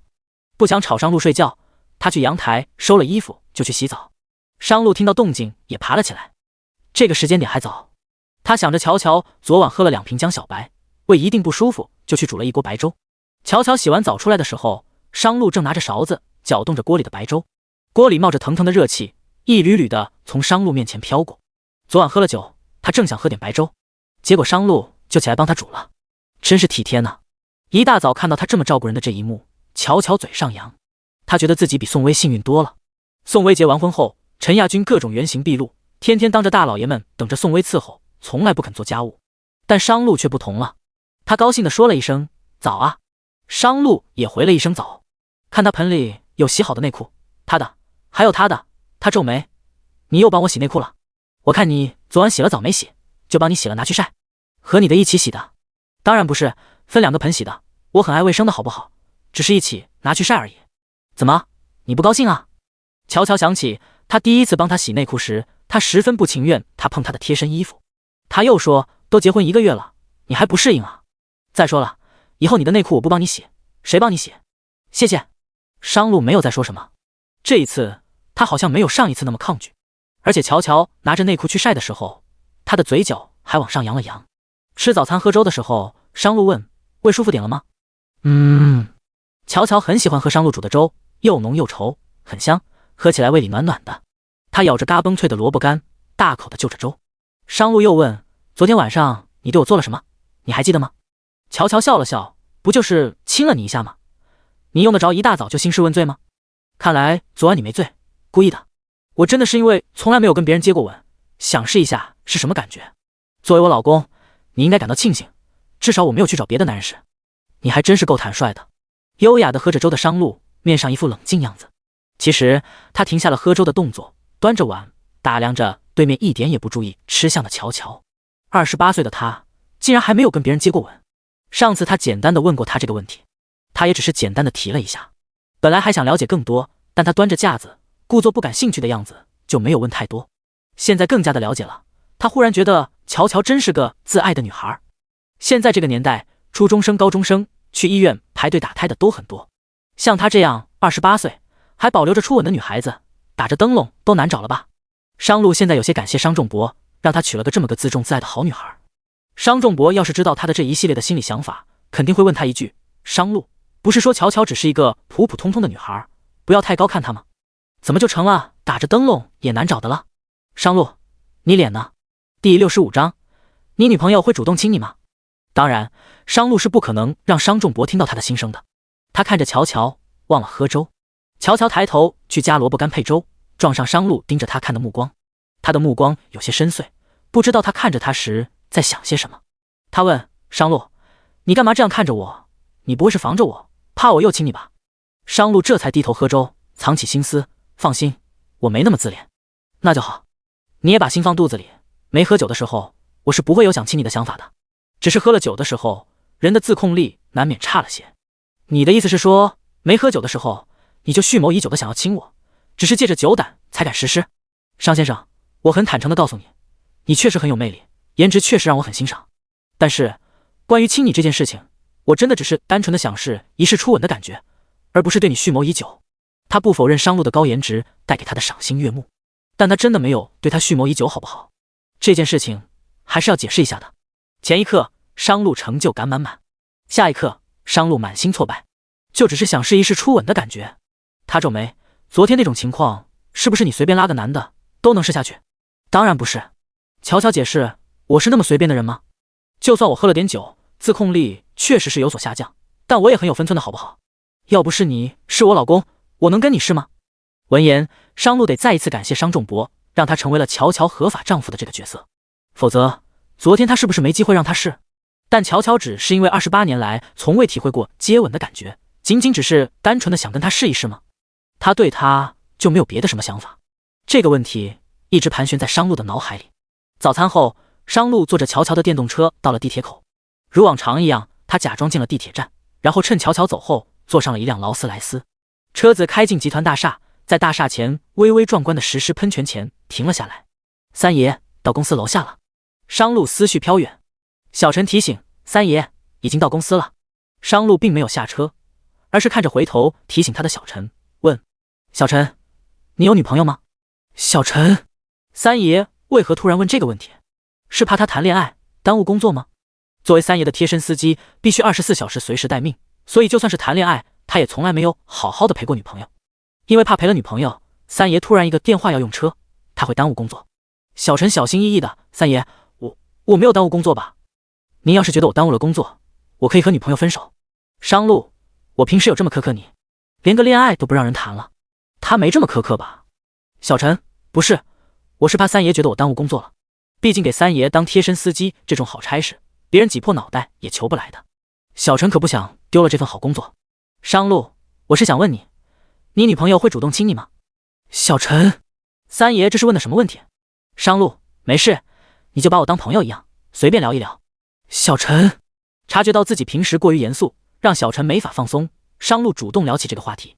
昨天晚上，太太主动亲我了，但她说她只是单纯的想试一试接吻的感觉，而不是因为想亲我才吻了我。机灵的小陈瞬间读懂他家三爷的烦恼，原来三爷是在意太太亲他的动机，并不是因为他。小陈忙说，三爷，或许太太是口是心非，或者不好意思承认呢。女孩子嘛，都比较腼腆害羞。商路却看不出乔乔有半点腼腆害羞的样子，他反而坦率干脆，想亲就是想亲，一点不做作。但他想亲他，也只是因为他从来没有试过接吻的感觉，想感受一下而已，并不是因为他真的想亲他。见他沉默，小陈大胆的八卦起来，三爷，昨天太太真的主动亲你了？不管他出于什么动机想亲你，反正是亲了。一个女孩子能主动亲吻一个男人，至少说明她是有一点点喜欢的。三爷，你就别纠结那么多了，反正太太没有去亲别人。这么说来，商路的心情似乎好了许多。他抬了抬唇，不是谈恋爱了吗？准你2天假，好好去陪陪你女朋友，别老是把人家姑娘晒着。谢谢三爷，多亏了太太啊。万年没有假期的他，竟然因为太太的一个吻而获得了2天假期。小陈兴高采烈，太太真是他们的福星。商路到了89层，秦森已经在他的办公室里帮他磨好了一杯咖啡。见他进门，秦森端着咖啡走上去，我刚看到你的车子停在大厦门口，好几分钟你都没有下车，你在车上干什么？没什么。商路今天心情好，他放下包又说，你有多久没有陪你们家苏静贤了？秦森把咖啡递给他，干嘛突然问我这个？秦森每天忙得像是停不下来的陀螺，前几天连苏静贤的生日都忘了，陪苏静贤的时间少之又少。接过咖啡，商路又说，放你2天假，回去好好陪陪苏静贤。商路，你今天心情好，你也可以选择继续工作。我也想回去陪静贤，但是欧洲那个项目必须由我来跟。是你自己不回去的，可不是我压榨你。行了行了，商路，跟你说个正经事，说完你可别头疼。跟工作有关吗？要是跟工作没关，等中午吃饭的时候再说。现在他要全身心投入到工作了。最近也不知是怎么了，他工作的时候越来越分神。大多数分神的时候，他会拿起手机想要给乔乔发条微信，但有时候就算是他发给了乔乔，乔乔也没有及时回复。为了等回复，他会时不时的看看手机，工作效率一点也不高。商路不想继续这种状态，他要切断一切让他分心的事情，所以不让秦森在工作时间谈论工作以外的事情。秦森却故意道：“真的不听吗？这件事情可是跟你的婚姻有关，也跟乔乔有关的哦。”第66章拿回结婚证。提到乔乔，商路想也不想问什么事。秦森见他饶有兴致，不由吐槽一句：“刚刚还跟我说和工作无关的事情不要提，一听是乔乔，马上来了兴趣。商路，你最近真的很不对劲儿。”商路黑着脸赶紧说。秦森把事情跟他说了一遍，他的脸色越来越黑沉沉的。然后秦森叹了一口气，拍了拍他的肩，道：“商路，这件事情你好好解决一下吧，毕竟这是3个人的终身幸福问题，处理不好对大家都不好。”秦森走后，商路抿了一口咖啡，放下咖啡，他立即给商仲博打了一通电话。自从商仲博从乔乔的出租屋搬走后，他又回到山庄，过着下地干活养牛养鸡的原生态生活。上次乔乔说他的烤牛排好吃，他又特意从国外空运了好几头苏丹牛。这会儿他正给苏丹牛喂着威士忌，因为苏丹牛生长的过程中经常喝威士忌，肉质会特别醇香滑嫩。商路问：“爸，你在干嘛呢？”“喂牛呢，刚给小牛仔喝完1瓶威士忌。”“你就不能跟秦叔叔他们打打高尔夫，天天喂牛喂鸡的？”“我不喂牛喂鸡，等乔乔怀孕坐月子的时候，拿什么营养提供给他？难道也给他买那些喂激素长大的牛啊鸡啊，让他和孩子被激素残害？怀孕生孩子的事情还早，总要先养大放在那里，难道等她怀孕了才现养吗？”商仲博发觉现在跟商路提乔乔怀孕的事情，他一点也不抗拒。还早？这意思是说让乔乔怀孕生孩子在他的计划之内，只是要晚一点才提上日程。商仲博突然心情大好：“商路，找我什么事？爸，你让人把我的结婚证给我送到我办公室一趟。”“突然拿结婚证干嘛？有用？让我猜猜，因为静晓回来了，所以你要用到结婚证？你不用管，反正你让人把结婚证给我送过来。”“行行行，我就不替你保管了，既然是你的结婚证，你以后自己保管。”下午4点半，商路收到苏静晓的微信：“商路，你有空吗？我刚从国外回来，想见你一面。要是你没空的话，就算了。”如果是以往，商路会果断地说没空，懂事的苏静晓也会回一个哦字，然后不再打扰他。但这一次，商路果断地回复：“你来我公司吧，我让秘书直接领你到我办公室。”那头的苏静晓窃喜极了，从来不回应他的商路，今天竟然同意他去他的办公室，这意味着什么？多年来的追求终于有回应了。苏静晓是秦森老婆苏静贤的妹妹，人格外的温婉安静。半个小时后，苏静晓被商路的秘书领到了他的办公室，但这会儿商路不在，苏静晓一个人在办公室等着。他打量着商路工作的地方，看着他办公室的布置，想从这些布置中发现更多商路的喜好。看什么呢？这么好奇？商路回了办公室，直接大步绕过办公桌，从抽屉里拿出一个红色本本出来。高兴的苏静晓并没有发觉他掌心下按着的东西是结婚证。他从包包里拿出一块包装精美的男士名表出来：“商路，这是我从拍卖会拍下来的表，全世界仅有一块，想送给你4个字。”苏静晓还没说出口，已经被商路斩钉截铁：“静晓，我结婚了。”苏静晓以为自己听错了，整个人错愕又慌神地看着他。他重复了一遍：“对，我结婚了，这是我的结婚证。”这怎么可能呢？像是要掩饰自己的痛苦，苏静晓悲凉一笑。商路什么也没有说，他让苏静晓自己消化，毕竟他不好给他任何安慰，无法回应的爱便不能给予任何希望。32岁的商路身在豪门，从小含着金钥匙长大，又集智慧与才能于一身，优秀出色到无人能比。这些年追求他的人也很多，但他性子冷，有的人追着追着，知道没希望，也就放手了。唯有从小和商路一起长大的苏静晓一直百折不挠，但苏静晓不敢追得太猛太烈，他每次都很安静乖巧，如果商路不想见他，他绝不会打扰。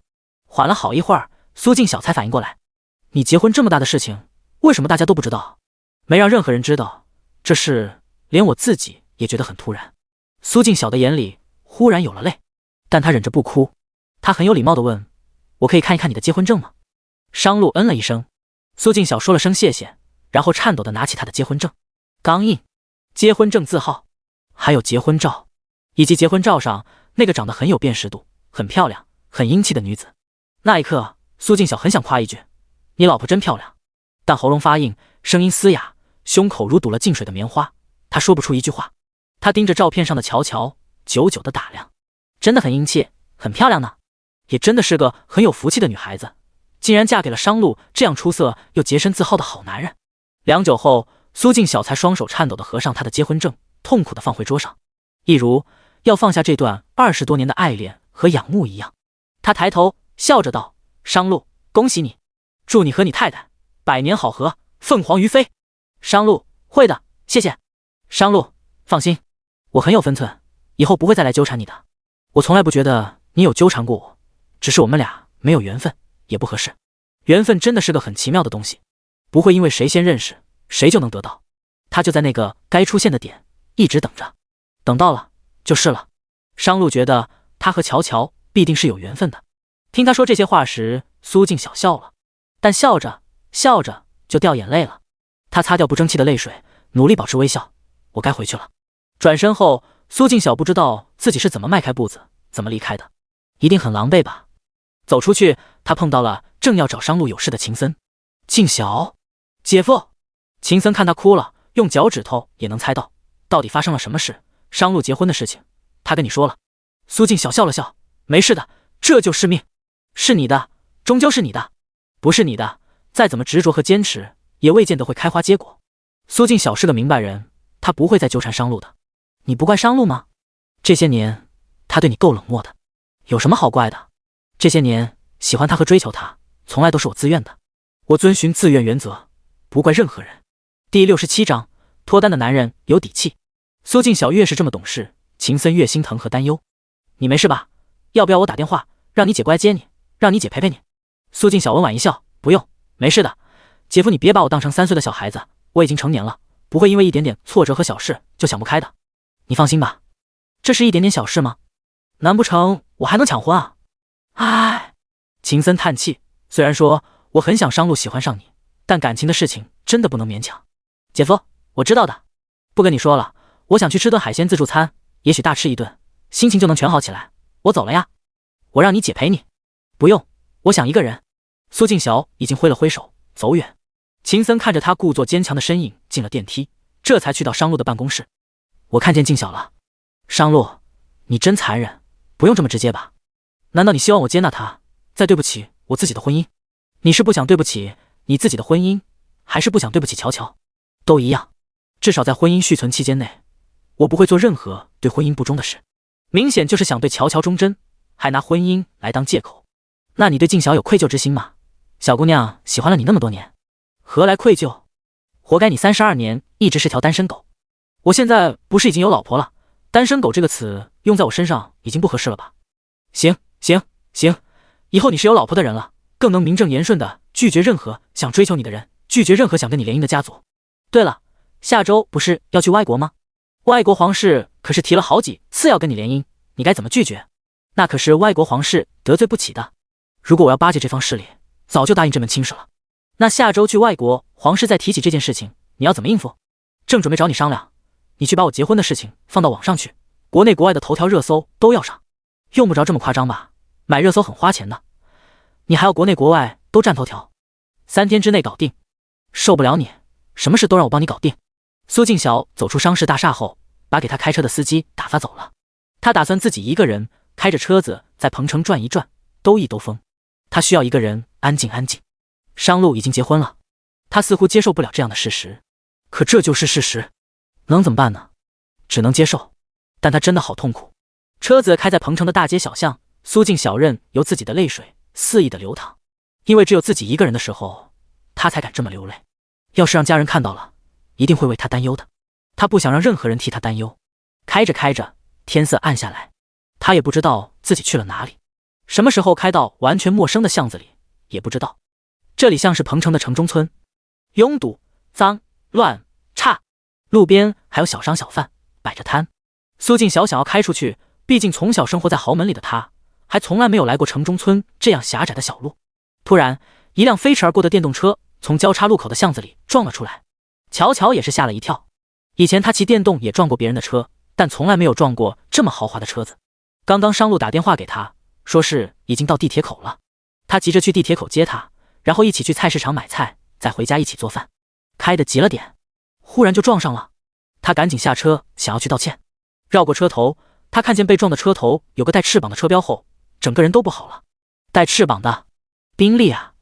乔乔是懂车的，他看过很多与车相关的杂志，他撞的这款是宾利雅致，1000多万的豪车。天哪，撞了他只有卖房子才能赔了。年轻的女车主走下来后，他赶紧上前跟对方赔不是。苏静晓忙说，没事，你人有没有事，有没有哪里受伤？苏静晓怕把人撞伤，毕竟钱都是身外之物，人命大于一切，只要没伤着对方就好。所以一走上来，苏静晓赶紧把乔乔从下到上打量了一遍，确认他没有受伤后，苏静晓松了一口气，却在看清乔乔的容颜后，整个人怔住了。是他？怎么会是他？1个小时前，苏静晓才在商路的结婚证上看到乔乔的照片和名字，1个小时后就因为交通事故遇上了乔乔。怎么会有这要巧的事情？苏静晓不知道该用什么样的心情来面对乔乔，千起百涌，复杂极了，有痛苦，有委屈，有羡慕，当然也有欣赏。因为乔乔真的是一个长得很英气、很有辨识度、很漂亮的女孩子，她不会因为乔乔嫁给了商路就心生仇恨。她能嫁给心冷如铁的商路，肯定也是凭她的真本事吧。但一想到将来陪在商路的枕边，与商路朝夕相处，给商路生儿育女的人永远都不可能会是她，苏静晓的心真的好痛，好痛，痛着痛着，眼泪忍不也忍不住。乔乔不知所措，怎么还哭了？对不起，我不是故意撞你的，但我肯定赔你钱，不会跑路的，你别哭了。但是乔乔不知道这得赔多少钱。上次看一个新闻，一个外卖小哥把一辆劳斯莱斯给撞了，就只是刮坏了一点车漆，就要50多万的修理费。这种跟劳斯莱斯一个级别的宾利磕碰一下的维修费真的是天价。这种事情乔乔从来没有遇到过，但既然是他撞的，就得赔。他果断干脆道，你看我们是私了还是走保险？如果私了，你开个价；如果是走保险，定损后我按照单子把钱赔给你。不过我一时会儿半会儿拿不出那么多钱，我得去借一借，凑一凑。但你放心，我不会不赔你的，要实在是凑不到，我还有一套贷款的房子可以卖了还给你。所以你别担心我不会赔你，你别哭了好不好？苏静晓觉得自己挺没出息的，就这点事值得哭成这样吗？商路结婚了，他就放下他，祝福他就行了，干嘛还要哭成这样？苏静晓擦了擦泪，对不起，我不是因为怕你不赔我钱才哭的，因为刚刚失恋了，抱歉，我有点失态。失恋了呀？乔乔觉得这么漂亮，这么优雅、温婉、知性、高贵又有涵养的女人，哪个男人那么不识趣，竟然不知道珍惜？第68章人生初遇。说到失恋，乔乔又认真打量了苏静晓一眼，她擦着泪的动作显得有些狼狈和柔弱，但让人十分心疼。这样的楚楚可怜，配着她今天这身雪白色的翩翩长裙，真可以应了那一句梨花一枝春带雨。什么狗男人可以让这么美好的人儿哭得这般伤心？但现实社会中，狗男人就是多了去，放着好女人不珍惜的狗男人比比皆是。比如她好姐妹微微的男人陈亚军，就是个不懂得珍惜的狗男人。乔乔干脆利落地安慰着，姐妹，你应该庆幸是那个狗男人不懂得珍惜你，才能让你在下一次的机遇里遇上你的真命天子。狗男人！原本哭得有些止不住的苏静晓这会儿不哭了，她实在无法向乔乔开口，那个所谓的狗男人就是乔乔的老公。要是商路知道自己的新婚妻子这么形容他，他会是什么感想？不过这会儿苏静晓好好的打量了乔乔几眼，确实越看越英气，越看越漂亮。虽然微有嫉妒，但商路不就是应该配这么漂亮英气的女孩子吗？但是商路的妻子怎么会骑着一辆电动车穿梭在城中村的巷子里？而且乔乔身上穿的衣服好像都挺普通的，这和那些围绕在商路身边的千金名媛一点也不像，倒像是一个生活在社会最底层的普通身份的姑娘家。苏静晓有点好奇，商路和乔乔是怎么结婚在一起的？她试探性地问，你应该刚刚新婚吧？乔乔，你眼力怎么这么好？这也能看得出来。苏静晓，我看你满面春风，应该是刚逢喜事，随便猜的。乔乔，这你也能猜出来？觉着和对方聊得投缘，乔乔把自己结婚的事情大概简洁地告诉了苏静晓，然后又安慰，你看，好多人不是嫁的不如意，就是随便把自己嫁了。就像我，因为不得已的原因，跟一个没有爱情基础的男人闪婚了。虽然目前看来，我老公还挺踏实肯干，也挺有担当的，但终归不是因为两情相悦才在一起的。而你就不一样了，看上去虽是失恋了，但是你摆脱了那个狗男人，可以有机会重新去寻找属于你的真爱。将来，你的真命天子肯定会在最合适的时间里与你不期而遇的。苏静晓觉得他说的很有道理，但苏静晓有必要解释一下。那个，乔小姐，你可能误会了。虽然我失恋了，但是我喜欢的男人不是狗男人，也不是渣男，只是因为我们不适合而已。什么不合适？不合适都是借口。等等，你怎么知道我姓乔？哦，那个，苏静晓慌了神。上次我见过你，你跟你朋友在一起，刚好我认识他，但你不认识我。哪个朋友啊？乔乔怎么不知道他的朋友当中会有一个开宾利的有钱朋友？记忆中没有啊。苏静晓怕穿帮，忙说：“那个，乔小姐，我还有事，我得先走了。”乔乔也忙说：“我撞了你的车，要不你直接开个价吧，我肯定会赔你的。”看了看车门凹下去的那个坑，苏静晓笑了笑：“算了，没多少钱，我走保险也一样。”那怎么行？我撞的就应该我赔。真不用，我家也不缺这点钱，不过是几十万而已。他们苏家真的不缺这点钱。苏静晓忙又说：“乔小姐，我没有别的意思啊，我只是觉得真没必要让你赔。”刚刚他简单的说了他与商路的结婚经过，提了提他的生活处境后，苏静晓觉得他挺不容易的。生活在社会底层，一下子拿出几十万，不是那么简单的事。苏静晓不想为难他：“你电动车倒了，我帮你扶起来吧。”两人一起把电动车扶起来，苏静晓便坐进了车里。乔乔去拍车窗，要不加个微信吧，我凑到钱了，我得赔你，不然我不安心。苏静晓落下车窗，冲着乔乔温婉一笑：“真的不用，微信也不必加了。”虽然他不仇恨商路新娶的妻子，他也会祝福商路和他百年好合，但是他真的没有大方到要和商路的妻子成为朋友的地步。加了微信以后，会时不时的看到乔乔发动态，也许会看到他与商路的点点滴滴。他怕看到那些画面，他会崩溃。乔乔还想再说什么，苏静晓大方道：“乔小姐，祝你新婚快乐。”语毕，苏静晓松了离合，踩住油门，驱车离去。车子走远，他看了一眼后视镜里身材高桃纤细的乔乔。商路只和他见了一面，只一面，就结婚在一起了呢？一面抵过他所有的痴情执着和默默守候。原来姻缘真的是讲缘分的，他和商路注定是没有缘分做夫妻的。既然如此，那以后就悄然退去，别再打扰了吧。他也要开始他的新生活，虽然这是要以痛为代价，但他终究是要放下的。放下的那一念间，如释重负；放下的那一念间，又心如刀绞。在这个盛夏7月的傍晚里，苏静晓吹着静静心窝的清风，看到了车窗外快要沉没在地平线远处的残阳。残阳西下，那样美，也那样破败，一如他整个青春的苦涩爱恋。但明日终将会升起一轮红日，过了今天，他也要重新上路了。乔乔赶去和商路碰面时，商路皱眉：“怎么现在才来？”“抱歉啊。”乔乔坐在电动车上，刚刚跟别人撞车了，耽误了一会儿。上来吧，我们直接去菜市场买菜。撞车？商路紧绷着额角：“你没事吧？”他抓着他的手臂，把他好好打量了一下：“我没事，只不过把人车门给撞了一个大坑，估计修车费得好几十万。”“你撞上豪车了？车主有没有为难你？”“宾利，你说是不是豪车？但是对方1分钱也不让我赔，怎么有这么好的人？我想留个联系方式，方便以后赔他钱，他都没给我这个机会。有这么好的人？”商路是混迹有钱人圈子的，他对有钱人是最了解的，越是有钱越抠门。这种开宾利的人，车子被撞了，大多数都会让肇事者赔得倾家荡产。他们不会仁慈，仁慈的人当不了资本家，赚不到钱，成不了有钱人。说着，商路连着打了好几个喷嚏。乔乔以为他是感冒了。“你没事吧？感冒了？”“不是，估计是有人在背后骂我，刚刚在地铁口等你的时候就一直打喷嚏。”“谁敢骂你，我帮你骂回去。”乔乔一副天不怕地不怕要跟人干架的样子。第69章，亲一下都不让，小妾。但乔乔断然不知道，那个一直骂商路狗男人的人就是他自己。他也断然不知道，让那个豪车美女失恋的人就是他家商路。你还知道维护我呢？商路往乔乔的头上来了一个摸头杀。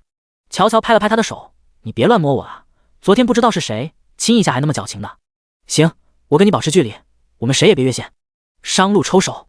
不是他矫情，不是他不让乔乔亲他，而是他觉得在没有感情基础，不是双方都彼此深爱的情况下，他不能和乔乔发生什么。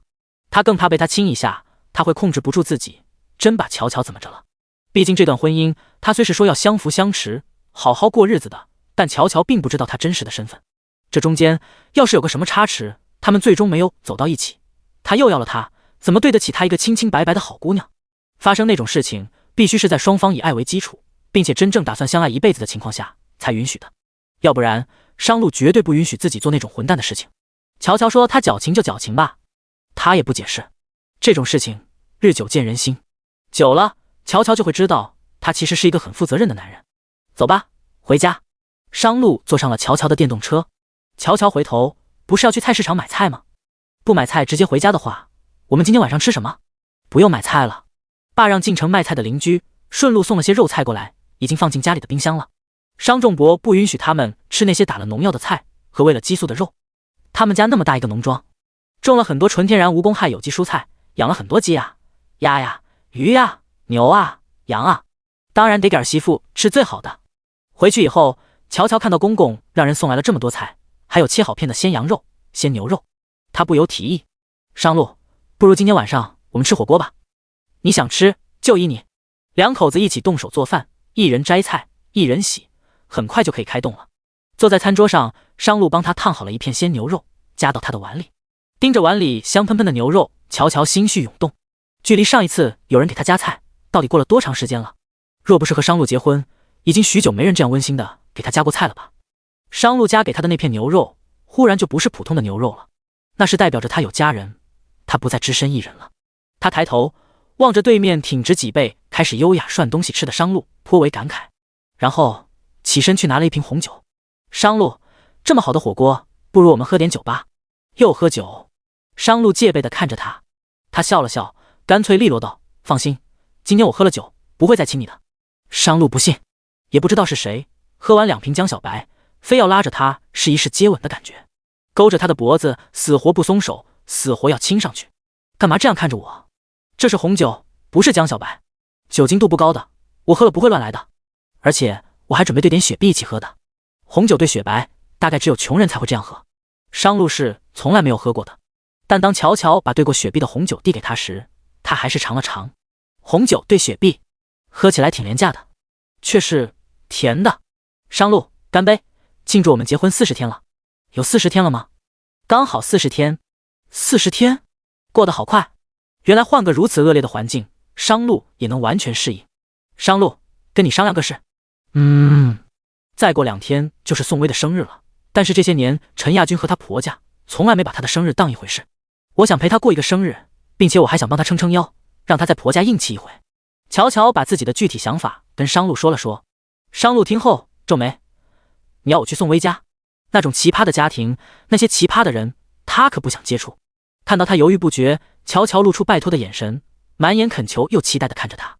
只一个眼神，商路便答应了。行吧，商路，谢谢你。两口子别总这么客气。好，以后我不跟你客气。吃完饭以后，两个人一起涮碗。乔乔很喜欢这种夫妻俩一起动手的感觉。虽然他和商路没有感情基础，但这样彼此付出的婚姻很有奔头。而他的好姐妹宋薇就没那么幸运了。过了2天是宋薇的生日，乔乔见到陈亚军的时候，特意问了他一句：陈亚军，你知不知道今天是什么日子？什么日子？看陈亚军一脸茫然的反应，这是铁定的又把宋薇的生日给忘了吧？乔乔提醒：薇薇28岁生日，你不准备给她过个生日吗？陈亚军完全一副不当一回事的态度。不就是一个生日吗？有什么好过的？都2个孩子的妈了，你以为她还跟那些小姑娘一样？你的意思是说，生了孩子当了妈，不再是小姑娘了，就不配有生日了？结了婚生了孩子当了妈，就应该有个家庭妇女该有的踏实过日子的样子，别整天想着小女生的浪漫。乔乔，我警告你，别在宋薇面前说三道四的，再把她带坏了。要没有你教唆，她怎么可能像现在这么不听话？非要吵着出来工作，饭也不做了，衣服也不洗了，还算计她拿给他妈的钱。现在他们家过得鸡飞狗跳，这些陈亚军都怪罪在乔乔的身上。要没有乔乔的教唆，宋薇肯定还会乖乖在家洗衣做饭带孩子，然后伺候他们全家人。都怪你多管闲事。呵，乔乔差点被气笑，完全不记得宋薇生日，不感谢宋薇曾经的付出也就算了，还反过来说现在的宋薇不听话。你凭什么觉得宋薇嫁给你就活该给你们全家当免费保姆？陈亚军，你也是有姐姐有妹妹的，难道你也希望你姐和你妹也跟微微一样，嫁到婆家去当个免费保姆，还不被尊重？陈亚军理直气壮道：我姐我和妹当然是要在婆家享清福的。宋薇气得吐血，你姐和你妹就配享清福，微微就不配，你还真是双标呢。陈亚军也意识到自己确实是区别对待，但那不是他姐和他妹吗？他当然希望他姐和他妹能够在婆家享福，而宋薇就不一样了，嫁给他就是他们家的人了，就应该当牛做马的为他们家付出，要不然他娶她干什么？他又理直气壮道：谁娶媳妇不是回家过日子的？那些家务活他不做，谁做？难不成还把她当成公主一样捧着不成？第70章，什么时候告诉太太？乔乔气得胸口郁结，想吐血。我懒得跟你这种满嘴歪理的狗男人说理，你不给微微过生日，我给她过。宋薇远远地听见陈亚军和乔乔在办公室里吵架，等乔乔走出去时，宋薇拉住他：乔儿，你和陈亚军又吵了，意见不合？不是，懒得跟他吵。走，给你个惊喜。乔乔拉着宋薇去了自己的办公室，他从桌子底下拎起2个精美的袋子，大袋子里是他给宋薇买的新衣服，另一袋小的是一套周大福的黄金项链、手链还有耳钉。微微，生日快乐！这是我送给你的28岁生日礼物，我想着黄金保值，所以给你买了一条黄金项链。而且你生肖属龙，所以我早早就去周大福定制了龙的生肖首饰，你喜不喜欢？宋薇接过礼物时，眼眶红了，手也在颤抖，连抬唇开口时，唇也在颤抖。乔儿，谢谢你，你送什么给我，我都喜欢，非常喜欢。说着就掉眼泪了。宋薇哽咽，每年就只有你才记得我的生日了，连他自己都忘了他生日是哪一天。琐碎又鸡飞狗跳的婚姻生活，让他对任何日子都不抱希望和幻想。这么多年了，他一直在家当家庭主妇，没有收入，每天过的都是手心朝上问人要钱的卑微日子。在婆家，别说有世人记得他的生日，生日当天不拿气给他受就不错了。干嘛还哭？生日呢，高兴点。我还给你准备了惊喜，今天我和商路一起去你家，给你过生日。乔乔帮宋薇擦泪。去我家？可是我婆婆他们什么都没准备，没什么好招待你的。你等你那个抠门小气的婆婆准备，太阳得从西边出来。放心，我和商路已经准备好了，今天我亲自下厨，让你过个高兴的28岁生日。这会儿商路已经去取蛋糕了。乔儿，你怎么对我这么好？好了，别煽情了，20-30年的姐妹了，还跟我见外。当天下午，乔乔领着商路一起去宋薇家。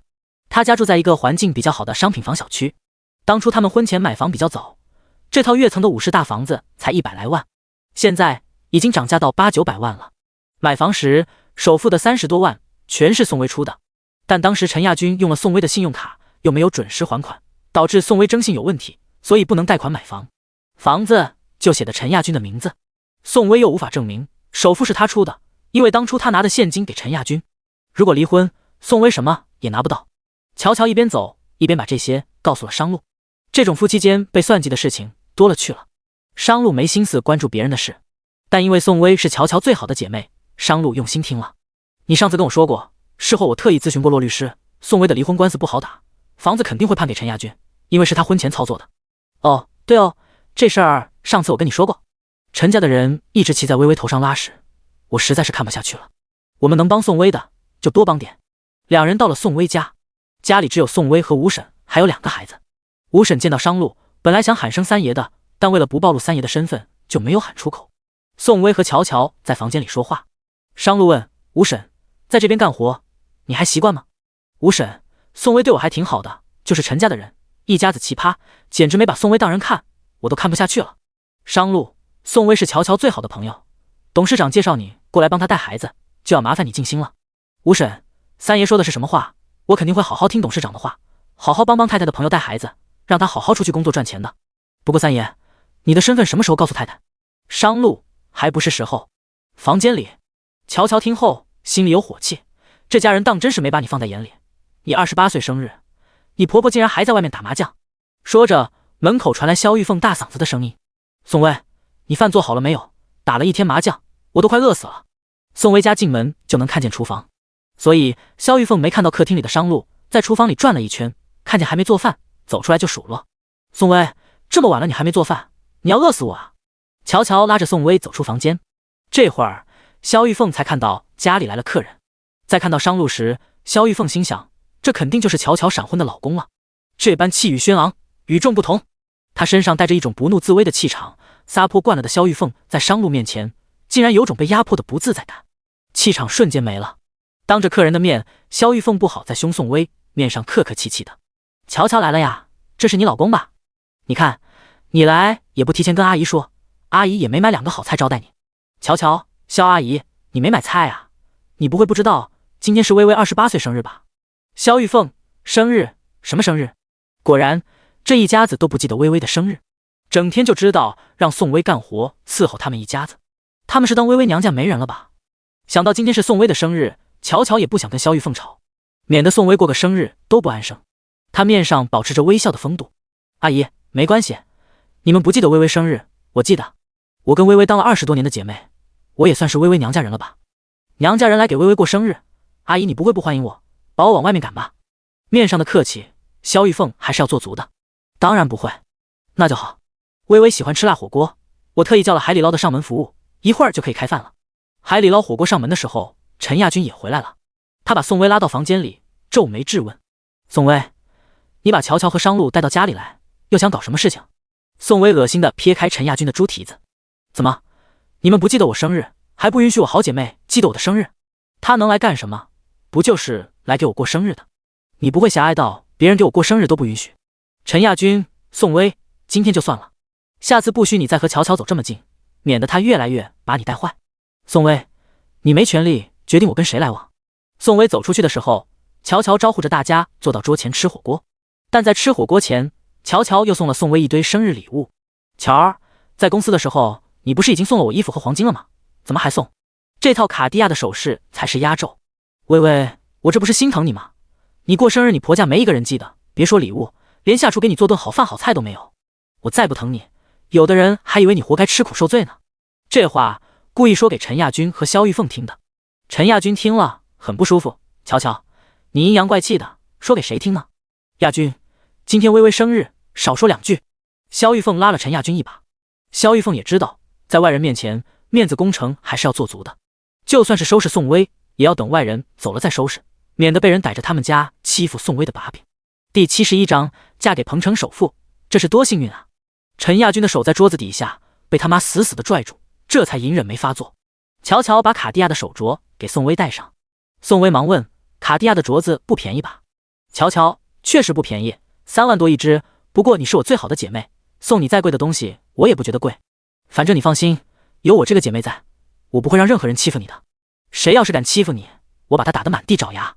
反正从小到大，我跟人打架打习惯了，打架我可是最在行的，就算是伤敌1000自损800，我也不会放过对方的。”这话又是故意说给陈亚军和萧玉凤听的。陈家的人要是真敢欺负宋薇，他绝对不会那么容易放过他们。萧玉凤听得一脸尴尬，忙说：“菜都上齐了，吃饭，吃饭。”看见红亮亮的麻饭火锅汤底，萧玉凤不由有些嫌弃：“都是辣的呀，我们一家人都不吃辣，这还怎么吃啊？”乔乔假装抱歉说：“阿姨，不好意思，薇薇喜欢吃辣，但平时为了照顾你们陈家的口味，她炒菜都不放辣的。今天是她生日，你就将就一下吧。薇薇不也是将就了你们一家人7、8年了，你说是吧？”萧玉凤脸色很不好看，她其实想说，既然宋薇嫁了过来，就要什么都依着婆家，但这种话在外人面前说，总是不占理的，便就闭嘴了。反正等客人走后，她可以慢慢收拾宋薇。萧玉凤继续吃火锅，吃没2口，她喝了好几口饮料，喉咙还被辣得直冒火。萧玉凤实在吃不了辣，便只能干看着大家吃，却不敢再动筷子。看着乔乔给宋薇烫了虾滑、鱿鱼、竹节虾、花蟹，那些海鲜都是萧玉凤喜欢吃的，可是却都是辣的，眼睁睁地看着，馋着，萧玉凤却一口也不敢再碰。这顿饭吃的萧玉凤一肚子窝着火，又不敢发作。最后，萧玉凤借口下楼打个电话，把陈亚军拉着出去了。看着两母子离开，宋薇说：“乔儿，这么对他们会不会不太好？你就是心太软，太仁慈了。他们只是一顿火锅没吃上而已，但平时他们苛刻你的时候还少了吗？”微微，被欺负了是要反抗的，不能一味的逆来顺受。我可能是忍气吞声习惯了，这些天没有依着他们顺着他们，他们就说我这不懂事那不懂事。微微，今天不说那些不开心的，好不容易把那奇葩的两母子气走了，我们过个开心的生日。在乔乔的带头下，吴婶、盼盼还有商路一起端起饮料干杯，生日快乐！谢谢。宋薇满眼动容，这是嫁进陈家的7、8年里，她第一次过生日，不是她的老公，不是她的婆家人给她过的生日，而是一个外人。眼前的乔乔已经可以称之为她的亲姐妹了。乔儿，你永远是我的亲人，我也祝你和商路新婚快乐，永结同心，百年好合，还有早生贵子。乔乔又跟宋薇碰了碰杯，谢谢，不过我和商路生孩子的事还早。他和商路都是比较保守的，没有感情基础，他们都不会随便睡到一起。这个事真急不来。什么还早啊？宋薇笑着说，商路今年32了，你也28了，再不生就真的太晚了。说着，宋薇劝着商路，商路啊，女人过了30岁生孩子是有风险的，这1、2年你要尽快让乔乔怀上孩子才行。吴婶，就是啊，3，差点又喊错。吴婶忙改口，商路，你和乔乔都不小了，你爸也盼着你们早点要孩子，要赶紧的。商路看了乔乔一眼，眼神柔下来，我们尽量争取早一点。几人一起吃着火锅，一边吃一边聊，大多数是乔乔和宋薇还有吴婶在说，商路偶尔答一句。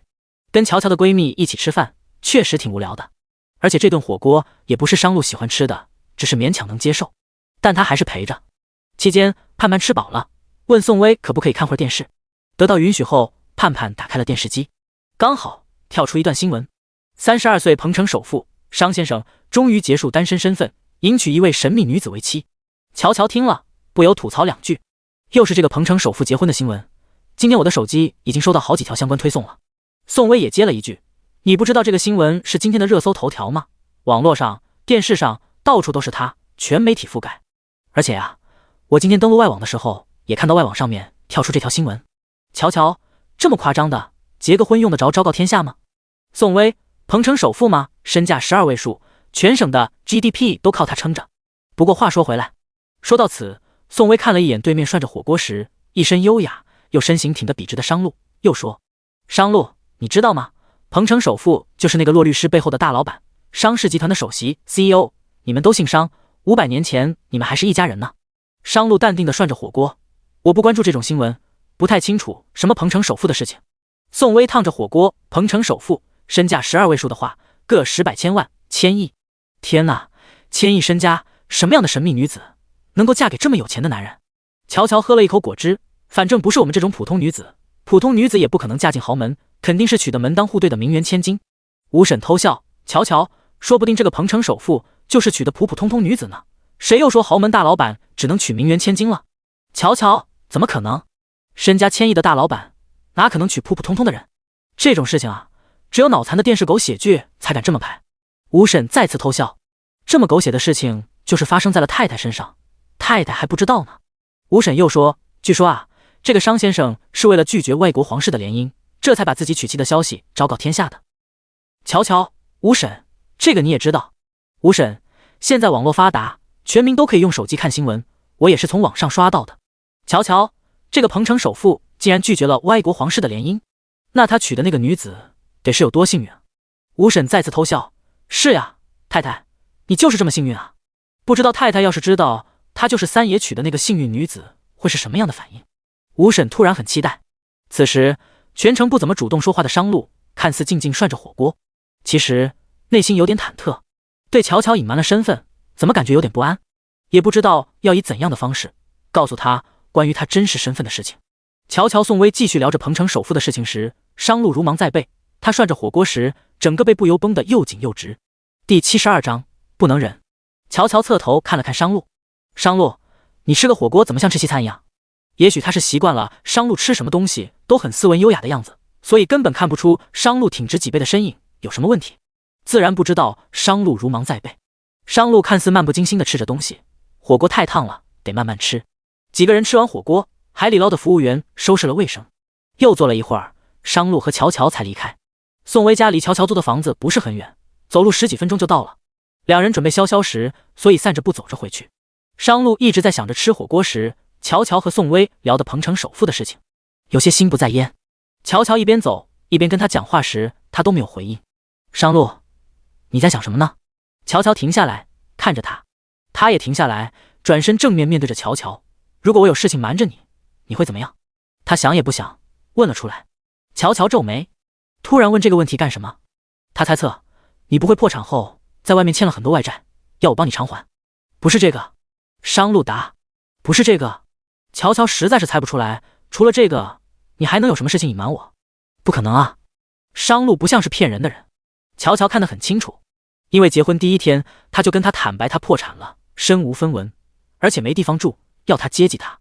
这样的事情他都能在结婚第一天向他坦白，他还能有什么更离谱的事情要骗他？他不相信。你怎么可能会骗我？你这么老实坦诚，到底是什么让他觉得他很老实？商路不知道乔乔为什么会觉得他是个老实人，他皱着眉头。这个老实人的人设要是在乔乔面前崩了塌了会怎样？生他的气？不理他？或者离婚？商路没敢想下去，又问：我是说如果你发现我欺骗了你，你会怎样？这个问题乔乔认真想了想。婚姻想要走得长走得远，除了要相扶相持势均力敌，最重要的还要夫妻双方彼此坦诚。如果一方有欺骗，只是一些小的问题，不是什么原则性的问题，我不会说什么。但如果是原则性的问题，那可能就会影响到我们的婚姻关系了。商路忙问：什么是原则性的问题？比如呢？你干嘛老是问我这个问题？乔乔反问：你真的有事情欺骗了我？没有。商路心虚。乔乔继续往前走：没有你还一直问？这种事情没有什么比如可言，具体发生了才知道，所以我也无法回答你。商路的额角绷得更紧了。算了，先不说。宋薇家，陈亚军和萧玉凤去外面吃完东西回来时，宋薇已经洗完澡准备睡了。吴婶和盼盼还有小恒也都睡下了。自从吴婶过来后，她把两个孩子照顾得很好，现在小恒晚上已经不用吃夜奶，也不用宋薇带了。陈亚军回到卧室，他已经和宋薇分房睡很久了。看到他，宋薇有些戒备，这个狗男人好久不进卧室，今天来不会是想跟他同房吧？他恶心和陈亚军同房，便冷冰冰说：你进来干什么？出去！你有什么资格让我出去？这是我自己的房间。陈亚军拎着一件衬衣进到宋薇身边，把这件衬衣给我熨了，明天我见客户要穿的。宋薇心冷地看着这个男人，从今往后你睡客房，咱们各睡各的。还有，你的衣服自己洗，自己晒，自己熨，别跟个大老爷们似的，什么都让我帮你做。我没有义务做这些。原本今天宋薇过生日，乔乔过来给她撑腰，陈亚军肚子里就窝着火。现在这女人不给他熨衣服，他一下子就凶神恶煞起来，手中的衬衣一把砸在宋薇的脸上。你有见过哪个给人当老婆的不做家务不干活的？你今天要是不给我熨，小心我抽你！宋薇拿开蒙在脸上的衬衣，只是接触一下陈亚军的衣服，他就觉得恶心。今天你就是把我杀了，我也不可能再跟以前一样伺候你。他把衬衣丢在地上，一脚垮过去，走到客厅里去喝了杯水。水没喝完，陈亚军冲出来揪着他的头发，把他往墙上用力撞了几下。陈亚军就想揍他了，他火气不减：你这个死娘们！宋薇被撞得短暂失忆，好几秒没反应过来，脑袋空空空的响了好几下。他是被陈亚军从后面揪着头发不放，又是力量悬殊之下无法还手。但等他缓过来后，他不顾3七21，随手抄起就近能抓着的东西，一把砸在陈亚军的头上。敢打他？婚姻里那么多的委屈他都能忍，但唯独家暴他不可以。家暴永远都只有0次和无数次，他要是不反抗，就永远只有挨打的份。砸了陈亚军后，陈亚军打得更凶，直接掐着他的脖子，把他按在了地上，拳头像是雨点一样。宋薇也不示弱，他手里能抓住什么就用什么猛砸这个狗男人。两个人扭打在一起，现场一片混乱。打架的声音很快把萧玉凤和吴婶还有睡着的盼盼给引了过来。吴婶怀里抱着小恒，没办法上前劝架，忙让萧玉凤去劝架。萧玉凤却说：打得好，这种女人不打留着干什么？盼盼在哭着喊着求着：爸爸你别打妈妈了，爸爸求求你了，别打妈妈了。小小的心灵仿佛要碎了。憋着火好些天的陈亚军根本听不见女儿撕心裂肺的哭喊声，对宋薇又是拳打又是脚踢。盼盼吓坏了，妈妈要是被爸爸打死了怎么办？那她就没有妈妈了。也顾不得父母二人打得激烈，盼盼上前去拉陈亚军，被陈亚军用力甩开。甩开后，陈亚军继续握拳揍向宋薇。见女儿被甩在地上，宋薇已经顾不得自己要挨打，冲上去把女儿抱起来。这个时候，打红眼的陈亚军已经彻底失去理智，一边打一边骂：不知好歹的女人，我好吃好喝供着你，让你当全职太太，你不满意还要跑出去工作，饭也不做，家务也不理，还敢嘴硬。今天我不打死你，我就不姓陈。爸爸，你别打妈妈了。盼盼用小小的身体护着妈妈。滚开！陈亚军失去理智，甩开盼盼，凶神恶煞：“你要是护着这死娘们，我连你一起打！”宋薇一心护着女儿，用手臂和身子帮盼盼挡了好几拳头。盼盼，你快躲开，听妈妈的话。盼盼死死抱着她，我不要松开，妈妈，爸爸会打死你的。盼盼不松手，明明已经挨了几拳头了，但她还是要用小小的身体保护妈妈。那满面泪水的小脸蛋，满是绝望、无助、恐慌，紧紧抱着女儿，宋薇的心也要碎了。不，她不能这么软弱，她要反抗，她要弄死这个男人，弄到他害怕，弄到他不敢再打他为止。第73章下决心，绝对不能让这个狗男人这么欺负他，绝对不能。宋薇也不知自己哪来的爆发力，她把女儿推到沙发上后，不知道是抄起什么东西，朝着陈亚军的脑袋上往死里砸下去。敢家暴他，渣男、垃圾、畜生不如！他要反抗，他要弄死这个畜生。砸到最后，宋薇才发现他手里拿着的一个陶瓷花瓶，花瓶已经碎了，他的手也流了血。而陈亚军在被宋薇猛砸几下后，脑袋直接开了瓢。他捂着满头的血，吃惊、吃痛又凶神恶煞地看着宋薇，还想再来揍他，可他已经痛得揍不动了。萧玉凤那个护犊子的赶紧去扶着陈亚军，看到儿子满头满脸是血，萧玉凤心疼大骂：“宋薇，你这个杀千刀的死婆娘，你怎么这么狠心，把亚军打成这个样子？要人命了，要人命了！死婆娘，亚军要是有个3长2短，我非杀了你不可！”陈亚军是个怕死的，看到血吓得要死。妈，快送我去医院，回来再收拾这个死娘们！宋薇愤怒发飙地瞪着陈亚军：“你再敢骂我一句死娘们，信不信我捅死你？”陈亚军看着他发狠的样子，从来不敢想象一个女人被惹急了的样子也可以这么凶。他赶紧拉着萧玉凤的手往外走：“妈，快走，快走！再不走，这疯婆娘说不定真的会捅死他。”他手里还拿着敲碎的花瓶把子，真捅进去是会出人命的。陈亚军怕了，他边说边退。反应过来的萧玉凤赶紧扶着儿子走出去。不过走之前，萧玉凤依然对宋薇骂骂咧咧。两母子走出客厅，乔不见了。亚军，我们去哪里啊？去医院啊！我脑袋开瓢了，快，我不想死，快点！宋薇那个死婆娘，声音远了，听不见了。看着地上滴落的一行鲜红刺眼的血迹，宋薇久久没有缓过神来。刚刚陈亚军家暴她，她真的把陈亚军打得落荒而逃了。他竟然有这么大的力气，这是第一次被陈亚军家暴，但他不吃亏，因为受伤严重的是陈亚军，他没有输。可是他这是结的什么婚？当初满怀希望，准备和陈亚军相扶相持恩爱到老，准备和他一起孝顺公婆团结一心，想把日子越过越好。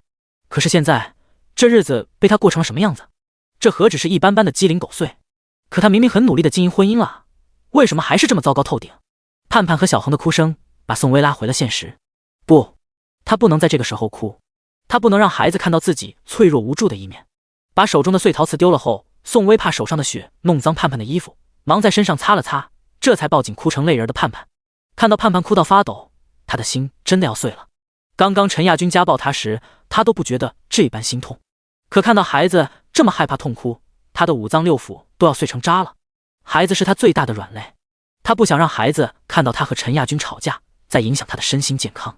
他一直想给孩子一个健康幸福的成长环境，但刚刚他们打架的那一幕偏偏被女儿看到了，这得在孩子心里留下多大的阴影啊！盼盼不哭啊，乖，是妈妈吓到你了，妈妈向你保证，以后再也不会吓到你了。她要和陈亚军离婚，这婚必须离，家暴的男人必须零容忍。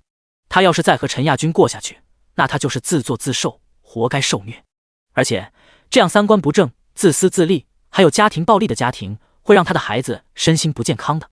既然他早就过着丧偶式的育儿生活，又何必再奢望陈亚军能够给孩子们父爱呢？想要孩子们身心健康的成长，就必须要远离陈亚军这个人渣。宋薇抱紧了盼盼，妈妈以后再也不会让你看到这一幕了，再也不会。妈妈，你疼不疼？盼盼心疼地看着他额角上的伤，帮他吹了吹。妈妈，肯定很疼吧？不疼。女儿的一句关心，化解了宋薇所有的疼痛。这几年的婚姻也不是一无所有，至少他还有一个这么可爱懂事的孩子，不是？吴婶抱着小恒上来，宋薇，今天我们去瞧瞧他们那里吧，我怕陈亚军那个狗男人回来，他们母子还会打你。走当然是要走的。宋薇想了想，但走之前必须先做2件事情。吴婶问，什么事情？宋薇起身走到电脑前，我得把陈亚军家暴我的监控拷贝出来，告他家暴，然后起诉离婚。吴婶不得不佩服他，被打得这么惨了，还如此头脑清晰，绝不是那些软弱的女子。拷贝完，宋薇又找人把家里的大门锁给换了。吴婶问宋薇：“你换锁干什么？”宋薇一边收拾东西，一边说：“当初买房的时候，陈亚军算计我，婚前写的他的名字，离婚了我得不到，他们也别想住得舒服。吴婶，可是你换了锁，他们也可以重新把锁换回来啊。”宋薇：“放心，我还有别的计划。”半夜深更的，宋薇和吴婶一起带着2个孩子去投奔乔乔。乔乔接到电话，赶紧爬起来，听到动静，睡在客厅沙发上的商路也跟着爬起来。乔乔，大半夜的，你穿鞋子是要出去？乔乔很着急，微微被陈亚军那个狗男人打了，他和吴婶还有孩子在楼下，我跟你一起下去。商路顾不得身上还穿着睡衣，忙跟上去。到了出租屋楼下，乔乔却只见吴婶怀里抱着小恒，身边跟着盼盼。他忙问吴婶：“微微呢？怎么没跟你一起来？”吴婶说：“宋薇去派出所报警了，她说要留下陈亚军家暴她的证据。”乔乔十分担心，哪个派出所？吴婶回头看了看，就拐弯那一家。商路。乔乔拍了拍商路的手臂：“你把吴婶和孩子们带上去，我去把微微接回来。这大半夜的，她一个女子在外面跑，总是不放心。”商路便说：“我跟你一起去。”不用。乔乔看了看吴婶怀里熟睡的小恒，还有眼睛哭得红肿，耷拉着脑袋，一副可怜兮兮样的盼盼：“你和吴婶上楼，先让2个孩子睡觉吧。”盼盼立即拉住他的手：“乔乔阿姨，我可以和你一起去把妈妈接回来吗？”“太晚了，你和吴奶奶上去睡觉，乖。”乔乔心都要碎了，这么小的孩子看见爸妈打架，得是多么无助害怕呀！盼盼坚持：“可是我怕爸爸再来打妈妈。”乔乔安慰：“不会的，乔乔阿姨过去保护你妈妈。乔乔阿姨很会打架的，谁要是敢打你妈妈，我把她打得满地找牙。”盼盼一脸难过：“乔乔阿姨，我也不想爸爸受伤，你可不可以不要打他？”陈亚军再是渣男，可始终是盼盼的爸爸，可怜了孩子。好，阿姨答应你，只保护你妈妈，不打你爸爸。最终，乔乔去派出所找宋薇，商路和吴婶带着2个孩子上了楼。商路看盼盼小心又拘谨，眼睛哭肿的像是青蛙一样，这么可爱乖巧的孩子，怎么有个如此渣的渣爹？如果是他的女儿，他肯定会给女儿一个健康、美满、幸福的家庭，把女儿宠成无比幸福的小公主。他会任由他的小公主在他面前撒娇卖萌，甚至无理取闹，他都会纵容着。反正是他商路的女儿，他就是要宠着、惯着，让他当个妥妥的无忧无虑的富二代。第74章及时止损。以前商路从来不喜欢接触孩子的，但看到盼盼，他主动关心。盼盼，你现在想睡觉吗？想睡觉就去里面那张床先睡，如果你不想睡觉，叔叔陪你看看动画片。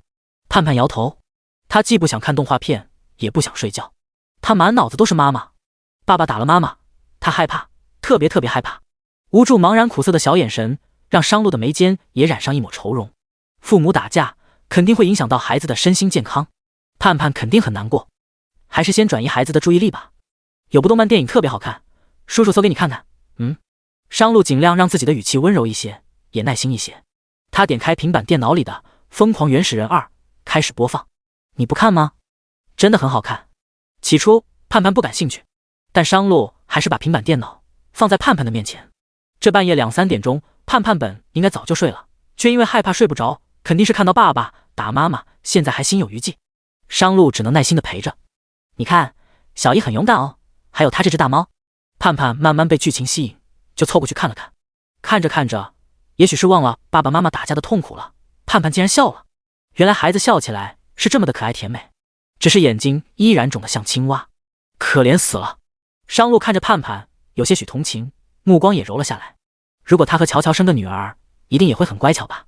如果是个女儿，肯定会跟乔乔一样，长得瘦瘦的，美美的。要是女儿遗传了乔乔，肯定也是个大长腿。他会给乔乔和女儿买一模一样的亲子装。乔乔他们2母女，一个大美人儿，一个小美人儿，走在街头，肯定会是一道美丽的风景线，也肯定会吸引不少的回头率。好像扯远了，他和乔乔生孩子的事情还早着。乔乔赶到派出所的时候，宋薇刚好从里面走出来。宋薇显得狼狈极了，脚上穿着一双拖鞋，走路腰直不起来，右额有道长长的至少5厘米的口子，左眼肿的几乎到了毁容的地步，手上腿上到处都是淤青，哪里还能看出宋薇原有的样子？像有什么东西突然卡在乔乔的喉间，他喉咙发硬，鼻子一酸，上前紧紧抱住了宋薇。宋薇忙说：“腰疼，乔儿，你轻点。”乔乔忙松手。宋薇脸上的伤让乔乔不敢去摸，心在抖。狗男人，这是下了什么狠心，竟然把你打成这样？乔儿，我不吃亏，我也把陈亚军的脑袋开了瓢。刚刚我问过警察了，我那是正当防卫。如果我要追究，他们可以拘留陈亚军，至少可以让他关个好几天。追究到底。乔儿，这次我准备离婚了，不纠结，不犹豫，不拖了。可是你的房子，这样离了就拿不回来了，白白便宜了陈亚军那个狗男人。是，房子确实是拿不回来，但陈亚军就是垃圾，远离垃圾才能及时止损。你真的不要那套房子了，那是你婚前出的首付钱啊。我只要2个孩子，陈亚军有家暴的案底，我就可以争取到孩子的抚养权，其他的我必须要果断割舍。行，你做什么决定我都支持你。还有，谁说那房子我就要便宜给陈亚军？我明天就把房子便宜租给菜市场那个卖猪肉的老金，签个长约3年5年的，先把钱收了。老金啊，就那个身材魁梧，拿起菜刀手起刀落的杀猪匠啊。对，这主意好啊，把房子便宜租给他，陈亚军想收回来，有的跟老金扯皮的。老金是沿海那边的潮汕人，生了4个女儿2个儿子，家里人多，得住大房子。隔天，宋薇把房子便宜租给老金，跟他讲清楚了要和陈亚军离婚的事情。他说，金老板，不过你放心，房子我是婚前租给你的，就算陈亚军上门来收房子，他也得先退你租金。合同上我写5000一个月，我就只收你2500，你觉得可以就租，不可以我再找下家。老金，只要便宜就好，我不管你老公离婚后不上门来收房子，他要是敢来，我就敢拿刀把他轰走。宋薇满意一笑，那就签合同吧。老金看了看满脸是伤的宋薇，支持道，这种家暴你的老公就该离了，不能留着。陈亚军看完医生后，脑袋上包了纱布。这天，肖玉凤、陈亚平、陈亚双一起陪陈亚军回家。走到小区楼下，一家人边走边说，陈大姐陈亚双说，亚军，今天让那个死娘们跟你跪下来认错，她还敢把你打进医院，不认错就把她赶出家门，孩子也不让她看。陈小妹陈亚平接话，就是哥，女人不能惯着，她要是不认错，你就再打她，有我们一家人在，她也不敢把你怎么样。陈亚军心有余悸，宋薇不会急起来，真拿刀捅我吧？毕竟连花瓶都敢往他脑袋上砸的。陈亚军是真怕了，他以为宋薇柔柔弱弱的，平时连桶水都拎不动，肯定是打还手的，没想到他爆发起来，比母老虎还可怕。肖玉凤，你怕什么？你有妈，你姐，你没给你撑腰，还怕他？陈亚双，就是宋薇说了好几回要离婚，还不是不敢跟你离，估计也是怕自己生了2个孩子，离了也没人要。要真离婚，他肯定也怕的。这回他要是不认错，你就拿离婚吓唬他。她这种女人离不了男人的，不敢不认错的。一家人合计着怎么让宋薇跟陈亚军低头认错。到了家门口，门前堆着一堆行李，肖玉凤上前看了看，我的东西怎么全都被打包扔出来了？陈亚双用力去拍门，宋薇，你给我出来，谁让你把我妈我弟的东西扔出来的？出来！开门的却是刚刚搬完家，累得没什么耐心的，火气冲冲的老金，拍什么拍？嘿！陈家人一脸诧异，这是我家，你怎么在我家里？老金也不是善茬，嗓子特别粗，听起来很凶。宋薇把房子租给我了，我警告你啊，下次别拍了，否则我放狗了。就在陈家人要找老金理论时，陈亚军接到一通电话，电话是派出所打来的。陈亚军吗？有人告你家暴，需要你到龙山路派出所过来调解一下。第75章，瞧个正着。派出所对于陈亚军家暴一案，宋薇态度很坚决，他必须零容忍，而且他说什么也不肯接受和解，因为家暴永远只有0次和无数次。如果他选择接受调解，选择原谅陈亚军继续与他生活在一起，那么以后陈亚军会越来越变本加厉。调解的时候，见宋薇态度如此坚决，陈亚军显得有些激动，他咬着牙握着拳头。好在有派出所的工作人员在，陈亚军才没敢动粗。他冷哼一声，宋薇，好歹我也是盼盼和小恒的爸爸，你就非得告我？我被拘留了，你就不怕孩子看不到爸爸伤心难过吗？宋薇被气笑了，说的好像你不被拘留的时候，你就有多关心照顾小恒和盼盼似的。2个孩子一直是宋薇带着，坐月子的时候，陈家从来没有人帮忙搭把手。宋薇身体还没有恢复，就要半夜起来给孩子洗屁屁、喂奶、换尿布。陈亚军睡得像猪一样，肖玉凤更是说自己生的孩子自己带，她没义务帮忙带孩子。嫁进陈家，生2个孩子，宋薇一直是丧偶式育儿。以前她带着孩子没有工作，没有收入，她必须要问陈亚军要钱，所以才一直忍着。现在这个狗男人赶家抱她，她说什么也不会再忍了。而且有吴婶这么省心的阿姨帮她带孩子，她又重新去上班了，她一定要离婚。你这个女人怎么如此歹毒阴狠？我是你老公，是你男人，而且你不是也把我脑袋开瓢了吗？我们也算扯平了，你赶紧跟人说，我们回去自己解决，别在这里丢人现眼了。陈亚军，丢人现眼的是你。派出所的工作人员对陈亚军说教了一番，见他丝毫没有认错悔改之心，当场对行政拘留。陈亚军不服，指着自己包着纱布的脑袋说：警察同志，你们要拘留我之前先搞清楚，宋薇也拿花瓶砸我了，你们怎么不拘留他？工作人员一脸严肃：你是在质疑我们的办案能力？陈亚军理直气壮：拘留我，你们也得有证据。没证据，我也可以告宋薇家暴我，你们是不是也要把他拘留起来？证据很好，警察同志把一堆证据拿出来。这是昨晚宋薇报案后我们带他做的伤情鉴定，这份是你家暴他的视频监控。他拿花瓶砸你之前，你正对他拳打脚踢，所以他砸你属于是正当防卫，不犯法。陈亚军再也找不到话说，他恶狠狠地看着宋薇，似乎回去后还想收拾宋薇。警察同志拍了拍桌子：陈亚军，注意你的眼神。陈亚军被带去了拘留所，乔乔也陪着宋薇回去了。因为宋薇的房子租出去了，所以从派出所回来后，这一整天乔乔都在陪他找房子，直到晚上10点才终于安顿了下来。商路回来后给乔乔打电话，听说他在帮宋薇搬家搞卫生，他也去了宋薇新租的房子一起帮忙。宋薇拿了一瓶矿泉水递给商路：商路，谢谢你啊，你一下班回来就过来帮我搞卫生，真是辛苦你了。商路接过水，淡淡的说了句：没事，不用那么客气，都是朋友。乔乔的朋友他也会认真对待，有需要帮忙的他也不会吝啬。这个时候他丝毫没有把自己当作是高高在上的大总裁大老板。搞了3、4个小时的卫生，还真是渴了。商路看了看手中的那瓶水，怡宝，2块钱一瓶，他从来没有喝过这种水。一般他喝的瓶装水都是好几10块钱以上的，但他似乎也融入到了乔乔的生活当中，对于这种廉价的瓶装水似乎也不是那么计较了。拧开瓶盖，直接喝了一大半。这时他来了一个电话，走到旁边去接听。宋薇轻轻推了推乔乔：乔儿，你家商路是个不错的男人，你这么随便一嫁，还真是嫁对人了。你打算什么时候跟他坐实夫妻关系？坐实什么夫妻关系？你别跟我装不知道了，你知道我在讲什么？你说同房啊？你们都结婚1个月了，也不能一直分房睡啊。而且你老是让商路睡在沙发上，多委屈人家。这种事情总得两情相悦，哪里是急得来的？你主动点。薇薇，我看你不像是刚刚被家暴过，还有闲心思关心我和商路同不同房的事情。难不成你要我怎样？被家暴了就哭得要死，不活了呀？这次你倒是决心挺大的。没办法，都是被逼的。我跟你说正事，你和商路。这时商路打完电话走回来：你们在说我什么坏话？没什么。乔乔笑了笑，微微跟我说你是个好男人，要我好好珍惜你。离开宋薇家，乔乔和商路骑着电动瓶回到自己的出租屋。洗过澡后，商路擦着头发敲了敲乔乔的卧室门，乔乔没有开。商路有话要对他说，直接拎开门把手推开了一道门缝。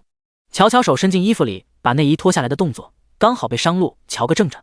第76章，这小两口。这会儿乔乔手拿着从衣服里扯出来的文胸，一脸尴尬地看着门口的商路。商路淡淡地看了看他手中的东西，黑色的文胸。原来外面喜欢穿鲜艳色的他，里面喜欢的却是黑色的。他假装不尴尬，很抱歉，也很有礼貌地带着门退了出去。你先把衣服穿好再说。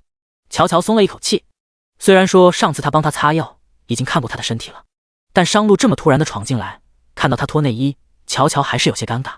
他一个人住的时候，洗完澡穿睡衣，里面是不会再穿内衣的。商路住进来后，每次都要把内衣穿上，下次得等商路睡觉后才能脱掉内衣了。虽然是夫妻，但这种事情还是有些不习惯的。重新穿好内衣，他这才走出去。有事？坐在沙发上的商路把电脑合上来，抬眸看他，抱歉，下次我会先敲门。没事，下次我自己也会注意的。他笑了笑。商路又说，明天早上我要去出差，大概要去1周的样子。去哪里？乔乔忙问，怎么要去这么久？商路随口一问，你舍不得我走这么久？乔乔不知道该怎么回答这个问题，因为他心里也没有答案。结婚在一起1个月，朝夕相处在一起，他看到了商路的踏实、担当、体贴，相处下来很轻松，很舒服，好像慢慢开始习惯了有商路的日子。他想了想，如是说实在的，你走了肯定有点不习惯，但是你这不是为了工作吗？听到他说他会不习惯，商路与他对视，眼里虽没有笑意，目光却多了一分满意。那我今早赶回来。要去哪里？英国伦敦。去国外啊？那么远？最近疫情严重，去国外会不会有风险？没你想的那么严重。飞机要坐多少个小时？大概12小时。那你们公司给你买的经济舱还是头等舱？要是坐经济舱，乘客肯定更密集，你要多注意防护。中间尽量别摘口罩。可是不摘口罩也不行，12个小时不能不吃不喝啊。乔乔有些着急。商路，要不这样，明天早上我早点给你做早餐，你吃饱一点。上飞机后你就别摘口罩吃东西了，到了伦敦再摘口罩，这样安全一些。看着乔乔，商路皱眉，都是隐瞒身份惹的祸，要不然他可以直接告诉他，他其实是坐专机去的。整辆飞机除了他和他的几名高管，剩下的就只是空乘人员了。而且这辆专机还是他自己的私人大飞机，也申请了专门的航线，根本不存在什么风险。但他只能撒谎，放心，我会注意防护的。你几点的飞机？乔乔又问。商路说7点。这么早，赶得上吗？要不我回公司去把公司的车开过来，明早早点起来送你。不用了，明早有公司的车过来接我。那你5点多就得起床。第二天一早，乔乔4点钟就爬起来了。他给商路做了卤排骨、卤牛肉，还炸了糖丝香芋。商路爬起来的时候，早餐已经端上桌了。这时天色还黑漆漆的，不过才早上5点1刻。商路看到桌上的排骨牛肉不有糖丝香芋，不由皱眉，大清早吃这么多肉，吃肉顶饱，饿得没那么快。还有这个糖丝香芋也是饱腹的，多吃点。你在飞机上就先别吃东西了，都是国内飞过去的，飞机上不会有风险。可是我查了今天飞伦敦的航班，中间是要在国外转机的啊，怎么会没风险呢？他该怎么跟乔乔解释？他是坐的自己家的大飞机，真的没有一丝一毫的风险。看着他皱着眉头，乔乔把筷子递给他。好啦，我一大早起来忙活给你做这么多，你还嫌弃？我知道早上不能吃太油腻，你就给点面子，都把这些吃了。他做的卤排骨和卤牛肉，还有油炸糖丝香芋，的确很好吃，但一顿早餐吃下来，真的有些胀肚子。偏偏乔乔监督着他，吃完中间不许摘口罩。商路不得不从。早知道一结婚的时候就该告诉他，他是商氏集团的大老板。可是那个时候告诉他，他未必会跟他结婚吧？有什么办法？这就是隐瞒身份的代价。商路只好吃完。乔乔满意一笑，这下应该够饱了。你坐在飞机上不会怎么动，应该可以顶到晚上。那是商路自己家的大飞机，飞机有2层，飞机上还有单独的健身房，不动是不可能的。上了飞机他还得多动动才行，要不然撑着一肚子食物真难消化。看了看时间，乔乔说好了，你快去换衣服，赶紧准备出发。商路去换了乔乔给他定制的那套西装，干净的衬衣，笔直的西装裤，纤尘不染的黑色皮鞋，看起来整个人气宇非凡，清爽帅气。一套衣服3000块不到，穿在他的身上竟然能穿出大牌子的感觉。果然人高人帅，底子好，就是穿什么都有气场。尤其是商路的那双长大腿，很有国际超模的特有气质，不，还有贵气。乔乔想，要是商路不破产，钱再多一点，那是妥妥的高富帅吧。他下楼去送他，车子就停在出租屋外的狭窄巷子里。所谓的来接商路的公司司机其实是秦森，不过秦森没有下车。为了不让乔乔起疑，他还特意只开了一辆几10万的商务车过来接商路。车前，乔乔与商路告别。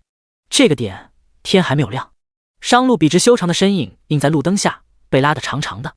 乔乔就站在他的影子前，从逆光中看着他去放行李箱的帅气背影。商路，你一定要记得我说的话，飞机中途转机有国外的乘客上来后，你一定不要摘口罩，多注意防护。商路盖上车后备箱，转身回头。知道了。他摸了摸他的脑袋。你现在越来越像个管家婆。乔乔拍了拍他的手，上次是谁说的要保持距离，彼此都不能越线？你又摸我的脑袋，是想跟我拉近距离？你倒记得蛮清楚。商路当然知道自己说过的话，刚才不过是不由自主。看他那么操心他坐飞机的事情，他就是想摸摸他的脑袋。而那一幕被驾驶室的秦森看见了，这两口子怎么感觉有点像是在谈恋爱一样？该不会来个临别前的送别拥抱吧？秦森纯属看热闹，盯着后视镜，抱上去，抱上去。他是期待商路能够抱一抱乔乔的，因为从来没见商路抱过女人，真想看一看。不过未能如秦森的愿，商路一直没有抱乔乔，乔乔也没有抱商路，看来这两口子的关系还是没有什么实质性的发展，急死个人。不过这两口子够磨叽的，都到车前了，商路还一直不上车，不知道在说些什么。乔乔看了看时间，怕商路去机场太赶，忙催促：好了，你快上车了，到了那边再联系。商路还想再说两句的，不过乔乔已经催他了，他不好停留太久，便拉开车门上了车。车上的秦森冲商路笑了笑，这一去要走1个礼拜，你都不抱一抱乔乔，走这么久，你舍得你的新婚娇妻吗？第77章，有老婆的人开始撒狗粮。坐在后排座，腰背挺得笔直的商路冷冷道：开你的车，我可不是你的司机。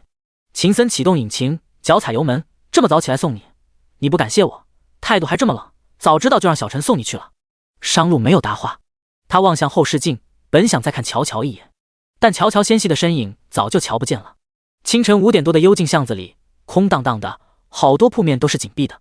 商路不由蹙了蹙眉，秦森从后视镜里细微地观察着他的神色，又看了看后视镜，不由笑他：怎么，乔乔走太快了，没有目送你的车子离开，你失落了？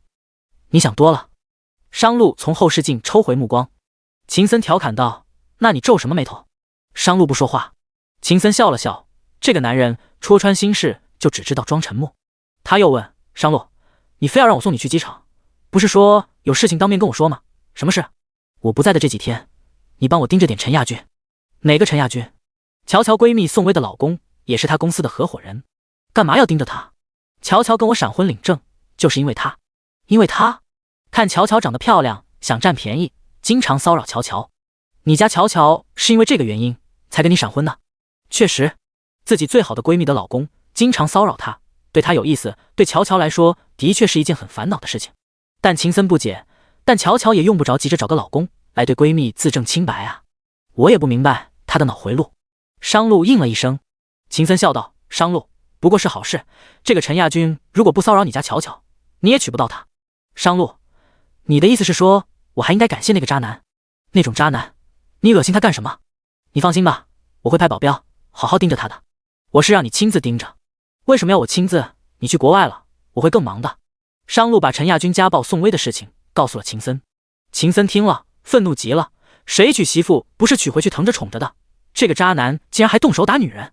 秦森是圈子里出了名的疼老婆的绝世好男人，他认为男人不仅要对老婆疼爱尊重，就算老婆无理取闹也应该宠着，因为那是自己的老婆，是要冒着生命危险忍受10级疼痛给自己生孩子的伟大女人，必须得无条件的疼着宠着，哪怕宠坏了也没关系。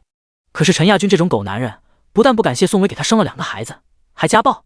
这种男人要是被他碰着了，他非得好好收拾收拾他，简直丢男人的脸。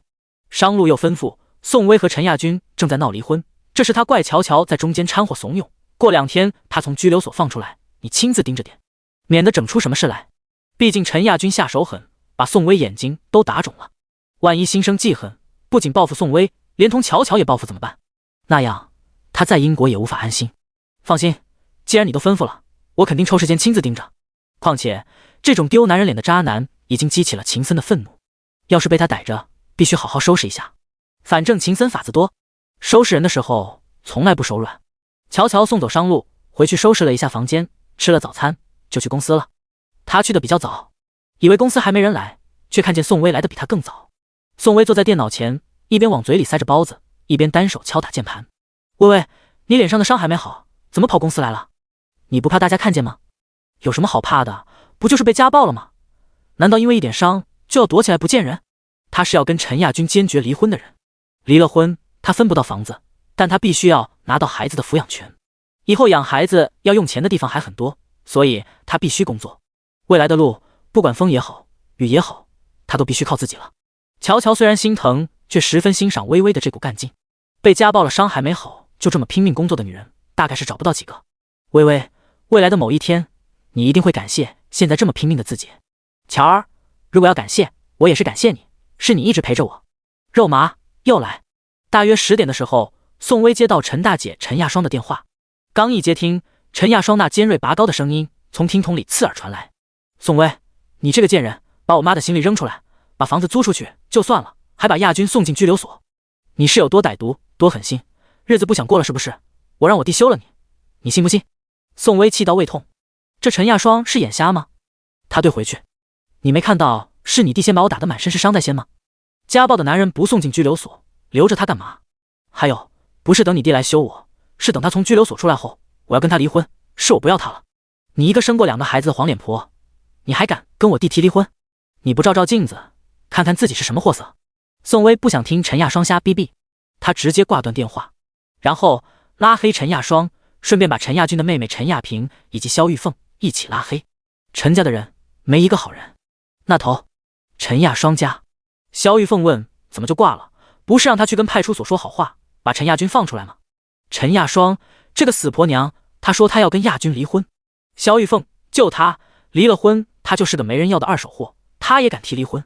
陈亚双：“我听他口气，这次是真的要跟亚军离婚。”肖玉凤：“他要真敢跟亚军离婚，让他赔亚军损失费，还得把从我那里骗走的50万还回来，不拿钱休想离婚。”陈亚双：“就是我们亚军在他身上浪费了这么多年的青春，要离婚就必须赔钱，不能便宜了宋薇。”另一头，商路的私人双层大飞机上，会议室，晨会进行到3个小时的时候，商路让大家休息一会儿。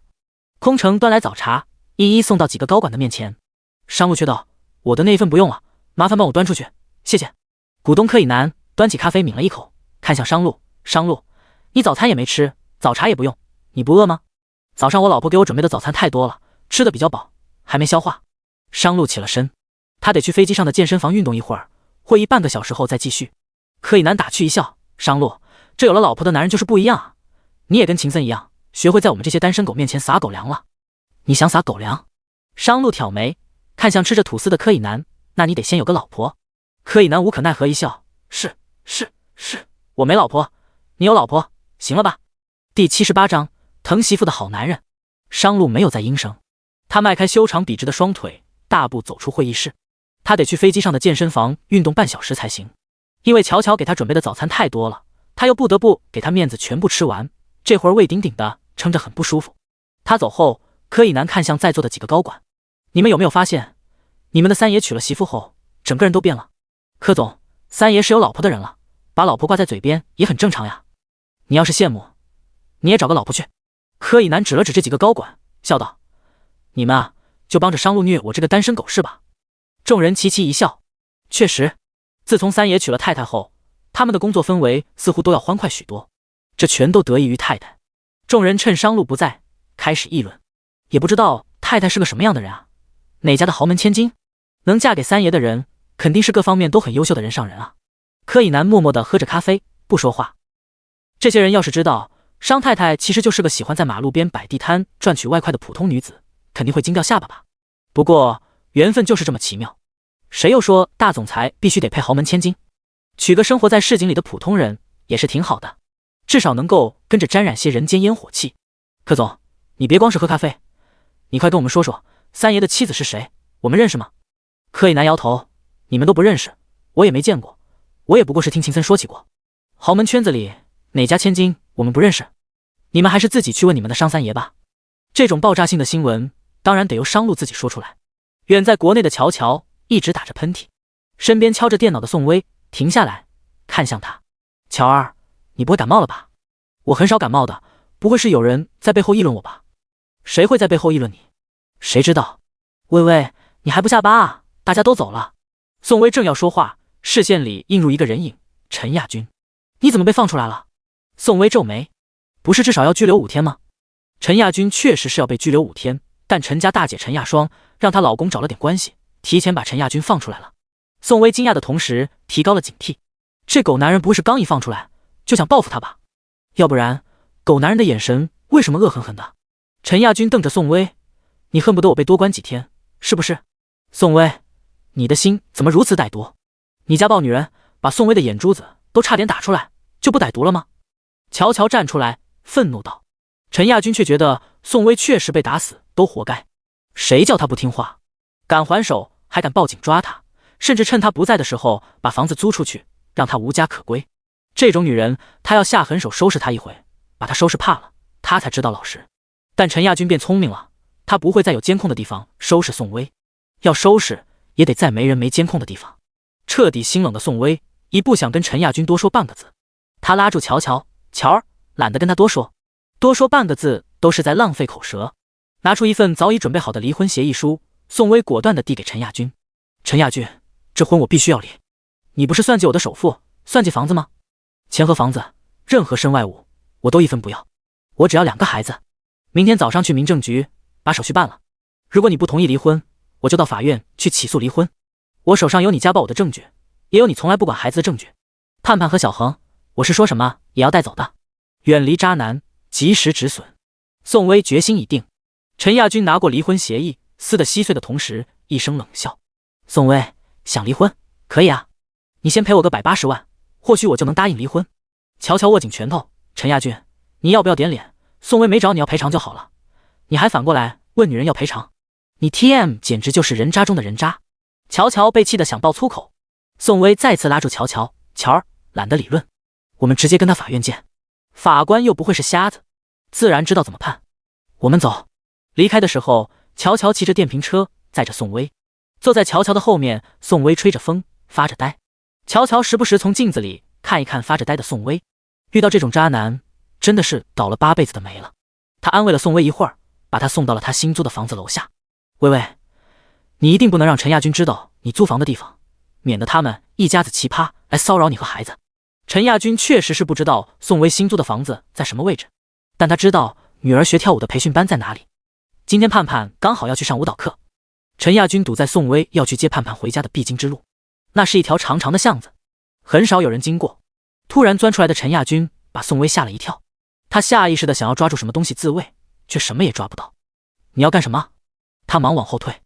你说我要干什么？把我送进拘留所，把房子租出去不让我住，还敢跟我提离婚？宋薇，你是有好大的能耐，敢跟我提离婚？除了我，哪个男人会要你这个黄脸婆？陈亚军气不过，今天他要打到宋薇害怕认错为止。他抓着宋薇的头发，拳头恶狠狠挥出去，身后一只磅礴有力的手及时伸来，那是秦森。商路让他亲自盯着陈亚军，他自然要亲自盯着。打女人，秦森最看不惯打女人的男人了。哪个男人娶媳妇回来不是疼着、宠着、护着？敢打女人，活得不耐烦了。秦森只用了不到3分的力，捏紧陈亚军的手腕，陈亚军便疼得直皱眉头，连连喊痛。痛痛！你谁啊？放手！你管我是谁？我最看不惯打女人的男人，今天让我碰到了，我不可能袖手旁观。就算宋薇不是乔乔的闺蜜，秦森也不会袖手旁观。他又加重了1分力，疼得陈亚军脸都扭曲了，只剩下求饶的份。好汉，松手，松手！我给你买2包好烟，你松手。好烟？他秦森像是缺2包好烟的人吗？今天你就是给我1000万，我也要收拾你这个给我们男人丢脸抹黑的垃圾。宋薇感激地看着秦森，除了感激，他被他的高颜值所吸引。当然，不是那种喜欢和爱慕的被吸引，而是忍不住的惊叹：怎么有这么帅的人？长这么大，宋薇第一次见这么帅的男人时，还是乔乔带他见商路。宋薇这才发现，眼前扼住陈亚军的手腕，让陈亚军痛得跟孙子似求饶的男人，和商路的气质十分相当。这种气质很高贵，气场也很强大。他自然不知道，秦森和商路一样，都是商界神话般的存在，年纪轻轻就有一番惊天动地的作为。在宋薇看到秦森手上戴着一块有十字架和箭头标志的手表，确定那是一块百达翡丽时，不由惊叹男人的身份。好几十万的手表，甚至不止，身份肯定不简单。第79章是个霸总，能戴几十万手表的男人，身份能简单到哪里去？像他这种有身家的男人，要么是大公司的高管，要么就是大老板，他们的时间都是用金钱来计算的，一般是没空管闲事的。可是眼前的男人却肯花时间花功夫来为他打抱不平，宋薇十分感动。同时，宋薇也很欣赏秦森身上的高素养。陈亚军被秦森2、3下肩给收拾得哇哇直叫，看他那般干净利落、帅气逼人的动作，肯定是个练家子。陈亚军不得不认怂：好汉，我错了，你别打了，求求你了，实在是受不了了。反手别着陈亚军的胳膊，用力一压。秦森冷声质问：哪里错了？我不该打女人。痛痛痛！好汉，真的很痛，你饶了我吧。你也知道痛，你打女人的时候，你怎么不知道她也会痛？而且她还是你的妻子，是要忍受10级疼痛，给你生儿育女，陪你吃苦受累的那个人。越想越气愤，秦森压着陈亚军的胳膊更用力。你不心疼她嫁给了你吃苦受累也就算了，还敢嫌弃她家暴她，你这种狗男人就是欠收拾。今天秦森非得好好把这狗男人给收拾怕了，他才知道安生。他松开陈亚军，往他身上踢了几脚。那几脚，陈亚军感觉骨头都要断了，想爬又爬不起来。秦森再次上前拎起他的衣领，轻而易举提起来，又是几个拳头揍下去。陈亚军真的不行了，他缓缓倒在巷子的墙角，都要哭了。好汉，我已经认错了，你还要我怎样？你这种男人就根本不知道自己有错。秦森又踢了陈亚军几脚。听着，娶女人回家是要疼着宠着的。我知道你这种狗男人是不会尊重女人疼女人的，但是我警告你，你要是再敢打女人，我开个游艇把你拉到公海去，再把你扔到海里喂鲨鱼，反正在公海杀人又不犯法。秦森说到做到，他弯下腰再次拎紧陈亚军的衣领，警告道，你别以为我是跟你开玩笑的，我这双眼睛会时时刻刻盯着你。说罢，秦森打了一个电话。巷子里突然走进来20个西装革履身材魁梧的保镖，他们站在秦森面前，齐刷刷的点了点头，秦总。秦森松开陈亚军，站起来指着陈亚军吓尿的那张脸，听着，这个男人给我好好盯着，但凡他再敢不尊重女人，欺负女人，打女人，就把他给我扔到公海去喂鲨鱼。20个保镖齐刷刷的点头，收到，秦总。秦森拿出钥匙，把我的车开过来。宋威顺着保镖接过去的钥匙一看，钥匙上的车标是2个2重叠在一起，双2，这是什么顶级豪车？今天宋威算是见识到了小说中的霸总情节，豪车、保镖，还有一身能打的好功夫，怎么就都发生到自己身上了？他简直不敢相信，他是被这样一个霸总给救了。这时，秦森看向眼睛又红又肿，脸上到处都是伤的宋威，刚刚面对陈亚军的所有怒气和凶狠消失不见。秦森蹙紧了眉头，眼里泛起同情。宋威被狗男人打成这个样子，这狗男人真是下得去手。如果是他的老婆，他不但手指都不会碰他一下，还会把他宠成个小公主。狗男人怎么下得去手的？秦森忍不住又倒回去踢了陈亚军几脚。旁边的宋威丝毫不心疼，反倒觉得终于有人替他出口恶气了。而且刚刚秦森说的话全说到他心坎上去了，他是忍受10级疼痛给陈亚军生儿育女的人呀，陈亚军怎么对他下得去手？被陌生人如此理解和同情，宋威眼里有了泪。秦森见状，从西装的衣兜里掏出一方纸巾，递到宋威面前。那种纸巾宋威从来没有用过，很清新的香味，很漂亮精致的印花，一方纸巾像是艺术品一样精美，他拿在手上都舍不得用。秦森见不得女人哭，但若不是心中痛苦，谁会哭呢？擦擦吧，谢谢。秦森想了想，又说，如果生活是一片黑暗，那就自己做自己的那束光，加油，都会好起来的。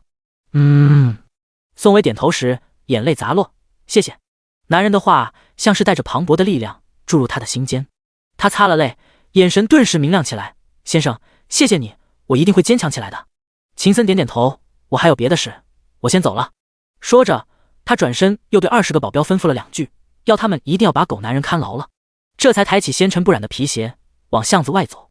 宋威追了2步，先生，等等，还有事。秦森转身回头，宋威想了想，咬了咬唇说，那个，先生，你方不方便加个微信？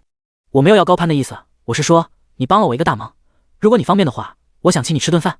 想想自己够蠢的，这样身份尊贵的男人怎么看得上他的一顿饭？说完，宋威又有些自卑，如果不方便那就算了。秦森笑了笑，放心，以后有的是机会一起吃饭。她是乔乔的闺蜜，以后等商路公布身份后，还有的是机会见面聚会，肯定是会一起聚餐的。不过宋威却有些不太懂她的意思，有的是机会。宋威站在原地有些蒙圈。秦森又说，不过加微信嘛，我是真的不方便，我已经有老婆了，而且我老婆是个醋坛子。宋威赶紧说，理解理解，那就算了。真是个好男人呢，不仅不打老婆，还会为了老婆拒绝加异性的微信，而且有钱多金，尊贵帅气，这种男人恐怕是打着灯笼也难找吧。做这种男人的老婆一定很幸福吧。不过宋威一点也不花痴，他不会有过多的幻想，因为他有自知之明。像他这种生活在社会底层的普通女人，能嫁个老实体贴的男人就已经很不错了。这种好男人只属于小说和电视剧中的女主角。第80章，跟小说情节一样。对于这种好男人，宋威没有别的想法，唯有感激。巷子口，秦森坐上了他那辆和商路一样的劳斯莱斯，而他的保镖依然还留在巷子里，继续盯着陈亚军。宋威看了眼陈亚军，又看了看这20名齐刷刷的保镖。各位帅哥，要不你们先去忙你们的吧，不用盯着他了。我想他应该也不敢再打人了，被收拾成这样，估计陈亚军是再没力气打他了吧。就算要打，也是等他伤好了，那是好久之后的事情。为首的光头保镖说：“老板安排的任务，我们必须完成。有钱人的保镖都是这么听话的吗？”宋薇又看了一眼陈亚军，这个曾经与他同床共枕的男人，他一点也不心疼，反而觉得活该。这种恶人只敢欺负比他弱的，遇到更强的就怂得像孙子一样。人渣，垃圾。陈亚军，离婚的事情如果你不同意，那我们就只有法院见了。你就等着法院的传票吧。把盼盼接回家，等两个孩子都睡着后，宋薇给乔乔打了电话。乔乔正在敷面膜。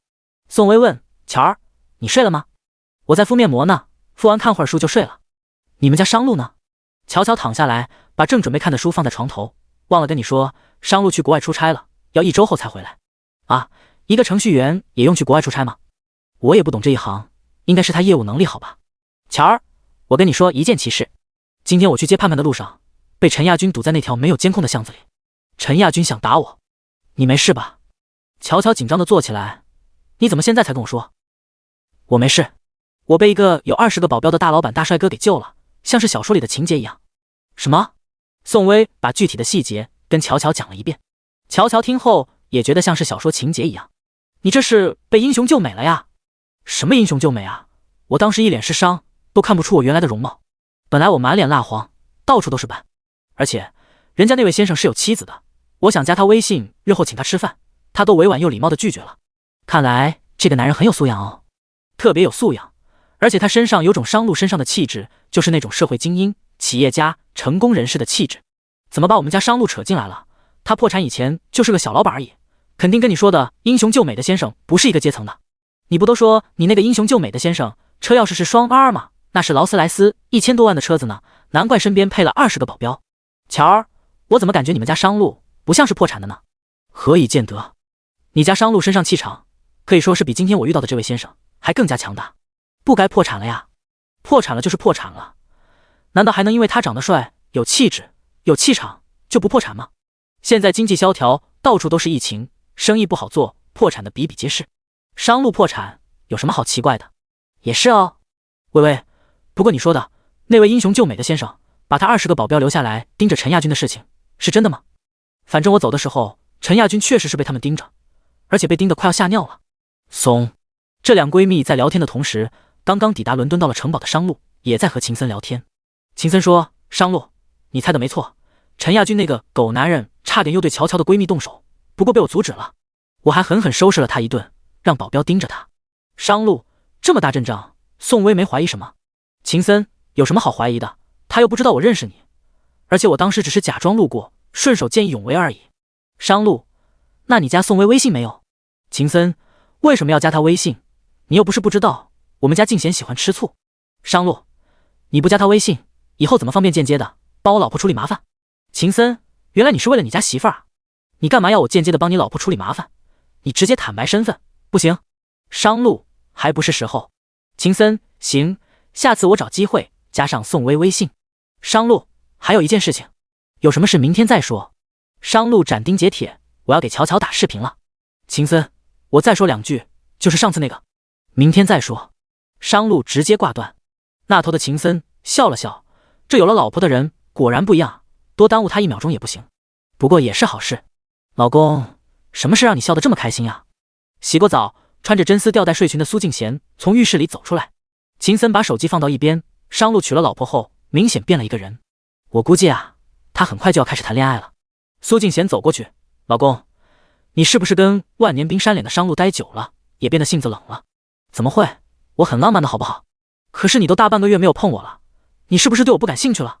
苏静贤坐到秦森的腿上，秦森看着怀中的娇美人儿，眼神宠溺而内疚。对不起，最近工作太忙，没时间陪你，是我疏忽了你，是我不好。明天我在家休息1天，给你做你最爱吃的芝士焗蜗牛。说着，秦森刮了刮苏静贤的鼻尖。苏静贤搂住秦森的脖子，撒娇道：“可是我不想吃芝士焗蜗牛哎，你想吃什么？我给你做什么？”“我想吃你。”苏静贤低头吻住秦森薄性感的双唇，秦森回以深情一吻。两人正式投入时，秦森的电话响了。不要管他，是老柯打过来的，这么晚，他肯定是有什么重要的事情。什么事情比我还重要啊？你等我一下。秦森从情和欲中找回理智，接起电话。接完电话，他很抱歉地看着苏静贤，静贤，抱歉，我不要听，我不要听。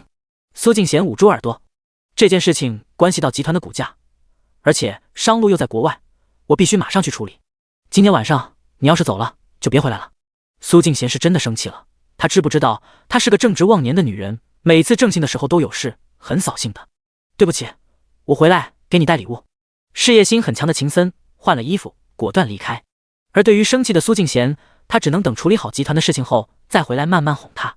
远在伦敦的商路给乔乔打了好几个视频电话，一直未接听。此时此刻，乔乔正在卫生间洗脸，敷完面膜后，她整张脸嫩的仿佛能掐出水来。28的年龄，配上她的一脸英气，更加潮起蓬勃如大学生。她擦完护肤品，回到房间，看到手机上有商路的5个未接视频电话，果断拨了回去。第81章都是他家男人安排好的。商路正坐在靠窗的沙发前，拿着手机。乔乔的视频请求发过来时，他几乎是秒接。怎么才接？商路皱眉。乔乔冲视频里的他笑了笑，不好意思啊，刚刚在厕所洗脸。你那边的信号怎么这么好，好清晰流畅啊。他以为打去国外的视频会很卡呢。国外也5G了。商路说。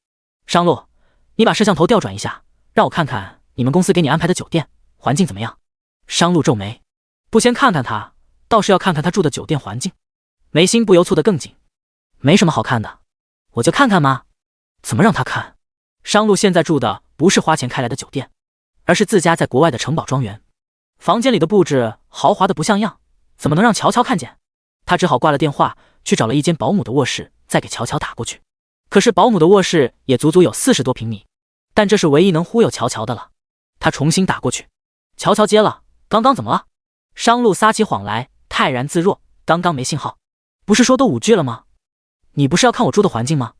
商路让他看了看，哇塞！乔乔忍不住道：“你们公司给你安排的酒店这么豪华，这么宽呀？这也叫豪华？这已经是保姆住的房间了。不知道将来带他回商家的别墅山庄，他会是什么反应？如果他接受还好，要是不接受，想着那一天，商路有些头疼。他面上泰然自若，公司待遇好。他把镜头换过来，看着视频中的他，看够了吗？够了，够了。商路，像你现在住的酒店多少钱一天啊？你问这个干嘛？我还没有去过国外旅游，下次有机会我们带上爸一起出去看看啊。为什么要带上爸？也让老人家出国去看看啊。爸辛苦供你上大学，是时候该享清福了，我们要对他好一点。这就是老头子说什么也要让他娶乔乔的原因吧。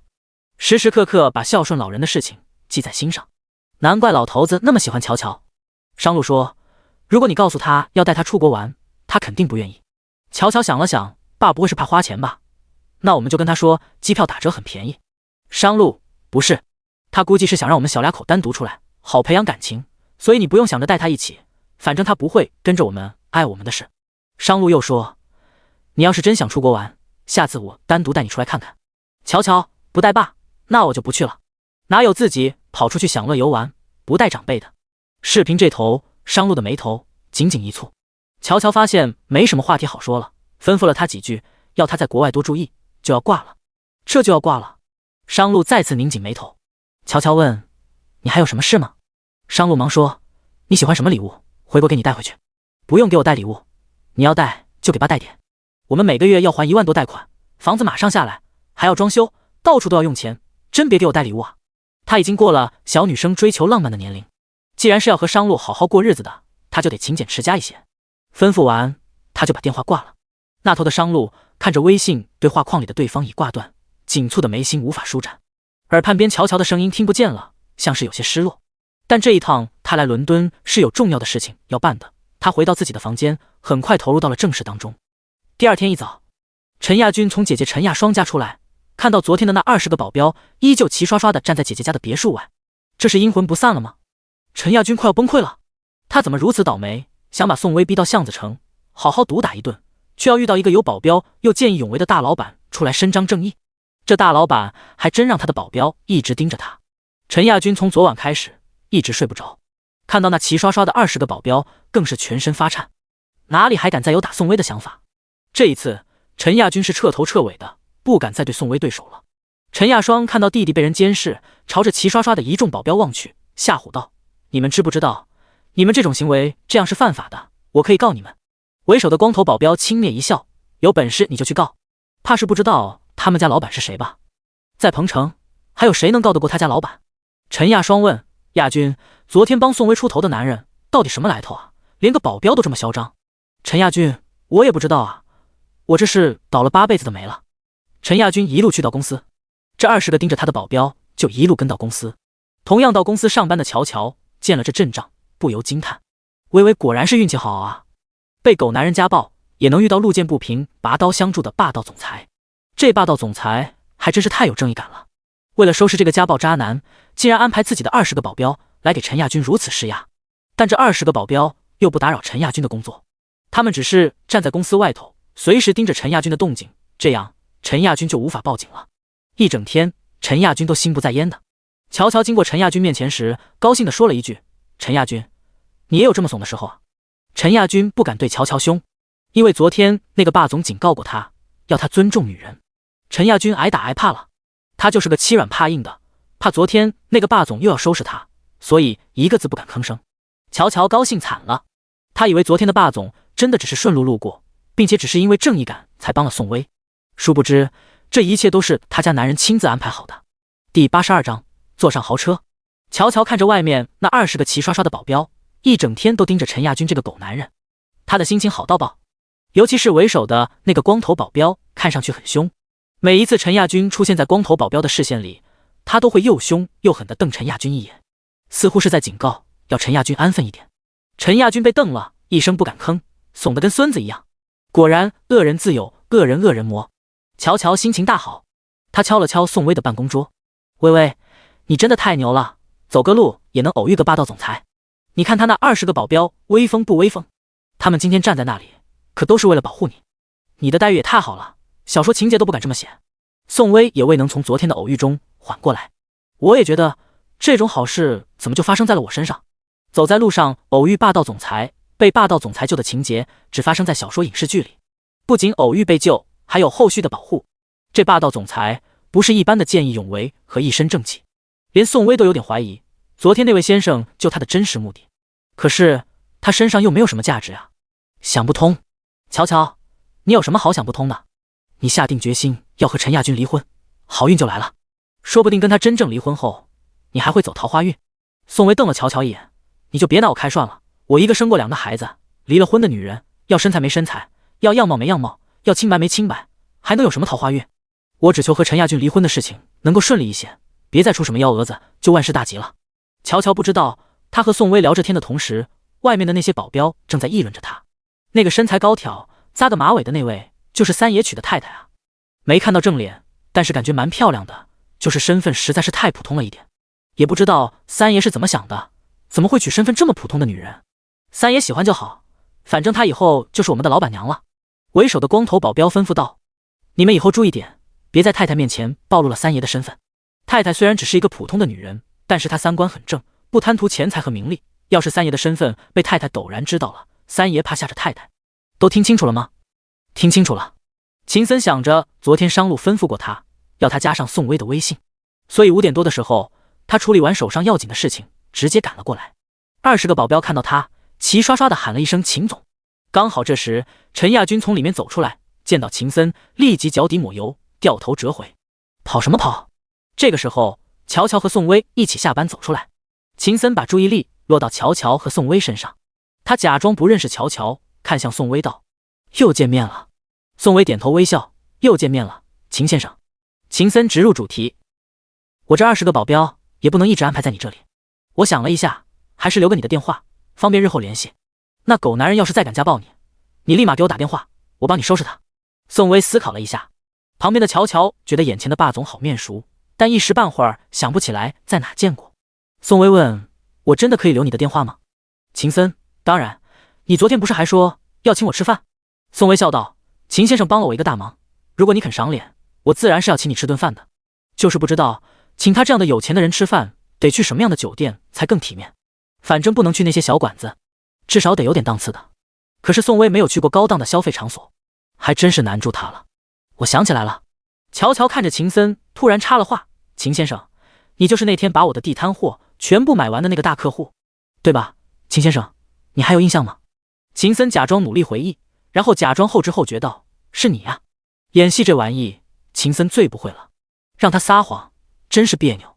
这都怪商路，非要对乔乔隐瞒身份，害他也跟着学会了骗人。秦森最不喜欢骗人了，尤其是骗女人，他感到罪过。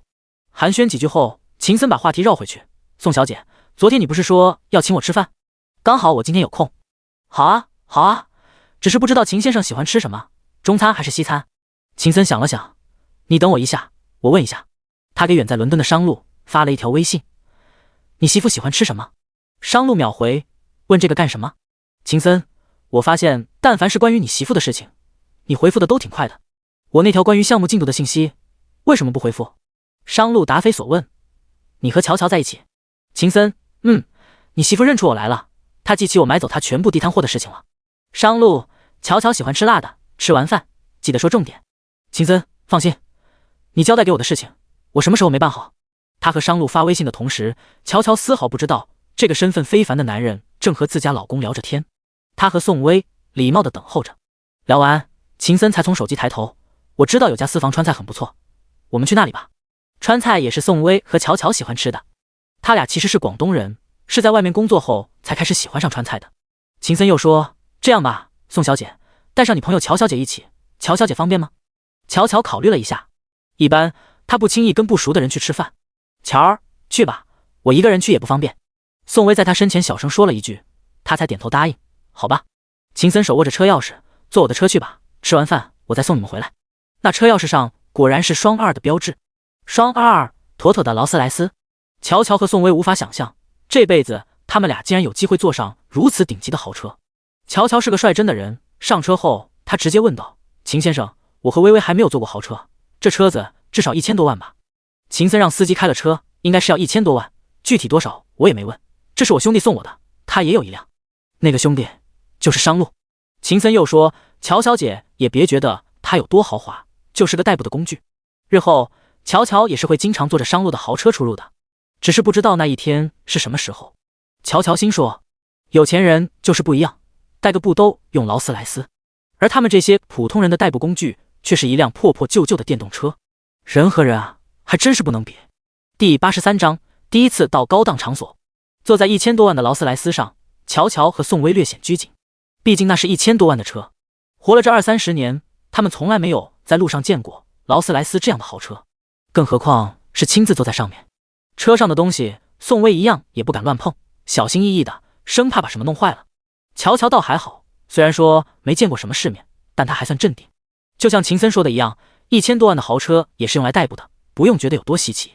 反正对于这些豪车，他又不怎么感兴趣。打量着车内豪华的装饰时，乔乔的目光自然显得寡淡了一些。如果是让他去看一辆实用的电动车，说不定他还感兴趣一些。这时，宋薇悄悄地给乔乔发了一条微信。宋薇问：乔儿，不知道秦先生带我们去的精品川菜馆，消费贵不贵？乔乔回复：我估计秦先生出入的场所，消费应该都不会太便宜。宋薇：那怎么办？我手机上钱不够。乔乔：放心，一会儿我来结账。宋薇：那怎么行？说好是我请客的，要不一会儿你帮我垫付，我回头再还你。乔乔，你别担心钱的事了。秦森以为他们俩太过拘谨，所以才低头玩着手机，殊不知宋薇在担心他带去的地方消费太贵，怕自己请不起。秦森趁两人不注意，拍了一张乔乔的照片发给商路：你媳妇儿在我车上了，一会儿我带她去吃那家私房川菜。远在伦敦的商路正在开会，他看了看秦森发给他的照片，今天乔乔扎了一个高马尾，看起来青春洋溢，英气清爽。说他28岁还真是不像，倒像是一个干净利落的女大学生。和他待在一起有1个月了，商路好像习惯了早晚都看到他，习惯了和他一起吃豆浆油条汤粉炒面的普通人日子。到伦敦的这2天有佣人伺候，商路反倒有些不习惯，尤其是在乔乔狭窄的出租屋住了1个把月，再住回他的大庄园大房间，他总感觉空荡荡的。秦森拍过来的乔乔的照片，商路多看了几眼，他的大拇指指腹落在屏幕上乔乔那白皙的脸颊上，若有所思。旁边等着他发表意见的柯以南敲了敲桌子：商路，你盯着手机看什么呢？大家都等着你呢。商路拿着手机起身往会议室外走，休息10分钟。他走到外面给秦森发微信：不要让他们买单，你把单买了，回头我给你报账。秦森说的我好像请我弟媳妇和弟媳闺蜜吃顿饭，我都请不起似的。商路，反正你不要让他们买单。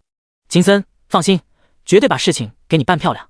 那家精品私房菜坐落在繁华的 CBD 中心，环境优雅，高档又静。停在外面的车，车标不是双2，就是带翅膀的，又或是一个双 M， 清一色的豪车。这是上流社会出入的高档消费场所。车停下来后，有帅气的泊车小哥专门为他们停车。这样的场所让宋薇又拘谨了几分。乔乔深知自家姐妹的拘谨，拉着她的手，小声安慰：“别紧张，反正就是个吃饭的地方，放轻松点。一会儿不管消费再贵，有我帮你兜着。我的信用卡有几十万的大额度可以刷，放心吧。再说，再怎样吃，一顿饭也不可能花掉几十万吧。”反正乔乔觉得，虽然和秦先生不是一个阶层的，他们消费能力也悬殊很大，但既来之则安之。秦森很绅士的引着他们往里走，边走边说：“我太太在里面，一会儿介绍你们认识一下。”秦森的太太就是苏静贤，苏静晓的姐姐。知道秦森今天要见乔乔，苏静贤想好好瞧一瞧，到底是什么样的女人抢走了他妹妹的心上人，所以就跟着一起来了。到了包厢见面的时候，苏静贤一直盯着乔乔看，乔乔被盯得有些疑惑，干嘛要一直盯着他？察觉到失礼，苏静贤抱歉道：“不好意思啊，我就是觉得好像在哪里见过你。”乔乔也特意留意着苏静贤的样貌，疑惑道：“我也觉得你跟我认识的一个女孩子长得好像啊。上次她撞了一辆带翅膀的宾利，车主也是个长得很温婉的女子，和秦先生的太太一样，优雅高贵，很有气质，真的很像。”苏静贤笑了笑：“是吗？上次我撞了她的车，她开了一辆宾利。”乔乔说：“宾利啊。”秦森和苏静贤大概是知道了他撞的宾利车主是谁了，也许是苏静晓，因为静晓开的车子就是宾利。不过这要巧的吗？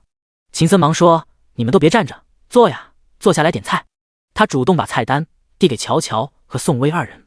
宋薇翻看一看，第一页入眼的菜价，每一道菜都是高达几百元以上的，他不由有些紧张。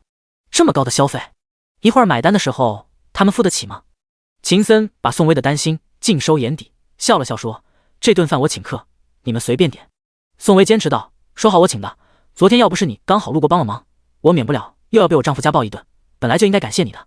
秦先生，一会儿买单时你千万别跟我抢。”秦森，我远嫁国外的姐姐也是被渣男家暴过，昨天看到那种情况，可能是联想到我姐，就觉得宋小姐很亲近，所以宋小姐别跟我客气。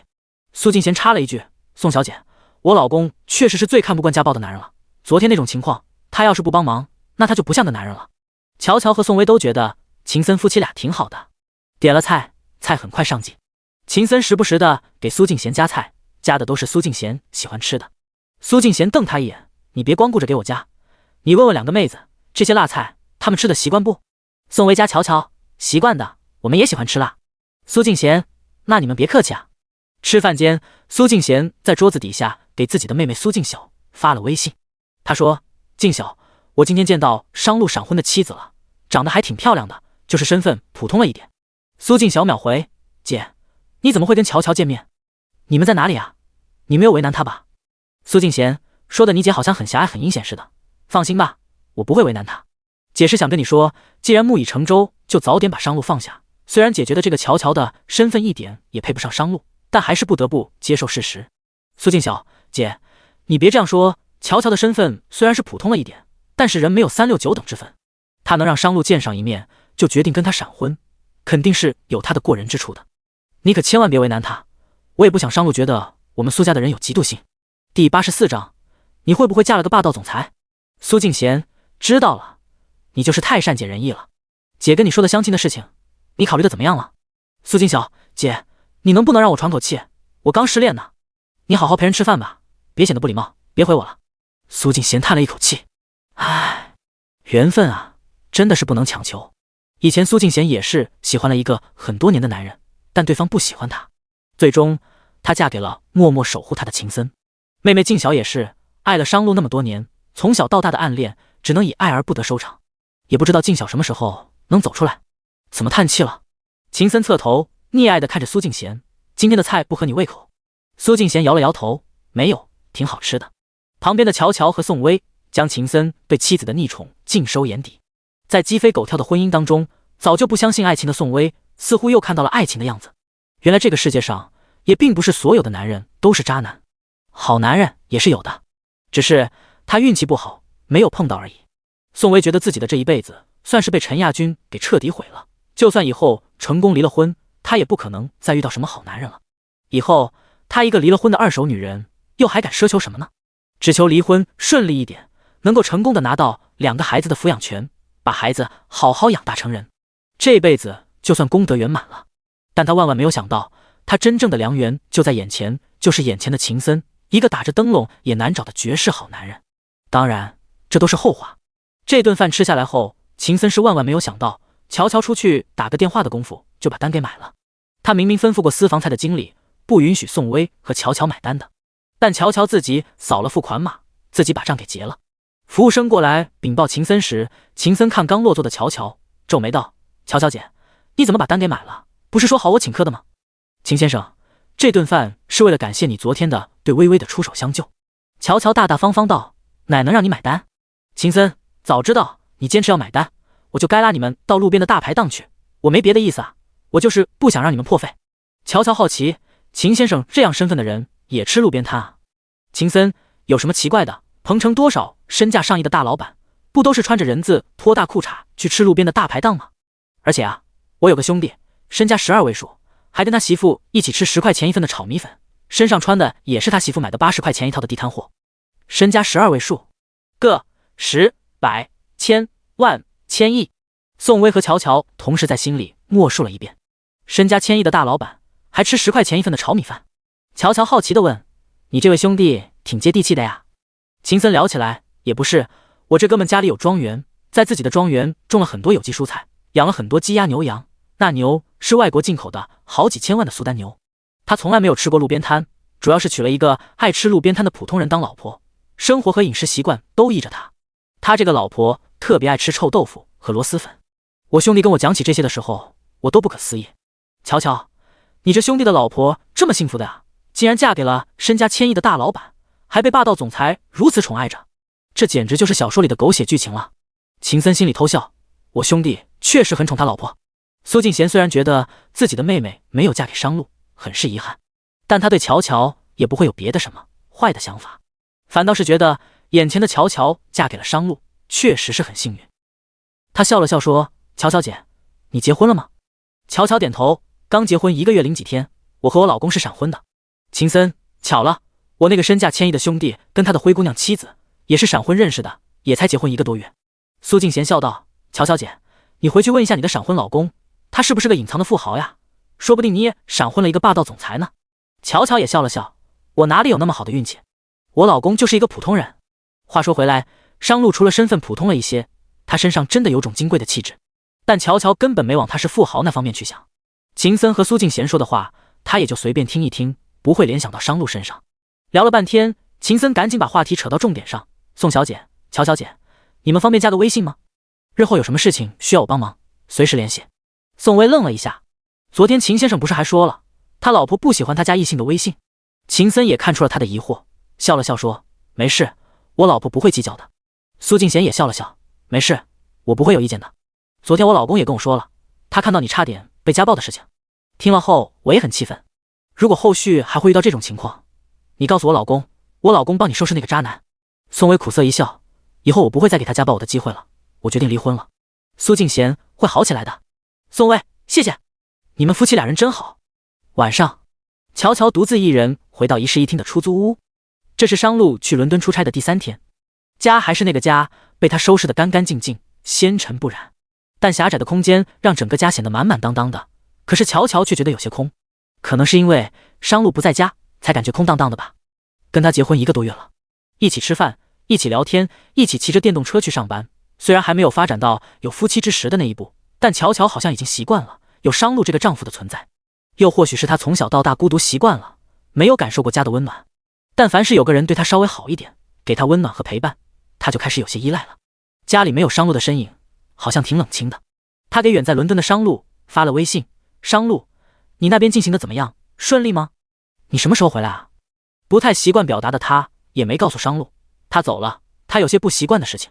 商路正在忙碌，看到他的微信，回复他时已经是1个小时后的事情了。他回复了一条语音。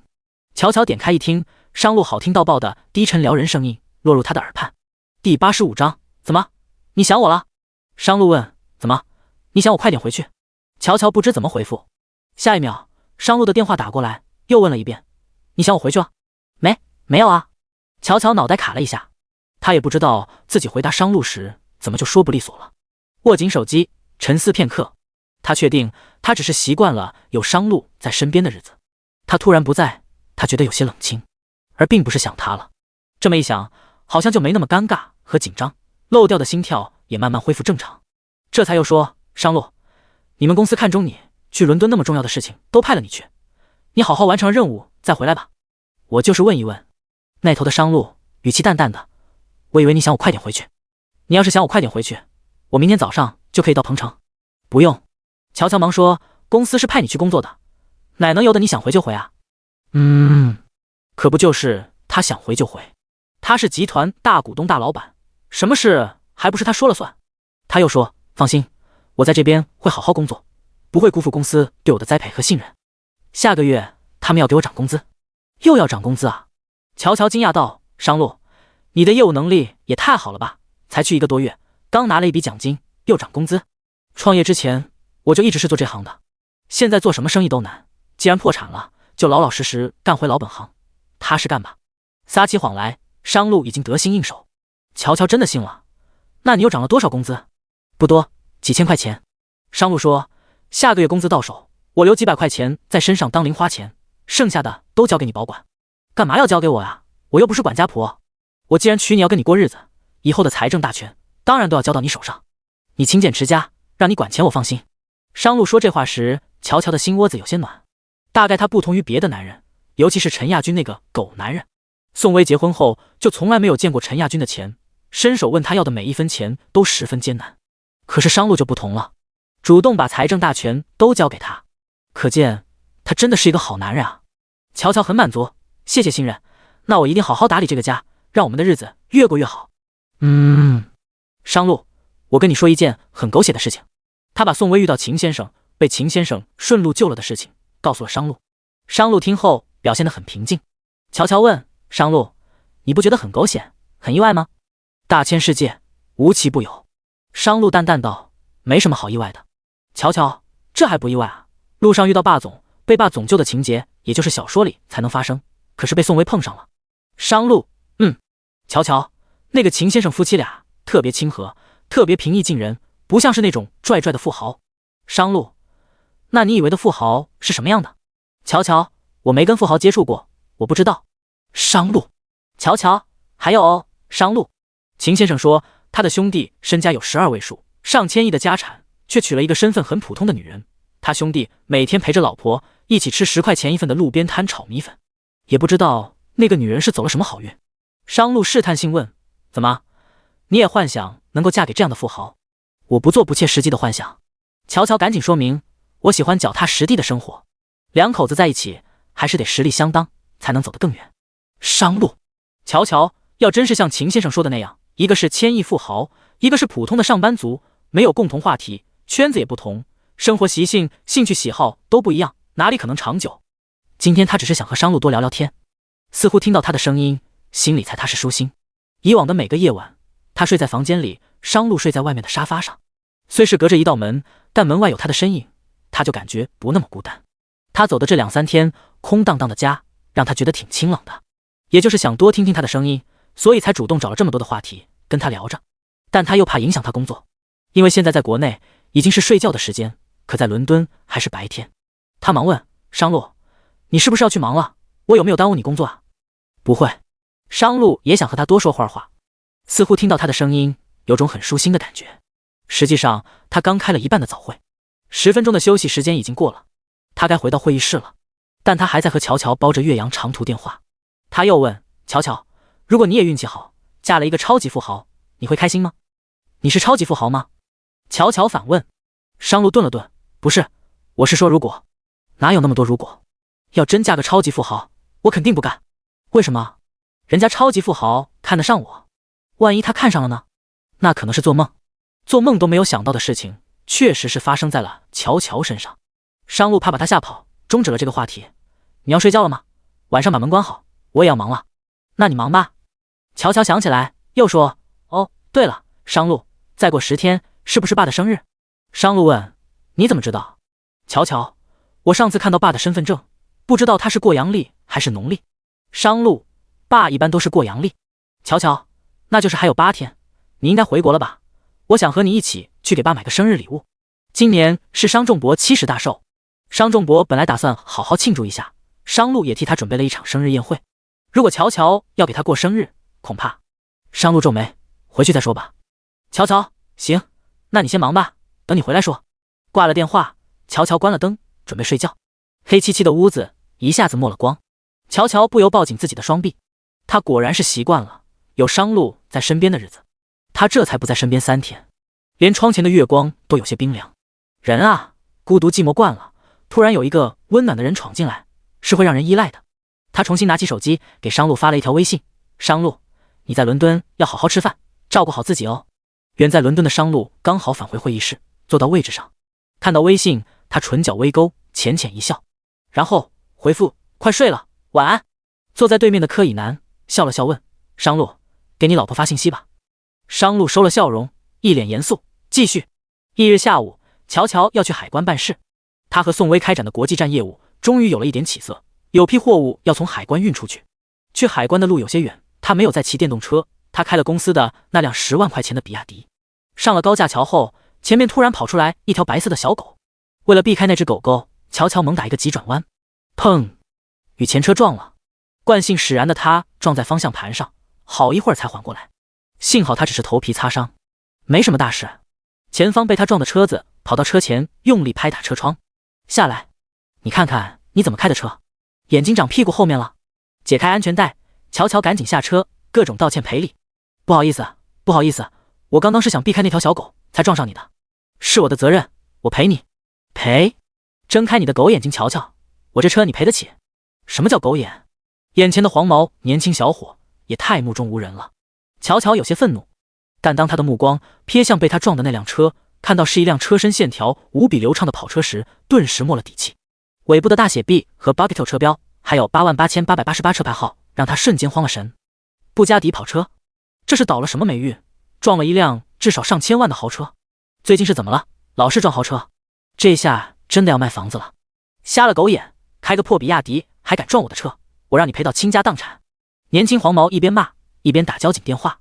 等他打完，心底虽然慌张，但面上无比镇定的乔乔眉头紧蹙道：我卖房赔你，放心，一分不少，但请你嘴巴放尊重点，别老是把狗字挂在嘴边。有钱了不起啊，你再有钱，几十年后还不是要两眼一闭双腿一蹬？难不成你能比我多活几十年不成？卧虎！这个时候乔乔突然想起了商路，他也不知道为什么，通讯录翻开，第一个想到给商路打电话，完全忘记商路那边是半夜，商路正在睡觉。乔乔的电话他秒接，乔乔，商路。乔乔有些委屈，我把人车撞了，一辆布加迪。或许是因为他是他男人，他才在他面前表现出委屈。他虽是难过害怕慌乱，但竭力的让自己保持平静。商路，我们按揭的那套房子可能要卖了。别急，你在哪里？2环的高架桥。商路安慰，你等我一下，我打个电话，马上给你回过去。他远在伦敦，也没办法马上飞回他的身边。听到他有些委屈又故作镇定的声音，他变得有些紧张，忙给秦森打了好几通电话。秦森没接，他又给打秦森的秘书，直到秘书去敲秦森的办公室门，秦森的动作才停下来。此时此刻，秦森正和妻子苏静贤在办公室的休息间恩爱着。没办法，快30岁的苏静贤在那方面太强了。这半个月，秦森又一直在忙，疏忽了他。这不，苏静贤借着到公司给他送汤的机会，把他扑到了床上。动作停下来，苏静贤皱眉：老公，别管，我们继续。敲门声继续，电话铃声也在继续。秦森接了，秘书说：秦总，三爷给您打了几个电话，您都没接，他找您有非常紧急的事情。好，我给他回个电话。秦森正要回电话，苏静贤拉住他的手：老公，做完再给商路回过去，要不然一会儿你又要走。商路肯定有急事，要不然也不会让秘书来催我回电话。不要嘛，乖。秦森回了商路电话。商路的语气有些冷：你在干什么？打你几个电话都不接。秦森哪里好意思说，这大白天的，他正在和自己的娇妻恩爱。你有什么事？不急的话1个小时后再打给我。苏静贤在你身边？没有啊。你秘书明明说苏静贤今天去找你了，还给你带了汤，你该不会喝着喝着汤就喝到床上去了？你瞎说什么？这大白天的，我可是个正经人。二环高架桥，去一趟。去二环高架桥干什么？现在就去。乔乔在那里撞了一辆布加迪。不是，你跟苏静贤说，没事别去公司打扰你。大白天的，成何体统？商路，秦森想解释，商路斩钉截铁，我是让你现在就去，20分钟内赶到。还有，看看我老婆有没有受伤，要是受伤了，带她去医院。啪！电话挂断。秦森早没了兴致，他爬起来要穿衣服，苏静贤缠着他，老公，商路的话你也听到了？不是，他是资本家嘛，剥削你的时间，老是让你大半夜加班不归家就算了，白天也要管。乖，现在是上班时间，我得去处理他老婆的事情。扫兴！秦森爬起来，快速穿好了衣服。20分钟后，赶到了2环的高架桥。听说乔乔是撞的一辆布加迪跑车，比他的劳斯莱斯还要贵，气势上不能输。请把商路那辆希尔伯特跑车开了过去。车子缓缓停在交通事故现场。这时，乔乔和黄毛小伙正等着交警来处理。秦森看到乔乔，停了下，走下去，假装与乔乔偶遇。乔乔姐，是你？乔乔看到秦森，惊讶道：“秦先生，怎么是你？好巧啊！”看了看车祸现场，秦森忙把目光锁定在乔乔身上，把他从上到下的打量着。毕竟商路亲自吩咐过，要看看他老婆有没有受伤。你没事吧？有没有伤到哪里？秦森关切道。乔乔觉得是不是太巧了，昨天才遇到，今天又偶遇，这不是一般的巧合啊。第86章，差点穿帮。乔乔莫名的觉得奇怪，这秦先生对他的关切超乎寻常了吧？他与秦先生只不过见过2面，吃过1顿饭而已，怎么对他就如此关切了？在秦森确定乔乔只是额头上有些皮外伤以后，这才松了一口气。要不然，远在伦敦的那一位，怕是又会丢下手上的大事，直接飞回彭城。秦森忙给商路发了一条微信：“放心啊，你媳妇只是额头上有点皮外伤，她车祸的事情我会处理好的，你就别提前回来了，把事情办好再回来。否则，商路要是提前回来了，那些事情又要留给他去擦屁股，他又得飞一次伦敦，到时候他家静贤又会因为他没有陪他而生他的气，他又得想尽各种办法去哄。所以啊，秦森觉得帮商路处理好他的家事，照顾好他的媳妇，等于是给自己解决掉了麻烦事。这个时候，那个开布加迪跑车的黄毛小伙走上来，原本的恣意傲慢、嚣张跋扈和目中无人，在看到秦森的正面后，瞬间消失的荡然无存，又立即变了一副讨好的嘴脸。秦少，是您啊，真是巧了，上个高架桥都能碰到您。秦森对黄毛小伙没有印象。你谁啊？秦少，您忘了呀，我是陈东河的儿子，上次您和我父亲还一起吃过饭来着。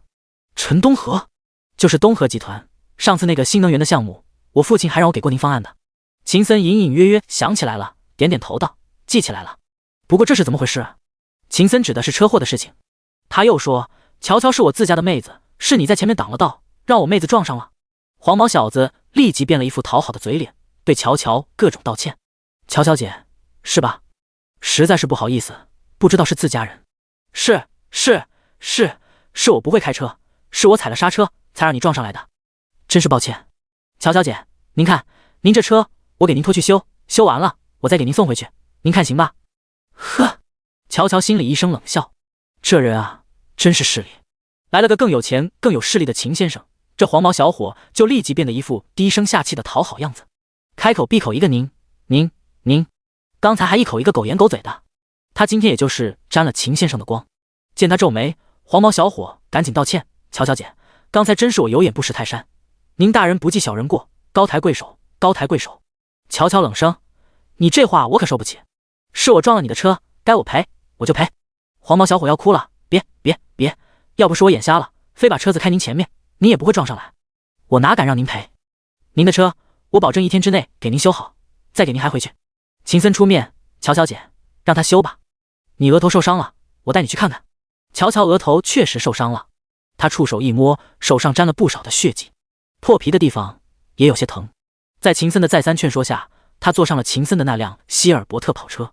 一般的宾利、劳斯莱斯、迈巴赫，乔乔是知道的，但这辆希尔伯特，乔乔没见过。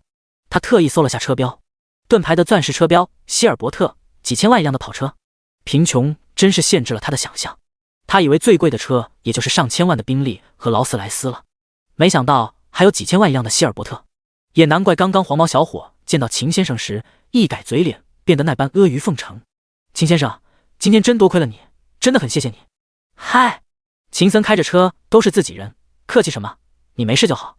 自己人？什么时候成了自己人了？乔乔总觉得秦先生对他太热情，太关切了，怪怪的。秦先生，一会儿到了深南路，那边有家医院，你在那里把我放下来就行了。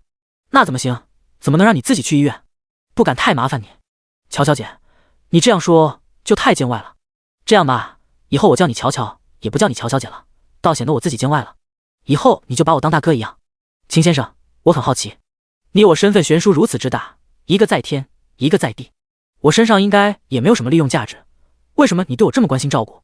一时半会儿，秦森答不上来了。乔乔干脆利落道：秦先生，要不你直接告诉我，我对你是不是有什么价值吧？要不然，我老是觉得不踏实。秦森答不上话，聪明人就是不一样，竟然知道他接近他，目的不一般。可是他总不能直接告诉乔乔，商路是他的好兄弟吧？秦森硬着头皮解释：乔乔，你想太多了，我今天真的只是刚好路过，看到你撞了车站，在高架桥上，才下来看看的。对我来说，这只是举手之劳。难道真的是他想多了？转念一想，这对秦先生来说，也确实只是举手之劳。乔乔这才放下了戒备心。好吧，是我多疑了，抱歉，秦先生。他们这些站在权势顶端的人，也确实很牛逼。一句话，一个面子，一个眼神，就可以解决一桩他们普通人可能要倾家荡产才能解决的事情。如果不是秦先生出面，他今天真的可能会赔得倾家荡产。秦先生，谢谢你，今天有你出面，免了我倾家荡产之灾。日后你要是有什么需要帮忙的地方，我肯定会两肋插刀。不过，像秦先生这种有钱人，应该也不会有需要他帮忙的地方吧？秦森却赶紧接了话：这可是你说的，我记住了呀。日后他可能还真需要乔乔帮忙，因为商路那个剥销家很难商量，很难说话。以后有乔乔当说客就容易多了。秦森没有把乔乔带去医院，而是带他到了商氏集团的总部大厦，让他待在他的办公室。乔乔，你在这里等我一下，我去叫医务室的医生过来，给你处理一下你额头上的伤口。其实我可以自己去医院的，这样太麻烦你了。不麻烦，你自己去医院还要挂号排队，更麻烦。我也就是举手之劳，真是麻烦你了。你等我一下，马上。他其实是想自己去医院的，但他直接把他带来了他的公司。秦森走出去，乔乔坐在沙发上等了一小会儿，实在无聊，他起身随便看了看。秦先生的办公室宽敞明亮，视野极好。办公桌上摆着两个相框，一个是秦先生与妻子苏静贤的合照，苏静贤乔乔是见过一面的。另一个相框是秦升与商路的合照。乔乔打量了一会儿秦森与苏静贤的合照，目光正要投向另一个相框。第87章是集团老板娘啊！啪！及时赶回来的秦森在乔乔还没有看到他和商路的合照时，赶紧把相框啪一声盖到桌面上。乔乔回头看着赶回来的秦森，秦森尴尬的笑了笑：这个不能看的，没看见什么吧？抱歉啊，我就是随便看看。不过你放心，你盖下去的那张相框，我什么也没看见。乔乔赶紧解释。秦森松了一口气，刚刚真是大意了，差点暴露他和商路的关系。为了不让自己的关切表现得太明显，等医务室的医生给乔乔包扎好额头的伤后，他让司机送他回去，自己说是要开个重要的会，便与乔乔告了别。实际上，等乔乔被公司的司机送走后，秦森赶紧向商路汇报：商路，你媳妇的事情解决好了，她额头上的伤也不会留疤，放心。她走了，我让司机送她回去了。商路，你媳妇太警惕了，她怀疑我对她过于关切照顾，心思果然不是一般的缜密。她确实比普通人更聪明。领教了，不过幸好没有穿帮。乔乔坐在秦森安排的轿车上，司机知道她是三爷的妻子，是商家的少奶奶，是集团的老板娘，但老板娘并不知道，所以司机开车时小心翼翼的。海关那边的事情，乔乔因为车祸的原因未能及时处理，他只好先打电话沟通。商路的电话一通一通的打进来，被占了线。等这边沟通好了，乔乔忙打回去：商路，不好意思，刚刚我在给别人打电话，车祸的事情已经解决好了，你放心吧。商路假装不知情：怎么解决好的？这就解决了。我还说找个认识的人过去帮你瞧一瞧。不用了，没事了。乔乔把情况跟商路说了一遍，又说：商路，你说是不是太巧合了？在高架上撞个车，也能遇到这位好心的霸总，还能在他一个面子之间就能帮我解决了倾家荡产的灾难，太巧合了。商路淡淡道：可能真的就只是个巧合。乔乔，商路，你不觉得蹊跷吗？我总感觉我对这个秦先生好像有利用价值似的，但我又确实是没什么利用价值啊。秦森说的果然没错，乔乔的心思不是一般人的缜密，看来日后他还不能一直忽悠他。他泰然自若道：总之是不用我们卖房赔车了，我们记住这个恩情。和商路聊着天的时候，前面的司机神经高度紧绷着，他车上拉的是集团老板娘，可老板娘还不知道三爷的身份，不能怠慢了老板娘，又不能暴露，好紧张呀。而乔乔完全不知道自己已经成了豪门太太。商路是在4天后的大清早从伦敦飞回彭城的，早上6点的飞机落地。彭城的夏天，早上6、7点钟，太阳已经很毒很辣了。乔乔穿了一身很清爽的长裙，扎着高马尾前去接机。商路从自己的那辆豪华双层飞机走出舱门，柯以南跟在身侧。商路，司机小陈来接你吗？你不跟我们一个车？商路拉着行李箱边走边说，我老婆来接我，一会儿出去后你们跟我保持距离，别让我老婆看见了。打量着他挺得笔直的昂首阔步的身影，柯以南笑道，难怪走得这么快，归心似箭，是要急着见老婆啊。不过话说回来，你早晚得让乔乔知道你的身份吧，什么时候告诉他还不是时候。商路提醒道，走出去后和我保持距离，听见了吗？柯以南，放心，不会让你穿帮。不过我只听秦森提起过这位乔姑娘，我可不可以远远的打量一眼，好歹也让我知道你老婆长什么样啊。商路冷冰冰道，不可以。柯以南，我就看一眼。商路冷冷地过去，柯以南立即改口，行，你的老婆只有你能看，我不看了，行吧？结果商路走出去和乔乔会合时，柯以南并不把商路的话当一回事，他在几米开外一直打量着乔乔。当然乔乔并没有察觉，他接住商路手中的行李箱笑了笑，商路，你终于回来了，坐飞机累不累？听你的口气，天天盼着我回来。商路不答反问。乔乔原本与商路对视的微笑目光忙闪躲了一下，他紧了紧手中的行李箱拉杆，笑了笑说，哪有天天盼你回来，你是去做正事的。不过你走了，多少有些不习惯，是真的。走吧，回家，你坐了一晚上的飞机，回家好好休息一下。我以为你会想我呢。商路一本正经。乔乔脑袋又卡了一下，那么干脆利落的他竟然不敢回答他的话题。他握紧拉杆，故作镇定，怎么，你想听我说甜言蜜语啊？商路心里有些许失落，我还是喜欢听你实话实说。看来保守慢热的他对他依然还没有什么感觉。走吧。商路拉过行李箱，另一只手牵起了他的小手，回家。大掌里的小手没有挣扎，也没有拒绝，这种握着他的小手没有被他甩开的感觉真的很好。商路更加珍惜，握得更紧，十指交叉后紧紧扣着。他没有拒绝，他有种征服感，至少他不再抗拒这种手牵手的亲密接触。纤长细腻的小手在他掌心里，手感很好，商路根本不想松开。而乔乔侧头垂眸看了看彼此交织在一起的食指时，娇羞一笑。他以为他对男女之间的事情早就麻木了，可原来他也很喜欢这种被人紧紧牵在掌心里，像是被人呵护着的感觉呢。这时乔乔无意间瞧着斜上方有一个气质特别优雅尊贵的男人一直盯着他打量着，那是柯以南，商氏集团的另一大股东。乔乔不认识，他觉得他打量他的目光有些怪怪的。在与他对视的时候，他忙抽开目光。乔乔没当一回事，继续被商路牵着往前走，但等他回过头时，那个男人又在打量他，以至于他走得慢了一些。商路问，看什么呢？他顺着他的目光一起望去。乔乔说，那个男人一直盯着我看。商路盯向柯以南，目光严重告诫着。柯以南感觉如芒在背，忙抽开目光。走出机场，好巧不巧的又撞在一起了。柯以南以及他的团队被2辆豪华的宾利接走。乔乔不由感叹了一句，这个人这么有钱的呀，不过他上车前干嘛一直盯着我们看？车上的柯以南依旧从后视镜里瞧着商路和乔乔二人。商路发过去一条微信，你没事做了？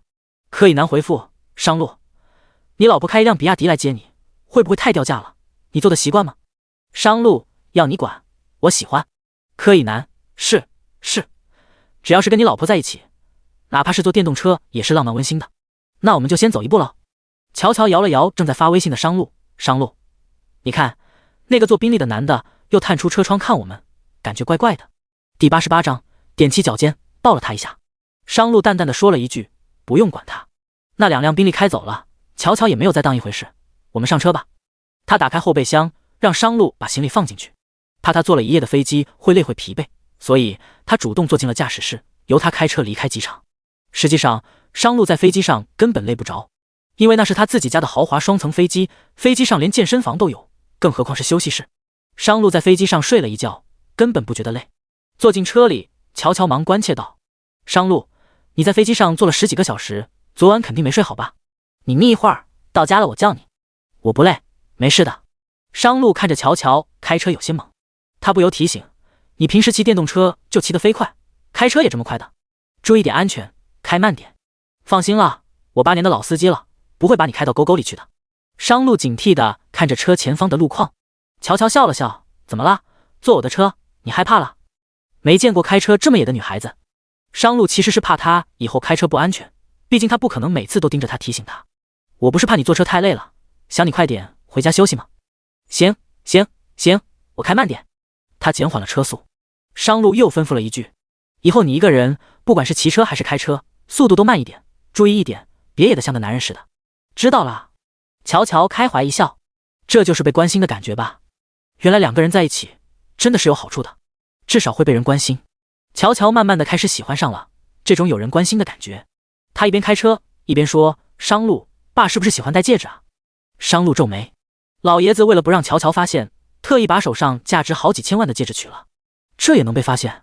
他问：“你怎么知道？”“我看爸手上有戴戒指的痕迹，爸以前应该一直戴着吧？”“商路撒了个谎，那个戒指是我给爸买的，因为我生意失败了，急需要用钱，他就把戒指卖了。”“这样啊？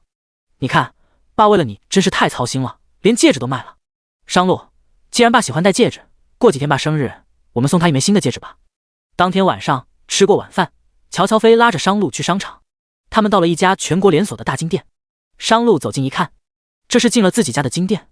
商氏集团旗下的产业链太多了，平时商路从来不会亲自下达这些旗下产业的小分店，他最多就是坐在集团大厦看一看旗下各产业链的财务报表，反正有专门的团队在打理，他不需要操心，而且从报表上也能看出经营状况，自然也不需要他亲自到店。今天倒是陪老婆逛到了自己家的店，既然来了，就进去看看吧。乔乔在那里选黄金的时候，商路看了看店里面的经营情况，营业员都很热情待客，店面陈设也很干净整齐，总体来说还算比较好，没有什么让他不满意的。他给金店的总部打了个电话，当然并不是为了业务而打的，而是为了接下来他老婆买金的事情。他这个当老公的，总不能让老婆到了自己家的金店买金，还要自己掏腰包吧。店里面的销售总监接到总部打来的电话，说是集团大老板亲临他们分店，整个神经高度紧张起来。但金店总部又说了，老板娘暂时还不知道老板的身份，不能暴露了。金店销售总监更加小心翼翼了。这销售总监是一个戴眼镜的30多岁的女性，穿着标准的西服短裙，来到商路面前，双脚钉子站开，双手交叉放于腹前，谨慎又恭敬地弯了弯腰。“商总，您大驾光临，不用那么紧张，你的总部上司应该跟你说了我的要求。”商路看了一眼独自在那里看黄金的乔乔，斩钉截铁地提醒了一句：“是，谨记在心，一定不会暴露您的身份。”“明白。”眼镜女总监赶紧改口，只把他当成是一个普通的顾客。“先生，您需要什么样的金饰呢？我很高兴为您介绍一下。”“这还差不多。”商路也是个戏精，他走向乔乔，淡定自处，随便看看。看着老年人戒指的乔乔完全不知道他这是走进了商氏集团旗下的金店，也完全不知道别人是以怎样小心翼翼又无比羡慕的目光在偷偷打量着他这个集团老板娘。他拿起一枚戒指：“商路，你看爸戴这款戒指会不会很有面子？”商路实话实说，有点土气。乔乔说：“哪里会，这个克数重又大气，在村子里要是带出去走一圈，别人肯定会问你爸这是谁买的。”商路依旧不说话。乔乔又说：“爸一说是儿子儿媳妇买的，脸上肯定倍有面子，你说是吧？”商路没有再跟乔乔说，他选的戒指虽然克数很重，但是真的很土，很土。这种土豪黄金也根本不适合老爷子的气质。他却说：“你决定就好了，反正只要是你选的，爸肯定都喜欢。”乔乔问：“这枚戒指多少钱？”眼镜女总监拿着计算器敲了几下，18克乘以469的金价，总价844200，8000多块钱呢，有点小贵。但乔乔咬咬牙买了。结账的时候，眼镜女总监让乔乔抽个奖。乔乔问：“抽奖有什么用？”“我们店里搞的活动可以打折，如果抽到特等奖，还可以免单。抽奖就抽吧，就算不能抽到特等奖免单，要是能抽到打折的，也是划算的。于是乔乔抽了奖，打开一看，恭喜你获得特等奖免单资格。这是什么锦鲤般的运气？8442的金额直接免单了。乔乔实在不敢相信，直到真的1分钱也不用付，就将8000多的戒指拿走时，他仍旧有些不敢相信，他真的抽中了免单资格。这家金店的活动怎么如此给力？商路心说，哪里是金店给力，是你老公给力。商路，我这是不花1分钱就买走了一枚8000多的金戒指啊。商路，我发现嫁给你后，我的运气怎么越来越好？先是买的烂尾的楼盘，突然被大开发商接盘给盘活了，马上就要交房了。又是买戒指不用花钱。商路，你真是我的经理。乔乔一高兴，站在商路面前，踮起脚尖来，搂着他的脖子，抱了抱他。第89章开窍了。商路太高了，将近1.9米的身高，乔乔不得不踮起脚尖来，才能勾住他的脖子，抱住他。金店给他免了8000多块钱，他太高兴了，这一抱是想都没有想一下就抱上去的。他没有感觉到丝毫的尴尬，就是单纯想和商路分享一下喜悦。但商路这一回是彻底的体会到了那些小说里写的触电的感觉，软软香香的身子扑在面前，顿时让他全身所有的血液都凝固了似的，四肢百骸全是麻的。他有些动不了，看商路的动作有些僵，乔乔以为他不喜欢，毕竟上次喝了点酒，亲了他一下，他都有些不太愿意。乔乔赶紧退开，不好意思啊，我就是太高兴了，忍不住想抱你一下。免个单就高兴成这样。商路轻轻地敲了敲他的头，你还挺容易满足的。乔乔摸了摸被他敲过的头，商路，那是免了8000多块钱，不是8块钱，换做谁来都会高兴坏的，好吧？好了，回家。这会儿乔乔的身体从他怀前离开了，商路终于感觉不麻不电了，他这才觉得他肢体可以重新任由自己支配，牵起乔乔的手往回走，好像有点意犹未尽。刚刚他抱他就那么短短几秒的时间，他边走边回味着怀里软软香香的感觉，一点也不排斥这种感觉。不过他有着十分明确的分寸感，他很会克制自己。回去以后，商路单独给商仲博打电话，老爷子，告诉你一个好消息和坏消息，你想先听哪一个？那我肯定先选坏消息。坏消息就是你的70岁寿宴可能要取消了。为什么要取消？我请帖都发出去了，我邀请了好多政界和商界的重量级别的人物。寿宴的事，你小子不会没给我安排吧？我不是早就吩咐过你，如果我说你的儿媳妇知道过几天是你的生日，她想给你庆祝呢？什么？乔乔竟然知道我生日啊？她是不是看了我身份证啊？我身份证上次放在茶几上了。是，没想到乔乔这么有心，看来这还真是一个巨大的好消息啊。这样吧，商路，寿宴你别安排了，既然我儿媳妇要陪我一起过，今年我就单独和你们一起过吧。商仲博想都不想，直接定了。商路，寿宴直接取消，我会挨个打电话，让那些客人不用来了。不会得罪人吗？商路皱眉。商仲博高兴道，那有什么所谓，那些客人哪有我儿媳妇重要？商路淡淡道，你儿媳妇在你心目中分量确实是最重的。商仲博无比笃定，那是当然。商路又说，你儿媳妇给你准备了生日礼物，不过你做好心理准备，兴许入不了你的眼。商仲博立即反驳，你胡说什么？乔乔哪怕是送我一根草，我也会当成是一个宝。转眼到了商仲博生日这一天，商路告诉过乔乔，说自己是土生土长的彭城人，老家就住在彭城郊区外的农村里。原本乔乔是想休息一天，回乡下给商仲博过生日的，也能去乡下看看商路的老家是什么样的。他还没去过商路的老家，但商路一时半会儿也找不到这样的村子，就借口说回去不方便，一大早把商仲博给接到城里了。其实就是从他们家的庄园把商仲博接过来。当然乔乔不知道，乔乔正在厨房里忙碌，他一大早爬起来亲自做了个蛋糕，这会儿又是准备各种各样的菜。商仲博高兴坏了，尤其是吃饭的时候，乔乔把生日礼物送给他时，他笑得合不拢嘴。一看这是自家金店买的男士戒指，不由挑眉。他们家全国上千家金店，商仲博却从来没有戴过自己家的金饰，没曾想这会儿媳妇买来送给他了。爸，你戴上去看看合适吗？刚好合适，这戒指设计的蛮好的，洋气好看，戴出去很有面子啊。是吧？我也觉得你带回村里肯定特别有面子。爸，只要你高兴就好。旁边的商路不说话，老爷子对这个得来不易的宝贝媳妇偏爱的不像话。明明一直说自家的金饰设计很土气，怎么突然就洋气了？果然儿媳妇送的就是不一样。趁乔乔去冰箱拿早上做好的蛋糕时，商仲博小声问，商路，乔乔去自家金店买黄金，你没让他花钱吧？当然，他这个当老公的还能让自己的媳妇到了自己家的金店买黄金，还要掏腰包的吗？商仲博又小声问：没穿帮吧？商路把让乔乔如何免单的过程告诉了商仲博。商仲博一听甚是满意，不错，你小子开窍了呀，也知道想办法哄媳妇开心了。说起哄媳妇开心这件事情，商路想起买好黄金从金店走出来之时，乔乔因为一时开心踮起脚尖来抱住了他，那就是乔乔开心的表现方式。这时乔乔拿着做好的蛋糕走出来，那块蛋糕卖相比商场里面还要漂亮精美。商仲博喜欢极了，乔乔，你做的蛋糕比买来的还好看，你学过？爸！乔乔边插蜡烛边说，你要是尝一口会觉得比外面买的还要好吃。他又说，以前我还没跟宋薇他们合开公司前打过很多工，当过蛋糕师傅，手艺可好了。说起他打过很多工的时候，商路看向他，目光莫名变软。也许他之前吃过很多的苦，受过很多的罪。一个被父母抛弃，早早就辍学出来打工的女孩子，日子能好得到哪里去？他还是与她相遇的太晚了。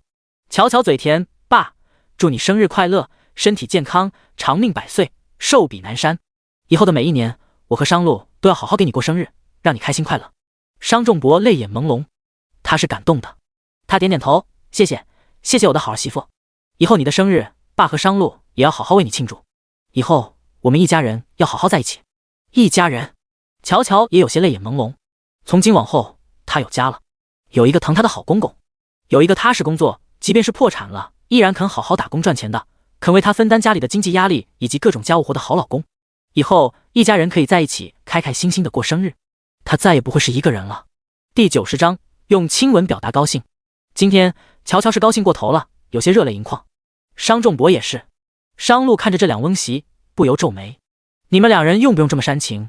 就只是过个生日而已，用得着如此感动吗？但商路似乎也很久很久没有见过如此温馨的一面了，大概是母亲去世之前，家里才有这样的温馨气氛。7年了呢，那个笑得合不拢嘴的父亲又回来了，能让父亲开心成这个样子，商路是感激乔乔的。商仲博瞪了商路一眼，什么叫只是过个生日而已？这是一个非同寻常的生日。就是。乔乔附和，爸，快许愿，许了愿我们吹蜡烛。商仲博双手合十，许完一个愿，看向乔乔，乔乔，你也许个愿。乔乔赶紧闭上眼睛，双手合十于胸前。他的愿望很简单，唯愿公公和商路还有他自己身体健康，和和美美，一直这样简单幸福的生活下去。这愿望说简单也简单，说难也难，又有多少人能够真正简单幸福的活着呢？好比她最好的闺蜜宋薇，只不过希望婚姻顺遂一些，平淡一些，可婚姻赋予宋薇的却是一地鸡毛与经年累月的委屈受累。而宋薇家的一家子婆家人都觉得她嫁进陈家就该理所当然给他们当免费保姆的。现在宋薇提出离婚，这一家子不但不把宋薇婚前买的房还给她，还反过来要宋薇赔偿陈亚军的损失费。算了，今天是公公的生日，她不要去想这些糟心的事。许完愿，她睁开眼睛看了看商路，这个男人真的是要帅出天际，好看的不要不要的。乔乔希望商路能够一直保持这种对家庭负责任，什么事都与他一起分担的状态。他们两口子能够长长久久，就算没有轰轰烈烈的爱情，能够保持这种彼此付出双向奔赴的婚姻关系，也是一种难得的幸福。好了，爸，我也许完愿了，我们一起吹蜡烛吧。吹完蜡烛，切蛋糕的时候，商路接到一个电话，起身走到阳台。商仲博凑近问乔乔，你现在是不是开始有点喜欢商路了？因为商仲博刚刚看到了乔乔许完愿打量商路时的异样目光，乔乔也大大方方的承认，说是很喜欢，也谈不上，因为他已经过了追求爱情的年龄。他的原生家庭和他的一些经历，也时时刻刻告诫着他，对一个人不能付出10分的喜欢，不能太满，太满就会失去自我。他想了想，又说，反正我现在觉得商路是一个很适合过日子的男人，他很好，我会好好跟他过日子的。商仲博在心里叹了一口气，唉，儿媳妇真是够慢热的。不过这可能也跟他的原生家庭有关系，他被最亲的人抛弃过，他不可能在短时间内对他家商路付出全身心的爱。商仲博也是理解的，让他欣慰的是，至少乔乔现在已经认可商路是个好男人了。商仲博又问，爸就问你一句，以后你愿意给商路生孩子吧？乔乔认真的想了想这个问题，刚结婚的时候他是不愿意的，想都没想过这个问题。现在吧，他说以后应该可以考虑吧，不过我觉得还有点早。让他和商路同房怀孕。太快了，还得再等等。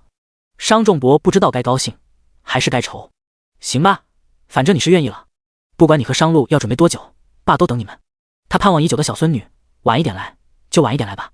商仲博赶紧又说：乔乔，可说好了呀，我喜欢女孩，你们第一个孩子要生女孩啊？爸。乔乔笑了笑，万一要是个男孩呢？这哪能说得准的？男孩也行吧，不过我真的很喜欢孙女。爸，你快吃蛋糕，别光顾着想孙女的事了。商仲博尝了一口，惊艳道：这蛋糕口感很好。是吧？儿媳妇做的蛋糕就是不一样，全天下第一好吃。乔乔笑了，他这个公公似乎就没说过他的不好，全是夸他的。商路走回来，看翁媳二人聊得很开心，坐下来问：你们聊什么？乔乔说：过段时间可以考虑给你生个孩子。商仲博大口吃着儿媳妇做的美味蛋糕，原本要咬起一口蛋糕尝一尝的商路，动作停下来，皱眉看向乔乔。乔乔忽然有些尴尬，这是被公公卖了？爸，我哪有说，是你问我，我才说的。商路看着他问：你说要给我生个孩子？我是说生孩子的事情以后可以考虑，没说是现在。商路就怕商仲博催生孩子的事情，尝了一口蛋糕，岔开话题。这蛋糕不错，比外面买的更有口感，不是一般的细腻。晚餐吃完，蛋糕也尝了，商路和乔乔一起收拾卫生。厨房里，乔乔擦着灶台，商路在洗碗池刷着碗。灶台被乔乔擦得干干净净，干净的透着光亮。商路在家里是不用干这些家务活的，但他也很认真地刷着碗。他问：刚刚爸是不是催我们生孩子了？也不是催，就是提了几句。他又说：商路，我们虽然已经结婚了，但是婚前没什么感情，现在生活在一起，正在彼此熟悉彼此的习性，应该算是相处的比较愉快吧。商路淡淡道：乔乔擦着灶台的动作停下来，看向商路，又道：我觉得等我们感情再好一点，彼此都做好心理准备了，我们还是可以要个孩子的，你觉得呢？这个也在我的计划之内。商路有模有样的把洗好的碗叠起来，然后侧头看向他，不过我们再给彼此一些准备的时间。好。乔乔高兴一笑，商路也勾了勾唇，看着他有模有样洗碗的样子，乔乔心情愉悦。他道：商路，今天你知道好好表扬一下哦。表扬我？商路挑眉，他笑道：对啊，买菜、搞卫生、做饭、洗碗，样样你都有帮忙，而不是跟其他那些大老爷们一样，什么事都只等女人来做，所以要表扬一下。商路却不以为然，这有什么好表扬的？这个家是我们两个人的，当然什么事都得一起分担。谁又跟你说这些事情全是女人的义务？这些义务男人也有一半。三观超正的他让乔乔很欣慰，他越看商路越是顺眼，不由又踮起脚尖，往商路的右脸颊上轻轻地啄了一口。商路皱眉，用手擦了擦。你还嫌弃呢？乔乔乐了。商路瞪他：你是女孩子，能不能矜持一点？你别想歪了，我就是纯粹高兴，想亲你一下，没别的意思。乔乔高高兴兴地继续去擦灶台，也许是心情好，灶台被他擦得能发光。商路把洗好的碗筷摆放整齐。你喜欢用亲吻表达高兴？第91章商路的社会关系。乔乔认真地想了想，看情况。商路也认真地想了想，那我以后要天天让你高兴。商路，你别想得太美。乔乔笑道：我也是看心情的，就算你天天让我高兴，我也不可能天天亲你的。他又不是恋爱脑，这种事情要是经常对男人做，男人也是会腻味的，就是要调一调他的胃口，让他觉得不够。乔乔在这一天里的所有开心和快乐全部结束在翌日清晨。翌日清晨是一个非常糟糕的清晨。一大早，陈亚军当着全公司所有人的面撕毁了他收到的法院寄来的关于审理他与宋薇离婚案的传票。撕毁完，陈亚军把碎纸片砸在宋薇的脸上。宋薇，我养了你7年，你在我们陈家白吃白喝了7年，你想离婚就离婚，那我这7年不是白养你了？宋薇的脸被砸得很疼，但更多的是愤怒。白吃白喝7年，这7年她没给陈亚军生孩子，没在家照顾婆家一家人的吃喝拉撒吗？她生病的时候想让婆婆肖玉凤搭把手，帮忙带孩子煮一下饭，结果婆婆不但帮忙，还跟陈亚军告状，说她懒。陈亚军对她说：你是年轻人，你辛苦一点怎么了？我妈腰痛腿痛，你就不能让我妈休息一下？这样的事情太多太多了。为了孩子，她隐忍了这么多年，从前些天陈亚军家抱她后，她再也不想忍了。再忍下去，她就是脑袋被马桶挤了。在家带娃，伸手问陈亚军要钱的日子，不被尊重当免费保姆的日子，她不想再过了。他也不想跟陈亚军吵，吵架太累了。宋薇用最冷静的语气说着最坚定的话：陈亚军，你撕毁了传票也没有用，也是要上法庭的。到时候我会把你家暴我的证据，还有你从来不管孩子的证据，全都交给法院。陈亚军冷笑：你让我上法院，我就上法院。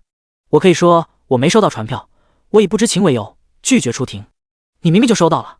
宋薇气愤地皱紧眉头：你哪只眼睛看见我收到了？法院打电话问我时，我就说我没收到，你能拿我怎样？陈亚军，你少跟我耍无赖，是个男人就干脆一点。宋薇，要离婚可以啊，我还是那句话，想离婚，把这7年来我养你的钱全部给我吐出来，还有，你必须赔偿我的青春损失费。宋薇被气到发抖。从外面赶回来的乔乔听到这些后，大步走上前，愤怒道：陈亚军，你要不要脸的？你们那套房子是婚前微微付的首付吧？没让你还房子就好了，你反倒让微微赔你钱，你脸呢？陈亚军嚣张道：你说首付是宋薇拿的，就是他拿的，证据呢？你拿出证据来，有证据我就把房子还给他。说到房子，陈亚军窝火。他家暴宋薇的那一天，宋薇背着他换了锁，还把房子租给了菜市场的杀猪匠。那杀猪匠凶得要死，他每次去收房子都是被拿刀赶走的。陈亚军咬了咬牙道：宋薇，你别以为房子租给别人就报复到我了，我要把那房子卖了，卖房子的钱你一分也别想要，并且你要付我这7年来我养的所有费用，我也不要多了，你给我50万就行了。还有，你必须把从我妈手上骗走的50万给我还回来，把2个孩子也给我还回来，另外再加上我这7年的青春损失费，我也不要多了，20万就好。还有孩子以后的抚养费，一次性结清20万，总共140万，满足以上几点，我就同意跟你离婚。乔乔从来没有见过这么不要脸的男人，婚前算计微微的首付，婚后家暴，各种让微微受苦受累，各种不尊重微微也就算了，竟然还要到让微微赔钱。乔乔想爆粗口 ，TMD， 畜生，不是人，垃圾，人渣。他咬了咬牙，想要打人。宋薇拉住他：乔儿，我都不气了，你也别气，跟这种狗男人浪费什么感情？1周后的离婚官司，他要是不出席，我们就让法院再寄传票。法院又不是他家开的，他还能为所欲为不成？对付这种无赖的男人，就是得用法律的武器。1周后，宋薇的离婚官司开庭。果然，陈亚军以未收到法院传票为由，拒不出庭。被告人未到，这离婚官司也打不成。可宋薇却一天也不想跟这个狗男人过了，奈何遇到个这么个无耻无赖的人渣，又有什么办法？回去以后，乔乔把这件事情跟商路说了说。商路听了，皱眉：陈亚军这种渣男，简直是丢尽他们男人的脸。谁家娶媳妇不是娶回来好好疼着的？他问：用不用我帮忙？不用。乔乔说：陈亚军非要赖着不打官司，拿他没办法。而且法院那边什么都是要走程序的，你在法院肯定也不认识什么人，也帮不上什么忙。是，法院该走的程序还是得走，但如果法院有人又有好的律师，官司就要好办多了。但商路又不能直接告诉乔乔，他其实在法院有认识的人。他给秦森发微信：集团是不是有个案子，法院要开庭了？秦森，法务部这边的事情你不是从来不管吗？怎么突然问这个？商路，你把具体情况发给我看一下，过几天我空了，去一趟法院。秦森，不是吧，这么小的案子你亲自去法院？商路，秦森，商路，有问题，绝对有问题。什么情况值得你亲自跑一趟法院？你要是去法院，那高院长不得高兴疯了。商路把乔乔闺蜜离婚官司的事情简单给秦森描述一遍。秦森一看，顿时火冒三丈，连脏话都带出来了。MD， 这个世界上还有这么不要脸的男人。前些天我下手果然是轻了，我该把这个狗男人打成残废的。商路，你何不把他拉去公海，丢进海里，直接喂鲨鱼？秦森，可以。商路，跟你开玩笑的，我可不想你手上沾太多人命。这件事你别管，本来也是我老婆的朋友的事情。秦森，乔乔这闺蜜太惨了，一辈子就毁在这个狗男人身上了。商路，你心疼？秦森，我是有老婆的人，你别乱说，我就是感慨一下。宋薇这边的情况很不好，陈亚军不出席，法院又通知他的离婚案子要排到5个月后才能重新开庭，前提条件是被告得出庭的情况下。乔乔陪宋薇去法院咨询。宋薇问：那如果陈亚军又不出庭呢？接待的人回答很官方：那也没办法，毕竟被告方不出席的这种情况也是有发生的，我们也只能是尽责任传达对方。乔乔还要想问更多，可每次接待人员都回答得很官方，既让人挑不出毛病，又没有实际的解决方法。走出去后，宋薇忧心忡忡，我怀疑这个陈亚军让他姐夫动用了关系，他姐夫肯定认识法院的人，才会一直拖着我的离婚案子不办。乔乔觉得很有可能，毕竟陈亚军的姐夫是当地身价10几亿的土著。乔乔正想要说什么，这时他看见了商路的身影。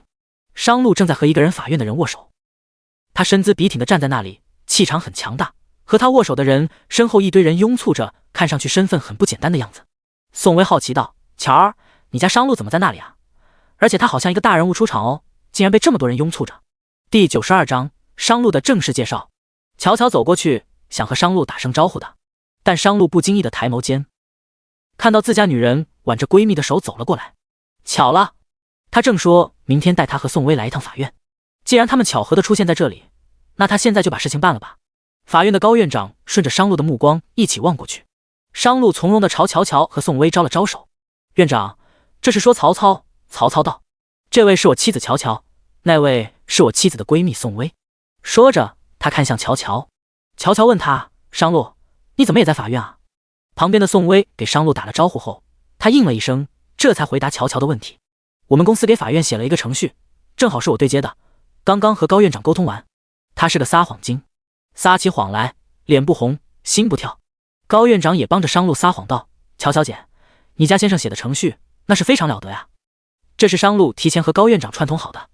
乔乔平时的人脉关系都是一些生意场上的，没有在法院里的人物，他还是第一次和法院的院长说上话。像他这种普通人见上法院院长的机会从来没有过，但他也不胆怯，面上从容地笑了笑。高院长过奖了。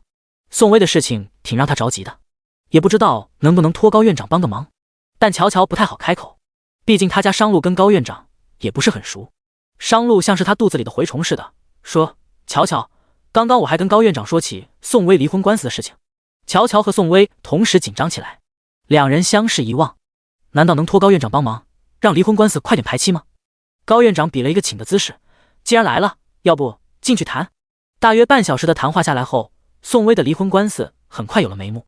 之前宋薇收到的离婚官司开庭排期延后的通知确实是有猫腻，不过有高院长亲自盯着这个案子，2周后就能开庭，事情就这么成了。直到从法院走出来，乔乔还不敢相信。商路，刚刚高院长真的卖给你一个面子，帮微微把开庭时间排到了2周后。商路给司机小陈发了一条微信：“太太跟我在一起，不用来接我了，我打车。”发完微信，他才回答乔乔：“不是卖给我一个面子，是开庭时间本来就不用拖到5个月后。那个故意拖延时间的副院长，高院长回头也会处罚。高院长是个正直的好院长。”听起来好像挺合情合理的，但乔乔还是颇有疑惑。商路，我怎么感觉你和高院长很熟似的？也没多熟，就只是帮他们院写了一个小程序，一来二去就认识了。乔乔没有再多问。宋薇再三感激商路的帮忙。商路对宋薇绅士道：“乔乔把你当姐妹一样看待，你也不用跟我这么客气，以后有什么需要帮忙的尽管开口，你就把我当半个姐夫吧。”乔乔轻轻地拍了拍商路，纠正道：“什么半个姐夫？就直接是亲姐夫，我和微微的关系比亲姐妹还亲。”商路：“是，你们是亲姐妹。”有时候乔乔在意宋薇比在意他还多，他觉得自己的家庭地位不保。和商路分开后，乔乔和宋薇回了公司。肖玉凤这个恶婆婆堵在公司的前台，见到两姐妹回来，立即迎上去拦了路：“你们俩这刚从法院回来？”宋薇不想搭理，冷声问：“有事？”肖玉凤对宋薇讨厌极了，她觉得宋薇不识好歹，噼里啪啦说了一大堆讽刺的话。宋薇，就你这样的还敢跟我们亚军离婚？你简直就是不识好歹！亚军天天是缺你吃了，还是缺你穿了？好吃好喝供着着，让你风吹不着，雨淋不着，不用你去外面赚钱，一直让你安安逸逸的当个全职太太。你还有哪点不满足的，还敢提离婚？你要真跟我们亚军离婚，他这些年不是白养你了？乔乔不惯着肖玉凤的尖酸刻薄，直接对回去：“肖阿姨，你要是觉得微微这些年嫁进你们陈家真的是好吃好喝，天天享福，那我也祝你大女儿和小女儿以后在他们夫家也好吃好吃的被夫家供着，顺便再免费给婆家当保姆，天天家务活包干，不能喊累，不能喊苦，每要1分钱都要看老公脸色，被家暴了也不能提离婚，还要对夫家所有人感恩戴德。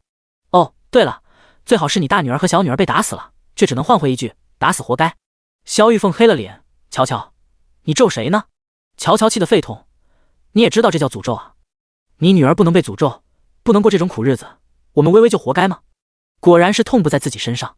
乔乔气愤道：“不用我诅咒，这个世界上是有现世报的，我等着看你2个女儿被夫家一家人欺负虐待。”萧玉凤自知理亏，脸色一黑：“我懒得跟你们理论。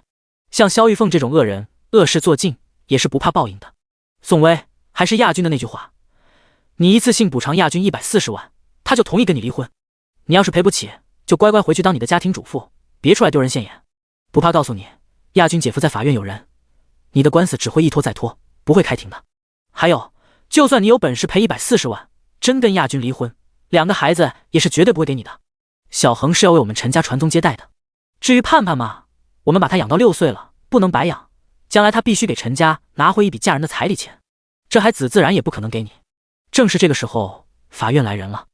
上次法院是把传票递给陈亚军的，他们找到陈亚军，问：“你就是陈亚军？”陈亚军点头：“我是。”穿制服的人说：“我们是法院的。”接着递给陈亚军一张传票，又说：“被传票人必须准时到庭，否则我们将会依法对你追究应有的法律责任。”拿着传票的陈亚军一脸蒙圈，他姐夫不是把人搞定了，可以不用出庭吗？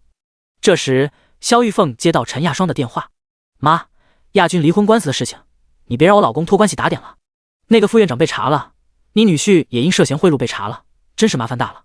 离个婚就直接离呗，非要让我老公也淌这趟浑水，烦死人了。妈，你别给我打电话了呀，因为你儿子，我被你女婿骂惨了，差点要跟我闹离婚。”啪，电话挂了。萧玉凤再打过去时，陈亚双直接挂断。没出事的时候，陈家的人都是一条心，这一出事就开始互相埋怨责怪，这就是陈家人。法院的人走了，宋薇看着萧玉凤和陈亚军这恶心的母子俩，真是势利到极致，眼睛掉钱眼里了。跟他离婚，还想着争盼盼的抚养权，想着20年后盼盼的彩礼，门都没有。他是不会让盼盼在这样重男轻女的家庭中长大的。宋薇很坚定：“陈亚军，现在你找不到理由，也没有办法再拒不出庭了吧？这婚我离定了，我跟你什么话也没得说，2周后法院见。”第93章，你这样抱着我容易出事情。宋薇离婚的决心已定，10头牛都拉不回来。事后，商路和乔乔一起讨论这个问题，2口子一边准备晚饭，一边聊着。以前商路在家没怎么做过饭，做饭他不拿手，但他陪在乔乔的身边帮忙摘着葱。他边摘边问乔乔：“宋薇离婚是离定了？那不然呢？”乔乔答：“留着陈亚军那个狗男人过年吗？微微再跟他过下去，人会疯的。这个狗男人只会让微微的精神内耗越来越严重。”商路把摘掉的葱扔进垃圾桶里，又说：“及时止损是对的，但宋薇的情况拿不回他应得的房子，一套房子也得好几百万以上。”乔乔说：“哪里止，微微他们那套房子现在要卖8、9百万了，但不是没办法吗？房子是婚前买的。”宋薇也想过办法，要给陈亚军录音。陈亚军死活不承认，当初房子的首付是宋薇出的，宋薇也没有证据。乔乔一边切菜一边又说：“如果为了一套房子继续和陈亚军耗着，微微的一辈子就毁了。不过微微也没便宜了陈亚军，他把那套房子租给了菜市场的杀猪匠。听说陈亚军要去收房子，被杀猪匠拿着刀赶出来，他怕了，再也不敢去收。就算陈亚军想把房子卖了，也得杀猪匠肯搬走才行。那个杀猪匠住在那里，哪个买家敢去看房子？微微的这一手做得十分漂亮，就是不能便宜了陈亚军。就算得不到房子，也不让陈亚军好过。”继续摘葱的商路若有所思，其实他倒是可以帮乔乔的闺蜜收拾收拾这个陈亚军，稍微设个计就能让陈亚军赔得倾家荡产，连裤子都不剩。但他不是不方便以自己真实的身份出手吗？又不能如此直接的让乔乔知道他的身份。乔乔切完了菜，看到商路摘的葱一半都浪费掉了，他赶紧制止：“商路，你把好好的葱都扔了，多浪费啊！”他捡起来洗了洗，一把葱也要2块钱的。商路无可奈何的笑了笑，他娶的这个老婆啊，是精打细算习惯了，1、2块钱的葱有什么所谓？他心想：傻妞，怕是不知道你老公多有钱吧？不过商路也习惯了他的精打细算，而且搬过来住到他出租屋的日子，他的生活作息十分有规律。一般集团没什么重要的事情，他都会每天假装准时下班，到地铁口等他骑电动车去接他回家，然后一起准备晚饭，一起吃饭，一起洗碗收拾卫生。那种应酬一大堆的日子，反倒让他觉得很没意思了。当然，如果集团有什么重要的事情，他还是会以集团为重。他在旁边看着他3两下的摘完葱，切成段，又切了些葱姜，开火准备炒菜了。今天他准备炒一个尖椒牛肉，再做一个土豆焖牛肉，然后一个青菜，一个汤，两人的晚饭就算搞定了。商路想帮忙炒，要不今天我下厨？行啊。乔乔把铲子递给他，他接过铲子时不小心轻轻地碰了一下他的手，肌肤的细腻感让商路心间被拨了拨，他感觉自己好像瞬间年轻了10几岁，回到了青春期。一个32岁的大老爷们了，竟然突然觉得自己像个青春少年，是不是有点幼稚？乔乔想着，既然他炒菜，那他就去把地拖了。拖地拖到一半，空调坏了。到了吃饭的时候，两人只能一边吹着风扇一边吃，热死了。乔乔热得流汗，彭城的8月热得毒辣辣的，连风都是燥的。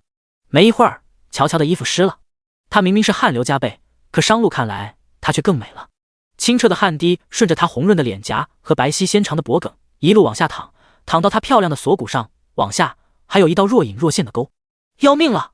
本来就热，商路这会儿更热了，热得难受，热得燥得慌。男人啊，生理需求憋太久也是不行的。以前他一心忙事业，定力还是可以的，但感觉自从和乔乔住在一起后，这定力就一天不如一天了。深呼吸，深吐气，反复好几次，商路才感觉好一点。他夹起自己焖的土豆烧牛肉，尝一口，皱眉，再看乔乔吃得津津有味，不由疑惑：你不觉得难吃吗？这是他第一次下厨房做饭，完全没经验的他做出来的土豆焖牛肉，要香味没香味，要盐味没盐味。乔乔吃着，不会啊，就是淡了点，还挺好的，倒是好养活。乔乔夹起一块牛肉，商路，我感觉爸前2天给我们带来的牛肉跟普通牛肉的肉质不一样，特别香。吃了这么多次，终于吃出来了。那能和普通牛肉一样吗？那可是老爷子花几千万买的进口苏丹牛。你喜欢，我让爸多给你割几斤来。不用了，最近天天吃牛肉。他哪里知道自己吃的几顿牛肉可以抵他一套房子。吃完饭收拾碗筷的时候，乔乔接到了一通电话，是开发商通知他让他下个礼拜过去收房子。接完电话，他惊喜极了，一高兴他忍不住跳起来搂住了商路的脖子。商路，你简直就是我的锦鲤小王子，开发商不仅通知我去收房，还告诉我被抽中了特等奖，免费送我装修，还送我家具。房子给我装了精装，家具也搬进去了，让我拎包入住就好了。这么好的事情怎么就砸到他头上了呢？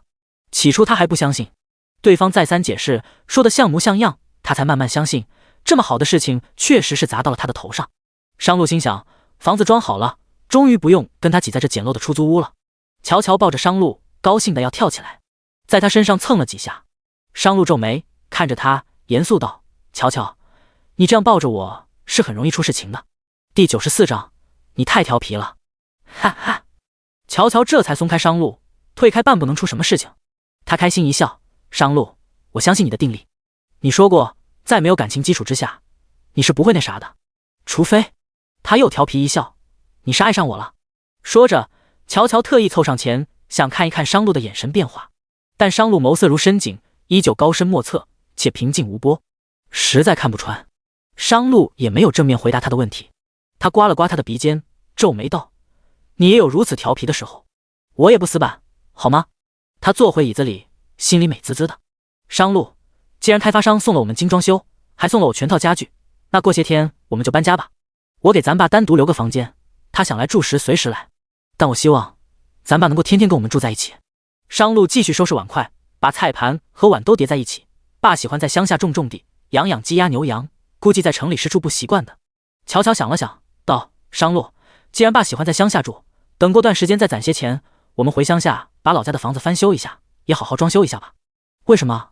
总不能我们在城里住新房子享受着，却让爸在乡下住旧房子吧？他也是在农村长大的，知道以前老一辈修的房子大多数都比较老旧，很多都没有热水器、空调之类的。他也想让商仲博的居住条件好一些。商路不说话了，他这个老婆怕是不知道他们家的房子有多豪华，但他只能顺着他的话说，以后再说吧。乔乔，他突然岔开话题，宋薇与陈亚军离婚，势必会影响到你们的合伙人关系，这一点你想到了吗？乔乔脸上的笑意渐渐僵住，他当然有想到这一点。薇薇和陈亚军的婚姻关系一旦决裂，将代表着他与陈亚军的合伙关系也彻底决裂。公司的法人是陈亚军，股份占比陈亚军也拿的是大头，最大受益人必然是陈亚军。这一点打官司也没有用，但早晚是要走这一步的。合伙的公司就是如此麻烦，到现在他也没有想好应对的办法。商路说：要是陈亚军为难你，随时告诉我，我帮你收拾他。股权分配是具有法律效益的，怎么说收拾就收拾？这事不好办。乔乔笑了笑，谢谢，不过我会自己解决。要是我真的解决不了，我也绝不会跟你客气。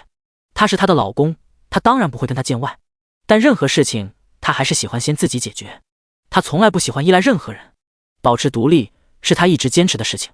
洗碗了，乔乔把商路叠好的碗筷端到厨房洗水池，正准备下手，商路轻轻把他拉开，我来洗，今天你别碰冷水。怎么不能碰冷水了？我又没那么娇气。你今天是不是来那个了？哪个？我看你买了卫生巾回来，连这个也能被商路发现，他未免也太细心了。我来洗吧，10几分钟的功夫，累不着，你去歇着。乔乔站在旁边看着商路沉静英挺的侧颜，这么好看的男人，还这么会照顾人，他的运气怎么就如此好？有那么好看吗？商路洗碗时侧头看他，他笑了笑，商路，你真的很帅哎。商路淡定地洗着碗，你倒是嘴甜，这么勤快的老公，当然是要夸一夸的，而且他本来就很帅。商路边洗边说，你要是觉得跟陈亚军合伙做生意很憋屈，让他退你一笔钱，你退股，然后去找个轻松一点的工作，不用那么累。下个月我升职，还会涨工资，家里的经济担子我来担着。为了能每个月多拿点钱给他，他只能频频说自己涨了工资。怎么又要升职涨工资？你去这家公司才2个月吧？谁叫你老公能力好？就算你涨了工资，我也不能随便找个工作，我也要以事业为重的呀。听说商氏集团在招工，你可以去试一试。知道他自尊心强，事业心也强，时时刻刻想着搞钱，他是可以给他安排一个又轻松又可以搞很多钱的清闲工作的。乔乔却说，算了吧，上次和微微一起查了查，能进商氏集团的人都是精英中的精英，我一个连大学都没上完的人就别去碰壁了。谁跟你说商氏集团必须招大学生？他们集团的老板是个惜才之人，只要有能力，学历不是最重要的。可是我也没机会去跟那么大一个集团大老板见面呀。商路心想，这不是天天见着？乔乔若有所思，又说，我想好了，等微微和陈亚军离婚，我就和微微出去单干。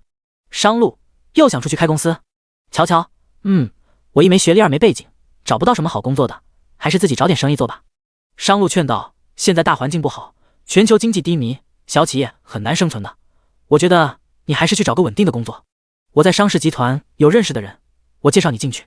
乔乔，你是说骆律师吧？商路，除了骆律师，我还认识另外的高管。乔乔，我就不去给你丢脸了，那种白领扎堆的地方真不适合我。商路皱眉，你后续有什么需要我帮忙的，尽管开口。乔乔，放心，我能解决的绝不麻烦你，但真解决不了的，我也绝不会跟你客气。乔，他就是这么独立，什么事都不想依附他。商路看着他，沉思着，也许就算是他告诉了他的真实身份，他也未必会觉得是一件好事。这件事情让商路隐隐不安。乔乔新房收房的前一天，他问商路，商路，明天你有空吗？新房验收，我想让你陪我一起去。商路皱眉，明天他要去剪彩，正是去乔乔验收新房的那个楼盘。原本他是不想去的，但是里面的一把手领导亲自给他打了好几个电话，说是要邀请他去剪彩。原因很简单，是他收购了这个烂尾楼盘，为老百姓做了好事，还投资了小区旁边的学校建设。这个一把手领导想要替老百姓表达感激之情。如果明天他以商氏集团总裁的身份去剪彩，会不会和乔乔撞个正着？第95章，他家男人最帅气。看他眉头紧蹙，乔乔试探道，你明天没空？明天是周末啊。商路是个撒谎精，又开始撒起谎来，明天我要去公司加班。没关系，工作第一。乔乔十分通情达理，你去忙你的工作吧，反正房子在那里又不会跑，等你有空了再过去看，然后我们择个日子搬新家。商路，搬新家那天我一定腾出空来。第二天，商路穿着乔乔给他定制的那套2000多块钱的西装，和市里面的一把手领导见了面。见面前，秦森鄙夷地打量着他，商路，你好歹也是有身份的人，天天穿你媳妇给你定制的便宜西装，不会掉价吗？这套衣服也有2000多块钱。商路冷声，哪里掉价了？秦森，是，你媳妇买的就是最好的，我看你怎么穿也穿不厌。商路，都准备好了吗？秦森，放心，保镖会随时盯着。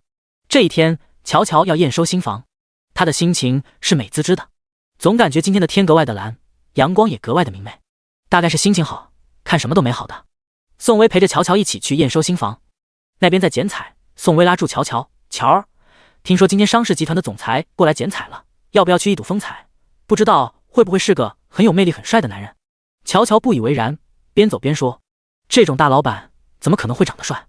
别看他们那么有钱，但他们每天诸事缠身，忙得不可开交，不是秃子就是胖子，要么就是个眼镜。你见过国内的哪个大老板能长得帅的？宋威也边走边说，才32岁，不至于吧？乔儿，要不是这个商氏集团的大老板，你的房子现在还在烂尾状态，对于这个恩人，你真的不想去看看？乔乔，有啥好看的？我家商路已经够帅了，我不需要再去看别人家的男人。商路在红地毯上剪着彩，他一身英姿，帅气卓尔不凡，气场强大到盖过在场所有的有头有脸的人物。虽然各方媒体正在各种拍照，但秦森早就打点好了，商路的照片是不会暴露在公众媒体。这是这么些年商氏集团与媒体交涉好的，里里外外的保镖时刻保持着警惕。为首的光头保镖用对讲机吩咐着众人，你们眼睛都睁大点，要是看到太太马上跟我汇报，绝对不能让太太撞见三爷再剪彩。每个保镖都知道乔乔长什么样，但乔乔并不知道，此时此刻他已经成了一个富太太。他和宋威经过数百人拥簇的剪彩现场时，保镖注意到了他，个个紧张到流汗，就怕他也跟别人一样凑热闹围上去，再看到他家三爷。但乔乔对剪彩一点也不感兴趣，此时此刻他心心念念着他的房子，好想快点去看看开发商帮他装修成精装修的房子到底是什么样的。宋威摇了摇他的手臂，乔儿，你看那个光头是秦先生的保镖哎，他怎么会在这里？乔乔也看了一眼，确实是秦森的光头保镖。宋威又问，难道秦先生是商氏集团的老板？可是他姓秦啊。乔乔，也许他和商氏集团有关系呢。走吧，别看热闹了，还是去看我的新房子才更有意思。他太着急了，因为这是他人生当中的第一套房子，以后他可以不用再交房租，可以安安心心的有个家，不用再怕房东不租房给他，或者是房子拆迁到期又要东奔西波的搬家。为了在彭城买这套房子，他省吃俭用了10来年，也拼了10来年，终于可以有个家了。他忙拉着宋威朝3栋2单元1101号房的方向大步走去。到了11楼，宋威左看右看，乔儿，为什么你家的大门如此高档大气，还铺好了鞋垫？可是别家的却是清水房。忘了跟你说，我中了开发商的特等奖，送我精装修，还送我全套家具。运气这么好，连门都是密码锁的。对啊，运气太好了，没办法。自从嫁给商路后，他像是锦鲤附体，不，商路就是他的锦鲤王子，一次次给他带来好运。进门后，宋威被这豪华的装修给惊讶到了。哇，乔儿，开放式的厨房，这套方太的厨具油烟机要好几万呢，我看过。有这么贵吗？乔乔迎上去一看，确实是方太的品牌。乔儿，还有洗碗机哦，这套洗碗机应该也不便宜。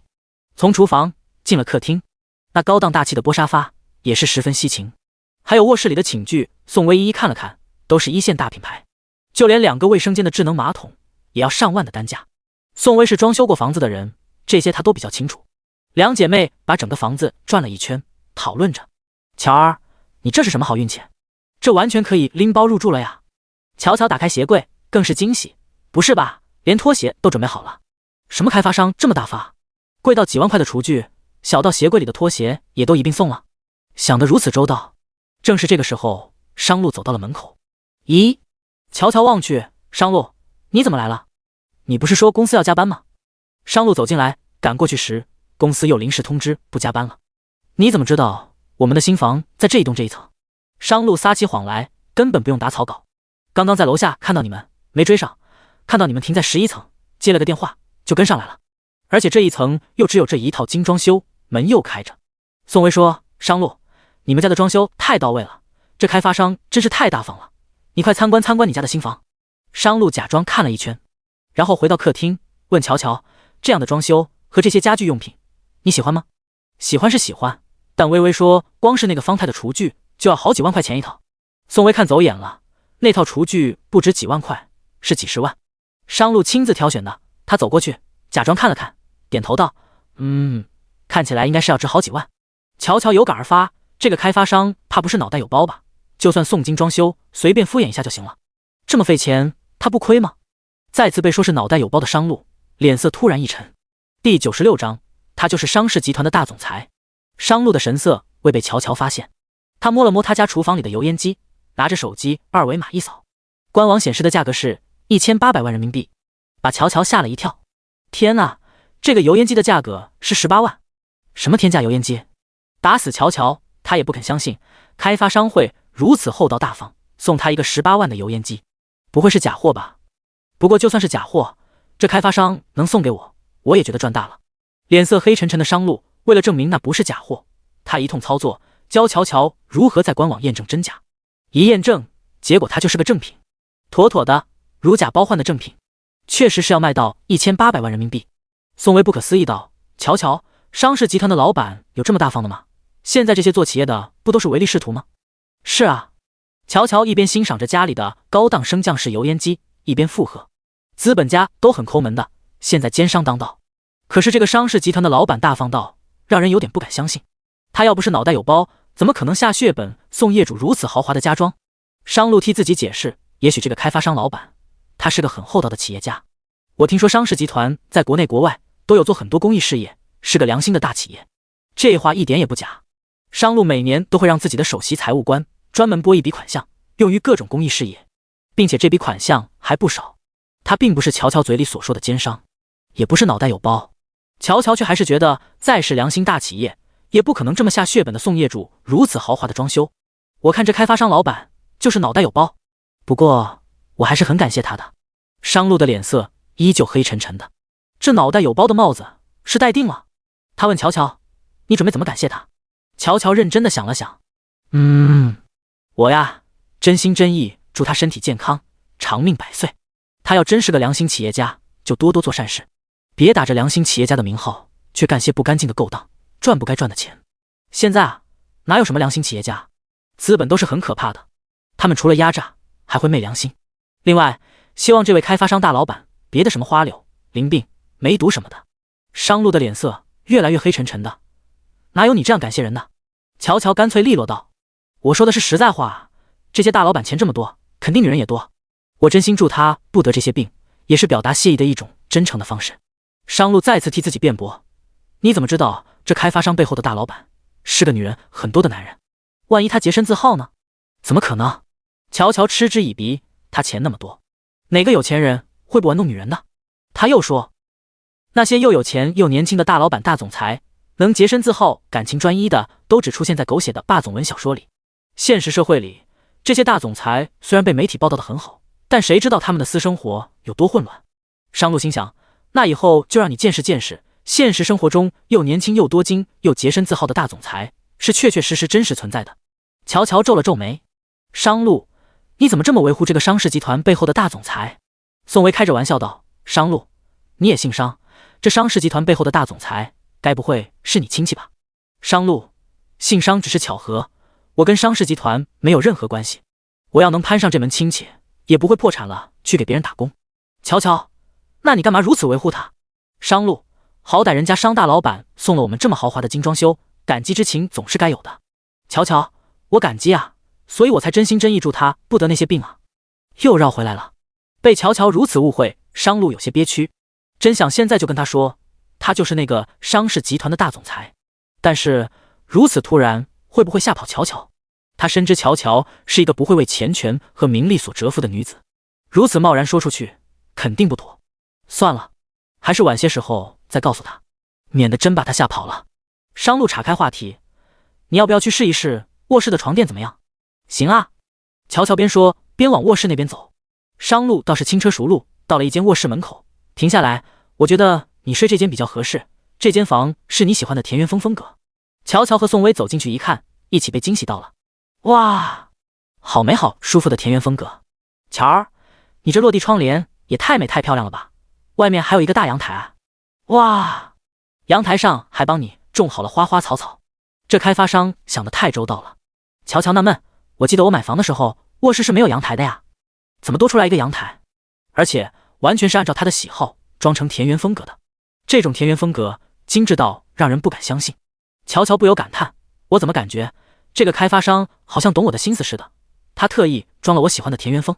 奇怪了，当初商路问过乔乔，问喜欢什么样的装修风格，乔乔说他喜欢田园风，所以商路让设计师设计了田园风，只要他喜欢就好。乔乔盯着商路看，商路皱眉，我的脸有那么好看？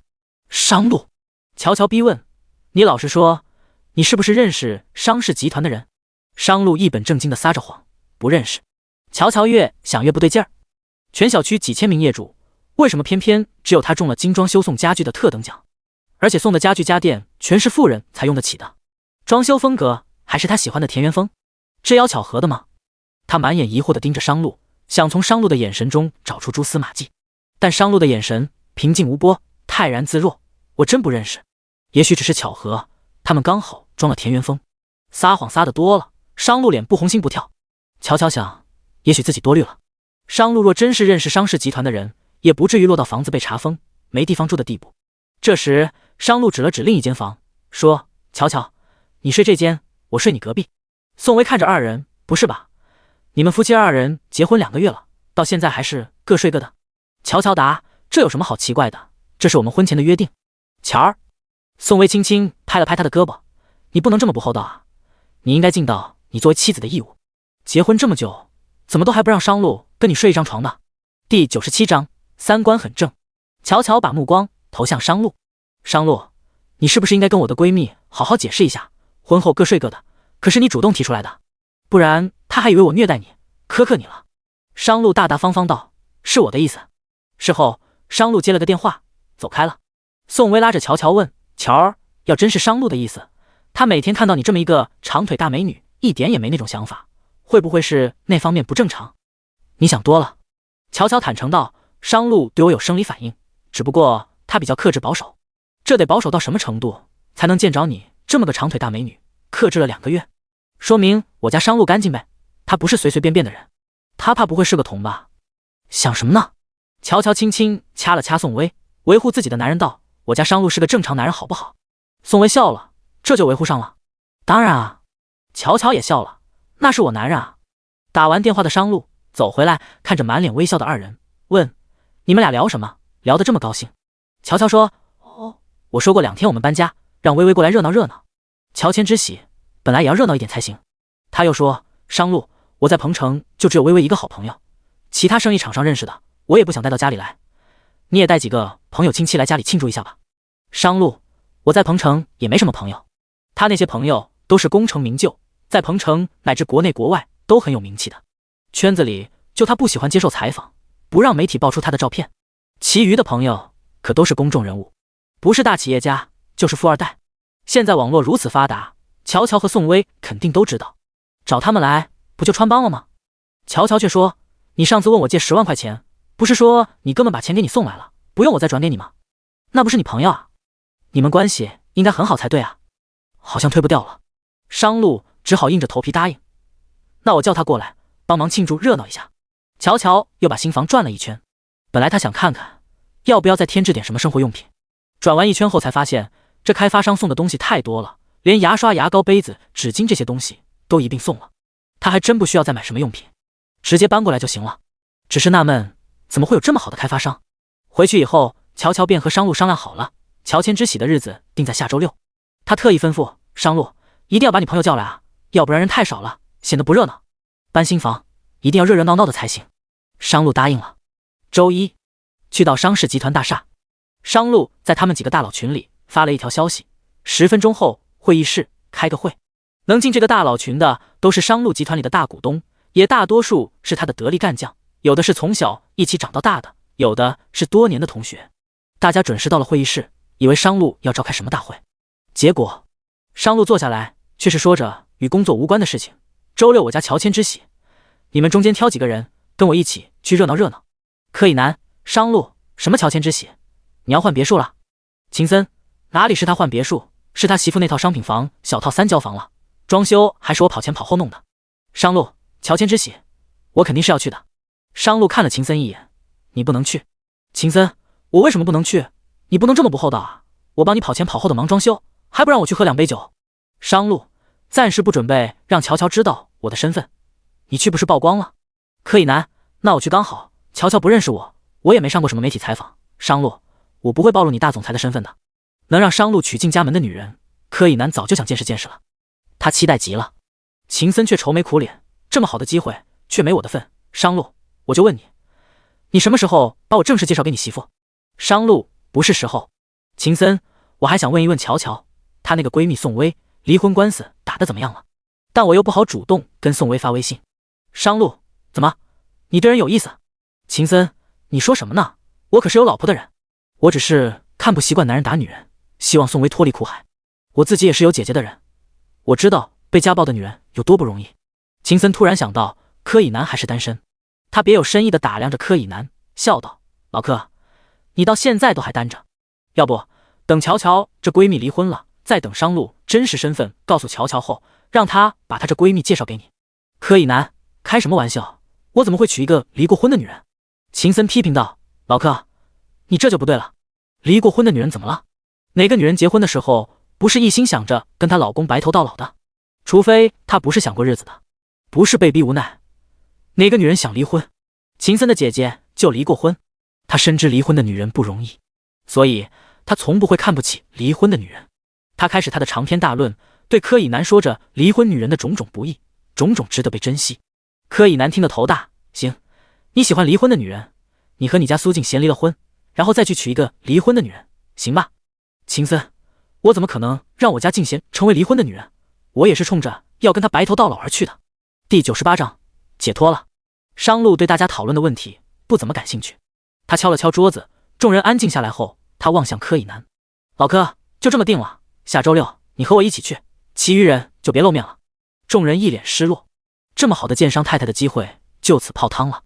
秦森在商路起身离开时问了一句：商路，你就不能干脆一点，直接告诉乔乔你就是商氏集团的总裁，这样我们也不用陪你一起演戏，也能大大方方的出现在乔乔面前。演戏是很累的，为了帮商路，秦森2次在乔乔面前演戏，确实是很累，也不知道商路天天演会不会更累。商路回头冷地了秦森一眼，把他吓跑了。你负责。秦森，我可负不起这个责任。商路，那你就别生事。拦理秦森，商路朝外走去。柯以南起身追上去，跟在他身边，边走边问：商路，自从上次静晓知道你结婚后，他没有再找过你吧？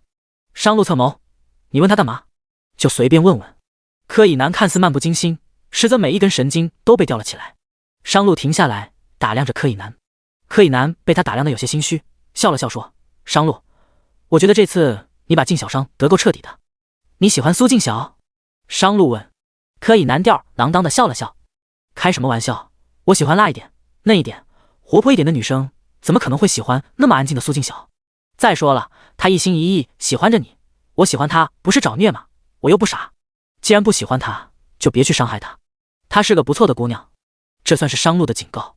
他就是不想伤害苏静晓，所以才一直冷漠她，拒绝她。柯以南勾唇挑眉，痞坏痞坏的笑了笑：放心，我是不会对熟人下手的。要玩，我也是去外面玩。柯以南这一笑，被商路目光幽深的打量着，打量的他浑身都不自在。商路，你干嘛这样看着我？商路意味深长：你何必为了跟你父亲赌气，再搭上自己一辈子的幸福？有些事情掩饰和回避都不是办法，你应该正视自己的内心。柯以南的笑容僵了僵，难道他假装在外面玩世不恭，气老爷子都被商路看穿了？这是火眼金睛。转眼到了周六，乔乔新房乔迁之喜。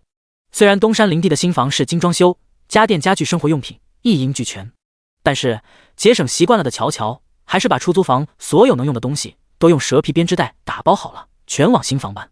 这一大早，柯以南被商路叫过来充当搬家的苦力。见到乔乔，柯以南像个唯命是从的小弟，什么重件大件他抢着帮忙搬。乔乔还埋怨商路来着：商路，说好的请你朋友晚上直接到新家吃饭的，你怎么一大早就让人来干活？没事，自己人。就是嫂子，自己人，别那么见外。商路吩咐：老柯，把我的东西放这间卧室，你嫂子放另一间。不是。柯以南懵了：商路，你们结婚2个月了，还分房睡啊？搬你的东西，不该问的就别问。是，我闭嘴。乔乔见柯以南把东西放进房间，轻轻拍了拍商路的胳膊：商路，这就是你说的那个对你很仗义的哥们？你说要借10万块钱，他立马给把钱给你送到位的好朋友。我怎么觉得他更像是你的小弟呢？我没破产前确实是一直罩着他，那你也不能老是使唤人家。自己人，没事。商路，我觉得柯以南长得挺帅的，而且是那种痞帅的，很像年轻版的港星黄宗泽。他确实觉得柯以南的那种痞帅十分撩人。这种痞帅的男人，应该有多狠小女生为之心动吧？你说谁帅？商路皱眉，脸色冷了下来。闻到醋味，乔乔笑着纠正：好啦，再帅也没你帅，行了吧？跟自己的哥们较什么劲？下午，宋薇带着2个孩子也来了乔乔的新家，一起热闹庆祝。看着商路和乔乔成双成对的在厨房里忙碌，宋薇觉得十分温馨。她是真的替她的好姐妹感到高兴，因为她的好姐妹找了个会干家务、会把所有工资都交给她，并且很尊重她的男人。相比乔乔，宋薇就要悲惨许多了。再过2天，她就要和陈亚军打离婚官司了。虽说是要离开陈亚军那个狗男人，要解脱了，但多多少少有些伤感。转眼又到了下周2，到了宋薇打离婚官司的日子。法院的人亲自上门通知过陈亚军开庭的时间，所以开庭之日他不敢再缺席。旁听的陈家人见到宋薇，依旧是说着各种难听的话。宋薇，你跟我们亚军离了婚，就是个没人要的二手货。你以为你离了婚，你会好过吗？你以后别哭着回来求我们亚军复合。说到底，萧玉凤心里还是知道，他们家娶宋薇进门占了很大便宜。不要彩礼不说，房子首付还全是宋薇出的，而且还白白给他们陈家生了2个孩子。萧玉凤也明白，这离了婚，他儿子陈亚军也是2婚的，就算再娶，始终也没有原配好，离婚传出去也不好听。再说了，这个宋薇不是好欺负吗？尽管早已经麻木了，但听到婆婆这样尖酸刻薄的话，宋薇的心还是很痛。但她不表现出来，她态度坚决：放心，我巴不得离婚，我不可能求陈亚军复合，你管好你儿子，别让他以后求我复合才是。萧玉凤一脸傲慢：笑话，你一个黄脸婆，二手货，我们亚军还会求你复合？萧玉凤傲慢地走进法院，陪同在旁边的乔乔拉着宋薇的手，安慰着：薇薇，马上你就解脱了，不要跟这种垃圾人浪费感情，不值得。我知道。宋薇坚定道：我就是不想跟这种人烂事浪费感情，所以才要跟他们彻底划清界限。只要让我带走2个孩子，不管让我付出什么代价，我都在所不惜。放心。乔乔抱了抱宋薇：你的律师是骆律师介绍的，是国内打离婚官司最有名的，他肯定会为你把孩子的抚养权抢到手的。不过你这么着急和陈亚军离婚，又没有拿到当初婚前买房时首付是你出的证据，可能房子是保不住了。第99章，商董事长出场。没关系，宋薇依然很坚定，只要能和狗男人离婚，只要能拿到孩子的抚养权，其他的我都不在乎。盼盼和小恒是宋薇的命，只要能和2个孩子在一起，离婚后的任何困苦艰难，他都不会害怕。离婚官司打了1个多小时，宋薇如愿的拿到了2个孩子的抚养权，但他并不是人生的赢家。走出法院后，陈家的人依然恶言恶语。乔乔拉着宋薇上了车，车上宋薇克制着自己不让自己哭，但还是忍不住。和陈亚军结婚的时候，他明明想要一生一世一双人，想要好好跟他过日子的，谁知道会是这样的结局。乔乔安慰了宋薇很多，宋薇擦了擦泪，笑道：挺好的，跟着陈亚军的时候，我们是一无所有的，这离了婚，我还赚了一双可爱的儿女，能带走小恒和盼盼，确实是挺好的。可是宋薇笑着笑着又哭了。乔乔拿纸巾给宋薇擦泪，宋薇拿过来自己擦了擦，没事，我就是觉得终于解脱了，高兴的。宋薇离婚后，乔乔也绝不拖泥带水，他向陈亚军提出了公司散伙的要求。没过2天，公司散伙了，乔乔和宋薇决定出去单干。他把这样的想法告诉了商路，商路在电话里劝他：乔乔，生意不是那么好做的，而且你和宋薇又是2个女的，要不我介绍你进商事集团上班吧，至少5险1金，还能更稳定一些。你瞧不起我们女生是不是？乔乔不服说：我们2个女的又怎么了？我不是那个意思，我只是想让你稳定一点，别那么折腾。如果把乔乔安排进商事集团，在他眼皮子底下，他能让他轻轻松松拿到高工资，真不想他在外面奔波。但乔乔是个说干就干的性格，他当天和宋薇一起注册了新的公司，等注册下来了，再开始招兵买马。晚上回到东山林地的新居，商路放下公文包，进门就劝：乔乔，你还是去商事集团看一看吧，我看到他们最新的应聘要求不用大学学历的。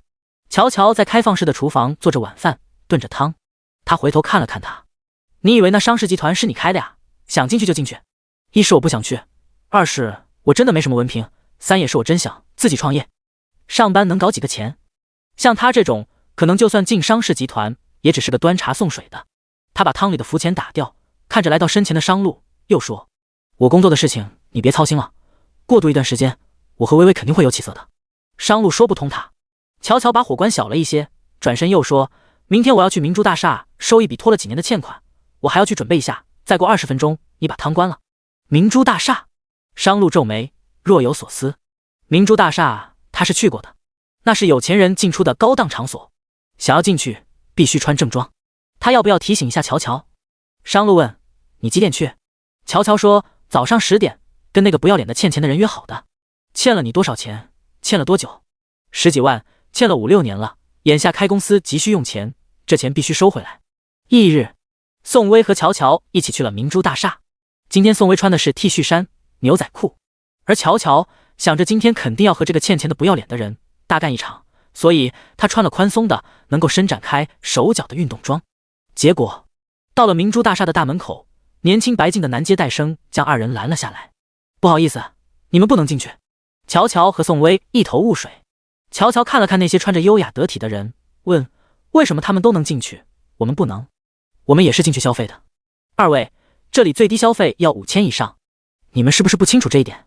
接待生虽是笑盈盈的提醒着，但这话怎么都不太对味。这是看不起他们，以为他们消费不起。宋薇拉了拉乔乔：“乔儿，怎么办？进不去。”乔乔倒是镇定：“帅哥，我们约了人，你就让我们进去吧。放心，进去后我们肯定会消费的。抱歉，不是我不让你进去，我们接待的宾客非富即贵，个个都是穿的正穿进去，没穿正装的人我们不能放进去。毕竟这里不是菜市场，不是普通人想逛就能逛的。”这个接待生说话的时候笑盈盈的，可是字字句句都在挖苦人，然后比了一个看起来很礼貌却很鄙夷嘲讽的手势：“二位女士，要逛菜市场，麻烦出门右转，坐228路公交，5个站就能到菜市场。”“不是，你挖苦谁呢？你怎么知道我们就消费不起？”再淡定的乔乔也有些忍不住，狗眼看人低的东西。对方似乎没了耐心，脸上的假笑也僵了下来。“女士，你看看你全身上下穿的，最多不超过300块，全是地摊货吧？你这样的能是付得起5000最低消费的？再说了，我们这里规矩就是这样，没穿正装就是不让进。你要是再不自行离开，等会儿我叫保安可就没那么客气了。”这时，一个穿着西装、打着领带、皮鞋擦得锃亮的男人走到门口，他正准备进去，看到乔乔又退了回来。确定他确实是他同父异母的姐姐乔乔时，乔治华鄙夷一笑：“真是冤家路窄啊，这里都能碰到你。”接待生已经让乔乔够恶心的，又来了一个更恶心的。乔治华是明珠大厦的熟客，接待生看到他，恭恭敬敬地喊了一声：“乔先生，您来了。”乔治华了解一番后，打量着乔乔：“就你穿得破破烂烂的，还想进高档场所？乔乔，你这个穷酸样，怕是没见过大世面吧？”乔乔白了乔治华一眼：“跟你有什么关系？这样好不好？”乔治华说：“我把乔大强的生活费涨到3000块钱1个月，你把他接走，只要你答应，我就带你进一次高档场所，让你见一见世面，怎么样？”乔乔是一辈子都不会原谅乔大强的，他干脆利落道：“你就是给我3万，我也不可能照顾乔大强。他4岁时被乔大强抛弃了，凭什么老了动不了时就要他照顾了？他没这样的父亲。”嘴还挺硬。乔治华把手插进西装裤兜里，冷笑道：“就你这穷酸样，一辈子也别想进这种高档场所。”这时，一辆豪华的劳斯莱斯缓缓停在大厦门口，车上坐着西装革履的商仲博，商老爷子。他看到了被拦在门口的自家儿媳妇，心疼的皱了皱眉。第100章屈辱。商仲博是被商路叫过来的。商路知道今天乔乔来要明珠大厦，并且知道以他的穿着打扮、身份地位，是肯定会被明珠大厦的接待生给拦下来的。因为明珠大厦也确实是高档消费场所，不穿正装，没有社会地位，根本是进不去的。商路没空亲自过来给乔乔撑腰，所以就叫了商仲博出马。商老爷子是极其维护自家儿媳妇的，看到儿媳妇被人拦、被人羞辱，商仲博哪里能忍？急急下车，商仲博大步往前迈，却被身后的管家一把拉了回去。“董事长，三爷提醒过您，别暴露了身份，您这样直接去给少奶奶撑腰，不就暴露了吗？”商仲博这才转身回头，草率了，他也是太心疼乔乔了，所以才这么着急。